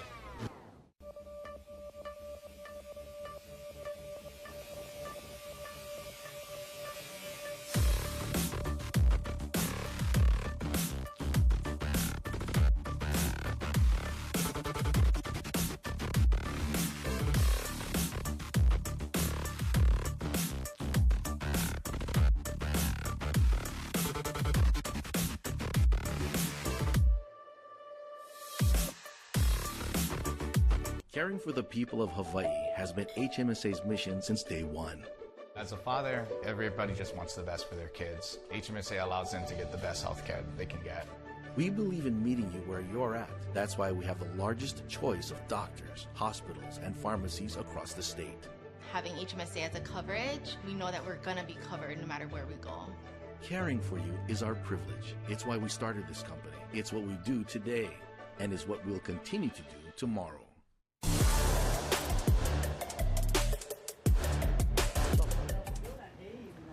Here we are, back at Waimea, and just in time for a set at the Rip Curl 80 ICAO Big Wave Invitational, heat number 4, second round of the competition. Got a couple paddles, Rocky. Who's gonna go? Just a few minutes left, and somebody way deep. I might have been, does it look like a goofy foot surfer? Might have been Landon. He was deep and way out looking over the ledge, but more sets out the back. Look at these ones marching in. Couple of minutes left, last ditch effort. Second round, second to last heat of the day. Who wants it? Who's gonna get it? Kai Lenny and Ian Walsh. Couple of Maui boys. Maui Noka boys right there. Kai gets blown off. Ian holding on. More sets outside. We're gonna stay with Ian here. Oh, shore break. The crowd's chanting right now. Mason Ho making moves. Switching stands. Make it, please. No. Oh, man. Classic. And here comes, Dave, you call him the Godfather, Ian Walsh. Oh, he's about to be the shore break. Just challenger. Oh. That didn't look fun. That backwash is just crazy. Why? Pure entertainment, bro. These guys But are it just gladiators. puts you in the worst possible situation. Super deep. Tyler Laron. Tyler Laron. Oh, another Maui boy making moves. Went for the laydown right there, and oh my gosh, he's doing like 50,000 El Rolos. I like that he went for the old school pronoun. Yeah, the leashless pronoun. You could see that in like old surf movies and stuff, guys riding giant sunset at Waimea. And then Yeah. what do? You jump down and you bear hug and you prone your board out. And hope you hold on and not have to swim again. No leashes with those boards, and just the things that those. I want to give a proper respect to those pioneers doing what they have done. You know, the Greg Knowles, the Jose Angels, Pat Kearns, those guys. I mean, just we got vests and jet Aloha. skis. Yeah, we Right, got come on. Kimo Hollinger way There back we in those go. days. You know, Perfect. just amazing respect to all of those guys, and you know, whoever we can still say thank you to. Gosh, mahalo, you guys. But I guess, Dave, as a lifeguard, one of the rules of thumb is don't paddle out unless you can swim it. That's it. Well said. Well And said. that There goes it way is. back. 'Cause think about I surfing got in a leash. 2024. You can't always count on that, Cole Rothman. Cole Rothman and young Mr. Mason Ho are making a huge charge. Yes, sir. For the leaderboard. Wow. Yeah, Cole was deep on that one. That was well behind the bowl. Okay, I don't even remember much about Cole from round one. No, I think he had a pretty quiet round one Right. heat. And all of a sudden, talk about a kid with a pack of matches lighting up on fire. Yeah. This guy is going Looney Tunes out here. And Hawaiian Wildlife Patrol giving him a check and maybe a quick shuttle back out. I like the fact Giving him a check. His first place check. Hey, we're going to award a first place check in about 40 minutes or so. Yep, that was, I believe, the end of heat number 4. So it is last heat time. Last heat. And what are we final bringing heat. you for the last heat, Rocky? I think we're going to have double Florences out to cap off the day. Oh, another brotherly duo. We saw Makua Rothman and Koa Rothman, not in the same heat, but the other tag team brother duo. And then rounding out our final heat of this 2024 edition of the Rip Curl Eddie Big Wave Invitational will be John and Nathan sharing a heat. Light me up. Who's the two Wahinis in this heat? Oh, let's get you. We're gonna have Moana Jones Wong and Justine Dupont. Oh boy. And Dave, you talked about that sandbar, how far out it's going. I Right. just saw Gilligan's Island suck out dry. Yeah. In the summer, you can snorkel around that. It's like an iceberg. It's got a little tip, and then it's got a big underneath. All of that was exposed. That was crazy. Here's our recap, Rocky. Oh man, this heat 4. 3 riders, 2 of them just getting ultimately demolished. Or at least one of them did, and the 2 goofy footers survived. And gosh, talk about making moves. Mason Ho was making some moves. The Ho Fro was putting on a show with Kai Lenny ragdolling in the background. And Mason sticking this one over the jet ski wake, and then a little claim to the outside like, thank you, my brother. I did him. Look at the lines here, Dave, and it's the Godfather, Ian Walsh. The Godfather. Ian has really put on quite a show today, but he led the way for so many paddling surfers at Jaws. So many of these Maui up-and-comers, like Tyler Laron, who's in this heat, paving the way. Speaking of which, thank you for queuing that up. Yeah. Tyler Laron. Maui's own Tyler making some moves as well, getting some great scores. Francisco Porcella was able to yank on the rail and trying to survive that avalanche, but just got him all caught up. Spends half his time on Maui as well. And that half aboard will spend its time in the garbage can. Mason Ho. Mason Ho will go. Oh, yes. Putting on a stellar performance here in the final furlong. Yeah, stylish, happy, good vibes all around. And not to be outdone, Mr. Koa Rothman. Dissecting the boil right there. Straight over it. Split it right in half. No problem. Wave of the day. The perfect score. Whoa. Beyond vertical. Upside down. Steep, deep, and underneath. Landed McNamara. The 50-point ride. There it is. The entire ocean landed on his shoulders. No. And How in he the world? still came out successful. I'm convinced that was special effects. That was a green screen, and they had him in a room somewhere. Oh, landed. Excellent work, my friend. Francisco, the Italian, sporting a nice grab rail technique once again. Kind of was hoping for some shore break scramble, but the wave had other ideas. Probably, in hindsight, good for him. Look at this. With this like backlit glare, just looks so majestic. There's a lot of Maui in this heat. Correct. A lot of Maui, and they definitely represented quite well, including this man right here, Ian Walsh. The backwash, the ejection, and then the question, why? Real cool thing about Ian, every weekend goes home to mom and dad's house and has dinner. All the brothers do it, all 4 of them. They just, it's great. It's rad. Yeah. Super rad. I think mom's a teacher over at Pukalani Elementary. I think Ian's was valedictorian over at King Kaulike. All right. Yeah. Well, I think Carl Berleman lives across the street. That's not all only this stuff. charges, pretty smart too. Smart baka my bugger. There's Tyler Laron. Congratulations, Tyler, Yeah, Tyler. on an impressive day of surfing. Very well done. Absolutely charging. Getting some congrats, some love on the beach right there, some aloha, and that's what it's all about. Making it back safely, back to the family, back to the friends on the beach, living to tell about it, and sleep good tonight. Oh yeah, tucked in very nicely. I think last night for most of these surfers was a pretty sleepless night. Probably and with the restless. Yeah. Restless Stirring. anticipation. And then, I don't know, Dave, I'm going to ask you, are you able to sleep the night after an eddy, or are you still wound up, hyped on adrenaline? I like after parties. Been known to grace well, a couple or two. Head on over to Lele's and tell Ian we sent you. Yeah. Last heat of the day coming up.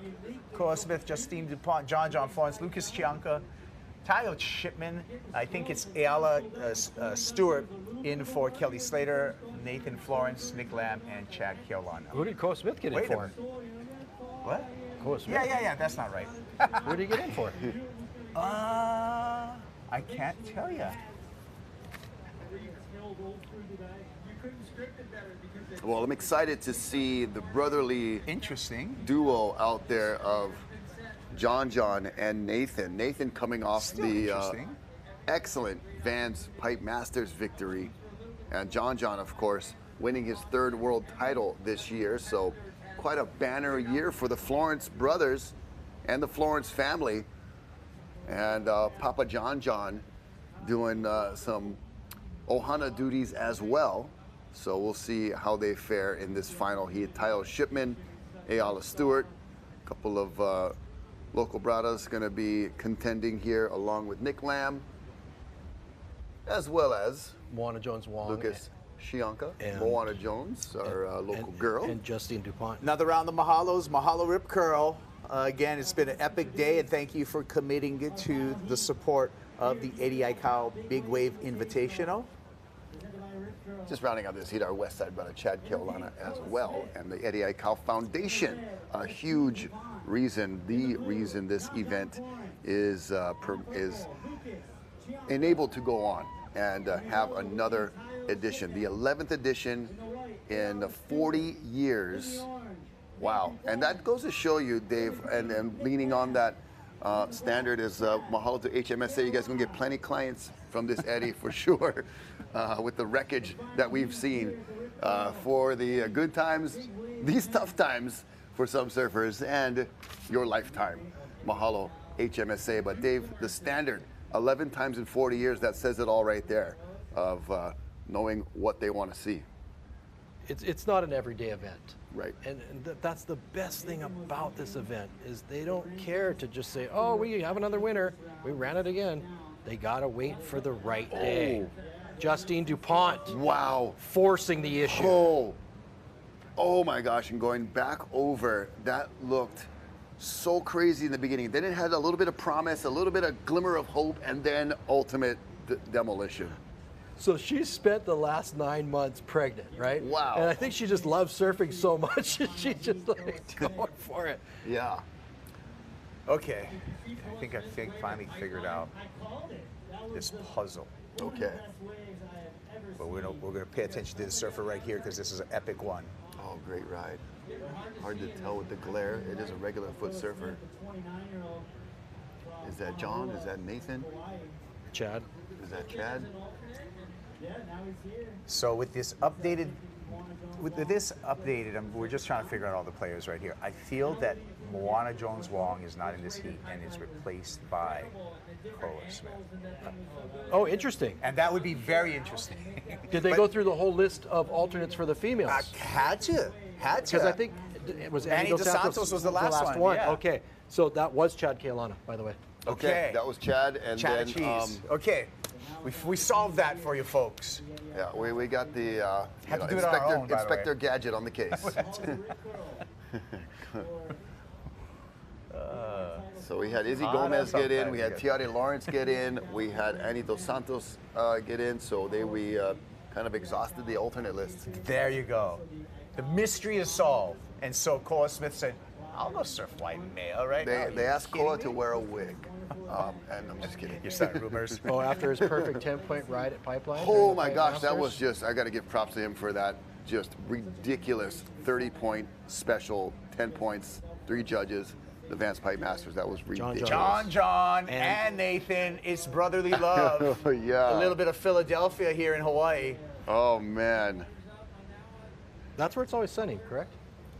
According to Danny DeVito, but you know where it's sunny right now in December is here on the North Shore, Waimea Bay. Yeah. And John says, Thanksgiving's over, Nathan. Thanks for the stuffing. Keep them coming. We got like 17 more hours, man. Let's do we got it. 40 more minutes right now. We're probably going to go long, but whatever. Yeah, we're good, bro. Hit a fine. And we're going to Lele's after. It's on the way home if you go that way. Kind of interesting. You said John Florence is the only one who's on the World Tour and in the Eddie. Yeah. He's also the only one who's got his own clothing brand named after him. That's Okay. right. All right. He forced all his brothers to ride from too. Yeah. He said, I think they jumped on board. I'm kidding, I think they kidding. jumped on board. Hey. I'm curious how many people jumped on board after a triple third-time world title. Yeah. They would be doing okay. Yeah. Anyhow, I know it's a rip curl There's thing. a Come great on. shot of that water angle from sea level, looking at Justine Dupont just throwing it, sending it, putting it on the line. Props Chad to Kealana. Justine. Chatty boy. He made the initial drop right there before getting engulfed. Good going. Here's the brothers. The Flow Bros. Now remember, Nathan is within a mathematical chance Correct. of taking a win right here. Striking distance. He's in striking distance. Yeah, John kind of quiet in the first round. You know, he'd have to have a just spectacular, racking up at least a perfect score and a couple other really high ones to have a chance at a 2-time Eddie victory. John. There's Landon McNamara getting some congrats from the brothers on shore with his brother Makai right there in the foreground, and a couple of our ocean safety folks getting ready to round out the day, make sure everybody's aware to stay safe, and still a lot of energy out there. I saw Luke Shepardson up there too. Those two are absolute sparring partners when it comes to Giant Waimea. Yeah. So how cool would that be to see one back up the other? Yeah. Yeah. I'm talking about Landon and Luke. And you talk about North Shore boys. Those are some of the North Shore boys. Talk about the Godfather. Talk about someone who's been in the game for a long time and broken a lot of big wave barriers. That's Ian Walsh right there. And just a great guy. Yeah, just a humble individual, has a, like you said, Dave, has a solid family foundation, and that definitely shines through in all of his interactions. And you see him glad handing the children, taking care of kids. It's for the kids, man. For the kids. He ran the Maui Mayhem, which was the longest running kids surf Yeah, contest. Grom contest, yeah. I mean, and the amount of support that he got through sponsors for doing it, including guys like Yeti, were just unbelievable. You know? Check out menahunimayhem.com for more information on that, held in Ho'okipa every year, and Ian Walsh is the host of that. Maui Menahune Mayhem, the Triple M. That is just got a nice ring to it. Right there's Paige Holmes and Sean Ordonez, her fiance and shaper, walking down the beach. Yeah, I'd seen you. Yeah. I've seen you. Talk about knowing your shaper. There's all of that marine mist. The wave ocean fog. We're going with WOG, man. Thanks for the tip. Earlier, we had smog, we had fog, we got all kinds of different ways to mist up and blurry out the surrounding air. And here on the North Shore, when you get these big swells, it is that salt air. It's on everything. You gotta show your windshield wipers 4 million times up and down Kamehameha Highway. And something about it though. You breathe it in, so healthy, feels so good. I wonder if Nathan knows that he's within striking distance of winning. You know, that's a good question because it will surely affect your approach going into this last heat. You know, I'd like to see him sit where Landon sat, way out the back, and just wait for an absolute park it there. bomb. Yeah. No offense, I just want to see people send it, and I know Nathan is more than willing and more than capable. And how cool of a story would it be if he would, you know, within the same week, win a Pipe Masters and win an Eddie, just two of the biggest events in surfing, and win them within a week. I don't think that Landon or Billy Kemper think it'd be that cool. Yeah, no, I don't think so either. Right they would think that it was, awesome for him, but they want to have that honor of this event. Looking at from the angle there, right over the telephone pole. And that's the beauty of it, right? The fact is that history is being made today. Every event, there are historic achievements. You know, last year, first time Wahines were in the water competing. And Rip Curl taking over and, taking on the baton, setting up for, a multi-year contract to put this event on and getting their first chance at it 2 weeks into the waiting period. They're laughing. Yeah. They're laughing. But great job of coming and supporting local surfing. Yeah, I mean, I'm always going to say it. You support local surfing, I'm all in. Yeah, and good things will happen. It'll come around to you. And Rip Curl, thank you so much. Mahalo for putting on this great event along with the Eddie Aikau Foundation that has been just the main part, and doing the good work of passing a legacy on, especially to our next generations. So much of what you want to live on has to be taught and passed to those young folks, to the kids, so that they are, built and have that good foundation to move forward and something to aspire. And of course, Linda Epson is behind that. Yeah. Eddie's wife. Just a great person in general overall, and obviously very closely linked forever to the Aikau Ohana. Thank you to all of the Aikaus and all of your diligent work to keep this legacy alive. It is so special. And to Waimea Valley, if you get a chance to go there and interact with the folks that caretake and malama and care for that beautiful valley, please go there and pay a visit. So much to learn and a beautiful place to see. Actually just took a walk back there a couple weeks ago. Yeah. Walked all the way up to the falls. Yeah. It's just something I don't normally do. Yeah, my daughters have the privilege of dancing hula for Kumukuhi and Kumutisi, and just an amazing place to be able to do that and have a proper teaching of the hula. Every Saturday, plant sale in the back. Yeah, bro. Okay, Mike Dennis. Native You're plants. the man. He actually set us up all around the towers at Rockpile and Ehukai Pipeline with native plants. Yeah, wow. Thank you, Waimea Valley, for doing that. When Chris was standing there this morning, I was thinking in my head, whose yard is he standing in? It looks so beautiful and lush, and then I realized it was the Tower Garden, which is has come along and really looking nice. So thank you for that Uncle Mike, as we see a nice late drop, super deep. By Mr. John Florence. That is the current world champ that has made it third time a charm on the world tour. Yep, during the winter months, we do a lot of lifeguarding, Yep. and in the summer months, we do a lot of lifeguarding. Yes, you do. And you're doing a beautiful job, I must say. The lifeguarding, green thumb, beautiful setting. Tower 29 at Waimea Bay. But that plant sale is actually open to the public every Saturday. Yeah. It's a beautiful Sorry, thing. Mike D, I don't mean to make you busy up there. Yeah. But, you know, the more that we get those native plants out there in people's yards and other places, it is just healthier overall for our island. So thank you. Correct. And Salt and Air Studios, speaking of healthy, it looked like salt and air driving up and down the North Shore the last 4 or 5 days with all this swell. Starting on Wednesday, 6 a.m., it was already cracking at Third Reef Pipe. Even for that event, I was like, are we doing this? It is like just monster waves. And didn't really have any other options. And sure enough, what came out of it was that perfect 30 score by Koa Smith. And of course, Nathan Florence's first Vans Pipe Masters victory. Good job.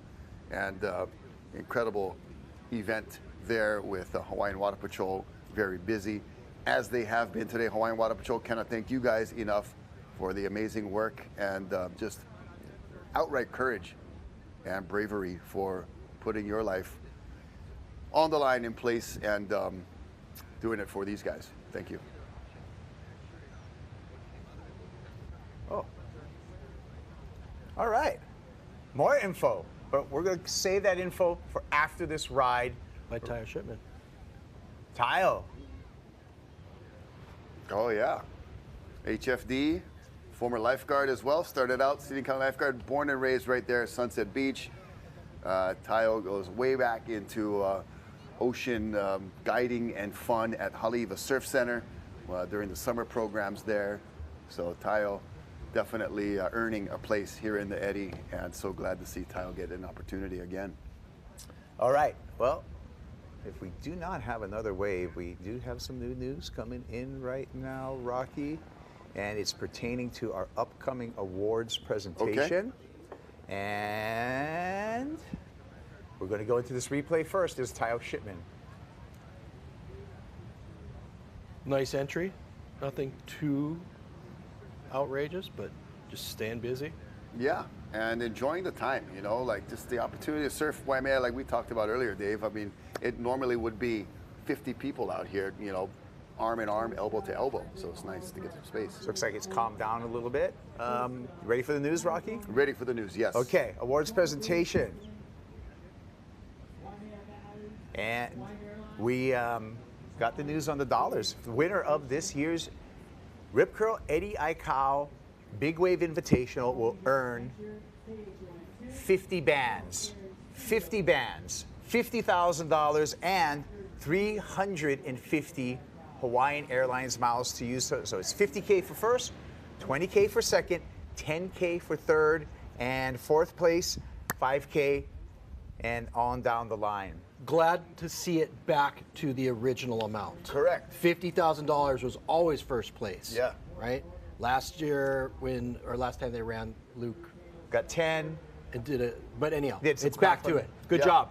Appreciate it. Thank you, Rip Curl. Oh, look at these big sets. Oh my gosh, gotta also check out this action here. And it looks like Ayala and Justine. Wahine, yeah, Justine in front, Ayala in the back, and a big wave approaching. Who is gonna be in the spot? Chad. Four surfers. Nathan, Chad, yes. John. We did that one for the West Side right there. I had to throw up the dubs right there. Chad Keaulana survived that one. Chad a cheese, making Dad and Uncle proud. Here's Nathan. Yeah, Nathan. Throwing one up. Hey, I got to also say mahalo to the Malama Pupukea Waimea Foundation. They're the nonprofit right there that takes care of that whole marine conservation district. So thank you so much, and check out them online. They do so much great stuff during the summertime. With that being said, pick up your Opala, pack it out with you. And even if it's someone else's rubbish, pick it up. Yeah, they do native Hawaiian plant restoration, coral restoration there at Sharks Cove. So Jenny and the crew, Brother Frank, thank you guys so much. Malama Pupukea Waimea. And you can see them every weekend, posted up right there. And go check them out and inquire. As Nathan Florence just charged shore break. Checking out the shore break right there. That was the first barrel we've seen pulling into a right. That was a super solid set right there. That was Justine DuPont and Ayala Stewart. And then this was the Beastmaster. So John's out in front, Nathan's behind him, but Nathan actually was the only one to successfully ride that wave. And it put him in a really weird position where he is right now. Right. Going back towards the jump rock. Right. And in that current. Okay, there's a ski. And looks like Oni Boy and Na'i by Nature pulling up to grab Nathan Florence. Now you get it? No, I always got it. I know Na'i right there. Yeah. But I see, you did the OPP thing with me with the Na'i by Nature. Yeah. That's good. Yeah, we really getting some. We're getting some campsite humor right now. It was better than his original. I was going with Rusty Buttons. Wow. He asked me to change it. Oh, the voice. Hey, we giving thanks. Have we thanked Hawaiian Water Patrol and our friends and characters that are some of the funnest guys in the world, for sure. But some of the bravest and most experienced watermen. Absolutely. I'm in honor just to hang out with you guys, bro. Yeah. It's my honor, you know. And Very I got much so. Plenty of nephews on that crowd too. So. Yep. Good job, kids. And it's even better hanging out when they pull up to you with a jet ski and a sled to grab onto. Everybody got to help. That's the best hangout. Right on you, boys. Thank you, bro. Bomb out the back. Oh man, we're gonna finish with a flurry here, and go out with a bang. See the people, arms going, legs are you paying kicking. Attention? There you go. Now you see it. Okay. Interesting. You know who's been quiet in this heat is right there. You can kind of see him in your center of the screen. He's still too far out. Is Shumbo, Lucas Shianka. Right. That's rare. It's like that's super rare. Almost getting into that one. So interesting. He's playing the waiting game, maybe. Look at this. Talk about Shumbo. Oh wow. Spinning. John. Going. John deep. Oh, good job dodging the water. Ayala Stewart in the mix right there. Yeah, and I think that's Justine. Shumbo behind him. And Shumbo as on cue. Kaipo spinning on that one and really doing a great job. He was paddling out. He's gonna make the connection. So many of these waves, this swell direction or whatever it is, Dave, has been allowing and permitting the shore break scramble, connecting it all the way. Yeah, Lucas Shumbo Valeo. Shout out to Posada de Garcas, where I stay in Saquarema. Shumbo's hometown, and also Nosa Praia, where I get my picanha. Okay, all right. And J Mills too, and the Leo Neves Surf Center. That's some of my Brazilian shout outs right there. Like that place, it's really cool where he's from. Looked like Shumbo was trying to get in the barrel, but that little bit of texture on the top of the wave, didn't really allow the wave to throw like we've been seeing the other shore break waves. And this one sneaks through underneath with no riders and more of the shots looking out towards log cabins, the top right of your screen, and then all of that turbulent foam and white water being sent back out into the ocean. Just so much water moving, and that's not shallow water. That's deep stuff. So, in this heat, I mean, I think you guys talked about it. It's Nathan Florence's opportunity, right? As we're going to go through some of these replays. Yeah, he's the guy that's got a shot still. And see some of these waves ridden from a different angle, Dave. Some very, very impressive performances being put on here today. That, I believe, was Lucas Chianca charging. But look, it's so cool to see. There's John flying out of the sky. That's something you don't normally see. No. The guy is just always making every single wave, but right? Looking back at that, it was almost like well executed wipeout. He got out of it early and probably got through the back of that. What do you think? I mean, it looked like he wasn't surprised. Looked like it sucked. Yeah, well, it always sucks. Yeah. But if there's a way, to make it look cool and stylish. I get you. I mean, it wasn't like he was rolling down on his back. He was like, he hit the eject button. He had the wherewithal right. of what his body was doing and what his board was doing. The presence of mind, yeah. Yeah. Thanks for bailing me out on that, you guys. I'll get you guys some Lele's after this. Maybe tomorrow or something like that. Oh, come on, don't postpone it. Okay. Extra crab dip. Yeah. Just make the short drive around today. Oh, man. Thank you, everyone, for just enjoying the day with us. It's been entertaining for us. We're going to take a break right now. Take a little rest. You can take a little rest, too, but we're going to be back with more here in the final heat of the day at the Rip Curl 80 Cow Big Wave Invitational.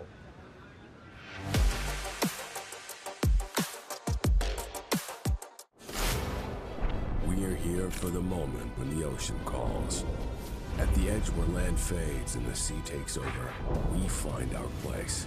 We take you to the world's edge, where legendary shores meet untamed waters, where raw power and unbound forces push every boundary. This isn't a broadcast. It's the next frontier. Welcome to Rogue TV. When the ocean calls, we answer. Welcome to Waimea Valley on Oahu's North Shore across from Waimea Bay. Enjoy the scenery. Walk along paths that weave through 5,000 tropical plants and 36 collections. Waimea Valley offers a rare window into Hawaii's rich historic past. Give yourself a Hawaiian experience that lasts a lifetime. Feel the difference at Waimea Valley.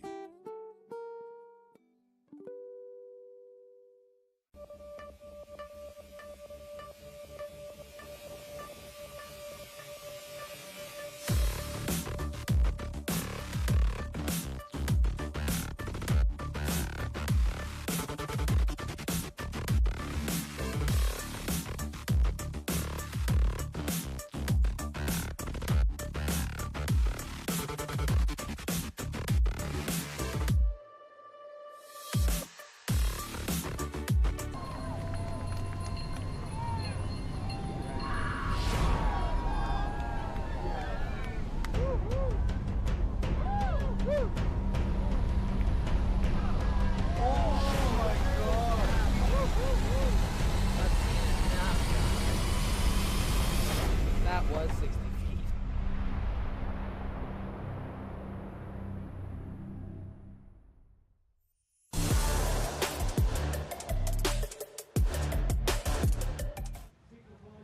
And we are back for the final heat of the day, which has been a tremendous, it's been a glorious, it's been a beautiful, it's been an exciting day here at Waimea Bay for the Rip Curl 80 Cow Big Wave Invitational, the 11th running of this event in 40 years. And I want to congratulate Dave Wassel for putting up with me all day, city and county lifeguard, and former competitor out here. Also, thank you to my brother Rocky Cannon for keeping me laughing all day and just enjoying the whole day with me. And thank you, Kaipo Guerrero, for for holding it down and being the, we're making a Kaipo sandwich over here. With, You're the glue that holds this team together. Yeah, Come on. a loaf of Rocky and a loaf of Wassel. And I think that's something that needs to be pointed out, that I might have made a mistake earlier, that Koa Smith is also in this heat, and I might have called him Lucas Chianco when I said the old back-to-back Chianco waves. One of them might have been Koa Smith. So hey, just throwing it out there. Yeah. I make mistakes. I'm only human. We all do. Thank you, guys. Thank you for enjoying this day with us. Rocky Canning, Dave also. My name's Kaipo Guerrero. That is the Gladiator Pit, some people called. That is the legendary Waimea Valley, Waimea Beach, and the site of this competition, which is probably the most famous surf competition, Rocky, in the entire world. Yeah, and we talked about that, only one with a 5-story scaffolding. The hands and all of the production it takes to put this on. Thank you to all of the team members, high and low, near and far. We're spread out across the bay. We're in across the island, and all the team here in the office and in the studio as well. It is a total team effort, bringing great content, beautiful scenes, beautiful shots, audio, technical, everything is just firing off, and thank all of you. And again, thank you for the Ultimate Surf Company, Rip Curl, since 1969, and a new partner supporting the Eddie Big Wave Invitational in memory of Eddie Aikau. Also, thank you to the Eddie Aikau Foundation and all of their volunteers who make this possible, and hands and feet on the ground here doing a lot of the heavy lifting. Find out more about the Eddie Aikau Foundation at the EddieAikauFoundation.org. See how you can help out with this wonderful organization.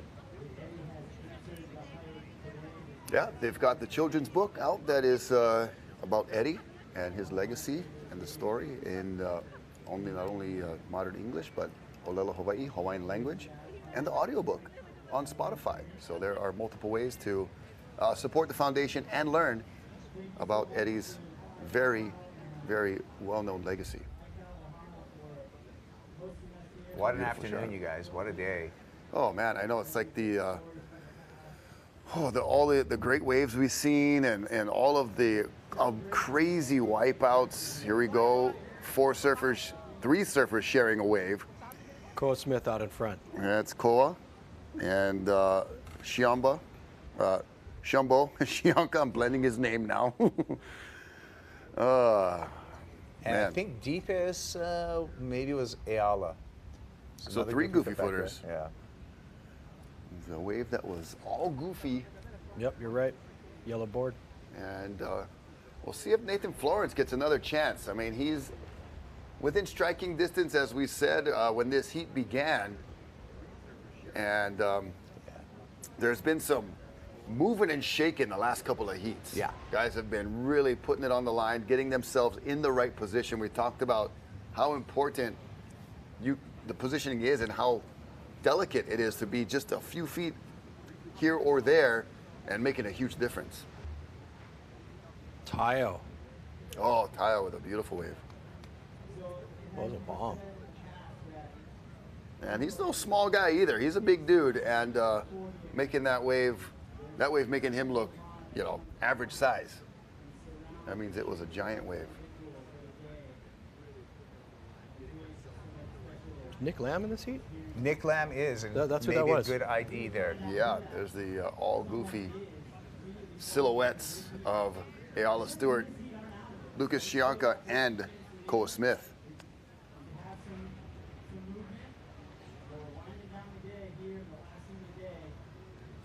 Time remaining in the heat, just about 13.5 minutes. So we'll be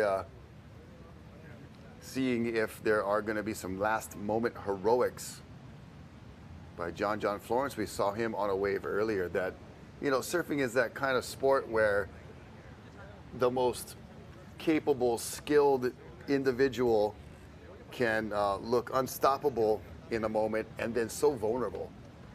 Not much thereafter. Yeah, and obviously you got to take an opportunity when it comes and exploit that. But in surfing, in any competition, when there's a time and there's scores, there's a little bit of luck.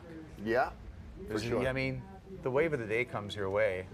You're really spreading out, giving yourself a chance. Here's the current scores right now, Dave, in this heat. Oh, John's flaring. You know what I love about big wave surfing? You can't kind of fabricate a score. Yeah. Okay? You can't go down the line. You can't manufacture a you score. You can't manufacture and do a chop hop. Right. It's not going to happen. You see that a lot in conventional, 3.5. They can make something work. Right. But here this is cut and dry. There's no fluff. Exactly. Did you do it or not? Yeah. So that's the coolest thing to me about big wave surfing. Well said. You can't manufacture a score out here at Waimea. Sit in the channel and claim all you want. It ain't gonna do much. Yeah. Speaking of things to do, places to stay, the upper right corner, Ritz-Carlton Turtle Bay. Come see me over there, and we'll have some fun. Koa definitely had a good look at that one. What do we ask for? How do we find you? Sup with Pops? Yeah, NSOG Hawaii. NSOG Hawaii. Yeah, that's where you can get the Easy Brow gear. And you can get on the canoe with us and come surfing with the dogs. All kinds of fun. North Shore OG. North Shore Ocean Guides. Ocean Guide, okay. Gotcha. Original gangster words, too. I love it. I love it.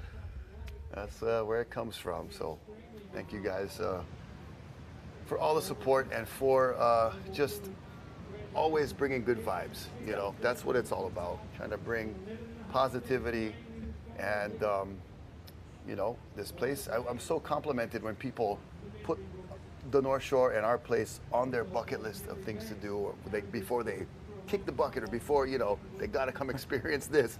And it's like, that's what bucket list is, right? Yeah. You know, and man, you come to like hang out in my neighborhood, like, thank you, I appreciate that. Well, I mean, it is a special place. Yeah. And sometimes you may get desensitized to how beautiful this place is. And you go away for a little bit, you come back, and you're just like, oh my goodness. Here's Yes. Koa Smith on the deep one. Oh yeah. Chad Keolana. Tayo, ooh. And Tayo. Chad's having a good time. Yeah, he is. First time in the Eddy. I'm going to call this a successful mission. Yeah, for representing the family well. The young Keolana here. Yeah, it's a long drive from Waianae. Yeah, it is, especially on a jet ski. Justine Justine on the charge. Hey, John behind. No, Nick Lamb. No, sorry, yeah, Nick Lamb. Same kind of red board, black grip, but yeah. Different. Oh, Oh, Chad. Chad. Whoa, that was crazy. Look at that short break wave. Oh, Okay. things went dreamy too, just That like is absolute Talking nightmare. about things that suck. A watery that's nightmare. What? We saw John do it earlier. There's Chad do it in the shore break. That looked Oh, awful. Wow. that wave like grew Where's when his it got board? near shore. Yeah. Oh, he's pulled. Yeah. Oh my gosh. I mean, the wave might have pulled that for him. I did it. That shore break was like the biggest shore break we've seen. Yeah. I think on a certain, like, they've all been kind of hitting that shelf and then kind of, you know, fizzling out a little bit. We've seen some nice barrel rides like Coley Vost and Ezekiel Lau, Mason Ho, but that wave right there just filled up the screen. It was crazy. The universal sign, tap the head, I'm okay, you're Yes, sir. okay. A big old shaka. Hey, good to see him tap the head, you know? I mean, that was... Oh, and now he's skimboarding up the beach on his board, up the sand. Glad to see Chad Keolana back on the beach in one piece. It looks like a little bit of a final flurry here. Just about 9 minutes remaining.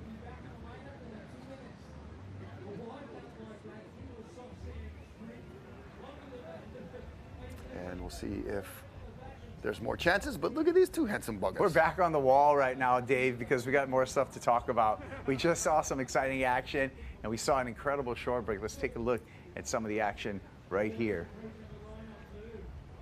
Koa Smith. Koa Smith coming in with a late charge, loving it. As an alternate, got in for Moana Jones-Wong. And Chad Keolana from the west side. Watch this. Putting on an absolute blistering performance. Now, where do you learn to do this kind of stuff? That's what I want to know. It's a pretty big shore break in Macau, but maybe not quite this big. This is pretty incredible what we're going to see right now. I think he just caught himself up in the moment, and then all of a sudden was like, uh-oh, I might have made the wrong decision here. Oh. The crowd loves it. I'm glad he's tough as nails. He's a Keolana. He's waterproof. Talk about a leash test, by the way. Whatever that manufacturer over there that manufactured that leash, that passed the test. Look how big One that more shore time. break is. Yeah. What? That is one leap of faith right there. Be careful on what you wish for at times, but glad to see Chad's okay. But just look at the size there. Wow. Once again, when a shore break wave takes up the entire Jumbotron here. Yeah. Whatever that's Looney Tunes. That's exfoliating. He just had a spa day down at Waimea. Yeah, not so relaxing though. Oh my Lord. Glad you're tough, my friend. Glad you're tough. Great job there. Thanks for the big wall here to do the replays. Thanks to Rip Curl again for all the support. And it's been a wonderful day here at celebrating the Bay. I'm having more fun than he is. Yeah. Definitely a bit drier, but not as exfoliated, that's for sure. You got some pores to scrub, but man, that was just, yeah, maybe you could get a Waimea shore break treatment in a spa and just go in a room that just blasts you with like sand and water and bubbles and come out feeling like $1 million. Maybe give you a... Just when you think things were calming down. Yeah, exactly.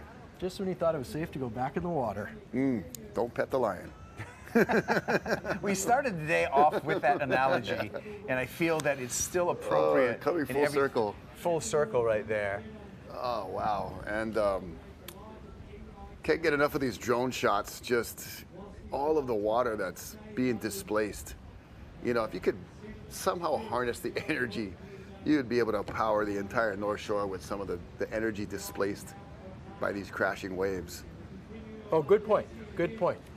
One of these waves breaks. If you could harness it, you could light up the city of Honolulu for a week. Yeah. One of these waves breaks on you in the wrong way, and it's lights out. Correct. Right? So let's get that really straight here. This is not child's play. I understand how entertaining wipeouts are, but they're also serious. So. Yeah, very, very dangerous. And again, what's up for stakes, you guys? We're going to have the awards presentation. We're about 6 minutes left here. $50K for the winner here, and 350,000 Hawaiian miles. Okay. Second place, $20,000 and 250,000 Hawaiian miles. That's a lot of flights. Yeah, man, that's around the world. Third place, 10 grand. Fourth place, 5 grand. By the way, third place also gets 150,000 Hawaiian miles. Thank you, Hawaiian Airlines. Yeah.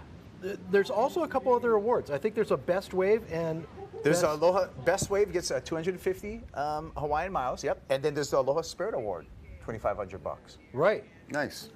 So best wave. Oh well, I mean, Gotta be landed. There was a 50-point ride. Has to be. I don't know. You know. I'm just a fly on the wall. Yeah. I'm thinking, but or Spirit Award. Does it go to Billy? Does it go to Jake? I'm going to give it to Chad for that short break. I love it. Yeah. I love that call. I want to give that Aloha Spirit Award to first time Eddie Surfer and having that Aloha Spirit and going for it right there. My nomination, not that I'm. Yeah, but it gives them something to chew on. Yes. I love so if that. you're hearing me, Chad Kelowna, there we go. Wow. I don't know if they can hear me, but I hope so. And by the way, speaking of all those Hawaiian miles, you fly Hawaiian from here, Hawaii, to the mainland. You know what they got?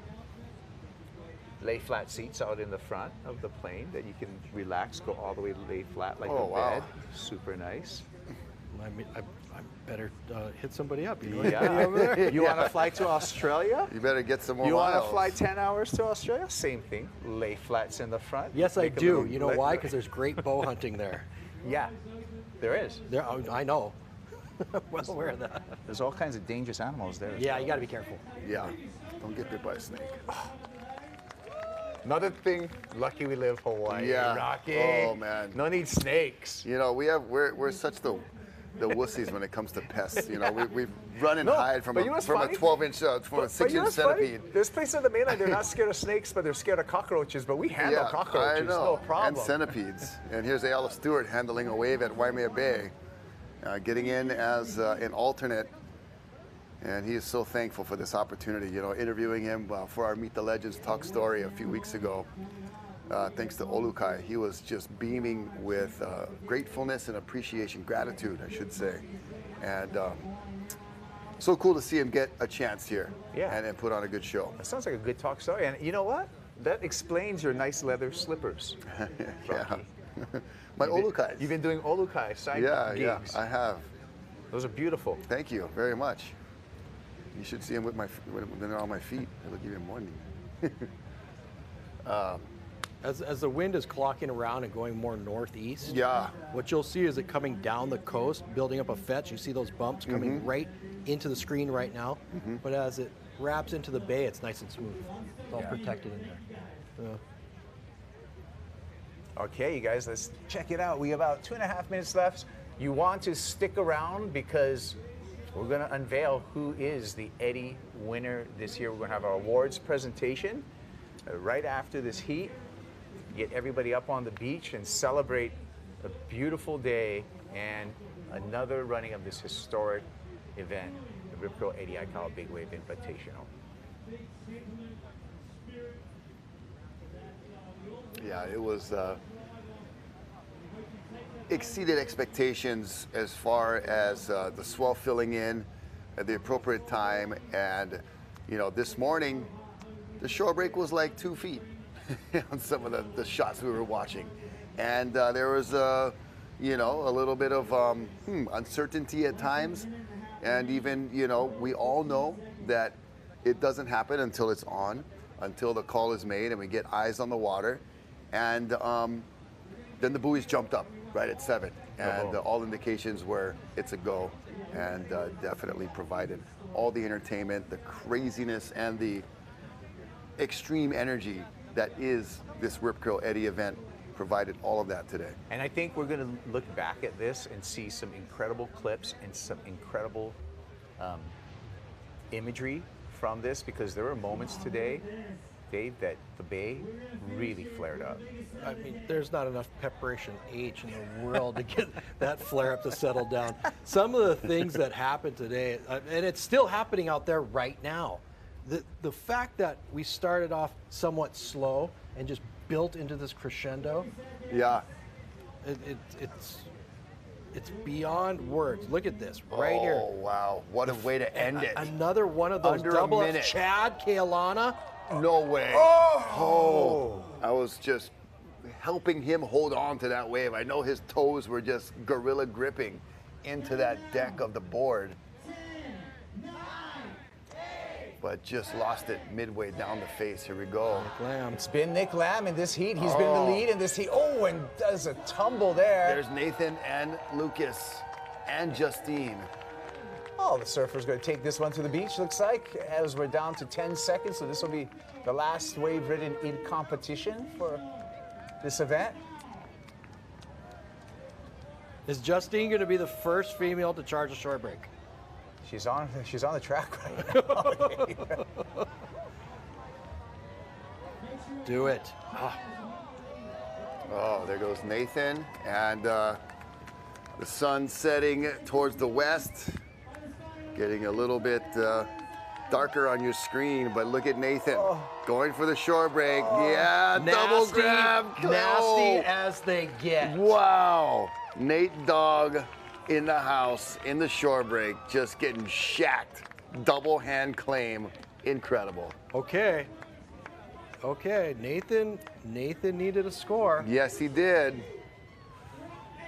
That's got to be the biggest shore break barrel we saw all day. And the cleanest, just most travel time. You know, if we're going to start judging barrels now here at the Eddy. It was a huge wave out the back as well. Yeah. Crazy drop. Oh, man. Survived the whole way. And then just a smooth entry into the shore break. That was Justine looking like she had it under control and then just got pummeled. Yeah, here's our heat recap. And Chad Kealana on the charge out there as we're checking out the recap, some of the top waves of this heat.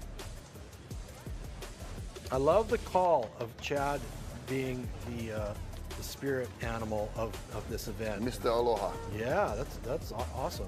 You know, you would have thought John would just ran away with this. Yeah. Right. You know, he's got more competitive savvy. Tayo Shipman, nice, solid performance. Yeah, earning his way into this, and like we talked about earlier, you know, it's setting the pace for future Eddy events by Rip Curl. Look at that wave way out the back. What about the Rad Mom right here, Justine Dupont? Yeah. I mean, I can't get enough. That's awesome.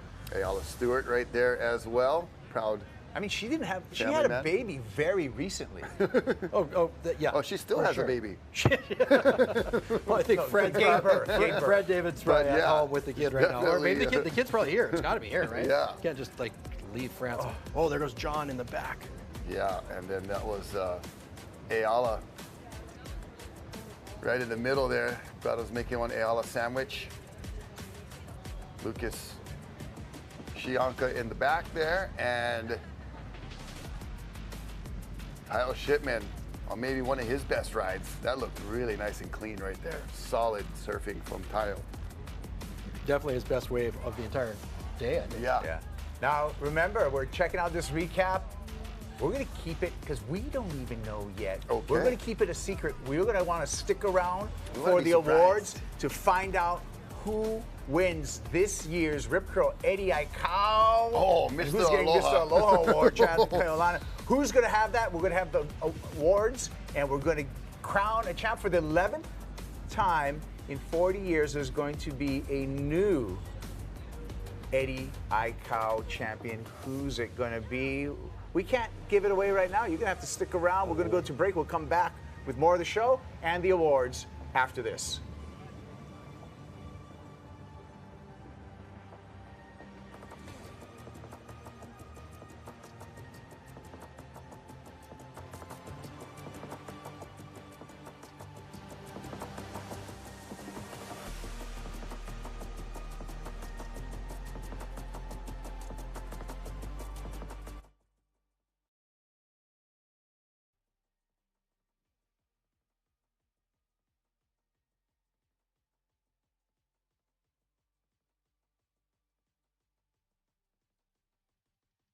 The Rip Curl Eddie Aikau Big Wave Invitational was brought to you by Rip Curl, Olukai, Costa Sunglasses, Polynesian Adventure Tours, HMSA, Hawaiian Airlines, the Office of Hawaiian Affairs, Council for Native Hawaiian Advancement, Kaiser Permanente, Rogue.tv, Salt and Air Studios, KHON2, and K-High.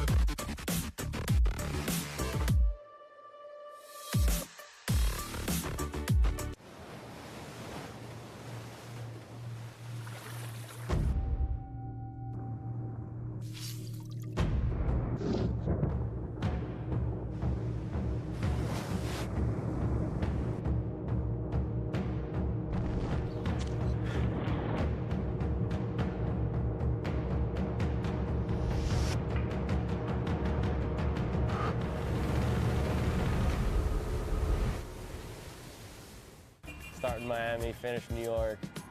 I hope I can make it to New York. If I don't do that, I'm tripping. But we'll get there.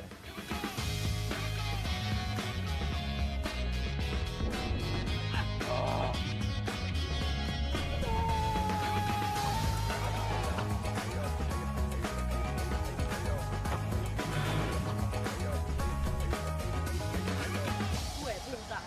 This is more.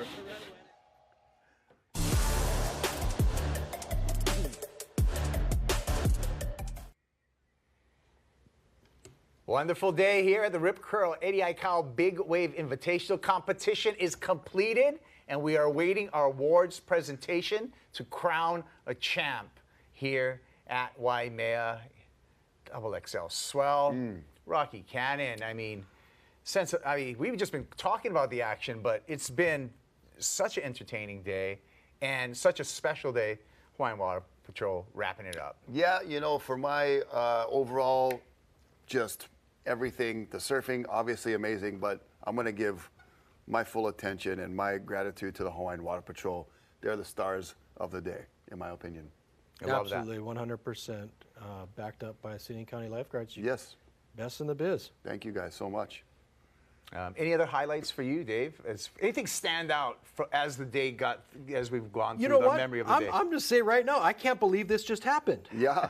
I came in here this morning going, there's no way it's going to happen, and it just went bonkers. Yeah. Some of the biggest waves ridden at Waimea went down today. That wave by Landon McNamara? Yeah.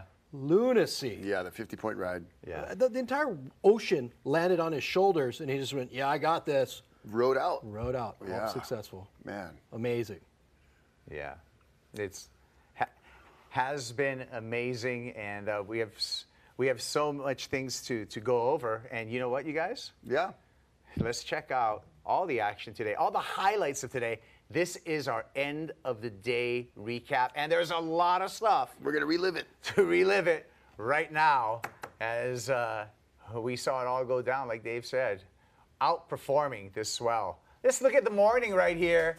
And Eli Olsen. Beating. Good morning to Eli Olsen. Russell Bierke came in hot, Dave. He sure did. And that's something he's known for. Yeah. It was no surprise. But the conditions went from just buttery, beautiful conditions to where it got to the point where the fangs came out. Waimea really showed some teeth. Totally. And a lot of guys got bitten, and women too. They were definitely the target of some of these crashing lips and explosions. Big respect to all the competitors today. Luke Shepardson, that was heat one, just a bomb. It started off on a really good foot of possibly a repeat, never been done before. And, you know, there's something inside too, like I was kind of hoping it could happen, you know, like just to see it. But I know all of these other folks, they want it so bad too, and you want to spread the aloha. It's been said once before, it's been said like many times here on out. The waves go to the right person. Yeah. For whatever reason. For whatever reason. So far, nobody's ever been able to repeat, and that's because there can only be one. Yeah. There really or can even only be even do it twice, you know, separated in time. So you know, that was a scary one, you guys, for Mark Healy. Remember, we had yes. we talked about Mark and the injury to his eardrum that went down on that wave.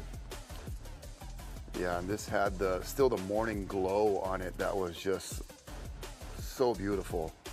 And lucky for his wife Kim, he can be home all the time now and do all the dishes and all the yard work. No excuses. I love that. But he might say, huh? What? What about the performance today of a legend, Ross Clark-Jones? Love it. Right there, man. Love it. The born maniac? Yes. RCJ forever. There are so many stellar performances being put on here today. Yeah, at Jake Waimea Mackey, at the Eddie. Mason and Ross sharing a wave, and Ross, you know, surfing this event with Mason's dad on a regular basis.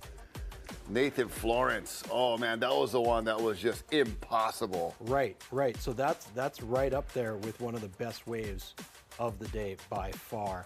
I would say up until Landon's wave, that definitely. Yeah. Yeah, that one set the mark. Chad Keaulana really coming into his first Eddie, making a big statement, representing the Ohana very well. Look at the conditions right here. I feel this is like dreamy. Midday. The kid from Santa Cruz. Nick Lamb. Is that Nick Lamb? Yeah, he kind of did all right, huh? Yeah, man. Sure did. I mean, he's a full-grown sheep, in my opinion. He's a ram. Okay, I was wondering where you're going with that. Yeah. The lamb chop was definitely surfing with his big boy board shorts on. Oh, Jake Maki. Okay. Sending it. Rocky. Maybe he's Mr. Aloha. Right. Well, I threw that out there too. Your goofy foot. Yes, sir. You want to surf Waimea front side or backside? Oh, gosh. Maybe, probably front side. Right? Yeah. Right, yeah. I mean, I've been out there on some decent days, but nothing like this. And not being able to see what's behind you sometimes might be good, though. But, man, just to look at what these backside surfers have to contend with, and the fact that, they're making airdrops like that right there. I think that was Jamba Shianka on that one. Yeah, and hey, our gold medalist had a pretty good day out there at the Bay, Kaoli Voss. He did. Some moments for sure. I'd like to see him invited one more time, Dave. 100%. Yeah. Maybe he could also be an Aloha contender. Well, they say Yorana, but. Yeah, correct. What about the Hawaiian? Same smell, different nostril. Always riding with Aloha, Zeke Lau. Yeah. Oh, Hinat Pau Lau. I don't know why that's funny every time. I don't know either. Look at this wave. I know, it's like just capping in the middle of the bay where it's like 40 feet deep right there. I mean, yeah, where sailboats anchor in the summertime. Exactly. You got the Nefarious anchored there, just cruising. And then goes into the shore break. This is like at the beginning of the heat. This is just something you usually do like for a last hurrah. Yeah. And he's like, I'm gonna do this and take me back out. That was smooth operation right there. That was beautiful. The drone shot, great work. Jamie Mitchell. Some tumbles. Had a couple of rinse and spin cycles. Oh, Tori Meister. That could be if there's an award for Valiant Warrior, that could have been it. Big Ben. And then just Big pull Ben in the barrel. again. Yeah. First a free fall, and then a pull in backdoor. What do we got there? Eli Olsen? Yeah, he had a good day. Sure did. Oh, this guy. Next year's poster. Setting the rail and then just getting derailed. That was a leash test again. Oh, that was I like everything test.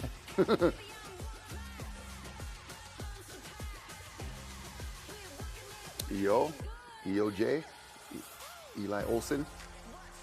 I'm having so much fun just watching this. Just recapping all these crazy waves. Joey Cadiz.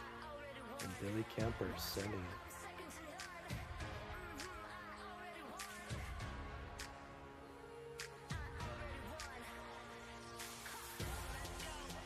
Oh man, the waves are just massive. I'm so rope. They call me Mr. Roper. That's JoJo. These takeoffs. Oh my gosh. Andy Dos Santos. Yeah, and I think that was Cole Christensen out in front.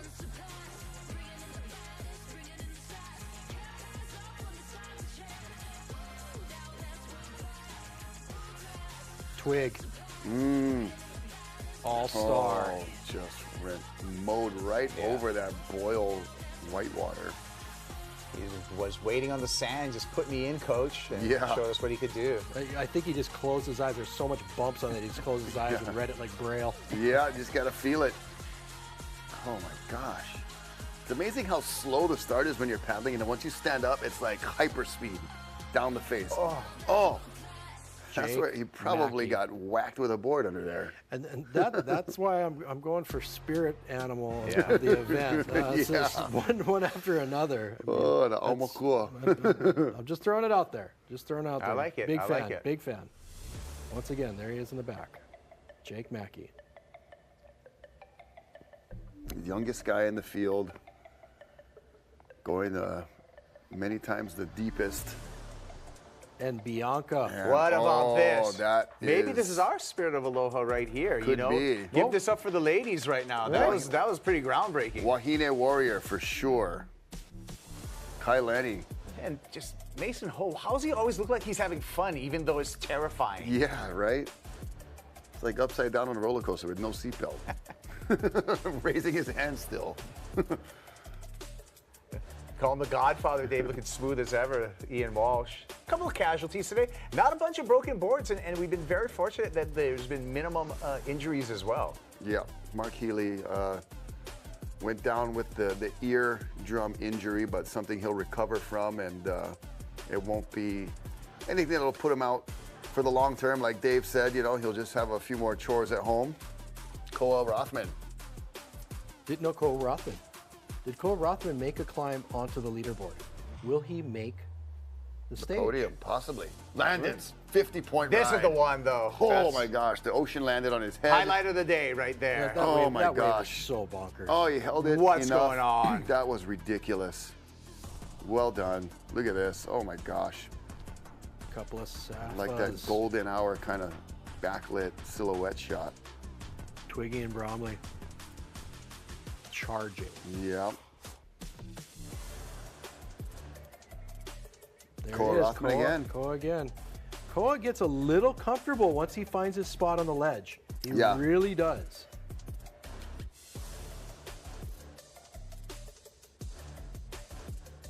That was Justine charging.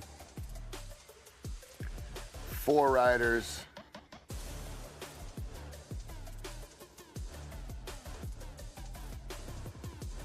The All Goofy Special.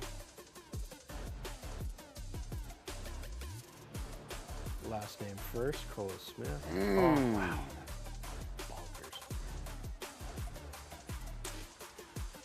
All right, well, this is the end of the day highlights, and there's been a ton of highlights. We're still setting up for our awards presentation, but we're gonna take a little break after enjoying this end of the day highlight. We're gonna end these highlights with Nathan Florence.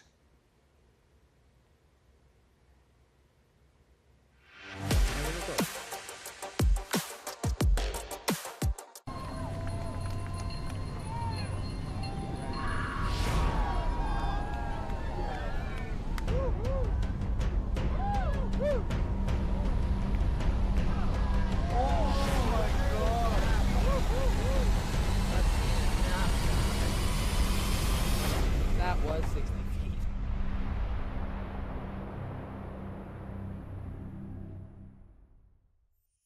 Almost everything in my house has been framed by Pictures Plus. No matter how perfect a painting is, I still believe that it needs a frame. Actually, I come here not really knowing what I want, but I figure if somebody is going to frame that picture that I want done, then I just should leave it to their creativity. You have a trusting person that can do what you want, and that when you come back, perfect hit every single time.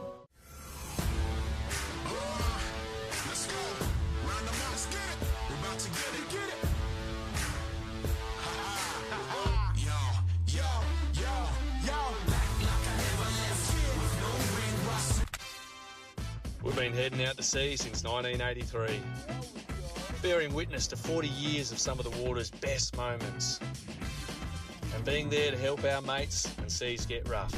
Always looking to go further and stay a little longer in places we call home, like the Gulf of Oman, Ningaloo Reef, Mag Bay, and the Little Creek out back. We're proud of where the bow's pointed now, so climb aboard. Let's see what's out there.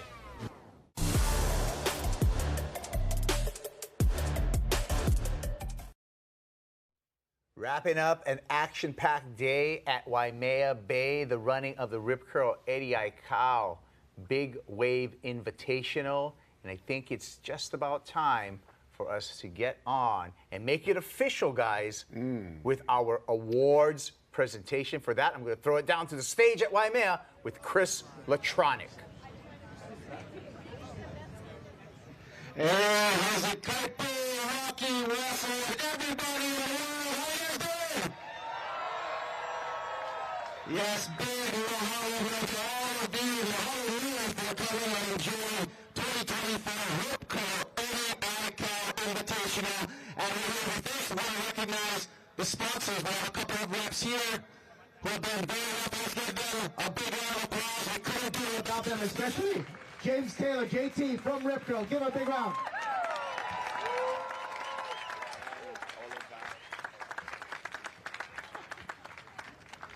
Big mahalo to our sponsors, but of course, big mahalo to all of you for coming out. So let's give a big cheer for all you. That's what I'm talking about. But of course, we got our ladies here.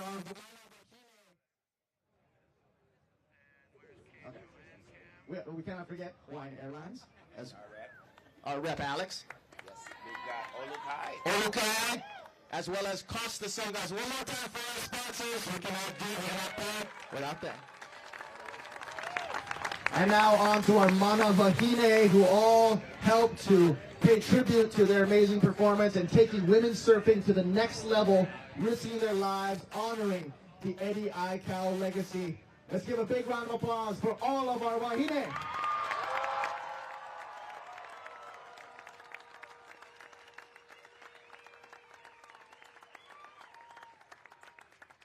Listen, girls, I lost my voice. I I just want to say thank you so much for risking your lives, for surfing for the legacy of Eddie Aikau, and for bringing women's surfing to the next level. You guys are going to continue this, and we're going to continue supporting it.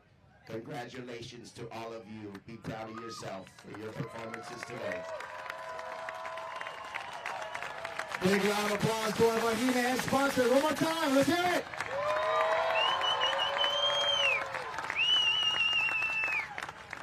Okay, ladies, sponsors.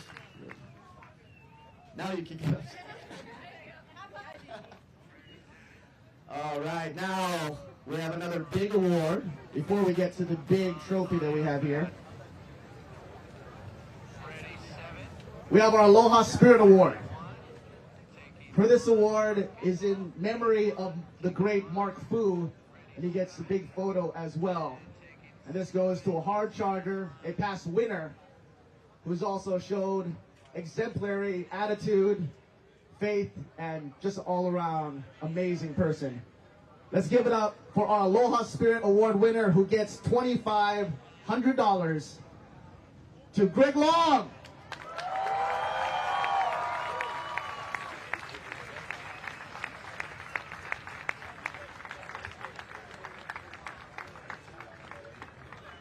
And Greg Long, if you're here, come on up.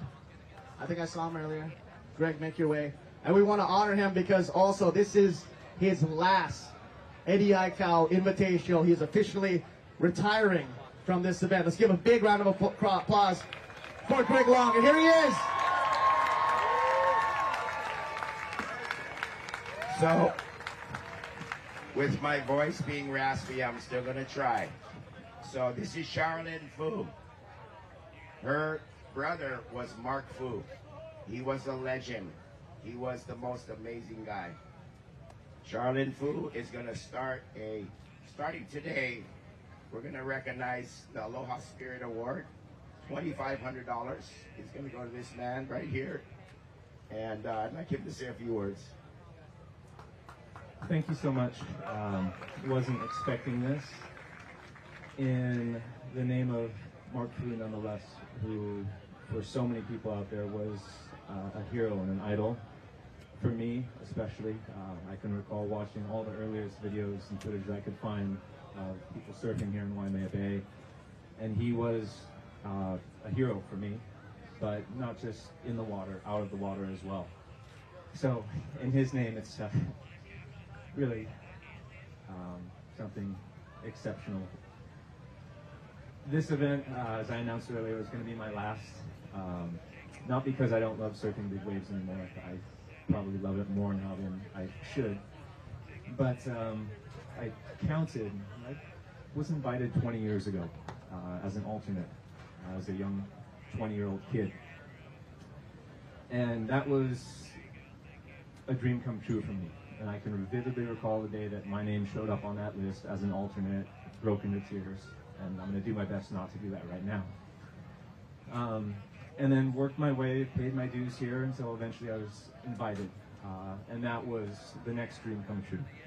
And then winning in 2009, never expected it.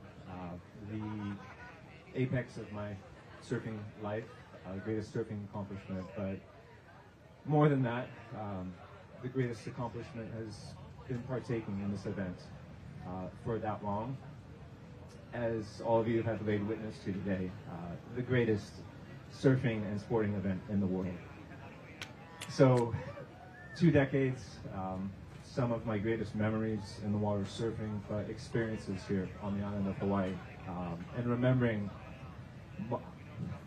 Eddie Aikau and his spirit and his legacy, which of course he was an exceptional surfer, but an exemplary human being, one who cared so deeply about his human family, gave his life in service of others, and that legacy continues to live on. So for everybody, and there are so many who work hard to make this event come together every single year, we are so incredibly grateful for all of you. The Hawaiian Water Patrol, who go above and beyond, absolute heroes.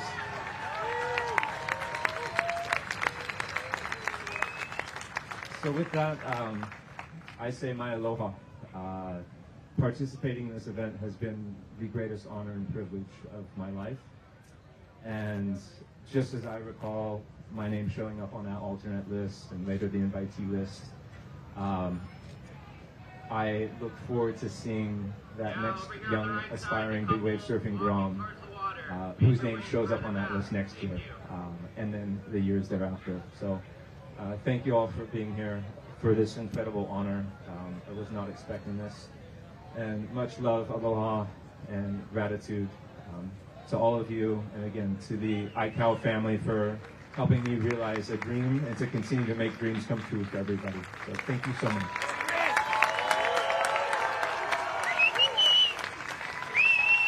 I'd just like to say that I am so inspired. This was Mark's favorite spot, favorite contest, and tomorrow will be his 30-year anniversary that he's been gone.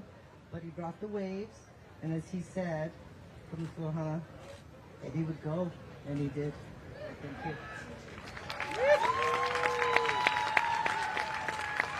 Let's give a big round of applause for Greg Long. A beautiful career, and he will be missed. But we'll still see.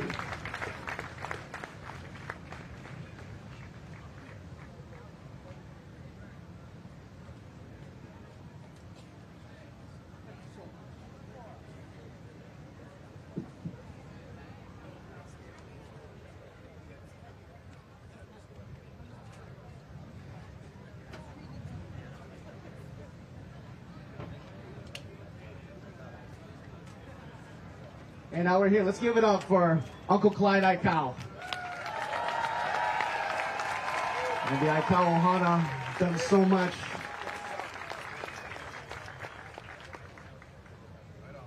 To pay tribute to Eddie's legacy. And now we're going to do the Best Wave Award, who gets 250,000 Hawaiian miles.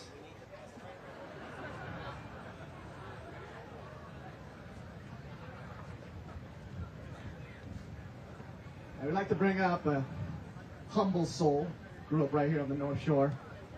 He got a 50 out of 50, a perfect ride. Let's give it up for Landon McNamara.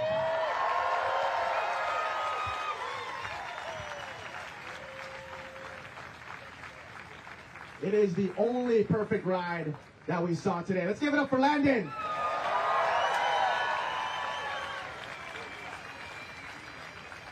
Landon, tell us a little bit about that ride. I mean, the thing was a bomb, and I was pretty late. Gave it 2 paddles, and then I was just, I don't know, I felt like I stopped. I was about to eat crap and somehow pulled it off. It's hard to tell out there how big or how gnarly waves are. I just knew that it felt like the gnarliest drop I had in some years out here, and really stoked to make it. Give it up, Landon McNamara, Best Wave Award. Oh, and here's Alex Barrera with the great check. 250,000 Hawaiian miles. Good for Alaska, right?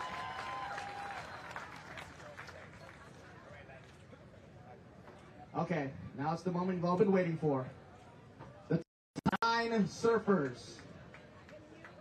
Liam, is there anything, Uncle Clyde, anything you'd like to say before we do the awards? My family and myself would like to thank everybody for coming. I know it has been a long trek for everybody, and not just everybody in the park, but everybody along the highway, going to Laie and Haleiwa.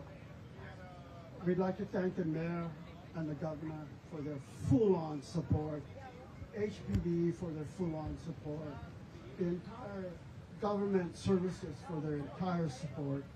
Thank you all for coming. We'll see you next year, hopefully.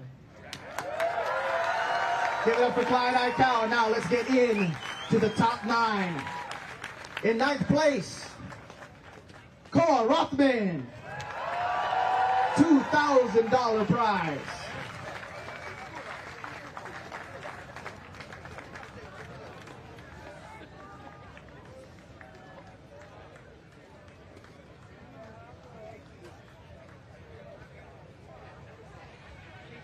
In 8th place,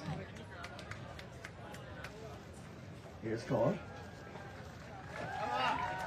Give it up for Cole Rothman. In 8th place, Kai Lenny.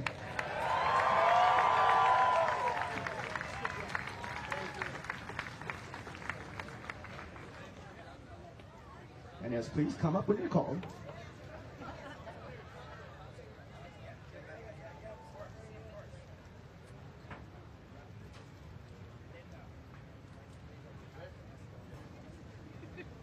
Kai Lenny, are you here? I know he's here. In 7th place,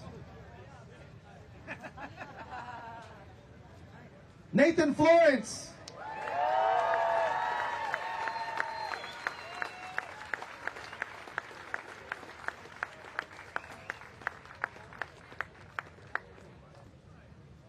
Also a $2,000 prize. Nathan Florence, there he is.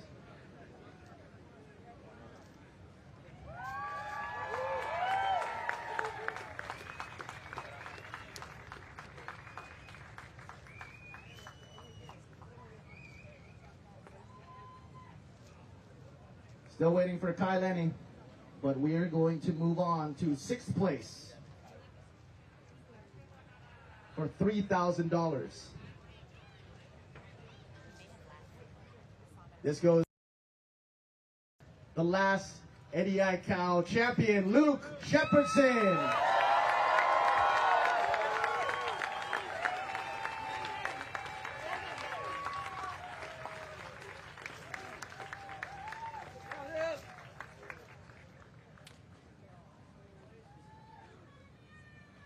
Yeah.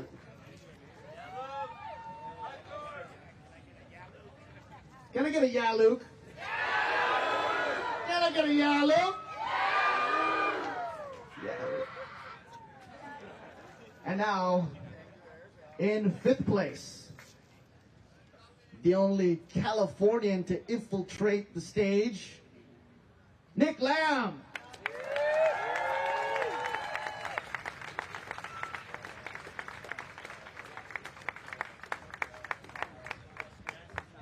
There he is, best dressed, clean cut,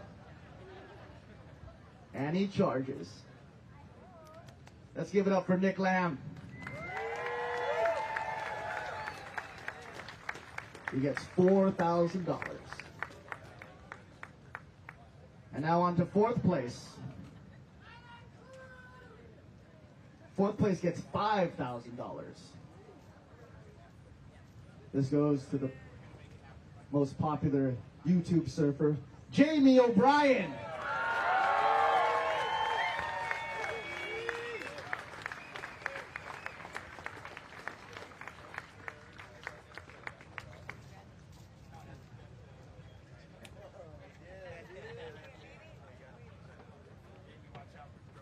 Let's give it one more time for J.O.B.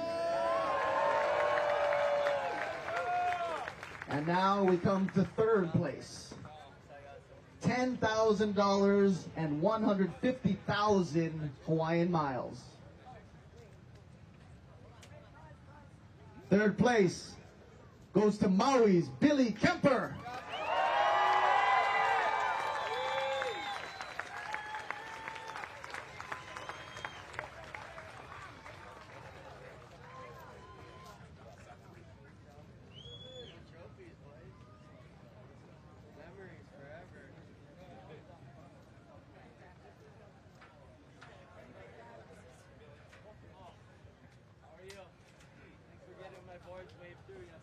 Can I get a yeah, Billy? Yeah, Billy! One more time. Yeah, Billy! Yeah, Billy! You guys are awesome. $10,000 and 150,000 Hawaiian miles. Now this takes us to the runner-up, Mr. 2nd place in the event, charging hard and even doing the largest chop hop air I've ever seen at Waimea Bay Shore Break. Let's give it up for the one and only Mason Ho!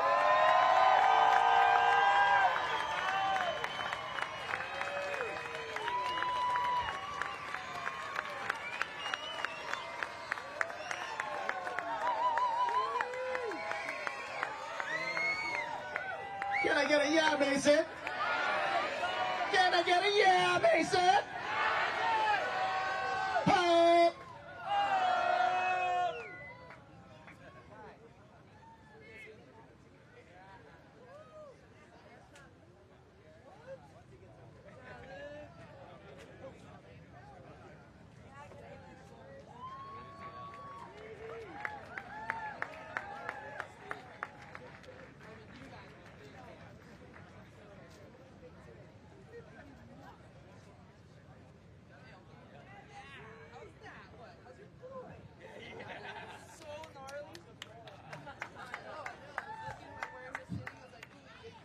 Mason finished with 120.9 points.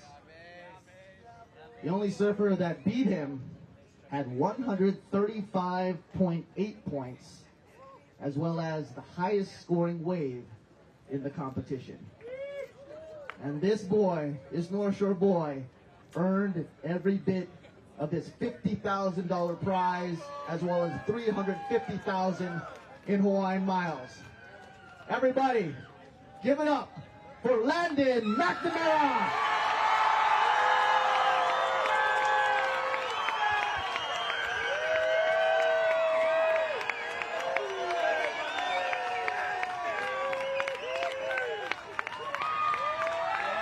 Landon, Landon, Landon, Landon!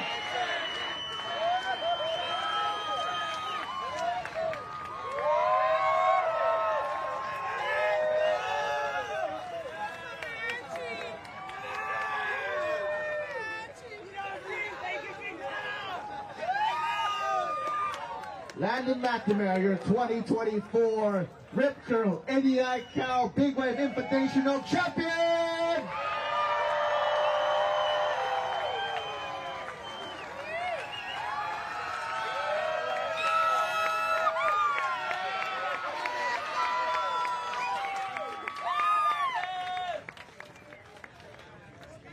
Okay, photo op, little speech with Landon.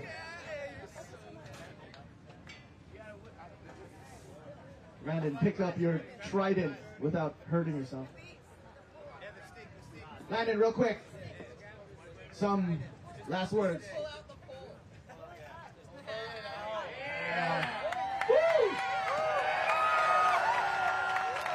Okay, Landon, with trident in hand, last words. You know, this is a childhood dream of mine, something I've been working at since being a little kid on the beach here, watching these events go down. And I win it back to back with my best friend Luke. He's my big wave partner, and this is like, I don't know what to feel right now. I already cried 10 times. That's why there's no tears right now. I'm more just soaking up this moment. Grateful to be here. Grateful to the Aikau Ohana. Grateful to my Uncle Garrett coaching me through this. Grateful to my dad. Grateful to my partner over here and my son. And grateful to Eddie. Both my heats, I had a turtle I was following. For real. I had a turtle I was following, and to me that was Eddie.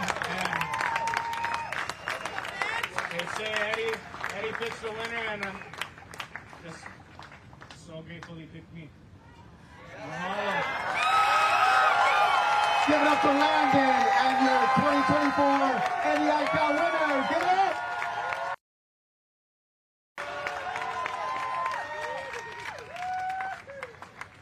Picture taking, and everybody, thank you for coming. Everybody drive safe, get home safely, and please, let's malama, pick up your Opala. And you can watch this replay, KHON2, Rogue.tv. I'm Chris Latronic. Mahalo!